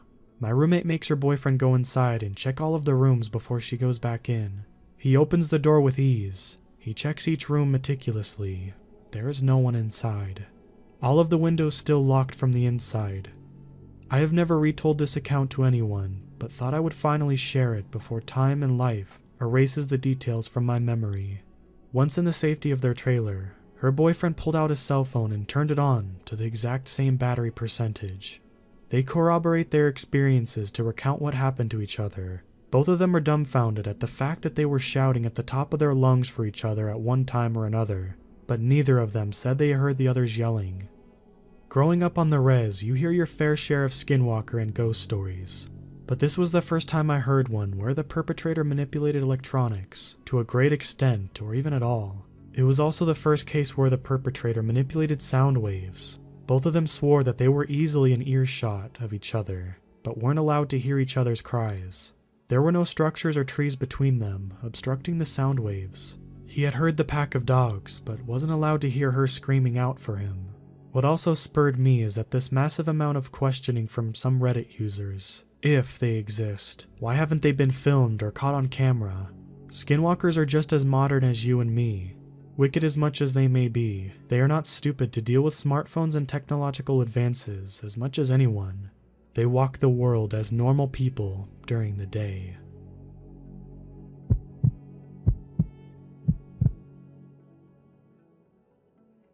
This is an experience my mom and dad had that happened in December of 2018. They were coming back from dining out and pulled over in the driveway and parked. The area where they live is moderately wooded in a large plot of land, about 20 acres. They got out of their car and started walking up to the door when they heard a blood-curdling scream coming from only 10 feet away from them. Not only was the scream terrifying, but it was extremely loud. My dad is a state trooper and served in the US Marine Corps, so not much actually scares him. He's the guy to watch a horror movie at 3 a.m. with all the lights off and the curtains open. However, that night, he said he was genuinely terrified. They snapped out of their trance and ran inside. He came back out with his gun and his patrol car and started checking around the area. He shined his spotlight down into the pasture and around the property, but couldn't find anything. The fact that he did this was alarming because he would never pull out a gun if he was joking. I've only ever actually seen him pull out a gun 2 other times in my life. Only about a week after I came home from college for winter break, I sat on the porch late one evening drinking coffee. It was pretty cold and I was reading a book when I heard something eerie coming from the pasture to the east of my house. It sounded like creaking, but there was no wind blowing, and I know the area clearly, and there wasn't a hanging branch or anything for that matter that would justify the sound. Even though it creeped me out, I refused to think anything of it and brushed it off as strange, but explainable. Thoroughly chilled, I stopped reading my book because of bad lighting and went inside. After a while, I found I forgot my book outside and went out to grab it. This time, I heard a low, poor howl. The only canine creatures that live in this place are coyotes, and when you hear them, it's a mixture of yips and short, pitchy howls. Hearing it and having my fears proved that it was some other worldly being, I grabbed my book and ran inside. About 20 minutes later, my brother comes home from a friend's house. He walks in and doesn't say anything other than hey. I tell him about what I experienced. To my surprise, he said he heard the exact same thing just a couple minutes earlier when he was walking inside. The sound had moved from its previous location southwest of my position and was now to the northwest corner of the property. He said the sound was long, deep, but poor or weak, kind of like the one I heard. My brother seemed more spooked with his encounter than I did with mine. He said that the duration was so long and then just sounded very fake, like a poor imitation. After that, there wasn't any more sightings the entire time I was home. It's since been ruled out as a deer, since we have a lot of them and they don't make strange noises like that. But after reading through Reddit, I feel like this may be a skinwalker issue or something of the sort. We do live near a spot where Native Americans hold their rituals, and there is a house in our neighborhood that was built on a Native American burial ground, so it wouldn't be a surprise to me that this may be the case. I have experienced other strange sounds and being whistled at in the dark, but no sightings so far.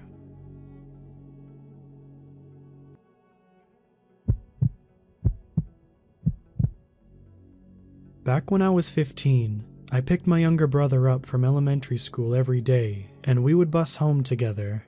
We had to transfer 2 times, and this happened at the second transfer. One day, I saw an old Caucasian man get onto the bus after us. He looked around 60 years old with white hair, and he was really big. Since there was no seats available, I stood up to offer my seat for him, and he gave me a smile and thanked me, and I thought nothing of it. After a few minutes, I noticed he was still staring at me with a smile, and at the time, I thought he just appreciated the fact that I gave up the seat for him. After another while, I started to get uncomfortable because I was noticing how intently he was looking at me. Once again, I tried to reason that maybe he had a mental illness or was just slow because of his age. I took my brother by the hand and we moved toward the back of the bus. By the time our stop arrived, the bus was pretty empty. My brother and I exited and we started to walk in the direction of our apartment. It was only a few feet away from the bus stop. I was pretty paranoid from earlier, so I turned around to check if anyone had followed us off the bus. I saw the old man walking in our direction, and I internally panicked. I reasoned with myself that maybe he lived in that area too, and it was just a coincidence that he was walking in this direction, so I kept walking towards the gate of our apartment. My brother and I got to the gate, and I was digging in my backpack for my keys. Suddenly, I felt a tap on my shoulder, and looked up to see the old man smiling at me. I didn't know how to react, so I just said hi, and kept looking for my keys while I had my eyes on him. By that time, I was really creeped out because his stare was really intense. He said thanks for giving your seat to me, and he asked me if I wanted to go for lunch, so he could thank me. In my head, all I could think was that it was around 4 p.m., so why would he want to go to lunch? I quickly declined, shoved my brother past the gate and slammed it behind me. The old man just kept smiling and staring as I looked back, and I was glad that I was able to escape from him. A few days passed and I thought nothing more of the incident. Then one day, I saw him again at the bus stop. I tried to stand as far away as possible and tried not to look in that direction. The bus stop was a busy one, so there was always a line of people. I could feel him staring at me, and I remember just wishing that the bus would come faster so I could get away.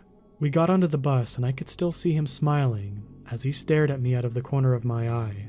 I tried to keep my attention on the book I was reading and not let it bother me. When our stop came, my brother and I quickly got off the bus and sped walked to the gate. I turned around to check if the old man had followed us off the bus, and was immensely relieved that he didn't. I looked at the bus as it drove past, and I remember seeing him by the window seat, just staring at me. Then, for the next few weeks, he just kept showing up at the same bus stop. Sometimes, I see him sitting by the ledge when he sees us. He gets in line for the bus. Sometimes he tries to go up to me and initiate conversation. I always ignore him the best I could, and kept my brother on the opposite side of him, with me in between. I was also immensely glad that I lived in an apartment, so he didn't know exactly where we lived. I never told my parents about it, and although I contemplated telling someone that was in line, or me calling the police, I never did. I thought that staring wasn't really a crime, and he didn't really do anything besides try to initiate conversations. Plus, there wouldn't be any evidence. I also thought that because he was an old man, he couldn't do much to harm me, and maybe he was just lonely. I tried to put up with it the best I could and stayed as far away from him as possible. I also couldn't take another bus because the bus didn't come often, and we had to go to extracurricular activities afterward. One day, he initiated conversation again and started telling me that he was a rich man. He showed me the gold chains around his neck and the gold rings around his finger. I was mildly offended that he thought that this would make me want to talk to him. So my brother and I went to a nearby supermarket to try to avoid him and take the next bus. I thought that he would just give up and take the bus so I didn't see him when I got back. Except he followed us into the supermarket. I walked through a few aisles and tried to lose him. After I couldn't see him anymore, I decided to buy my brother a treat to calm him down. We headed up to the cashier's area and lined up. Then I felt a tap on my shoulder and saw the old man with a $20 bill in his hand. He offered to pay, and I said no thank you. I think he just said okay and just walked out. I didn't see him afterwards at the bus stop, and thought maybe he took the hint that I wasn't interested in doing anything with him. Luckily, this happened a month or two before summer break, so I didn't have to take the bus route anymore. I also didn't have to go to extracurricular activities, so my brother and I took a different bus this time.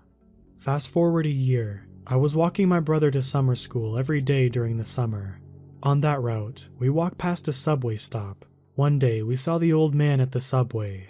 We quickly walked away, hoping he didn't see us, but he must have saw us, because every day after that, he was sitting outside that subway stop. He didn't try to initiate conversation, but he was always staring intensely at me from afar. I started getting nightmares of him kidnapping me or taking a knife to me and threatening me.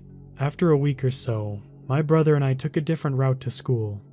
I didn't see him again until last year. so around 6 years from the initial time I met him. I saw him at the bus stop on my way to university, and my heart automatically started beating faster, and my hands became clammy. He must have saw me because he smiled and stared at me without blinking again. Luckily, since my classes aren't a set schedule, he wasn't able to lurk at the bus stop again waiting for me. I still see him on rare occasion at the bus stops around where I live, but for the sake of my sanity, old man, let's not meet again.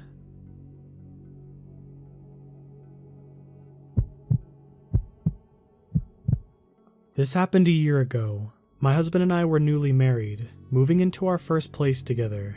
We knew a family who owned various properties around our state and had a condo unit available in one of the more sketchy towns, but he was going to let us rent in it very cheaply. We moved in during September, and then the strange events happened in March and later on. I'll try my best to explain the layout of this. We lived in the same building as my stalker, although we don't use the same stairwell, as each building is separated into 2 sets of 6 apartments, 2 apartments on each level. We lived at the top, 3rd floor. He lived at the bottom of his cluster. He had the handicap accessible apartment that was closest to the parking lot. One evening, my husband and I went to the grocery store and got into a bit of a fight on the drive home. So he dropped me off with the groceries and drove off to spend some time alone. He dropped me off at our usual parking spot, and I walked up the sidewalk with our groceries. He had already drove off, so he wasn't around for what happened next. While I was walking down the sidewalk from our parking lot into my stairwell, I passed the stalker's unit. Once I was directly parallel to his front door, this man yanks open the door and runs out, so he's standing about 15 feet away from me. He was in his mid-20s, early 30s. Guy was wearing shorts and a t-shirt, and the creepiest thing about him was that he had this giant grin plastered on his face. I gave him a disgusting look and kept walking, but he started following behind me, 10 feet back. I looked over my shoulder at him, and he's still grinning with his creepy grin, and I run up the stairs with my groceries. I was afraid that he was going to follow me up the stairs, and that I wouldn't be able to get inside my house fast enough, because I had to get my keys from our lockbox. But he stayed at the bottom of the stairwell, just grinning up at me from below, and watched me race inside. I locked the door and tried to look out the closest window, but couldn't get a great look at him. But I saw him walking calmly back to his own apartment.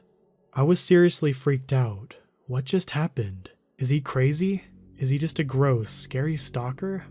I didn't know who or what to tell about this because I wasn't sure if it was worth telling, or if someone would just tell me, it's fine. It's just a weird thing that happens sometimes. But I decided to call my brother and told him about it. Once my husband got back, I told him, and he said, that's really strange. It's probably okay though. Just take note if anything strange like that happens again. So I brushed it off, kinda chalked it up to the guy being mentally challenged or something, and forgot about it after a week. But 2 months later, it happened again. It was May now, and I hadn't seen the creepy guy since. I never saw him outside walking around, or just walking to a car. It seemed like he never left his apartment. I had already written off what had happened, so I wasn't even concerned about him anymore. And then, of course, he struck again. The events were almost identical to the first time. I came home in the evening. I had dropped my husband off back at work to work late, so he didn't have a car, and I parked in our usual spot in the lot and walked up the sidewalk. As I passed his door, he runs out again, creepy grin plastered on his face. But this time, he's only wearing a towel that's wrapped around his waist. I run up to my apartment, and he follows me on the sidewalk for a bit. But this time, he doesn't stand at the bottom staring up at me. He just walks back home calmly. I run inside and start crying and frantically call my husband. I can hardly get out what happened, but when I finally do, he tells me that he's going to call our friends who live across the street and have them walk over and take me to their place. They come and pick me up, and we call the police when we get there. The police come, I tell my story, and they tell me that they can't charge him because he didn't do anything illegal, but they'll make a report of it. We call the HOA president and report this to him and see if there's anything he can do about it. And the president immediately asks, "Was it such and such apartment?" Yes, it was. How did he know? Apparently, there have been many incidents of him. He has followed other women, watched girls swim for hours at the pool, and even delivered a pair of his underwear to a woman. So we asked the HOA president if there's anything the HOA can do. He says he'll have to talk to the owner of the unit and see what they can do about him. But it turns out that it's his mom who owns it, and he's just living there by himself, creeping on as many people as he likes. On the phone, she seemed very cooperative and said, "Oh yes, I'll evict him then." Nothing ever happened. She never spoke to the HOA again, dodged their calls, etc. So it looked like we were stuck with this creeper. And of course, that couldn't have been the last encounter we had with this guy. It was mostly small things, like he would stare out his window at me sometimes as I was going out to my car, or other times I was driving through the lot, and there was another time he was out on the lawn, actually in front of his unit, watching girls swim in the pool. It was a Sunday, so my husband and I were going to church, and we passed by him sitting on the lawn, and I didn't realize it was him. I couldn't remember what his face looked like, because he had looked so generic. I'm pretty sure he had changed his hair color, and I didn't know if he was from that unit, or the one above him. A lot of things went through my head that caused me to doubt who this guy really was, so I simply passed him and smiled. Later on, I realized that it was him, and I was so mad that my husband didn't get to punch his lights out. And although all these small things were happening, it wasn't enough to motivate us to move yet, until July. My husband and I had gone camping with our church for a week, and when we got back, we just hang out with some friends and didn't get home until late. We pulled in around 1:30 a.m. My husband and I had to go close our pools. We worked for a pool company and opened and closed pools daily. Just lock the doors and turn off the lights and such. He dropped me off home early to get ready for bed. He watched me go inside to make sure I was okay and then left. He came home an hour later, about 2:30 a.m., and the creepy guy was standing on the sidewalk in front of his usual spot, shirtless. We assumed the stalker was expecting me to be the one driving alone, but upon seeing it was my husband, he booked it back into his apartment. My husband parked as fast as he could and ran after him, but he was already inside. He pounded on the door, yelling at him to come outside, but he wouldn't. My husband came up to our apartment and told me what happened. He grabbed my pepper spray and a heavy object and went back outside to patrol the area, because he was so riled up and angry. We ended up moving 2 weeks later, no longer wanting to endure the harassment. Best decision we ever made. So to the creepy guy who stalked me for months, let's not meet again.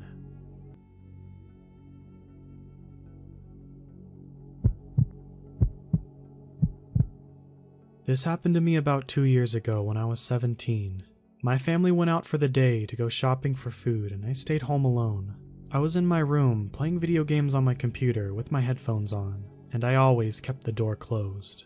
After about an hour, I had to get up to go to the bathroom. Both the bathroom and my room are on the second floor, and our house at the time was a 2-story detached house in Northern Ireland. So when I get back to my room, I remember closing the door and continued to play games. About 30 minutes later, I go to check on my phone, but realize I left it in the bathroom. I get up to go get it, and notice my door is open, slightly ajar. Now my house isn't drafty, and I know the door is good and doesn't just open due to wind or whatever, so it catches me off guard. But I reason I probably just didn't close it all the way heading out to get my phone. I came back and continued to play, making sure I closed the door on my way back in. Some time after, I hear my family come back home. I hear them bringing in the first load of shopping into the kitchen and go out to their car to get more. When they come back in, they call my name and I head downstairs. When I came down, I saw the back patio door was lying wide open. They asked me if I was out back at any point while they were away, and I told them I hadn't. We looked outside and saw one of the deck chairs was pulled over the lower part of the fence, facing a small wooded area leading over to another street. Obviously not where it should be. This shocked me. My mind raced with the idea of what was going on. This is my own personal theory. Somebody had managed to get in, most likely through the back door. They had went to see if the house was clear, went upstairs, opened my door and then saw me. Then they must have decided to wait downstairs for some reason. Maybe thinking I would leave, or they could ambush me, but had gotten scared and hid when my family returned, using the fact that they had left the kitchen to go bring in more shopping to slip out as fast as they could and use the chair to get over the fence. Even with this idea, I don't understand why they would risk coming in, given that it was in the middle of the day. Plus, if they seen that I had headphones on, why not just come up behind me and deal with me then? The worst thing about it is, I have no concrete proof of what happened that day. I have no idea why someone came in, how they got in, who they were, but one thing I feel certain is that somebody did come into my house that day. There's more to this story though. A week or so later, it's late at night, around 2 a.m., and I'm in my room playing games. While playing, I end up drifting off to sleep. I am woken by my mom coming in shaking me, asking me if I was outside. I told her no, I've been here all night, I was asleep. She explains to me that while she was laying in bed, she heard the back door slap, and as her room was just above the kitchen and the back door, she felt the shake of the slam. My stepdad was working night shift at the time, so it was only me, my mom, and sister in the house. I go downstairs to check to see if everything's okay. The door's wide open, our back garden is pitch black, so not knowing if anyone was out there, I closed and locked the door, and looked around the garden from the outside with a flashlight. I didn't see anyone outside and decided to stay downstairs for a few hours, keeping a lookout. The next day, we changed the locks. The strange thing about these instances is that nothing was stolen, none of our things were missing, and it seemed that nothing had been really moved or any drawers looked through. I have absolutely no explanation for this to this day. It baffles me. We had discussed getting the police involved, but we felt that because there was no serious evidence of a crime taking place, and that we would be moving out of that house in a matter of weeks, unrelated to this, we decided there wouldn't really be anything they could do to help, so we just had the locks changed, and made absolutely sure to keep things locked down and watched until we moved out.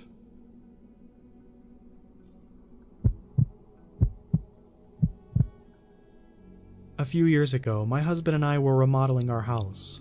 I had purchased my grandparents' old home after they both passed away, so we wanted to update it. We had gutted the living room and replaced the wall.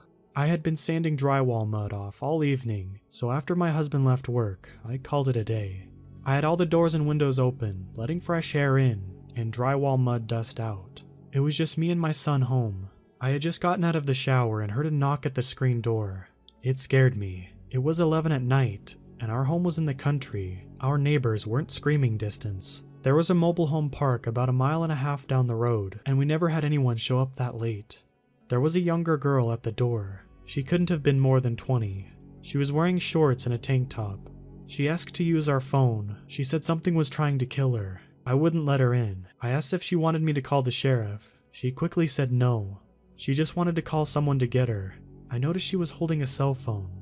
She told me the battery was dead. I had my 2 German shepherds standing on both sides of me. I told her she could use my phone, but couldn't come in because my dogs were trained attack dogs. We can't let anyone in that doesn't know us or them. She looked freaked out. When I handed her our landline phone, she extended her arm out. That's when I saw it. She had track marks all up and down her arm. I think she was shooting up meth or something. She called her ride, and not 2 minutes later, I see a car come down the road. He was on a dead-end street. As soon as they left, I closed and locked down everything. I called my husband and the sheriff. I have never had anything like that happen before or since. I think they saw the house. It was isolated and had the exterior decor of what an older person's home would have, and thought it would be an easy target to rob. Thank God I had my dogs, and I'm glad we didn't get to meet what was in the car picking her up.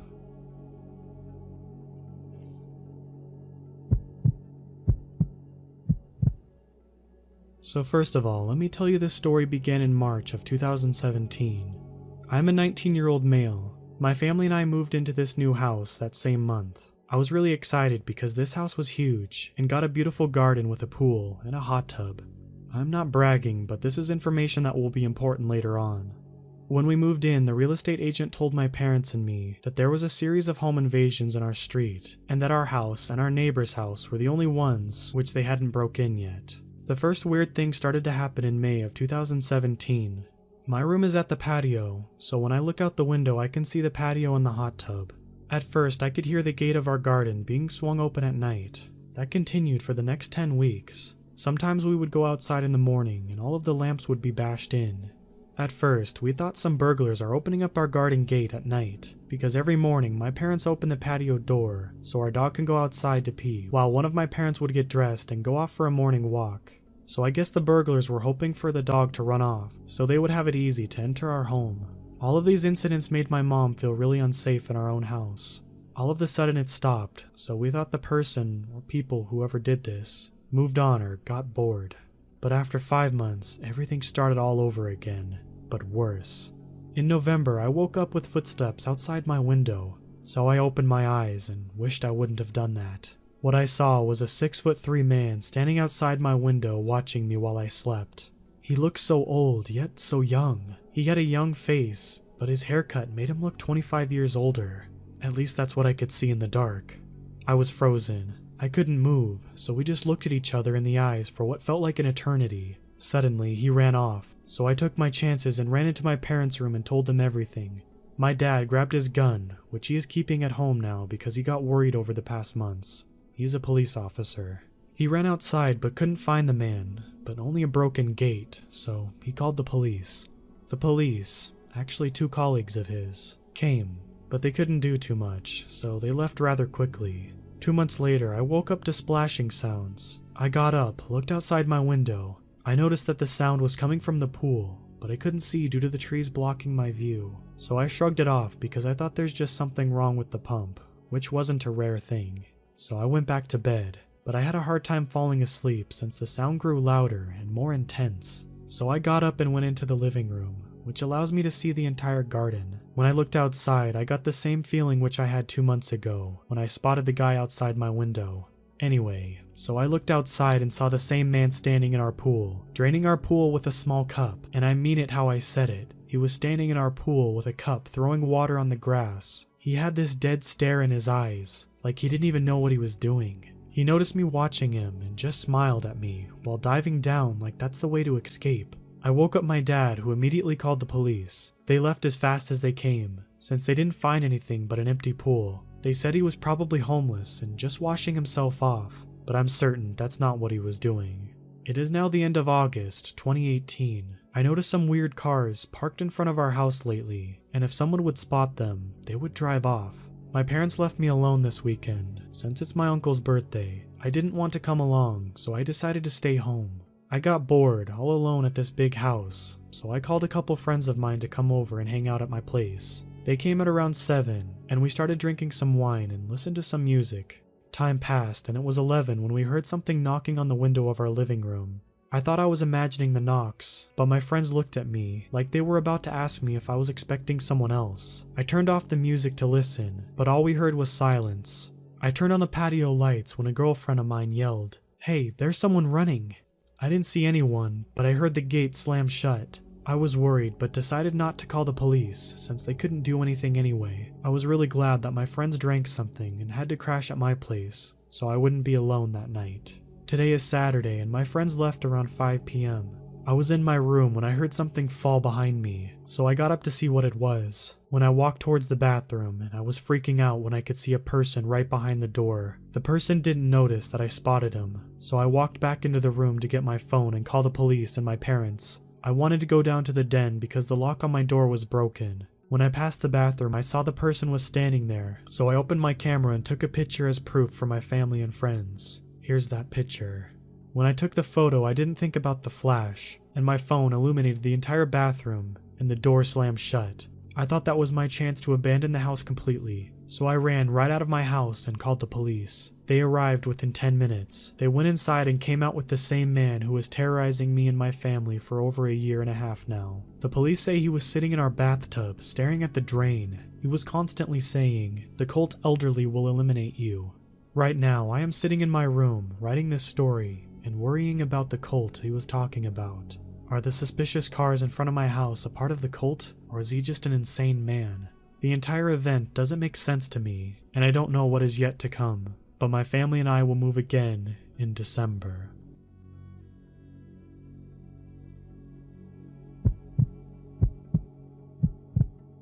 This happened a couple years ago.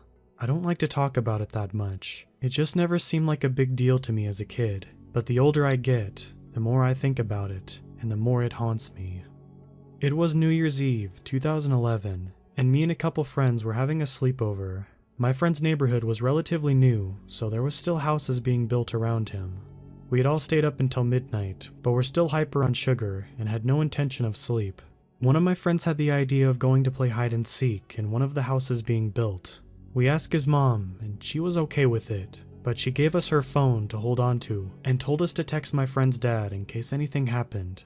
We took the phone, got our coats, and headed outside. The house was only about 100 yards away from the porch, so it wasn't that far of a walk. We jogged across the street since it was relatively windy and we didn't want to stay in the cold air. We decided to play in pairs, but if you were hiding, you had to stay with your teammate. I volunteered to be the seeker, so the two hiders headed into the house while me and the other seeker began to count. Once I hit 60, the game began. The house was dark and cold, and the only source of light was a bright moon shining through every window and door. We were standing in an empty shell of someone's home. No inner walls had been put up yet, and there was no carpeting on the floors. The only thing inside was dozens of thick wooden beams. I told my friend I'd take the first floor if he wanted the second, and he agreed. He walked past me up the steps. I was now alone. Something about being there boosted my confidence, like I was an adventurer or something like that. I walked around the first floor with a smile on my face, braver than ever. I called out the names of my friends, trying to hold in my laughter. Since the house was so dark, you could only see about 5 feet in front of you, so I made sure to check every nook and cranny. That's when I found the basement. It was a dark and eerie hole in the floor that looked like it would swallow anything that walked into it. They couldn't have gone down there, I thought to myself. There's no way. But I had checked the entire first floor and heard nothing from my friend upstairs, so I sucked it up and began to go down the steps. I walked down slowly, taking careful steps because it was nearly impossible to see anything. My footsteps echoed through the dark room. I walked slowly, listening for any type of noise in the darkness. Then I heard something. The slow-moving feet. "Hello?" I said, following with my friends' names. No response.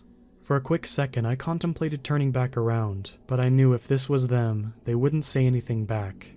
I called their names again. No response. A smile came across my face. I had found them.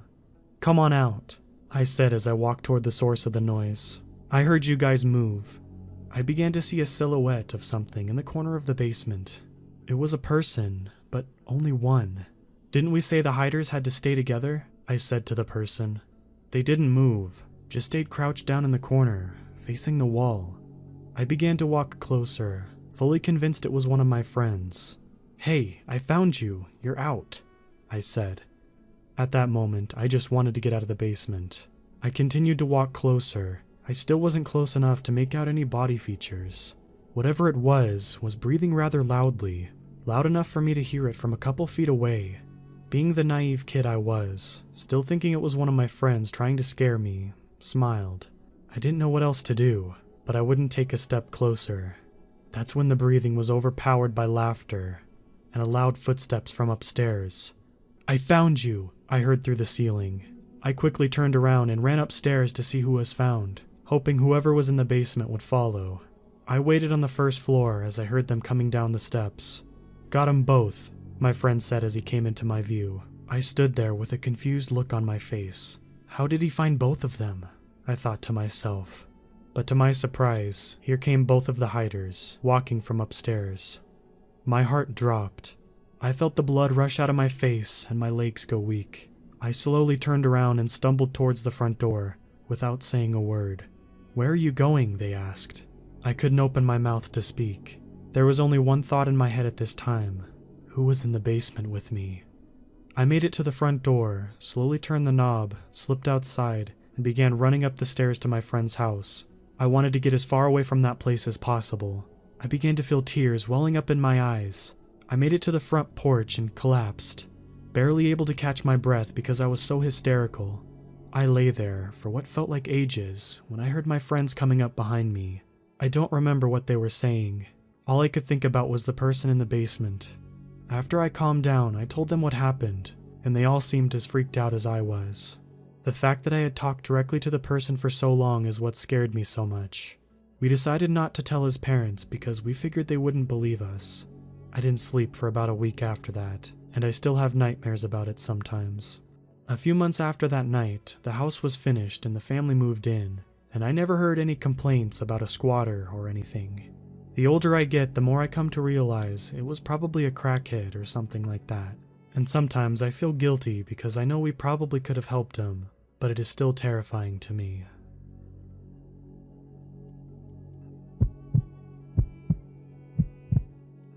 I wanted to share this pretty frightening story that happened to me back when I was 12 years old. I was recently going through some old cringy notebooks and journals with my girlfriend, and found a journal entry where I wrote about this day, and all the memories came flooding back to me. I used to live in what I thought was a really safe and secure private community. I wasn't allowed to just wander around too far from home without supervision. But because our neighborhood was a gated community, my parents let me walk around within the gates anytime I wanted, even if they weren't home. One day I was riding around the neighborhood after school when I saw a middle-aged woman crying on the floor of her porch, with the porch door wide open. I was pretty concerned and got off my bike to go see what was wrong. She said she was having problems with her husband and immediately asked me to come in to help her. My stranger danger sirens were going off, so I declined. She kept pushing me. Please, just for a moment. I just need someone to talk to. Now, I was raised with respect to elders and to be a good person, but also raised with aforementioned stranger danger. So, being a young naive kid, I actually felt conflicted about whether I should go in or not. Ultimately, I declined repeatedly enough that she instead asked me to wait outside with her and sit with her until she felt better. I agreed to this since I felt safe in my own neighborhood. She asked me to wait on the porch for her while she walked into her house and visibly grabbed some framed pictures from the wall. She then sat down next to me inside the house while I was sitting on the porch, just outside her front door. She started showing me the pictures. One was of a kid, older than me, in a local high school football uniform, and another of a man and the same kid. She starts telling me about how this is her kid and her husband. She went on to tell me stories of how she met him, and how they spent their honeymoon in Hawaii, and how her kid was doing so good at football, one of the best on his team. She was worried that if her husband got a divorce, she wouldn't be able to see her kid anymore, and she started bawling again, this time onto my shoulder. This actually caused me to let down my guard quite a bit. Once I knew she had a kid, I felt more comfortable around her for some reason. She was talking for a while though, and I was beginning to start to feel a little awkward, as she was on and off crying on my shoulder and I didn't know how to react to the situation. What the hell did I get myself into? I kept thinking to myself as I nodded my head and pretended to listen. I was more concerned about finding a good excuse to tell her I had to go home. She kept calling me such a nice young boy, and telling me, "You have no idea how important it is for you to spend your time here with me," which made me feel a little bad about just leaving her. She kept telling me she wanted to reward me and make me some dinner if I just came in, which I continued to decline. At this point, mostly because I wanted to leave more than actually being afraid. Finally, I told her I had to go, and she asked if I knew anything about how to turn her cell phone on, as she got her first one recently. I told her I did and could help her out before I left. She told me to wait again, and this time she left for quite a while. I kept thinking I should just walk away, but a part of me didn't want to be rude, especially since she lived around the corner from my house and possibly knew my parents. My anxiety levels would spike as I got closer and closer in my head to convincing myself to just stand up and walk away. Then it would dissipate and I'd tell myself no, I can't just leave. Finally, after what felt like an eternity, she brought me her Android phone. I had only had an iPhone 3G at the time, and that was my first smartphone, so I was a little worried I didn't know how it worked. I just held the power button for a second and lo and behold, it booted right up. She asked me then if I knew how to check text messages. I found and opened up the Messages app, and there was only one number, not saved as a contact in the app. She'd pointed to it and said, "That's the idiot. That's my husband's number. Read me his texts." I opened it up. She had received basically the same text over and over again, just variations of hello, and please respond. She angrily said, "Read it to me now. I want to know what he said to me." I tell her, they basically all say hello with a question mark. She just reaffirmed in a stern voice, "Read them to me." I start reading them. Hello. Hello. Please respond. She just has her eyes closed and she's nodding sometimes, commenting along the lines of, "That idiot. He does miss me. Well, screw him. He had his chance." She turned quickly from this crying, distraught woman who was worried about her husband would leave her, into an angry, spiteful person who felt like she was in the right. When I stopped reading a couple times and asked if she wanted me to stop, she would snap at me, "Keep reading." Then I would continue.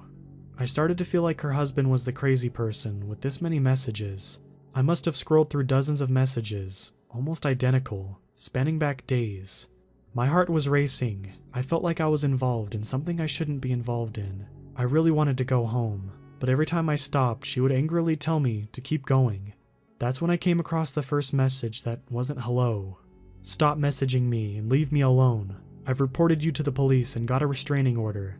If you come anywhere near my family, you will be arrested. My heart sank. That's when I realized all the messages I had been reading so far were being sent from her phone. I paused in shock and she again snapped at me, "Keep reading." I told her I couldn't because it was getting late and my parents had dinner for me. She again said, "Why don't you just come in for dinner? I'll make you something.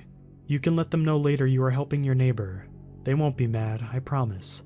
Only this time, it was a mixture of angry and desperate. I told her they would be worried and wonder why I was gone for so long. She pleaded a couple more times for me not to leave her and started to cry as I stood up.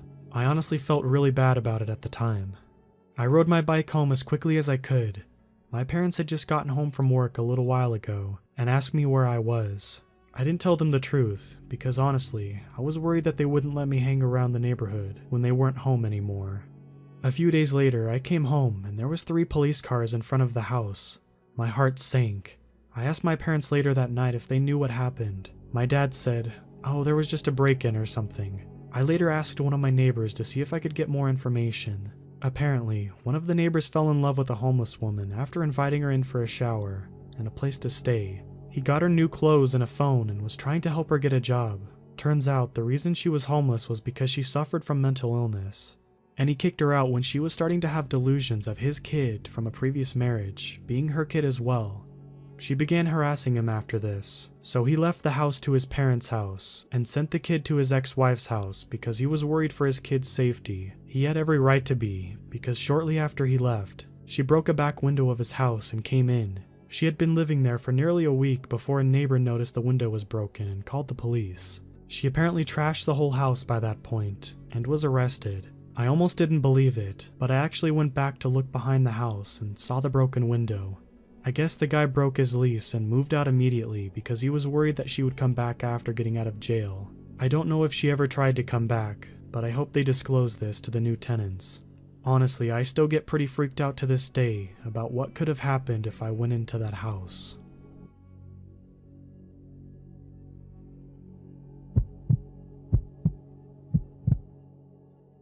This happened about 2 years ago.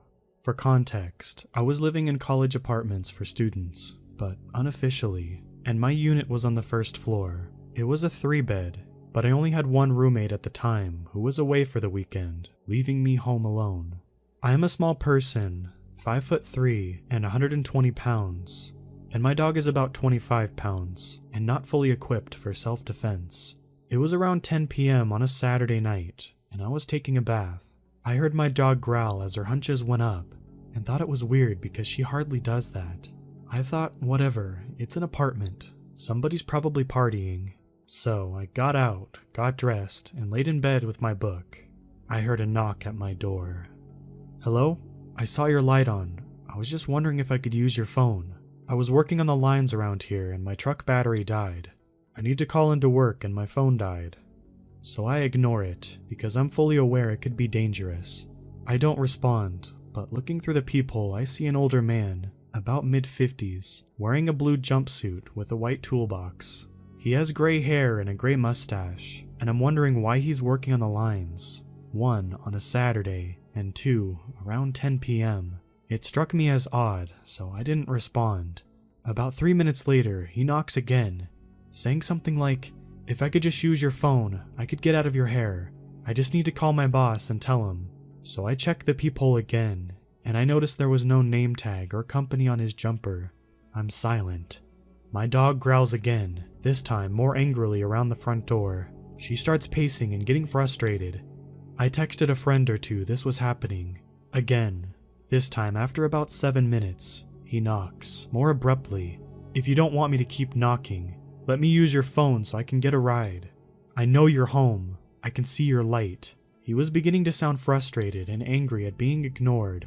I ignored and my dog began to show her teeth. She directly faced the door, teeth baring, and began barking viciously. I have never seen her do that before, or since. He pounded on the door again and didn't say anything this time.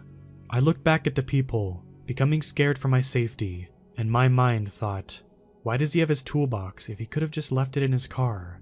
And why does his company uniform not say the company's name? Why hasn't he moved to another unit? I continued to ignore him, but at this point, more out of shock, he pounded on the door once more, and my dog barked louder and more aggressively. He said, "Fine, I'll have to walk down the street and ask for a phone there. Thanks for nothing." She barked for another minute or so, and eventually he left. I was concerned about him entering my side doors, so I locked them, and just hope he didn't, as I called some friends. Maybe this man genuinely needed help. Maybe he was working overtime, but it still bothers me today. 1. Why did he focus on my unit for so long? He spent maybe 15-20 minutes trying to use my phone. 2. It's possible his work uniform wasn't labeled, but why bring a toolbox with you and ask for help? I didn't see what he had in the toolbox, but I think it would be heavy and he'd leave it in his truck. 3. He said, "I know you're home." Maybe this one is small, but in a 3-bedroom unit, why would you specifically address a you? Why not say somebody? The most terrifying thing is later in that week, I told my facilities manager there was a man on Saturday from their electrical company trying to get help for his truck battery. She said, our maintenance men do any of the work on the electrical lines. We don't hire contractors. They finished their electrical work near your unit last month, so there would be no reason for them to be working there. I don't know why he lingered on my unit so long. I felt like prey. Likely because I was. I had seen a white truck a lot outside my building for a couple days before, and just assumed it was somebody's friend or something. Lots of people go in and out, but I really think this guy was there watching and waiting for a good moment.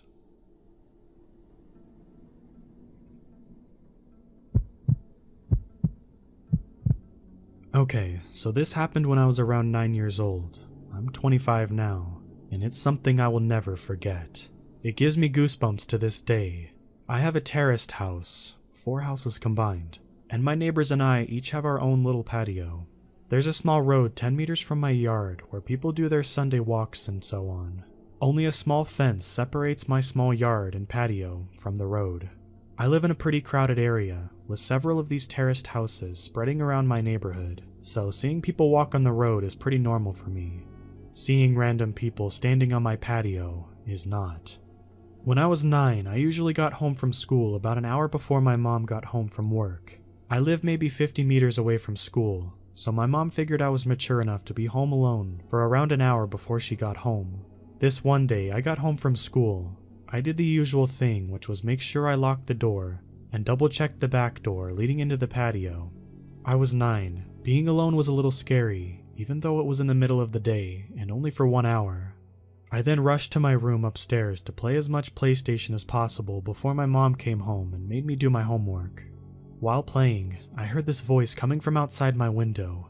My room was located 1 floor over the patio, with a view to the road that I told you about before. It was kind of like the sound of a cat, but my cat had been missing for over 3 months. Hope sparked as I thought, he finally did come back. I ran downstairs to check if it was my cat, but the sight that met me gives me goosebumps writing this. There was a guy standing on my patio, a guy with black hair covering half of his eyes, making him look like the male version of the Ring Woman or something. I could hear him making high-pitched sounds, almost like a cat meowing. A brown liquid was running down from his mouth, and I could see him spitting out my dad's stomped cigarettes. He was actually eating from the ashtray. I was frozen observing this, eventually snapped out of it and screamed so loud that the man must have heard it. He didn't react. He kept on eating from the ashtray. I ran upstairs to my room, locked the door and called my mom, who then called the cops. I have never been more terrified in my life. Laying in my bed under my sheets, shivering with fear, as I hear this creepy high-pitched noise from the guy eating cigarettes from the ashtray on my patio. I kind of blacked out for a moment, because the next thing I remember is the police arriving on the road by my yard. I hear them talking to the guy, saying stuff like, "What are you doing? Get over here, or we'll have to come down and arrest you," and so on. He didn't respond, but the high-pitched sounds was more frequent and louder. I decided to look through the window, feeling safe now that the cops were there. I could see 2 police officers standing by my fence, 1 man and a woman. I did not see the creepy man, however, because he was standing directly 1 story under me, out of my field of view.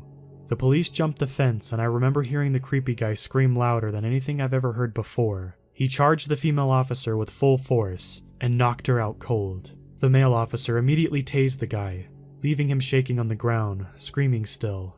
The policeman struggled, keeping him on the ground while putting handcuffs on him, but he eventually made it. After a while, he managed to wake up the female police officer, who seemed badly hurt. He called for backup and an ambulance, and then he sees me staring in the window above him. The expression on my face must have been something else, because he just looked at me and said, "I sure hope you didn't see all of that." I started to cry. By this time, my neighbors started to arrive, wondering what was going on. One of my neighbors, an elderly woman, made me come down and she took care of me until my mom came back home. The police took the creepy guy with them in the car and left.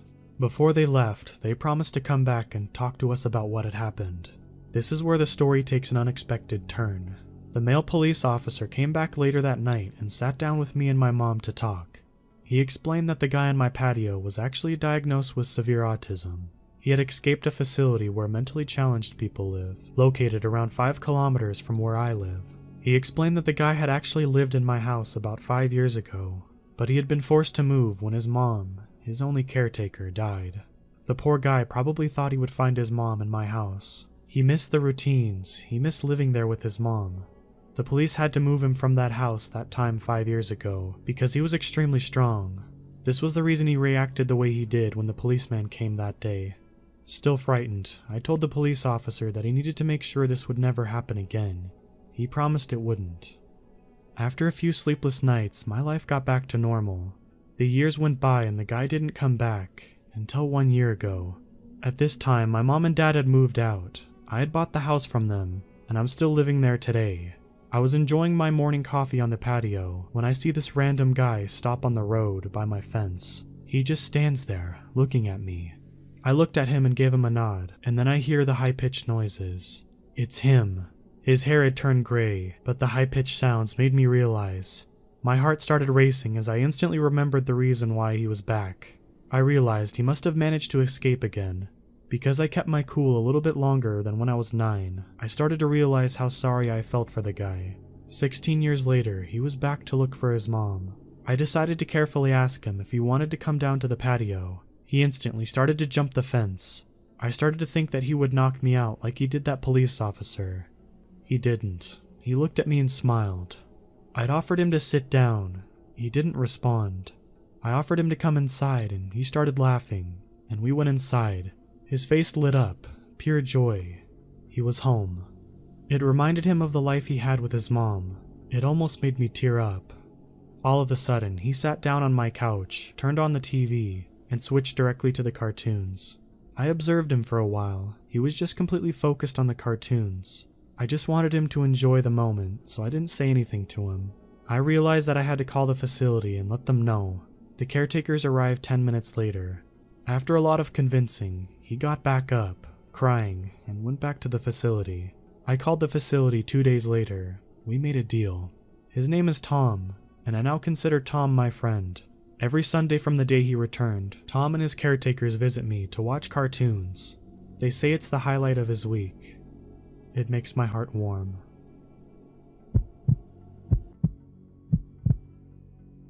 My wife and I just moved into a modern home on a quiet cul-de-sac in the suburbs, a few months after she broke the wonderful news she was pregnant. We'd done extensive research to find this house. It's only a quarter mile from the school and off the highway, a safe little haven from busy roads, and it's not too far from my job. After the movers left and a few hours spent unpacking and relaxing, Sharon and I finally slept in our new home 2 nights ago. I'm a bit of an insomniac already, and in the new place, I found myself tossing and turning. I eventually read the 2:30 a.m. on my bright phone screen and sighed. I finally got up and wandered downstairs and poured a glass of water. Then I walked into the living room and opened the window for some fresh air, a habit I found myself engaging in since quitting smoking. Through the open window, I heard a muffled woman's voice speaking and realized it was coming from the next-door neighbor's house. I looked over to the neighboring house's side window, and through it saw a woman in her 50s standing profile in her living room, barely visible due to the glow of the moon's light.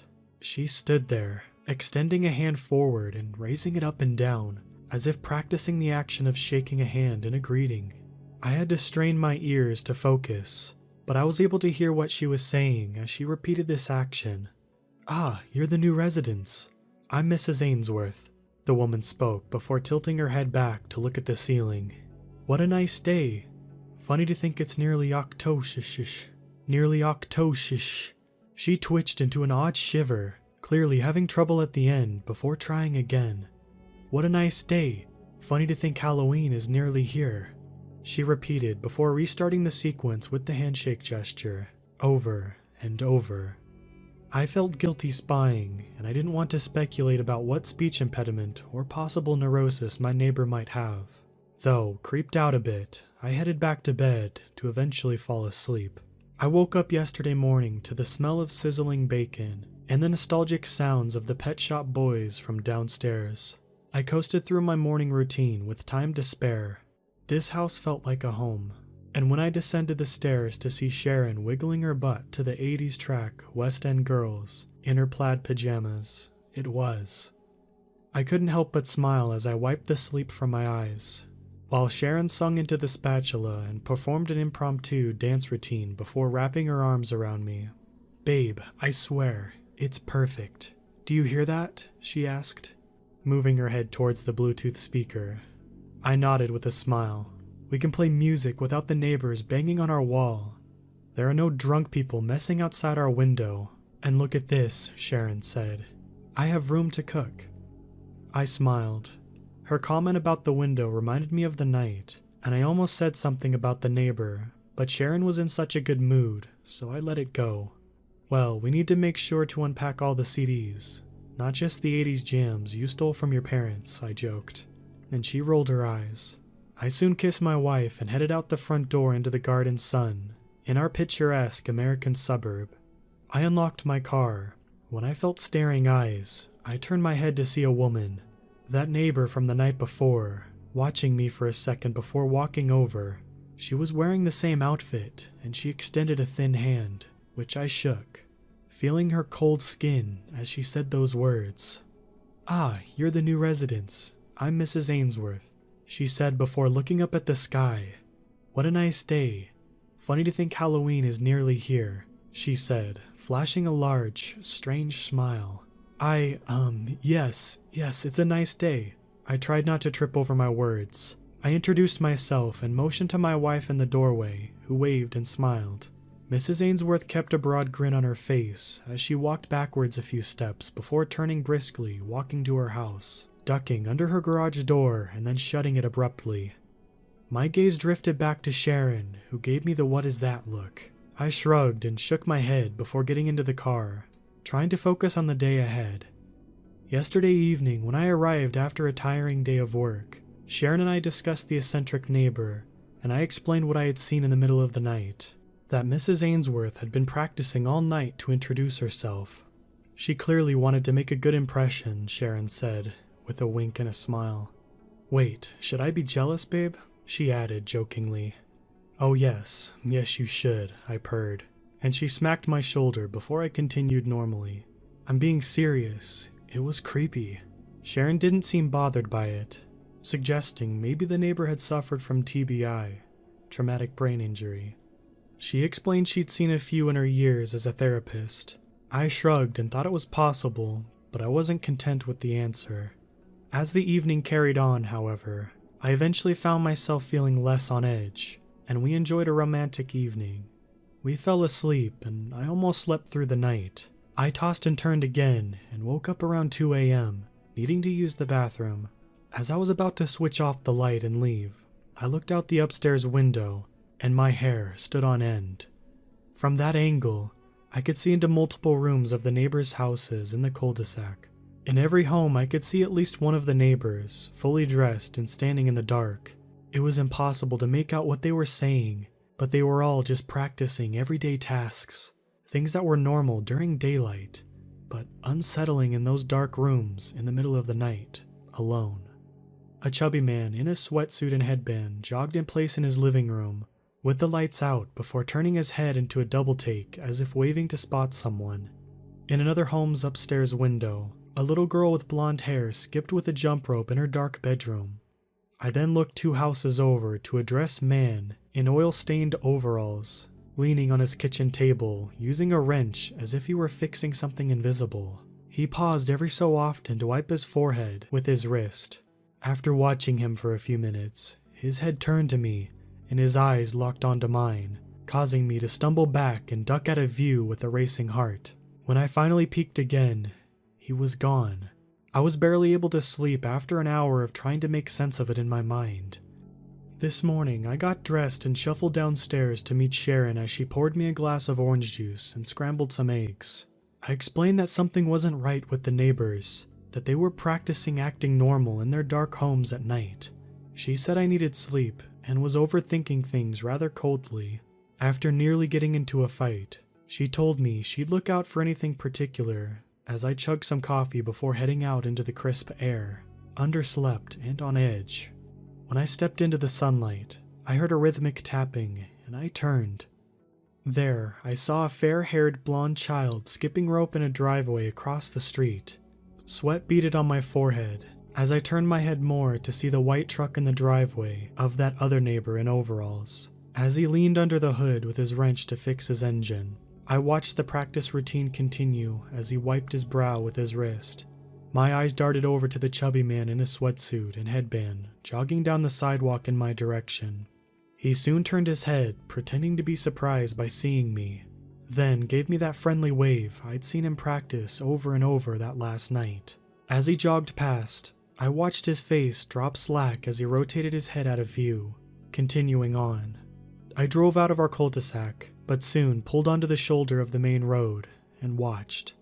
I called Sharon, unable to drive to work as I sat in my car, parked on the shoulder until she finally answered. She kept throwing around terms like adjustment disorder and delusional, but she didn't see them all practicing last night like I did. She didn't pull onto the shoulder of the highway to watch the jogging man continue around his house and stop at the back door, dead in his tracks. She didn't see those thin, spidery legs slowly reached from his parted lips before entering his home. I pray it's nothing, but she also didn't call me babe this morning, as she usually does. She called me hun.